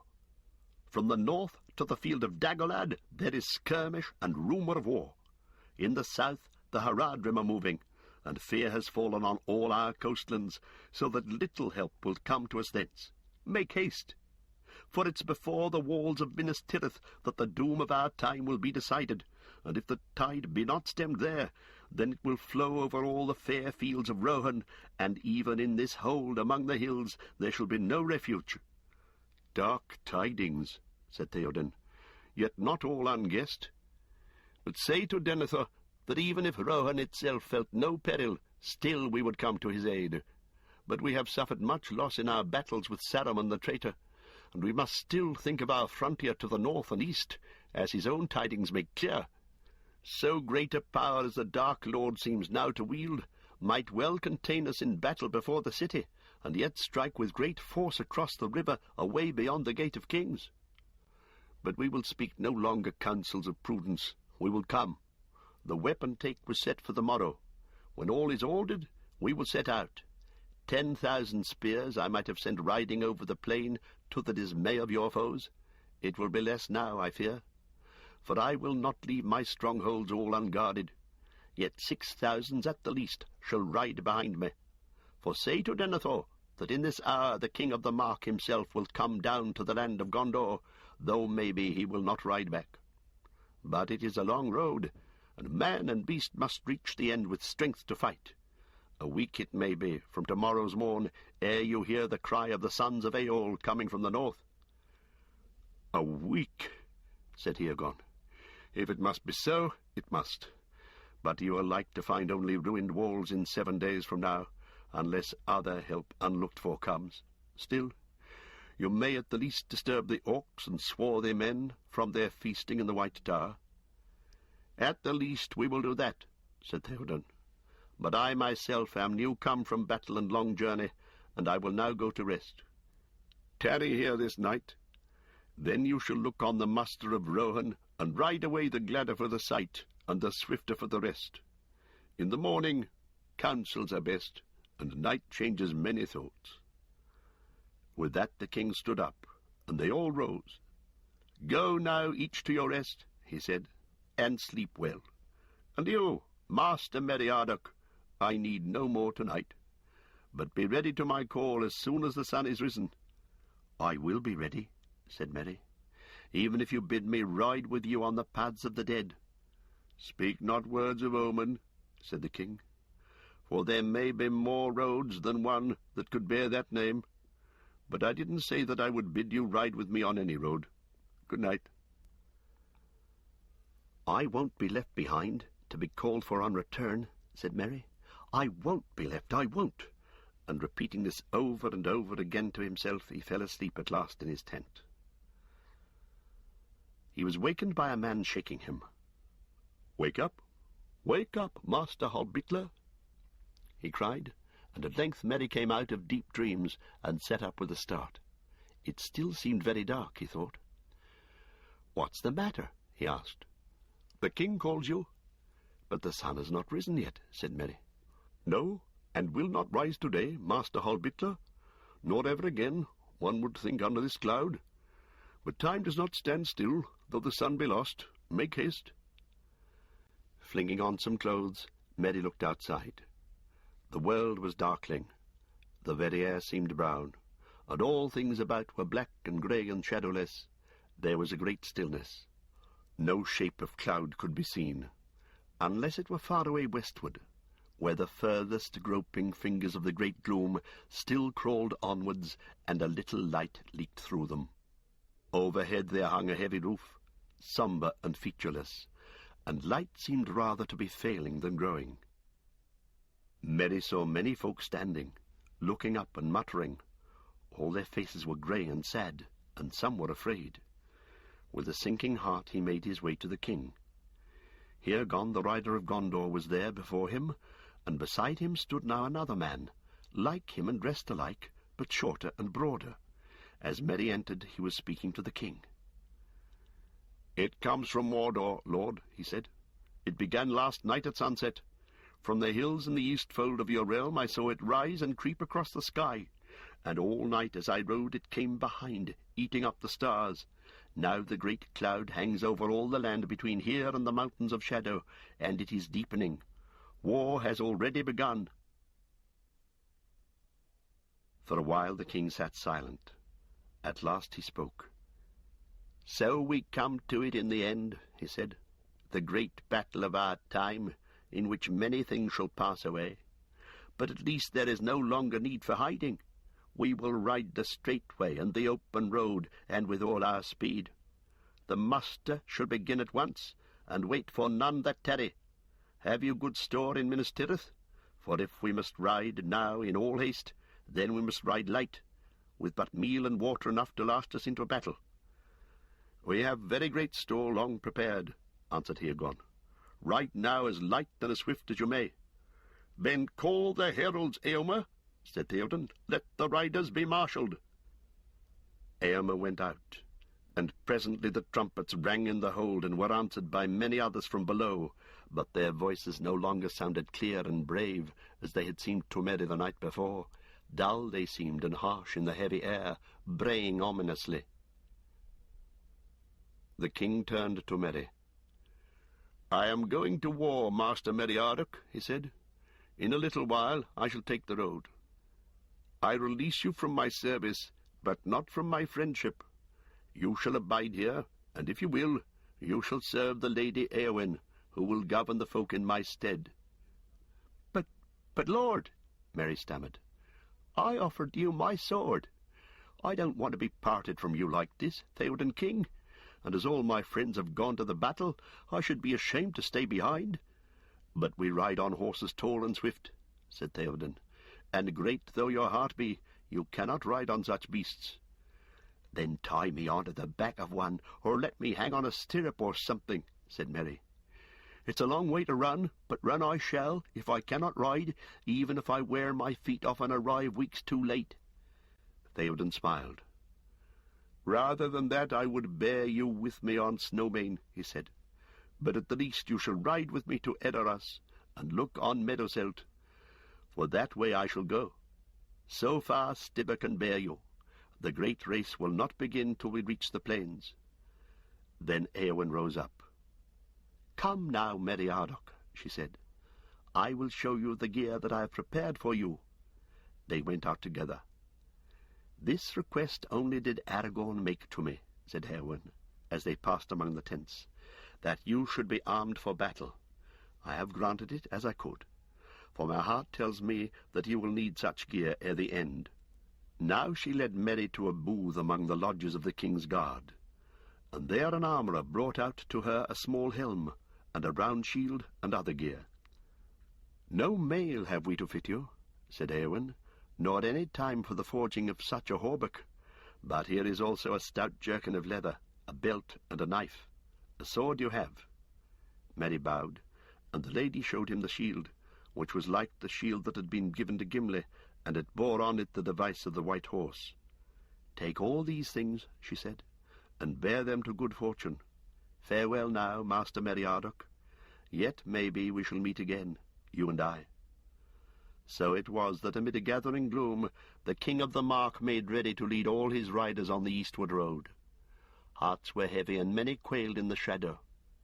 But they were a stern people, loyal to their lord, and little weeping or murmuring was heard, even in the camp in the hold where the exiles from Edoras were housed, women and children and old men. Doom hung over them, but they faced it silently. 2 swift hours passed, and now the king sat upon his white horse, glimmering in the half-light. Proud and tall he seemed, though the hair that flowed beneath his high helm was like snow, and many marvelled at him, and took heart to see him unbent and unafraid. There on the wide flats beside the noisy river were marshalled in many companies well-nigh 55 hundreds of riders fully armed, and many hundreds of other men with spare horses lightly burdened. A single trumpet sounded. The king raised his hand, and then silently the host of the Mark began to move. Foremost went 12 of the king's household men, riders of renown. Then the king followed with Eomer on his right. He had said farewell to Eowyn above in the hold, and the memory was grievous. But now he turned his mind to the road that lay ahead. Behind him Merry rode on Stibber with the errand riders of Gondor, and behind them again 12 more of the king's household. They passed down the long ranks of waiting men with stern and unmoved faces. But when they had come almost to the end of the line, one looked up, glancing keenly at the hobbit. A young man, Merry thought as he returned the glance, less in height and girth than most. He caught the glint of clear grey eyes, and then he shivered, for it came suddenly to him that it was the face of one without hope, who goes in search of death.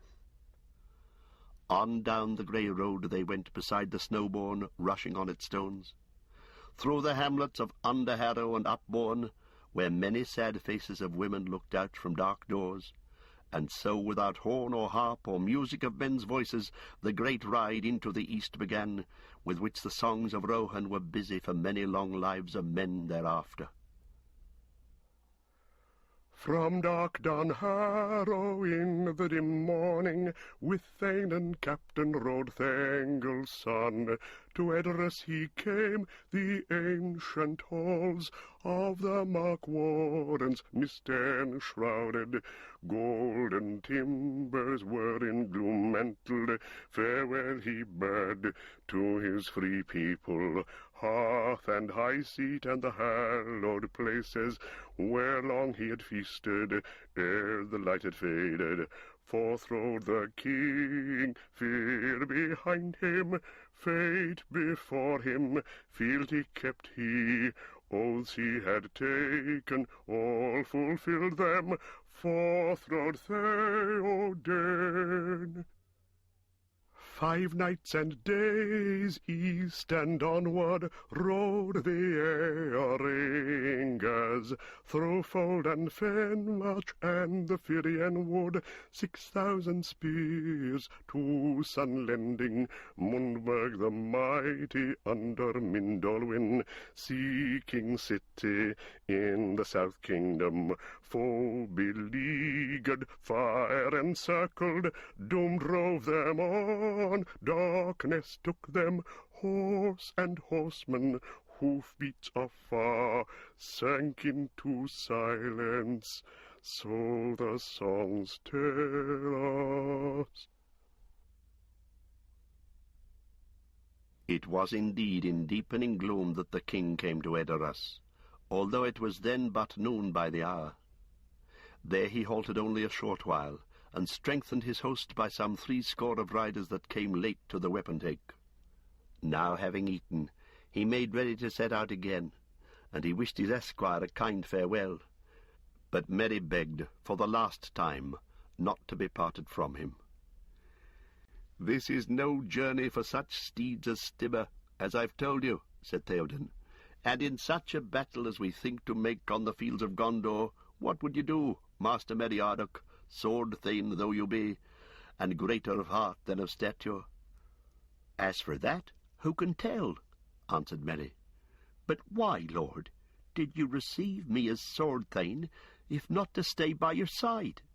And I would not have it said of me in song, only that I was always left behind."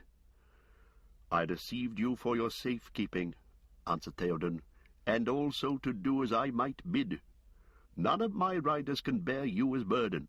If the battle were before my gates, maybe your deeds would be remembered by the minstrels, but it is 100 leagues and 2 to Mundburg, when Denethor is lord. I will say no more." Merry bowed and went away unhappily, and stared at the lines of horsemen. Already the companies were preparing to start. Men were tightening girths, looking to saddles, caressing their horses. Some gazed uneasily at the lowering sky. Unnoticed, a rider came up and spoke softly in the hobbit's ear. "Where will wants not, a way opens, so we say," he whispered, "and so I have found myself."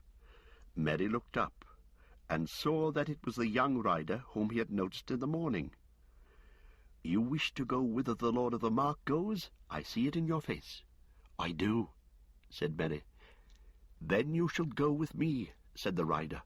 "I will bear you before me, under my cloak, until we are far afield, and this darkness is yet darker. Such goodwill should not be denied. Say no more to any man, but come." "Thank you, indeed," said Merry.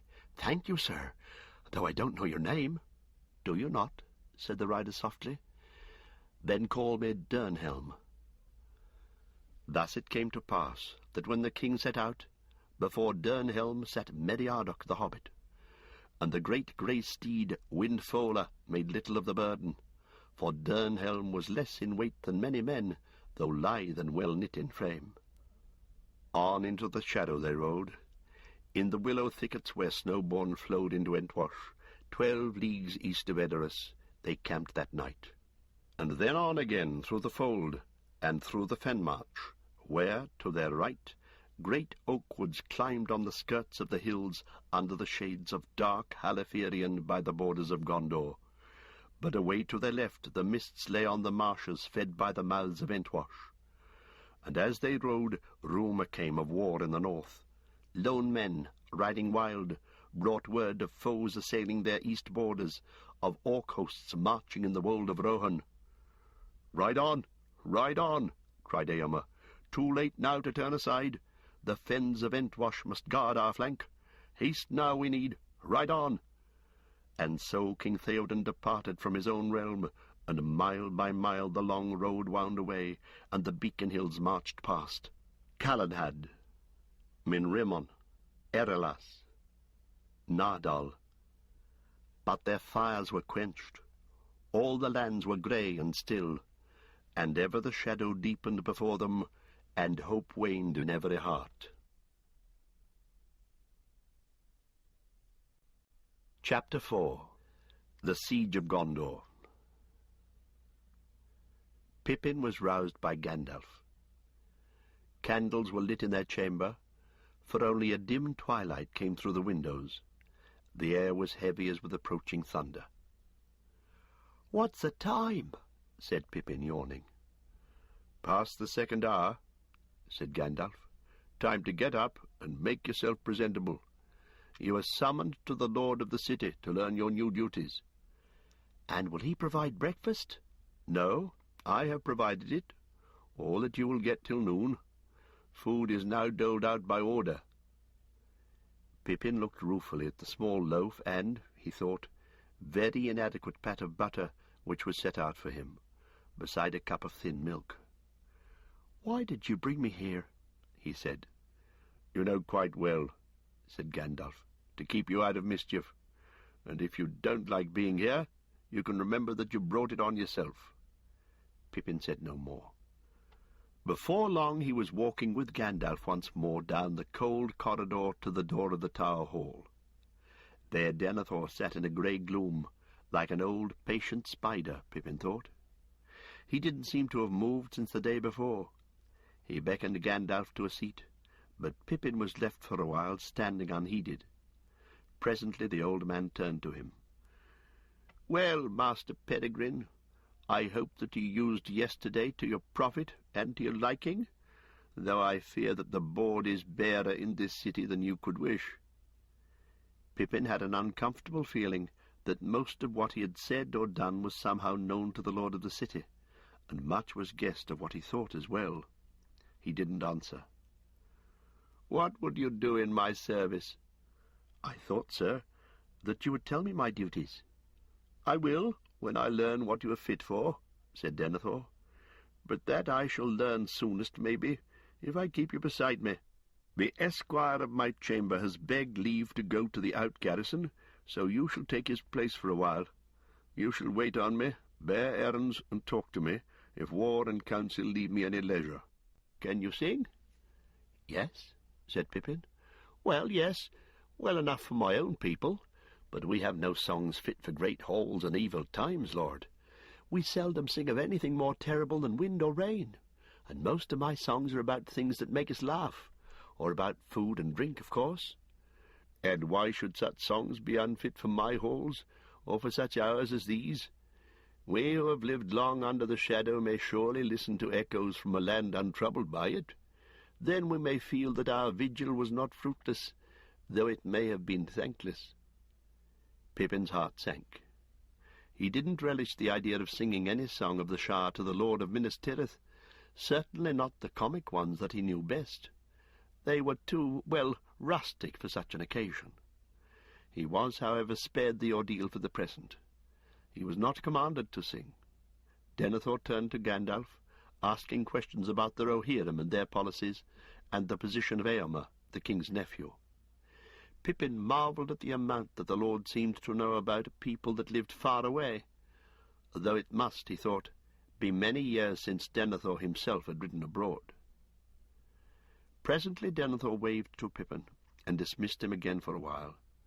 "Go to the armories of the citadel," he said, "and get you there the livery and gear of the tower.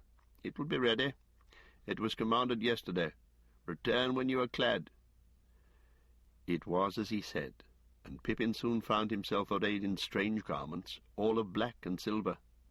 He had a small hauberk, its rings forged of steel, maybe, yet black as jet, and a high-crowned helm with small raven wings on either side, set with a silver star in the centre of the circlet. Above the mail was a short surcoat of black, but broidered on the breast in silver with a token of the tree. His old clothes were folded and put away, but he was permitted to keep the grey cloak of Lorien, though not to wear it when on duty. He looked now, had he known it, verily Ernil I Ferianeth, the prince of the halflings, that folk had called him, but he felt uncomfortable, and the gloom began to weigh on his spirits. It was dark and dim all day. From the sunless dawn until evening the heavy shadow had deepened, and all hearts in the city were oppressed. Far above, a great cloud streamed slowly westward from the black land, devouring light, borne upon a wind of war. but below the air was still and breathless, as if all the vale of Anduin waited for the onset of a ruinous storm. About the 11th hour, released at last for a while from service, Pippin came out and went in search of food and drink to cheer his heavy heart and to make his task of waiting more supportable. In the messes he met Beregond again, who had just come from an errand over the Pelennor out to the guard towers upon the causeway. Together they strolled out to the walls, for Pippin felt imprisoned indoors and stifled even in the lofty citadel. Now they sat side by side again, in the embrasure looking eastward, where they had eaten and talked the day before. It was the sunset hour, but the great pall had now stretched far into the west, and only as it sank at last into the sea did the sun escape to send out a brief farewell gleam before the night, even as Frodo saw it at the crossroads, touching the head of the fallen king. But to the fields of the Pelennor, under the shadow of Mindolluin, there came no gleam. They were brown and drear. Already it seemed years to Pippin since he had sat there before, in some half-forgotten time, when he had still been a hobbit, a light-hearted wanderer touched little by the perils he had passed through. Now he was one small soldier in a city preparing for a great assault, clad in the proud but sombre manner of the Tower of God. In some other time and place, Pippin might have been pleased with his new array, but he knew now that he was taking part in no play. He was in deadly earnest the servant of a grim master in the greatest peril. The hauberk was burdensome, and the helm weighed upon his head. His cloak he had cast aside upon the seat. He turned his tired gaze away from the darkling fields below and yawned, and then he sighed. "You are weary of this day?" said Beregond. "Yes," said Pippin, "very. Tired out with idleness and waiting. I've kicked my heels at the door of my master's chamber for many slow hours, while he's debated with Gandalf and the prince and other great persons, and I'm not used, Master Beregond, to waiting hungry on others while they eat. It's a sore trial for a hobbit, that. No doubt you will think I should feel the honour more deeply. But what is the good of such honour? Indeed, what is the good even of food and drink under this creeping shadow? What does it mean? The very air seems thick and brown. Do you often have such glooms when the wind is in the east?" "Nay," said Beregond, "this is no weather of the world. This is some device of his malice, some broil of fume from the mountain of fire that he sends to darken hearts and counsel. And so it doth indeed. I wish the Lord Faramir would return. He would not be dismayed. But now, who knows if he will ever come back across the river out of the darkness?" "Yes," said Pippin. "Gandalf, too, is anxious. He was disappointed, I think, not to find Faramir here. And where has he got to himself? He left the Lord's council before the noon meal, and in no good mood either, I thought. Perhaps he has some foreboding of bad news." Suddenly, as they talked, they were stricken dumb, frozen, as it were, to listening stones. Pippin cowered down with his hands pressed to his ears, but Beregond, who had been looking out from the battlement as he spoke to Faramir, remained there, stiffened, staring out with starting eyes. Pippin knew the shuddering cry that he had heard. It was the same that he had heard long ago in the Marish of the Shah, but now it was grown in power and hatred, piercing the heart with a poisonous despair. At last Beregond spoke with an effort. "They have come," he said. "Take courage and look. There are fell things below." Reluctantly Pippin climbed on to the seat and looked out over the wall. The Pelennor lay dim beneath him, fading away to the scarce-guessed line of the great river. But now, wheeling swiftly across it, like shadows of untimely night, he saw in the middle airs below him 5 bird-like forms, horrible as carrion fowl, yet greater than eagles, cruel as death. Now they swooped near, venturing almost within bowshot of the walls. Now they circled away. "Black riders," muttered Pippin. black riders of the air. But see, Beregond, he cried, they are looking for something, surely. See how they wheel and swoop, always down to that point over there. And can you see something moving on the ground? Dark little things. Yes, men on horses, 4 or 5. Ah, I cannot stand it. Gandalf, Gandalf, save us. Another long screech rose and fell, and he threw himself back again from the wall, panting like a hunted animal. Faint and seemingly remote through that shuddering cry, he heard winding up from below the sound of a trumpet ending on a long, high note. "Faramir! The Lord Faramir! It is his call!" cried Beregond. "Brave heart! But how can he win to the gate if these foul hell-hawks have other weapons than fear? But look, they hold on. They will make the gate. No, the horses are running mad. Look, the men are thrown. They are running on foot. No, one is still up, but he rides back to the others. That will be the captain. He can master both beasts and men. Ah, there one of the foul things is stooping on him. Help! Help! Will no one go out to him? Faramir! With that, Beregond sprang away and ran off into the gloom, ashamed of his terror. While Beregond of the Guard thought first of the captain whom he loved, Pippin got up and peered out. At that moment he caught a flash of white and silver coming from the north, like a small star down on the dusky fields. It moved with the speed of an arrow, and grew as it came, converging swiftly with the flight of the 4 men towards the gate. It seemed to Pippin that a pale light was spread about it, and the heavy shadows gave way before it. And then, as it drew near, he thought that he heard, like an echo in the walls, a great voice calling. "Gandalf!" he cried. "Gandalf! He always turns up when things are darkest. Go on! Go on! White Rider! Gandalf! Gandalf!" he shouted wildly, like an onlooker at a great race urging on a runner who is far beyond encouragement. But now the dark swooping shadows were aware of the newcomer. One wheeled towards him, but it seemed to Pippin that he raised his hand, and from it a shaft of white light stabbed upwards. The Nazgul gave a long wailing cry and swerved away, and with that the 4 others wavered, and then rising in swift spirals they passed away eastward, vanishing into the lowering cloud above, and down on the Pelennor it seemed for a while less dark. Pippin watched, and he saw the horseman and the White Rider meet and halt, waiting for those on foot. Men now hurried out to them from the city, and soon they all passed from sight under the outer walls, and he knew that they were entering the gate. Guessing that they would come at once to the tower and the steward, he hurried to the entrance of the citadel. There he was joined by many others who had watched the race and the rescue from the high walls. It was not long before a clamour was heard in the streets leading up from the outer circles, and there was much cheering and crying of the names of Faramir and Mithrandir. Presently Pippin saw torches, and followed by a press of people, 2 horsemen riding slowly.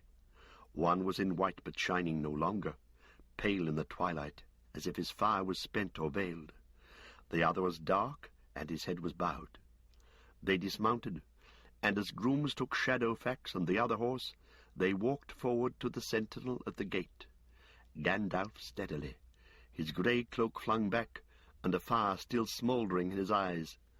The other, clad all in green, slowly, swaying a little as a weary or a wounded man.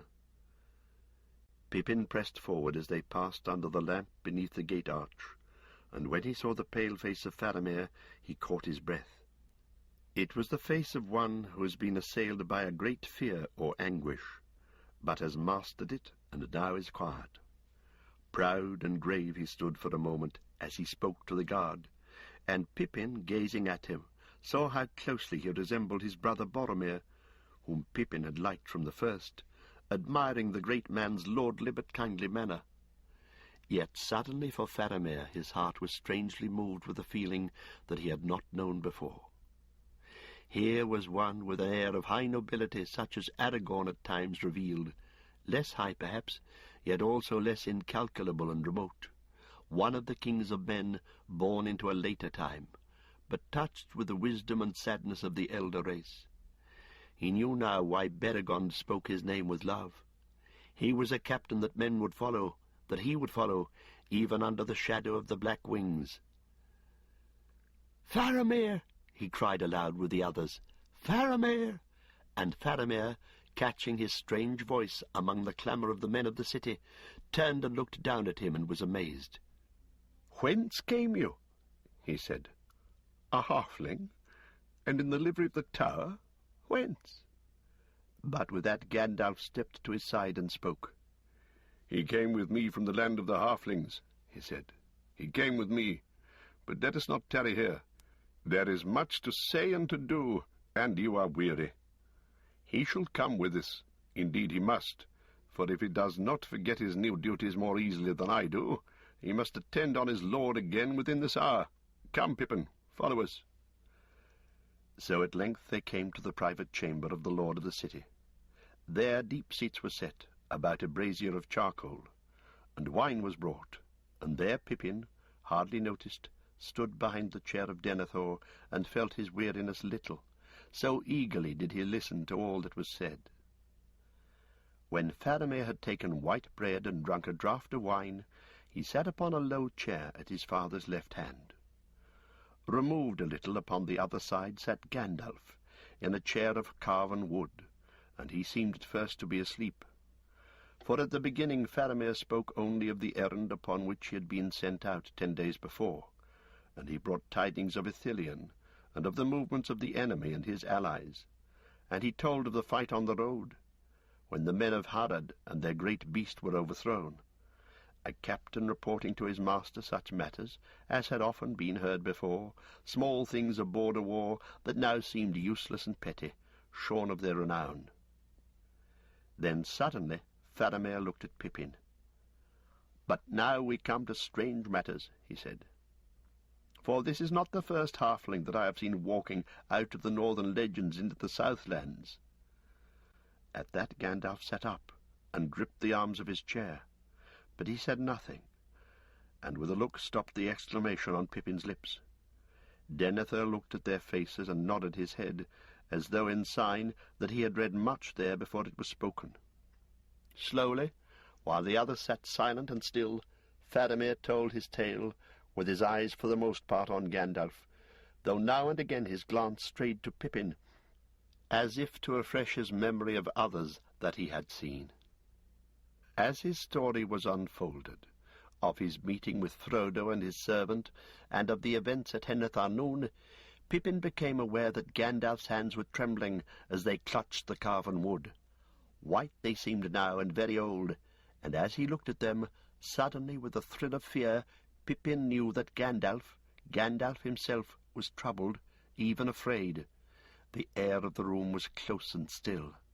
At last, when Faramir spoke of his parting with the travellers, and of their resolve to go to Cirith Ungol, his voice fell, and he shook his head and sighed. Then Gandalf sprang up. "Cirith Ungol? Morgul Vale?" he said. "The time, Faramir, the time. When did you part with them? When would they reach that accursed valley?" "I parted with them in the morning 2 days ago," said Faramir. "It is 15 leagues thence to the Vale of the Morgul Duin, if they went straight south, and then they would be still 5 leagues westward of the accursed tower. At swiftest they could not come there before today, and maybe they have not come there yet. Indeed, I see what you fear, but the darkness is not due to their venture.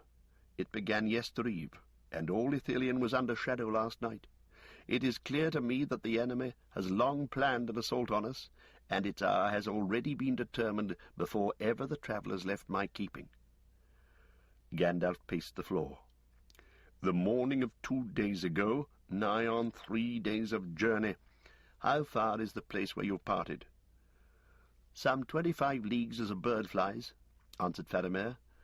"But I could not come more swiftly. Yestereve I lay at Caer Andros, the long isle in the river northward, which we hold in defence, and horses are kept on the hither bank. As the dark drew on, I knew that haste was needed, so I rode thence, with 3 others that could also be horsed. The rest of my company I sent south, to strengthen the garrison at the fords of Osgiliath. I hope that I have not done ill." He looked at his father. "Ill?" cried Denethor, and his eyes flashed suddenly. "Why do you ask? The men were under your command. Or do you ask for my judgment on all your deeds? Your bearing is lowly in my presence, yet it is long now since you turned from your own way at my counsel. See, you have spoken skilfully, as ever, but have I not seen your eye fixed on Mithrandir, seeking whether you said well or too much? He has long had your heart in his keeping. My son, your father is old, but not yet dotard. I can see and hear, as was my wont, and little of what you have said or left unsaid is now hidden from me. I know the answer to many riddles. Alas, alas for Boromir!" "If what I have done displeases you, my father," said Faramir quietly, "I wish I had known your counsel before the burden of so weighty a judgment was thrust on me." "Would that have availed to change your judgment?" said Denethor. "You would still have done just so, I deem. I know you well. Ever your desire is to appear lordly and generous, as a king of old, gracious, gentle. That may well befit one of high race, if he sits in power and peace, but in desperate hours gentleness may be repaid with death." "So be it," said Faramir. "So be it," cried Denethor, "but not with your death only, Lord Faramir, with the death also of your father, and of all your people, whom it is your part to protect now that Boromir is gone." "Do you wish, then," said Faramir, "that our places had been exchanged?" "Yes, I wish that indeed," said Denethor, "for Boromir was loyal to me and no wizard's pupil. He would have remembered his father's need, and would not have squandered what fortune gave.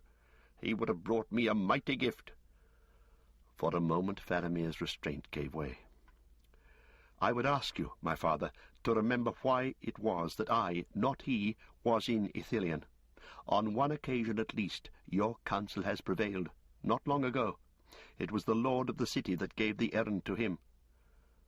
"Stir not the bitterness in the cup that I mixed for myself," said Denethor. "Have I not tasted it now many nights upon my tongue, foreboding that worse yet lay in the dregs, as now indeed I find? Would it were not so, would that this thing had come to me." "Comfort yourself," said Gandalf. "In no case would Boromir have brought it to you. He is dead, and died well. May he sleep in peace. Yet you deceive yourself. He would have stretched out his hand to this thing, and, taking it, he would have fallen. He would have kept it for his own, and when he returned, you would not have known your son." The face of Denethor set hard and cold. "You found Boromir less apt to your hand, did you not?" he said softly. "But I, who was his father, say that he would have brought it to me. You are wise, maybe, Mithrandir, yet with all your subtleties you have not all wisdom. Counsels may be found that are neither the webs of wizards nor the haste of fools. I have in this matter more lore and wisdom than you deem." "What, then, is your wisdom?" said Gandalf. "Enough to perceive that there are two follies to avoid. To use this thing is perilous.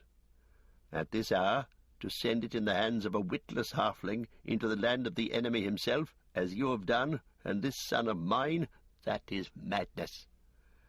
"And the Lord Denethor, what would he have done?" "Neither. But most surely not for any argument would he have set the thing at a hazard beyond all but a fool's hope, risking our utter ruin if the enemy should recover what he lost. Nay, it should have been kept, hidden dark and deep, not used, I say, unless at the uttermost end of need, but set beyond his grasp, save by a victory so final that what then befell would not trouble us, being dead." "You think, as is your wont, my lord, of Gondor only," said Gandalf. "Yet there are other men and other lives, and times still to be. And for me, I pity even his slaves." "And where will other men look for help if Gondor falls?" answered Denethor. "If I had this thing now in the deep vaults of this citadel, we should not then shake with dread under this gloom, fearing the worst, and our counsels would be undisturbed. If you don't trust me to endure the test, you don't know me yet." "Nevertheless, I do not trust you," said Gandalf. "Had I done so, I could have sent this thing hither to your keeping, and spared myself and others much anguish. And now, hearing you speak, I trust you less, no more than Boromir. Nay, stay your wrath. I do not trust myself in this, and I refuse this thing, even as a freely given gift. You are strong, and can still in some matters govern yourself, Denethor. Yet if you had received this thing, it would have overthrown you, were it bedded beneath the roots of Mindolluin. Still it would burn your mind away, as the darkness grows, and the yet worse things follow that soon will come upon us."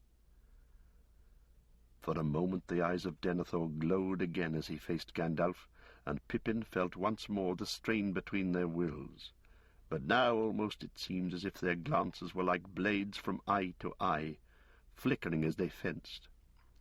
Pippin trembled, fearing some dreadful stroke, but suddenly Denethor relaxed and grew cold again. He shrugged his shoulders. "If you had, he said, "such words and ifs are vain. It has gone into the shadow, and only time will show what doom awaits it and us. The time will not be long. In what is left, let all who fight the enemy in their fashion be at one, and keep hope while they may, and after hope still the hardihood to die free." He turned to Faramir. "What think you of the garrison at Osgiliath?" "It is not strong," said Faramir. "I have sent the company of Ithilien to strengthen it, as I have said." "Not enough, I deem," said Denethor. "It is there that the first blow will fall. They will have need of some stout captain there." "There and elsewhere in many places," said Faramir, and sighed.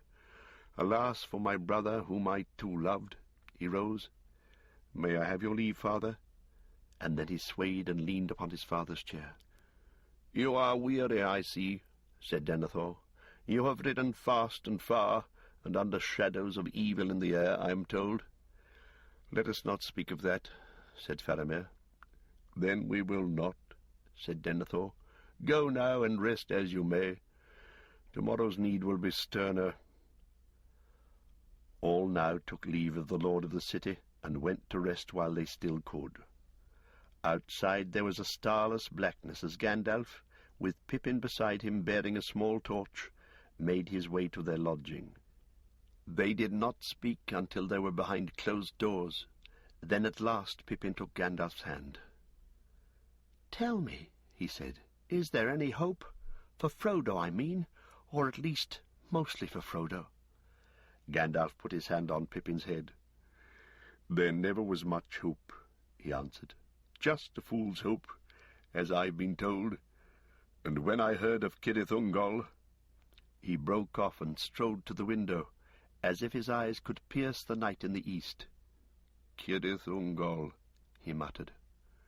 "Why that way, I wonder?" He turned. "Just now, Pippin, my heart almost failed me, hearing that name, and yet in truth I believe that the news that Faramir brings has some hope in it. For it seems clear that our enemy has opened his war at last, and made the first move while Frodo was still free. So now for many days he will have his eye turned this way and that, away from his own land. And yet, Pippin, I feel from afar his haste and fear. He has begun sooner than he would. Something has happened to stir him." Gandalf stood for a moment and thought. "Maybe," he muttered. "Maybe even your foolishness helped, my lad. Let me see. Some 5 days ago now, he would discover that we had thrown down Saruman, and had taken the stone. Still, what of that? We could not use it to much purpose, or without his knowing. Ah, I wonder. Aragorn! His time draws near, and he is strong and stern underneath, Pippin, bold, determined, able to take his own counsel and dare great risks at need. That may be it. He may have used the stone and shown himself to the enemy, challenging him for this very purpose. I wonder. Well, we shall not know the answer till the riders of Rohan come, if they do not come too late. There are evil days ahead. To sleep while we may." "But," said Pippin. "But what?" said Gandalf. "Only one but will I allow tonight." "Gollum," said Pippin. "How on earth could they be going about with him, even following him? And I could see that Faramir didn't like the place he was taking them to any more than you do. What's wrong?" "I cannot answer that now," said Gandalf. "Yet my heart guessed that Frodo and Gollum would meet before the end, for good or for evil. But of Cirith Ungol I will not speak tonight. Treachery, I fear, treachery of that miserable creature. But so it must be. Let us remember that a traitor may betray himself and do good that he does not intend. It can be so sometimes. Good night." The next day came with the morning like a brown dusk, and the hearts of men, lifted for a while by the return of Faramir, sank low again. The winged shadows were not seen again that day, yet ever and anon, high above the city, a faint cry would come, and many who heard it would stand stricken with a passing dread, while the less stout-hearted quailed and wept. And now Faramir was gone again. "They give him no rest," some murmured.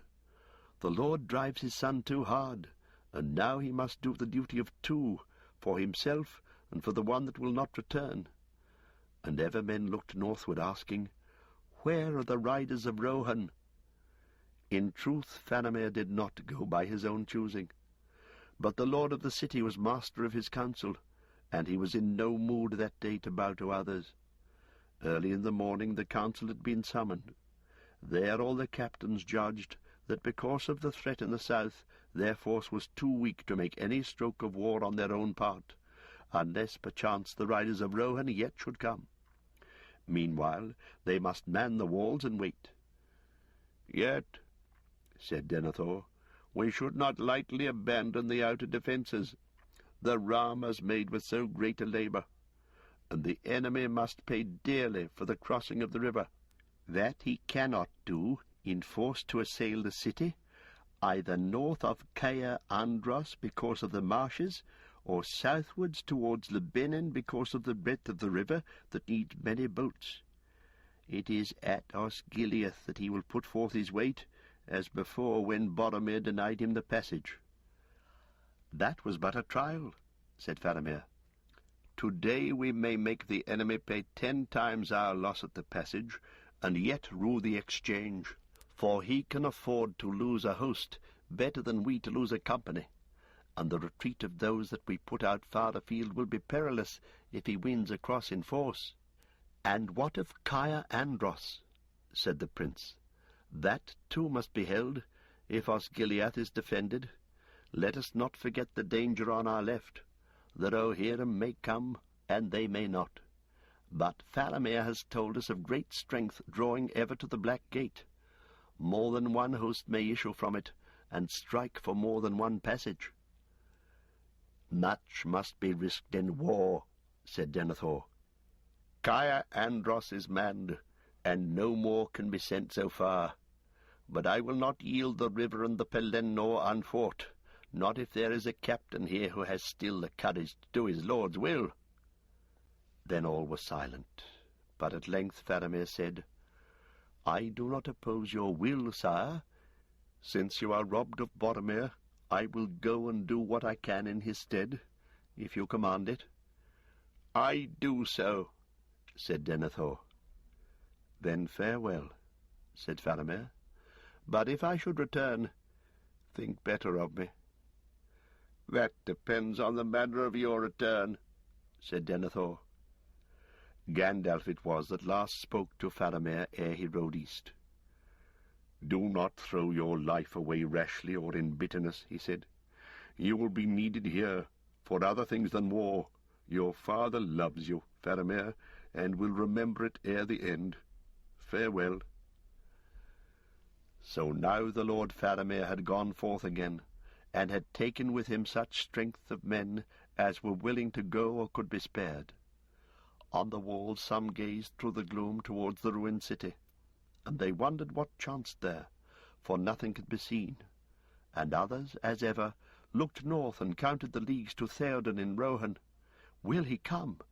Will he remember our old alliance?" they said. "Yes, he will come," said Gandalf, "even if he comes too late. But think, at best the Red Arrow cannot have reached him more than 2 days ago, and the miles are long from Edoras." It was night again ere news came. A man rode in haste from the fords, saying that a host had issued from Minas Morgul and was already drawing nigh to Osgiliath, and it had been joined by regiments from the south, Haradrim, Cruel and Tall. "And we have learned," said the messenger, "that the Black Captain leads them once again, and the fear of him has passed before him over the river." With those ill-boding words the 3rd day closed since Pippin came to Minas Tirith. Few went to rest, for small hope had any now that even Faramir could hold the fords for long. The next day, though the darkness had reached its full and grew no deeper, it weighed heavier on men's hearts, and a great dread was on them. Ill news came soon again. The passage of Anduin was won by the enemy. Faramir was retreating to the wall of the Pelennor, rallying his men to the causeway forts, but he was 10 times outnumbered. "If he wins back at all across the Pelennor, his enemies will be on his heels," said the messenger. "They've paid dear for the crossing, but less dearly than we hoped. The plan has been well laid. It is now seen that in secret they have long been building floats and barges in great numbers in East Osgiliath. They swarmed across like beetles. But it is the Black Captain that defeats us. Few will stand and abide even the rumour of his coming. His own folk quail at him, and they would slay themselves at his bidding." "Then I am needed there more than here," said Gandalf, and rode off at once, and the glimmer of him faded soon from sight. And all that night Pippin, alone and sleepless, stood upon the wall and gazed eastward. The bells of day had scarcely rung out again, a mockery in the unlightened dark, when far away he saw fires spring up, across in the dim spaces where the walls of the Pelennor stood. The watchmen cried aloud, and all men in the city stood to arms. Now ever and anon there was a red flash, and slowly through the heavy air dull rumbles could be heard. "They have taken the wall," men cried. "They are blasting breaches in it. They are coming." "Where is Faramir?" cried Beregond in dismay. "Say not that he has fallen." It was Gandalf that brought the first tidings. With a handful of horsemen he came in the middle morning, riding as escort to a line of wains. They were filled with wounded men, all that could be saved from the wreck of the causeway forts. At once he went to Denethor.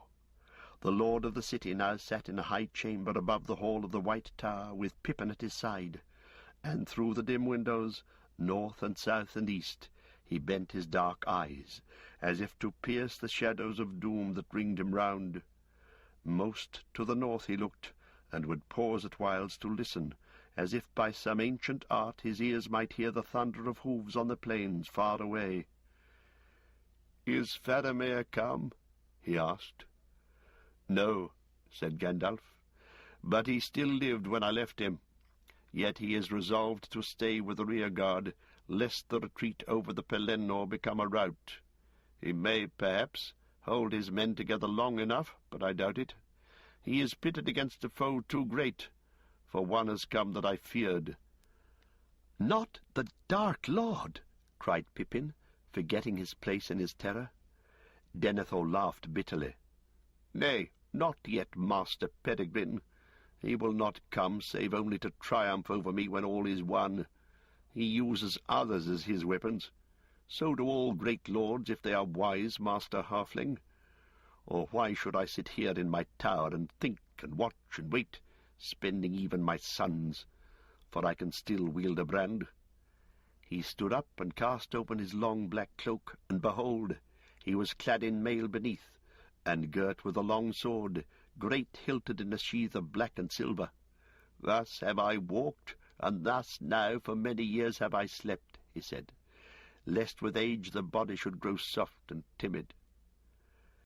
Yet now under the Lord of Barad-dûr The most fell of all his captains is already master of your outer walls, said Gandalf. King of Angmar, long ago, sorcerer, ringwraith, lord of the Nazgul, a spear of terror in the hand of Sauron, shadow of despair. Then, Mithrandir, you had a foe to match you, said Denethor. For myself, I've long known who is the chief captain of the hosts of the Dark Tower. Is this all that you have returned to say? Or can it be that you have withdrawn because you are overmatched? Pippin trembled, fearing that Gandalf would be stung to sudden wrath, but his fear was needless.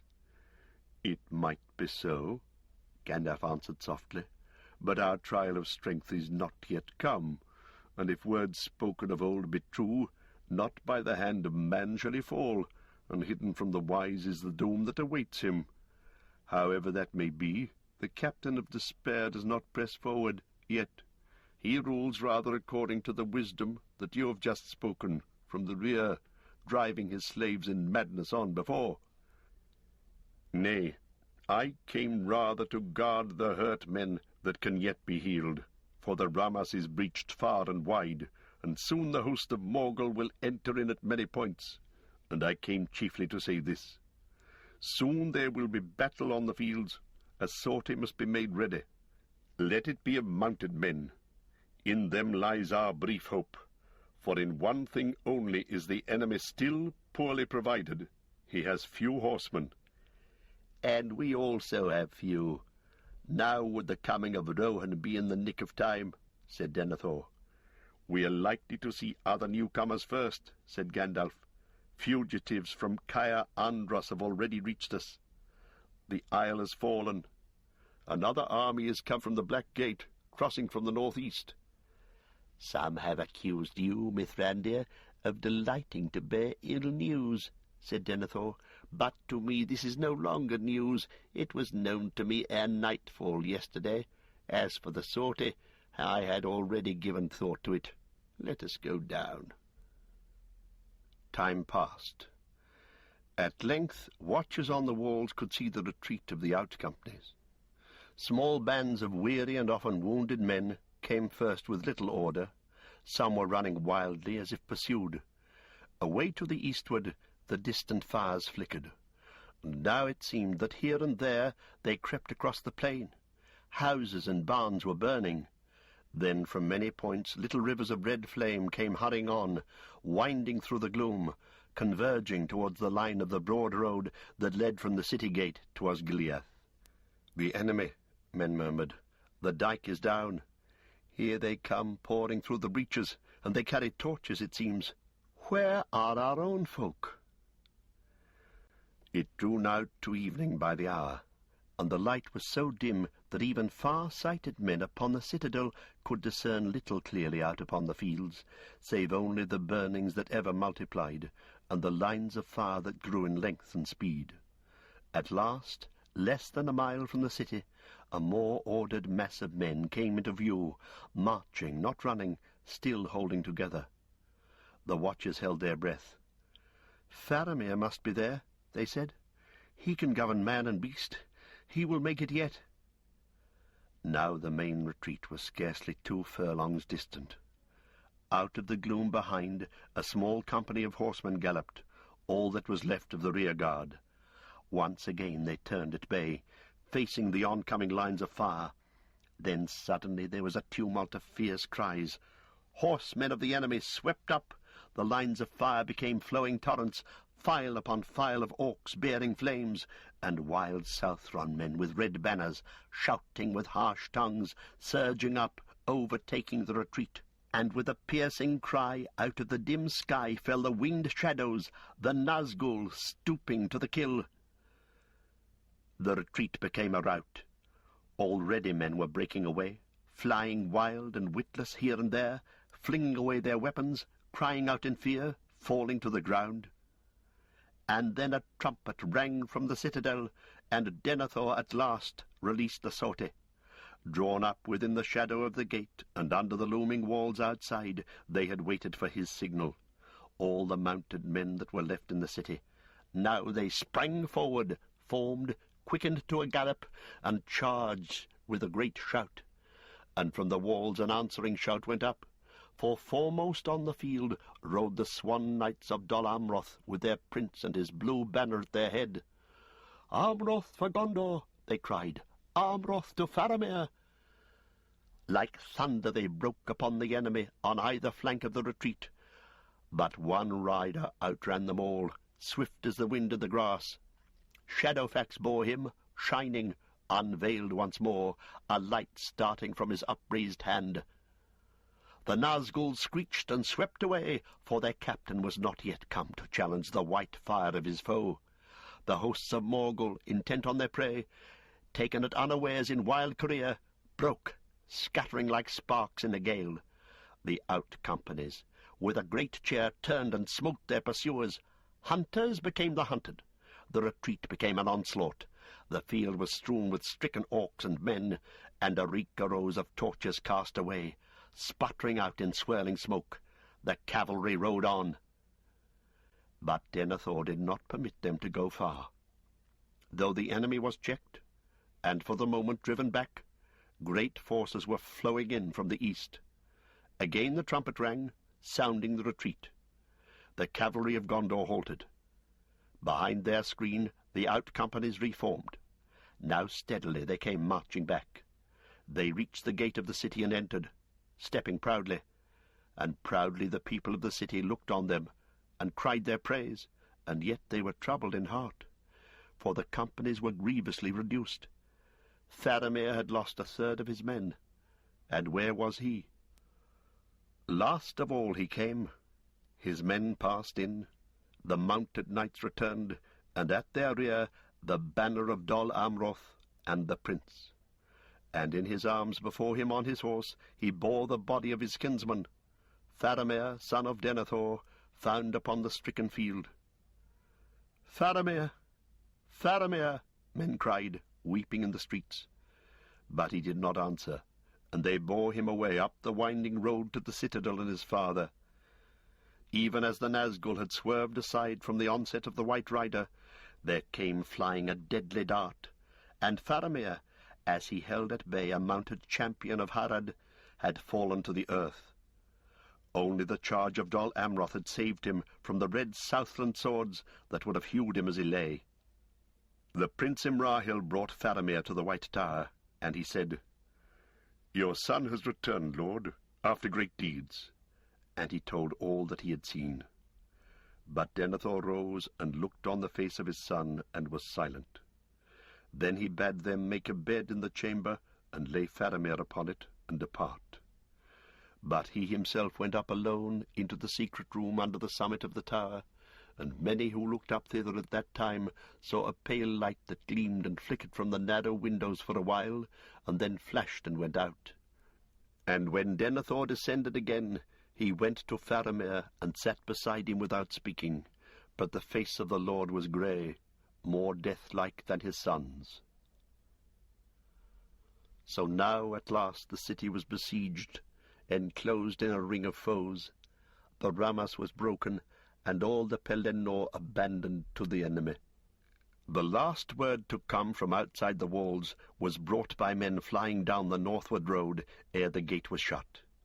They were the remnant of the guard that was kept at that point where the way from Anorion and Rohan ran into the townlands. Ingold led them, the same who had admitted Gandalf and Pippin less than 5 days before, while the sun still rose, and there was hope in the morning. "There is no news of the Rohirrim," he said. "Rohan will not come now, or if they come, it will not avail us. The new host that we had tidings of has come first, from over the river by way of Andros, it is said. They are strong, battalions of orcs of the eye, and countless companies of men of a new sort that we have not met before. Not tall, but broad and grim, bearded like dwarves, wielding great axes. Out of some savage land in the wide east they come, we deem. They hold the northward road, and many have passed on into Anorion. The Rohirrim cannot come." The gate was shut. All night watchmen on the walls heard the rumour of the enemy that roamed outside, burning field and tree, and hewing any man that they found abroad, living or dead. The numbers that had already passed over the river could not be guessed in the darkness, but when morning, or its dim shadow, stole over the plain, it was seen that even fear by night had scarcely overcounted them. The plain was dark with their marching companies, and as far as eyes could strain in the murk there sprouted, like a foul fungus growth, all about the beleaguered city, great camps of tents, black or sombre red. Busy as ants hurrying orcs were digging lines of deep trenches in a huge ring, just out of bowshot from the walls, and as the trenches were made each was filled with fire, though how it was kindled or fed, by art or devilry, none could see. All day the labour went forward, while the men of Minas Tirith looked on, unable to hinder it. And as each length of trench was completed, they could see great wains approaching, and soon yet more companies of the enemy were swiftly setting up, each behind the cover of a trench, great engines for the casting of missiles. There were none upon the city walls large enough to reach so far or to stay the work. At first men laughed, and did not greatly fear such devices, for the main wall of the city was of great height and marvellous thickness, built ere the power and craft of Númenor waned in exile, and its outward face was like to the tower of Orthanc, hard and dark and smooth, unconquerable by steel or fire, unbreakable except by some convulsion that would rend the very earth on which it stood. "Nay," they said, "not if the Nameless One himself should come. Not even he could enter here while we yet live." But some answered, "While we yet live? How long? He has a weapon that has brought low many strong places since the world began. Hunger. The roads are cut. Rohan will not come." But the engines did not waste shot upon the indomitable wall. It was no brigand or orc chieftain that ordered the assault upon the Lord of Mordor's greatest foe. A power and mind of malice guided it.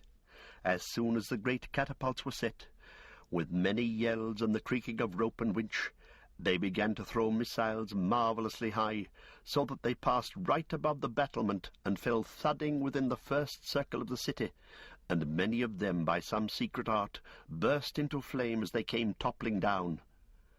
Soon there was great peril of fire behind the wall, and all who could be spared were busy quelling the flames that sprang up in many places. Then among the greater casts there fell another hail, less ruinous but more horrible. All about the streets and lanes behind the gate it tumbled down, small round shot that did not burn.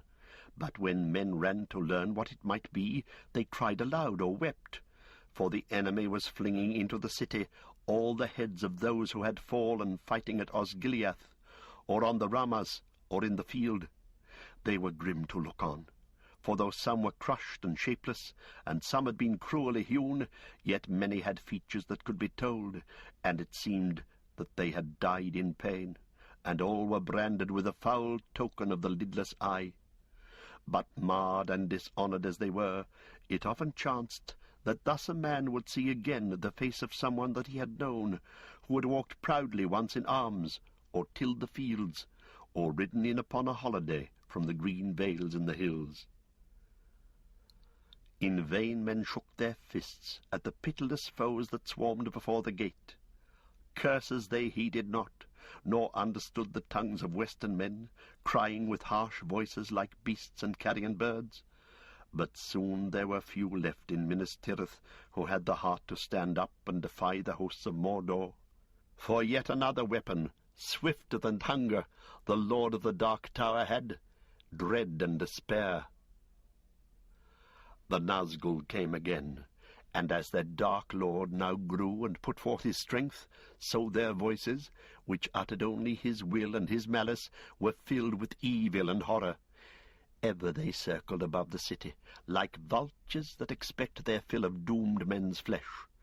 Out of sight and shot they flew, and yet were ever present, and their deadly voices rent the air. More unbearable they became, not less, at each new cry.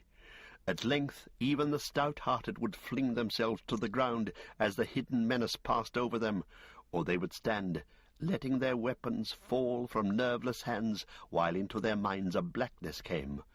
and they thought no more of war, but only of hiding and of crawling, and of death.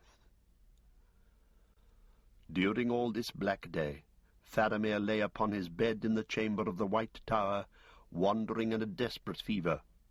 Dying, someone said, and soon dying, all men were saying upon the walls and in the streets. And by him his father sat, and said nothing, but watched, and gave no longer any heed to the defence. No hours so dark had Pippin known, not even the clutches of the Uruk-hai. It was his duty to wait upon the Lord, and wait he did, forgotten, it seemed, standing by the door of the unlit chamber, mastering his own fears as best he could.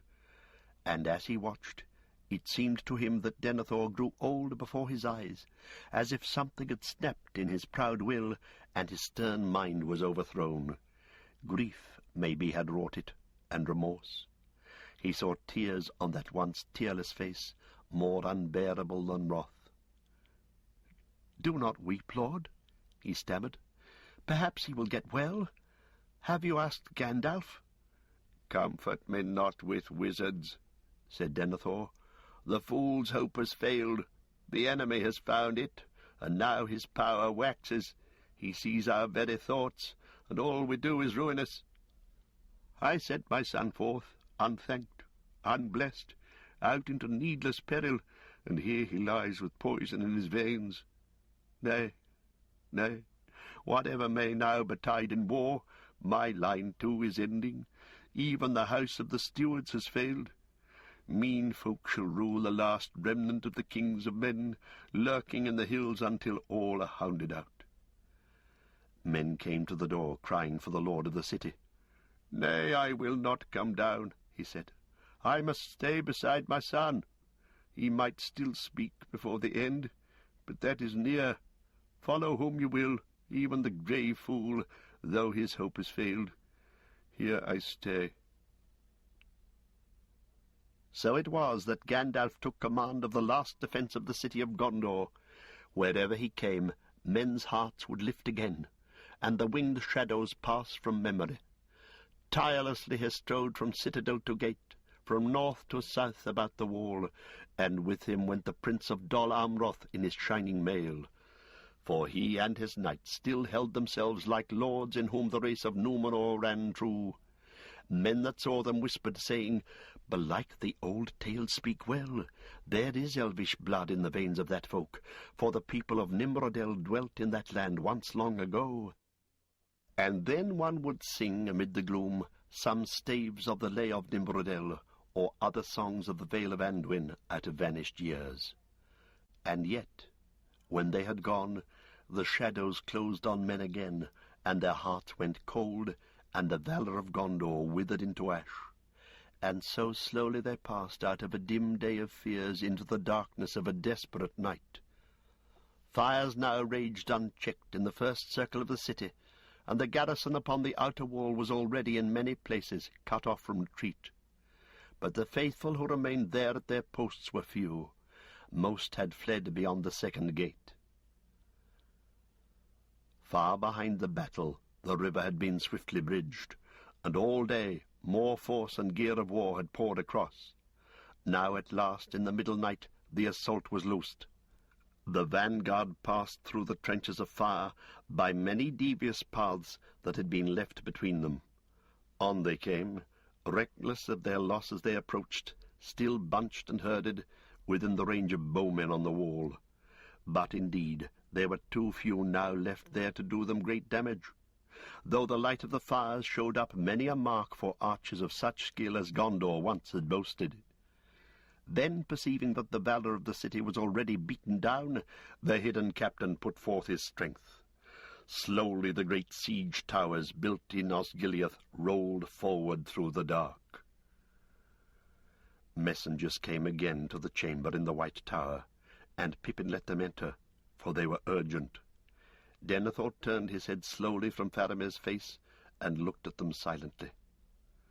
"The first circle of the city is burning, Lord," they said. "What are your commands?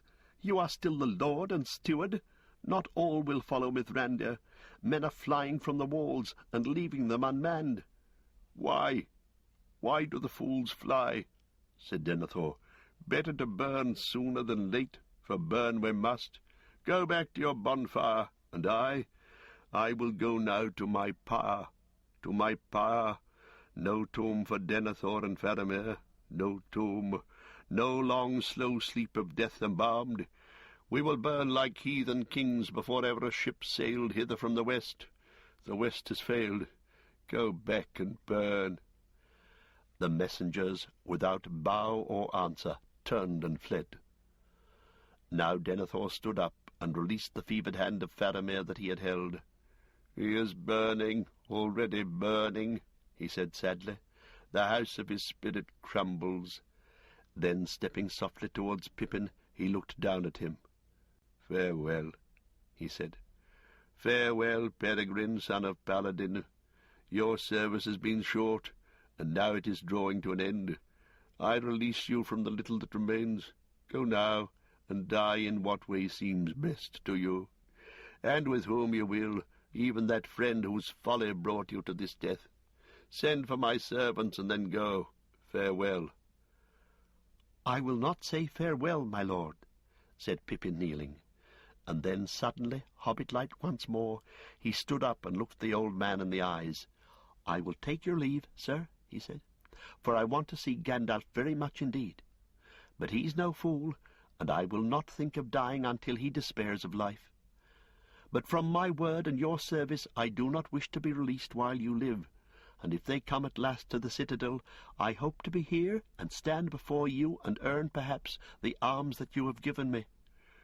"Do as you will, Master Halfling," said Denethor, "but my life is broken. Send for my servants." He turned back to Faramir. Pippin left him and called for the servants, and they came.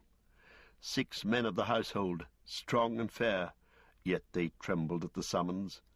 But in a quiet voice Denethor bade them lay warm coverlets on Faramir's bed and take it up. And they did so, and lifting up the bed, they bore it from the chamber. Slowly they paced to trouble the fevered man as little as might be, and Denethor, now bending on a staff, followed them, and last came Pippin. Out from the white tower they walked, as if to a funeral, out into the darkness, where the overhanging cloud was lit beneath with flickers of dull red. Softly they paced the great courtyard, and at a word from Denethor halted beside the withered tree. All was silent, save for the rumour of war in the city down below, and they heard the water dripping sadly from the dead branches into the dark pool. Then they went on through the citadel gate, where the sentinels stared at them in wonder and dismay as they passed by. Turning westward, they came at length to a door in the rearward wall of the 6th circle. Fen Hollen it was called, for it was kept ever shut, save at times of funeral, and only the lord of the city might use that way, or those who bore the token of the tombs and tended the houses of the dead. Beyond it went a winding road, that descended in many curves down to the narrow land, under the shadow of Mindolluin's precipice, where stood the mansions of the dead kings and of their stewards. A porter sat in a little house beside the way, and with fear in his eyes he came forth bearing a lantern in his hand. At the lord's command he unlocked the door, and silently it swung back, and they passed through, taking the lanterns from his hand. It was dark on the climbing road, between ancient walls and many pillared balusters looming in the swaying lantern beams.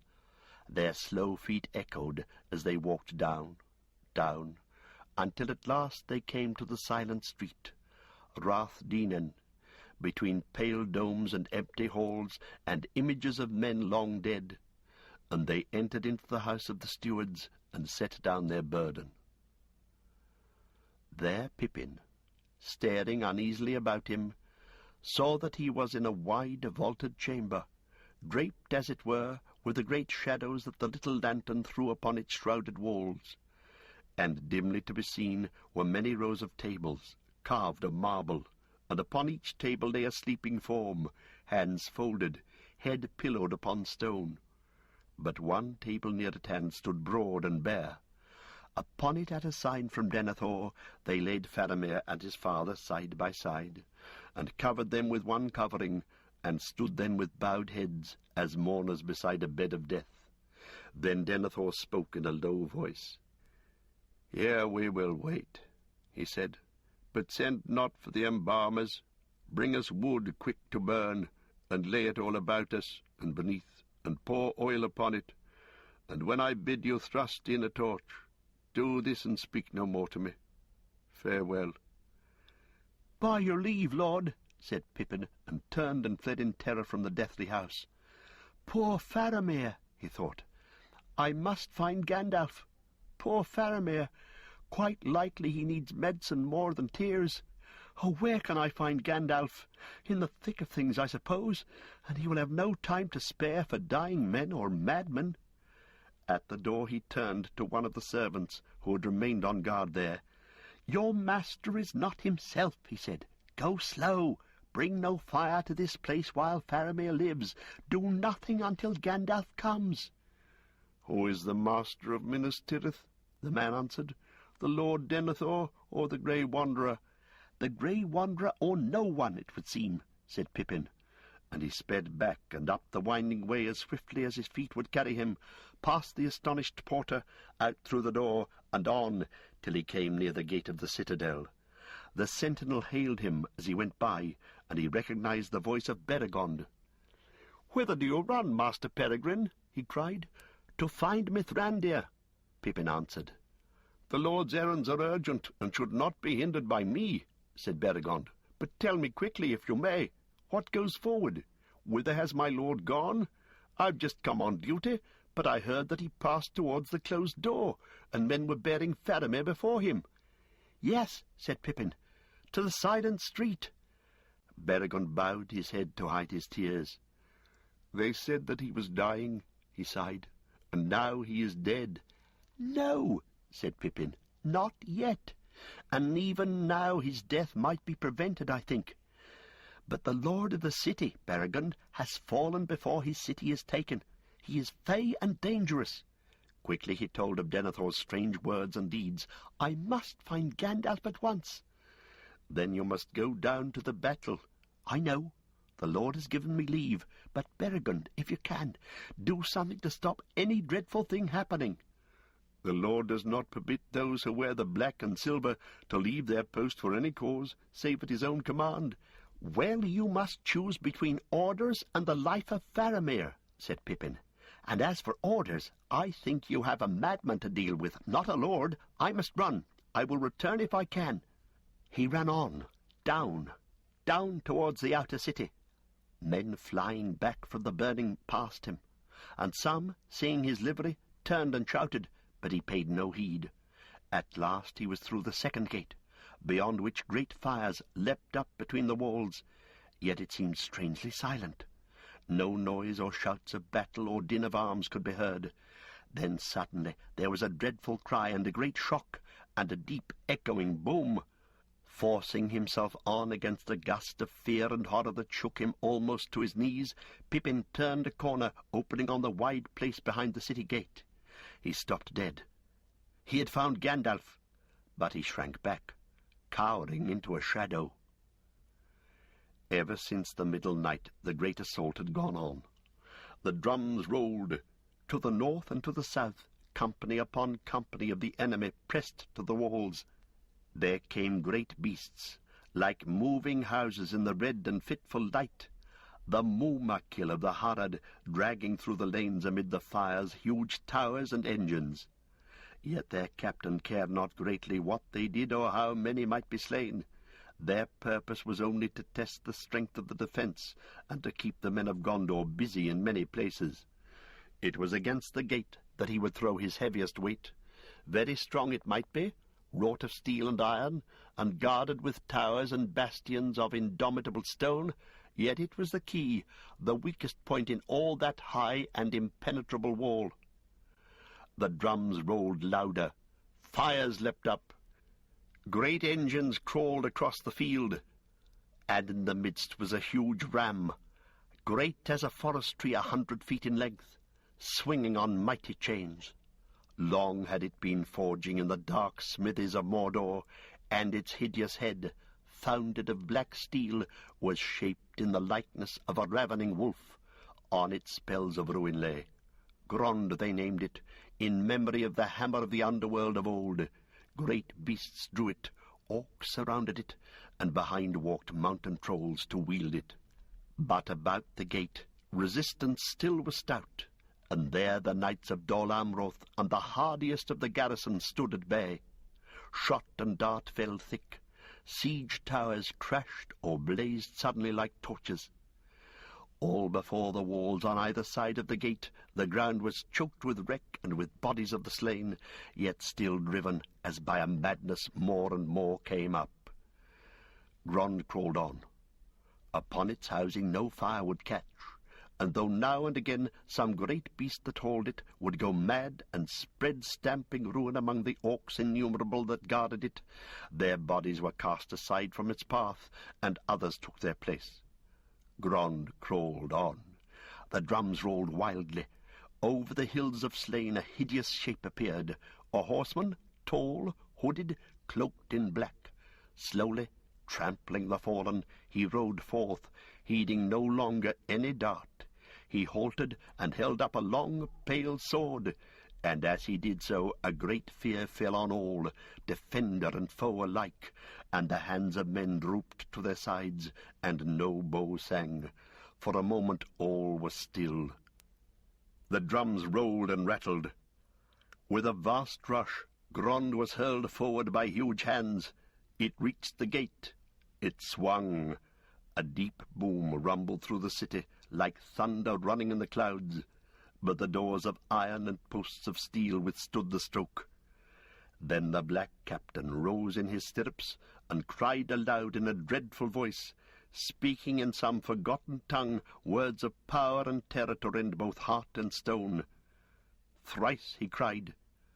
Thrice the great ram boomed, and suddenly upon the last stroke the gate of Gondor broke. As if stricken by some blasting spell, it burst asunder. There was a flash of searing lightning, and the doors tumbled in ribbon fragments to the ground. In rode the Lord of the Nazgul. A great black shape against the fires beyond he loomed up, grown to a vast menace of despair. In rode the Lord of the Nazgul, under the archway that no enemy ever yet had passed, and all fled before his face. All save one. There waiting, silent and still in the space before the gate, sat Gandalf upon Shadowfax. Shadowfax, who alone among the free horses of the earth endured the terror, unmoving, steadfast as a graven image in Rath Deden. "You cannot enter here," said Gandalf, and the huge shadow halted. "Go back to the abyss prepared for you. Go back. Fall into the nothingness that awaits you and your master. Go." The Black Rider flung back his hood, and behold, he had a kingly crown, and yet upon no head visible was it set. The red fires shone between it and the mantle's shoulders, vast and dark. From a mouth unseen there came a deadly laughter. "Old fool," he said, "old fool, this is my hour. Do you not know death when you see it? Die now and curse in vain." And with that he lifted high his sword, and flames ran down the blade. Gandalf did not move, and in that very moment, away behind in some courtyard of the city, a cock crowed. Shrill and clear he crowed, recking nothing of wizardry or war, welcoming only the morning that in the sky, far above the shadows of death, was coming with the dawn. And as if in answer, there came from far away another note. Horns, horns, horns! In dark Mindolluin sides they dimly echoed. Great horns of the north wildly blowing. Rohan had come at last. Chapter 5. The Ride of the Rohirrim. It was dark, and Merry could see nothing as he lay on the ground rolled in a blanket. Yet though the night was airless and windless, all about him hidden trees were sighing softly. He lifted his head. Then he heard it again, a sound like faint drums in the wooded hills and mountain steps. The throb would cease suddenly, and then be taken up again at some other point, now nearer, now farther off. He wondered if the watchman had heard it. He couldn't see them, but he knew that all round him were the companies of the Rohirrim. He could smell the horses in the dark, and hear their shiftings and their soft stampings on the needle-covered ground. The host was bivouacked in the pine woods that clustered about Eilenach Beacon, a tall hill standing up from the long ridges of the Druadan forest that lay beside the great road in eastern Orient. Tired as he was, Merry couldn't sleep. He'd ridden now for 4 days on end, and the ever-deepening gloom had slowly weighed down his heart. He began to wonder why he had been so eager to come, when he had been given every excuse, even his lord's command, to stay behind. He wondered, too, if the old king knew that he'd been disobeyed and was angry. Perhaps not. There seemed to be some understanding between Dernhelm and Elfhelm, the marshal who commanded the Aorad in which they were riding. He and all his men ignored Merry and pretended not to hear if he spoke. He might have been just another bag that Dernhelm was carrying. Dernhelm was no comfort. He never spoke to anyone. Merry felt small, unwanted, and lonely. Now the time was anxious, and the host was in peril. They were less than a day's ride from the outwalls of Minas Tirith that encircled the townlands. Scouts had been sent ahead. Some had not returned. Others, hastening back, had reported that the road was held in force against them.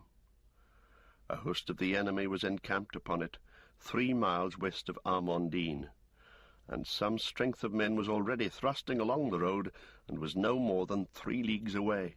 Orcs were roving in the hills and woods along the roadside. The king and Eomer held council in the watches of the night. Merry wanted somebody to talk to, and he thought of Pippin, but that only increased his restlessness. Poor Pippin, shut up in the great city of stone, lonely and afraid. Merry wished he was a tall rider like Eomer, and could blow a horn or something and go galloping to his rescue. He sat up, listening to the drums that were beating again, now nearer at hand. Presently he heard voices speaking low, and he saw dim, half-shrouded lanterns passing through the trees. Men nearby began to move uncertainly in the dark. A tall figure loomed up and stumbled over him, cursing the tree roots. He recognized the voice of the marshal, Elfhelm. "I'm not a tree root, sir," he said, "nor a bag, but a bruised hobbit. The least you can do in amends is to tell me what is afoot." "Anything that can keep so in this devil's murk," answered Elfhelm. "But my lord sends word that we must set ourselves in readiness. Orders may come for a sudden move." "Is the enemy coming, then?" asked Merry anxiously. "Are those their drums? I began to think I was imagining them, as no one else seemed to take any notice of them." "Nay, nay," said Elfhelm. "The enemy is on the road, not in the hills. You hear the wozes, the wild men of the woods. Thus they talk together from afar. They still haunt Druadan forest, it is said. Remnants of an older time they be, living few and secretly, wild and wary as the beasts.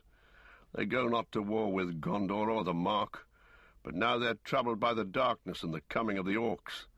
They fear lest the dark years be returning, as seems likely enough. Let us be thankful that they're not hunting us, for they use poisoned arrows, it's said, and they are woodcrafty beyond compare. But they have offered their services to Theoden. Even now one of their headmen is being taken to the king. Yonder go the lights. So much I've heard, but no more. And now I must busy myself with my lord's commands.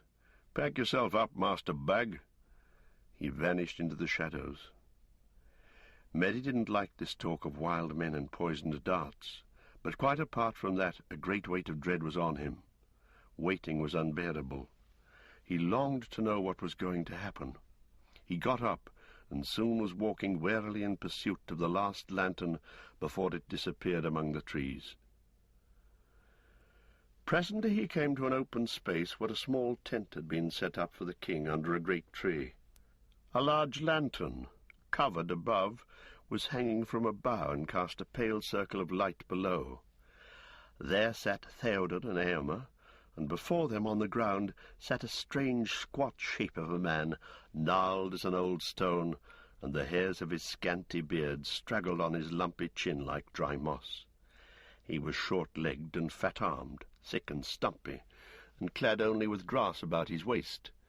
Meddy felt that he'd seen him before somewhere, and suddenly remembered the Púcal men of Dunharrow.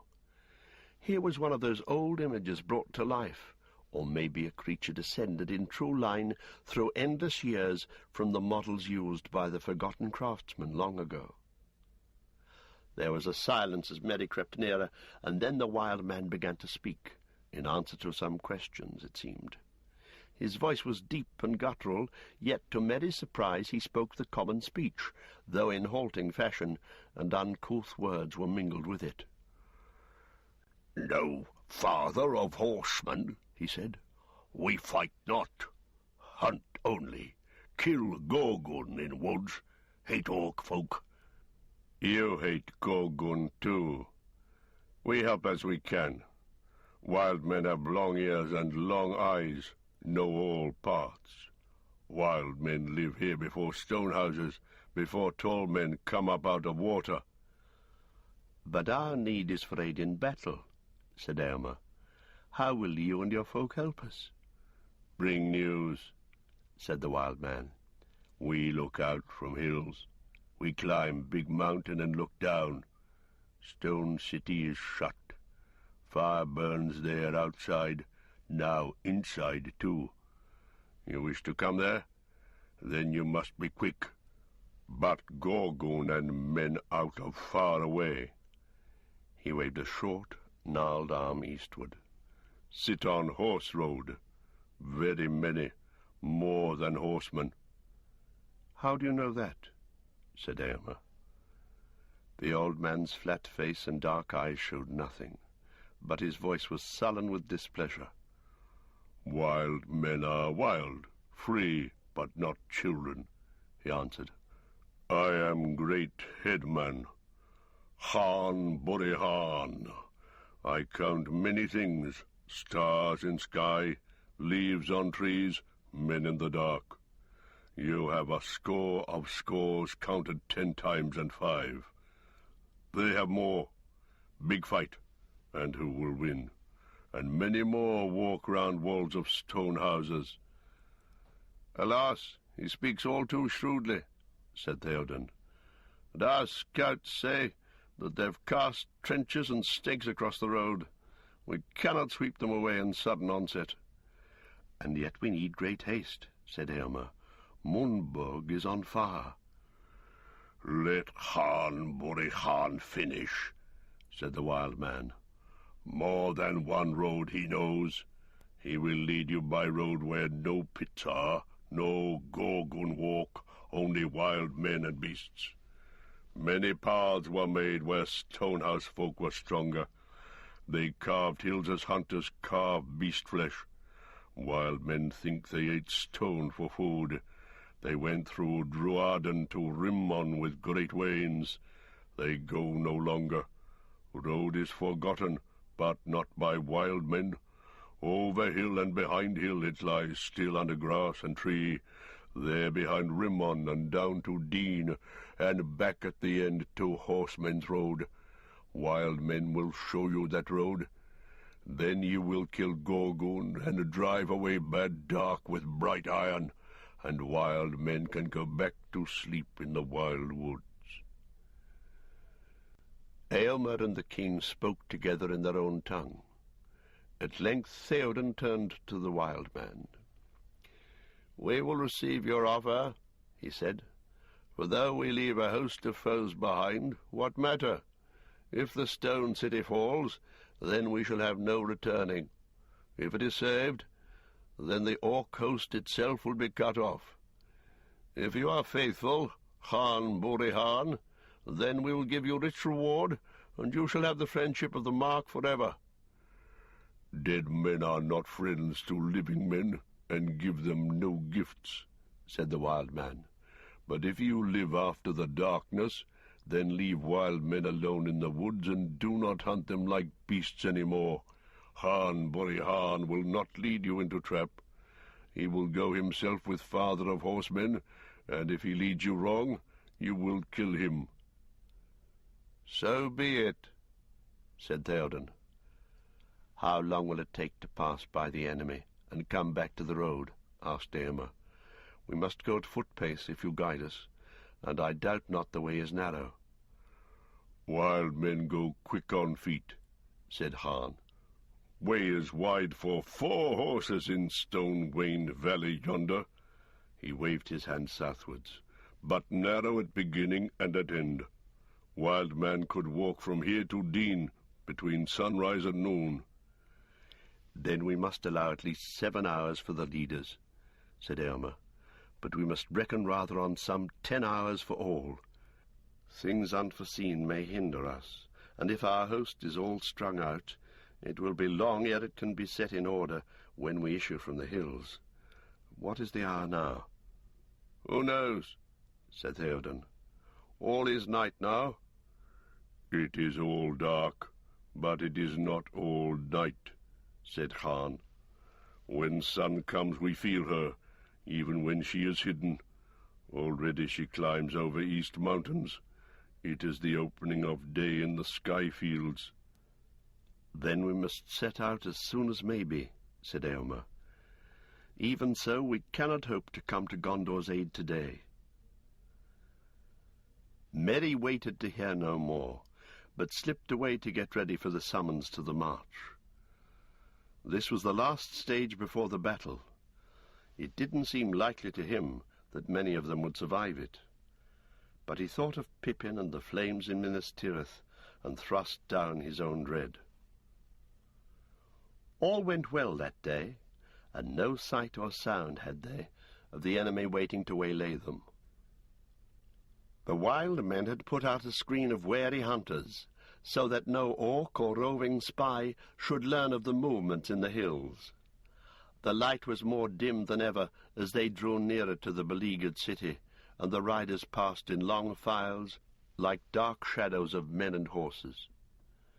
Each company was guided by a wild woodman, but old Han walked beside the king. The start had been slower than was hoped, for it had taken time for the riders, walking and leading their horses, to find paths over the thickly wooded ridges behind their camp, and down into the hidden Stone Wain Valley. It was late in the afternoon when the leaders came to wide grey thickets stretching beyond the eastward side of Armondine, and masking a great gap in the line of hills that from Nardol to Dean ran east and west. Through the gap the forgotten Wain road long ago had run down, back into the main horseway from the city through Anorion. But now, for many lives of men, trees had had their way with it, and it had vanished, broken and buried under the leaves of uncounted years. But the thickets offered to the riders their last hope of cover before they went into open battle, for beyond them lay the road and the plains of Anduin, while east and southwards the slopes were bare and rocky, as the writhen hills gathered themselves together and climbed up, bastion upon bastion, into the great mass and shoulders of Mindolluin. The leading company was halted, and as those behind filed up out of the trough of the Stone Wain Valley, they spread out and passed to camping places under the grey trees. The king summoned the captains to council. Eomer sent out scouts to spy upon the road, but old Han shook his head. "No good to send horsemen," he said. Wild men have already seen all that can be seen in the bad air. They will come soon and speak to me here." The captains came, and then out of the trees crept warily other pukul shapes, so like old Han that Mary could hardly tell them apart. They spoke to Han in a strange, throaty language. Presently Han turned to the king. "Wild men say many things," he said. "First, be wary. Still many men encamp beyond Dean, and ours walk yonder." He waved his arm west towards the black beacon. "But none to see between here and Stone Folk's new walls. Many busy there. Walls stand up no longer. Gorgon knock them down with earth thunder and with clubs of black iron. They are unwary and do not look about them. They think their friends watch all roads." At that old Han made a curious gurgling noise, and it seemed that he was laughing. "Good tidings!" cried Eomer. "Even in this gloom hope gleams again. Our enemy's devices oft serve us in his despite. The accursed darkness itself has been a cloak to us, and now, lusting to destroy Gondor and throw it down stone from stone, his orcs have taken away my greatest fear. The outwall could have been held long against us. Now we can sweep through, if once we win so far." "Once again I thank you, Han Burihan of the woods," said Theoden. "Good fortune go with you for tidings and for guidance." "Kill Gorgon, kill orc folk. No other words, please, wild men," answered Han. "Drive away bad air and darkness with bright iron." "To do these things we have ridden far," said the king, "and we shall attempt them. But what we shall achieve only tomorrow will show." Han Burihan squatted down and touched the earth with his horny brow in token of farewell. Then he got up as if to depart. But suddenly he stood looking up like some startled woodland animal snuffling a great air. A light came in his eyes. "Wind is changing," he cried, and with that, in a twinkling, as it seemed, he and his fellows had vanished into the glooms, never to be seen by any rider of Rohan again. Not long after, far away eastward, the faint drums throbbed again. Yet to no heart in all the host came any fear that the wild men were unfaithful, strange and unlovely though they might appear. "We need no further guidance," said Elfhelm, "for there are riders in the host who have ridden down to Mundburg in days of peace. I, for one. When we come to the road, it will veer south, and there will lie before us still 7 leagues ere we reach the wall of the townlands. Along most of that way there's much grass on either side of the road. On that stretch the errant riders of Gondor reckon to make their greatest speed. We may ride it swiftly and without great rumour." "Then, since we must look for fell deeds and the need of all our strength," said Eomer, "I counsel that we rest now, and set out hence by night, and so time our going that we come upon the fields when tomorrow is as light as it will be, or when our Lord gives the signal." To this the king assented, and the captains departed. But soon Elfhelm returned. "The scouts have found naught to report beyond the grey wood, Lord," he said, "save 2 men only, 2 dead men and 2 dead horses." "Well," said Eomer, "what of it?" "This, Lord. They were errand riders of Gondor. Hirgon was one, maybe. At least his hand still clasped the red arrow, but his head was hewn off, and this also. It would seem, by the signs, that they were fleeing westward when they fell. As I read it, they found the enemy already on the outwall, or assailing it, when they returned, and that would be 2 nights ago, if they used fresh horses from the posts, as is their wont. They couldn't reach the city and turned back." "Alas," said Theoden, "then Denethor has heard no news of our riding, and will despair of our coming."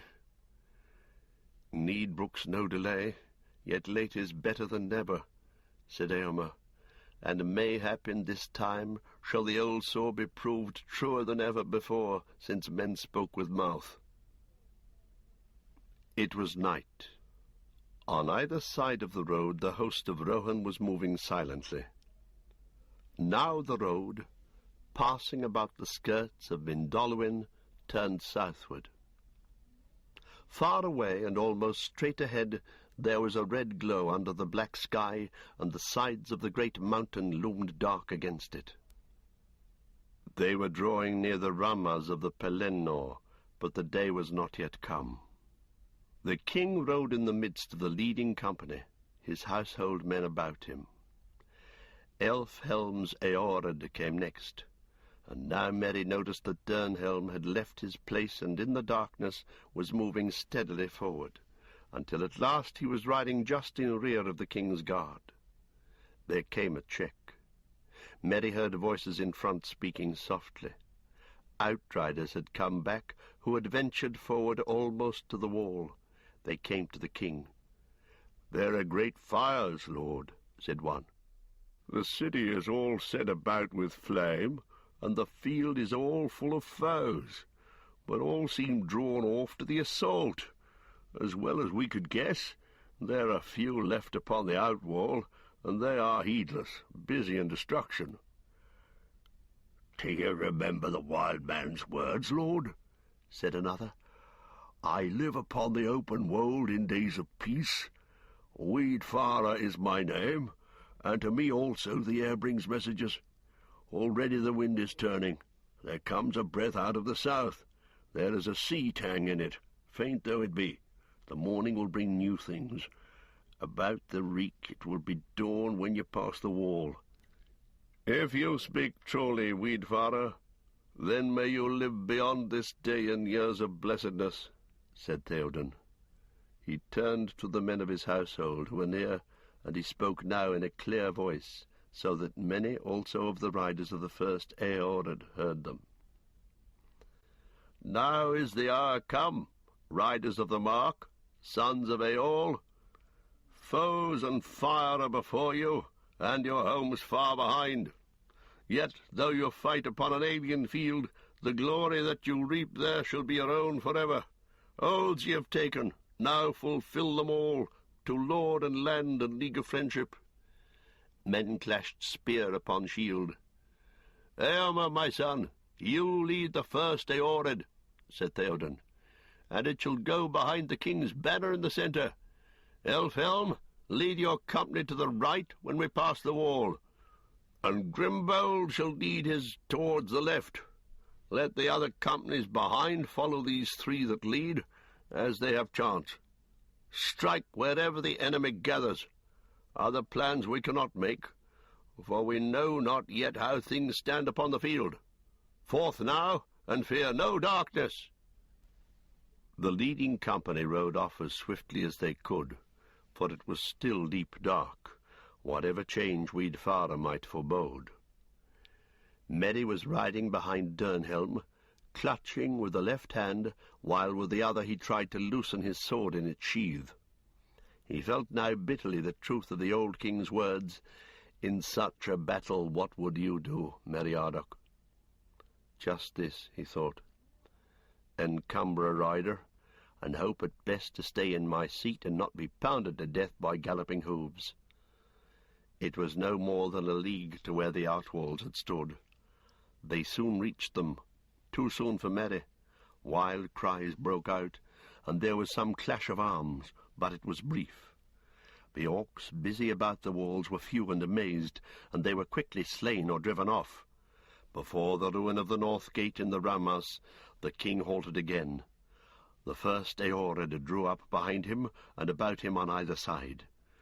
Dernhelm kept close to the king, though Elfhelm's company was away on the right. Grimbold's men turned aside and passed round to a great gap in the wall further eastward. Merry peered from behind Dernhelm's back. Far away, maybe 10 miles or more, there was a great burning, but between it and the riders lines of fire blazed in a vast crescent, at the nearest point less than a league distant. He could make out little more on the dark plain, and as yet he neither saw any hope of morning, nor felt any wind, changed or unchanged. Now silently the host of Rohan moved forward into the field of Gondor, pouring in slowly but steadily, like the rising tide through breaches in a dike that men have thought secure. But the mind and will of the black captain was bent wholly on the falling city, and as yet no tidings came to him warning that his designs held any flaw. After a while the king led his men away somewhat eastward, to come between the fires of the siege and the outer fields. Still they were unchallenged, and still Theoden gave no signal. At last he halted once again. The city was now nearer. A smell of burning was in the air, and a very shadow of death. The horses were uneasy. But the king sat upon Snowmane, motionless, gazing upon the agony of Minas Tirith, as if stricken suddenly by anguish or by dread. He seemed to shrink down, cowed by age. Merry himself felt as if a great weight of horror and doubt had settled on him. His heart beat slowly. Time seemed poised in uncertainty. They were too late. Too late was worse than never. Perhaps Theoden would quail, bow his old head, turn, slink away to hide in the hills. Then suddenly Merry felt it at last, beyond a doubt, a change. Wind was in his face, light was glimmering. Far, far away in the south, the clouds could be dimly seen as remote grey shapes, rolling up, drifting. Morning lay beyond them. But at that same moment there was a flash, as if lightning had sprung from the earth beneath the city. For a searing second it stood dazzling far off in black and white, its topmost tower like a glittering needle, and then, as the darkness closed again, there came rolling over the fields a great boom. At that sound the bent shape of the king sprang suddenly erect. Tall and proud he seemed again, and rising in his stirrups, he cried in a loud voice, more clear than any there had ever heard a mortal man achieve before, "Arise! Arise! Riders of Theoden! Fell deeds awake! Fire and slaughter!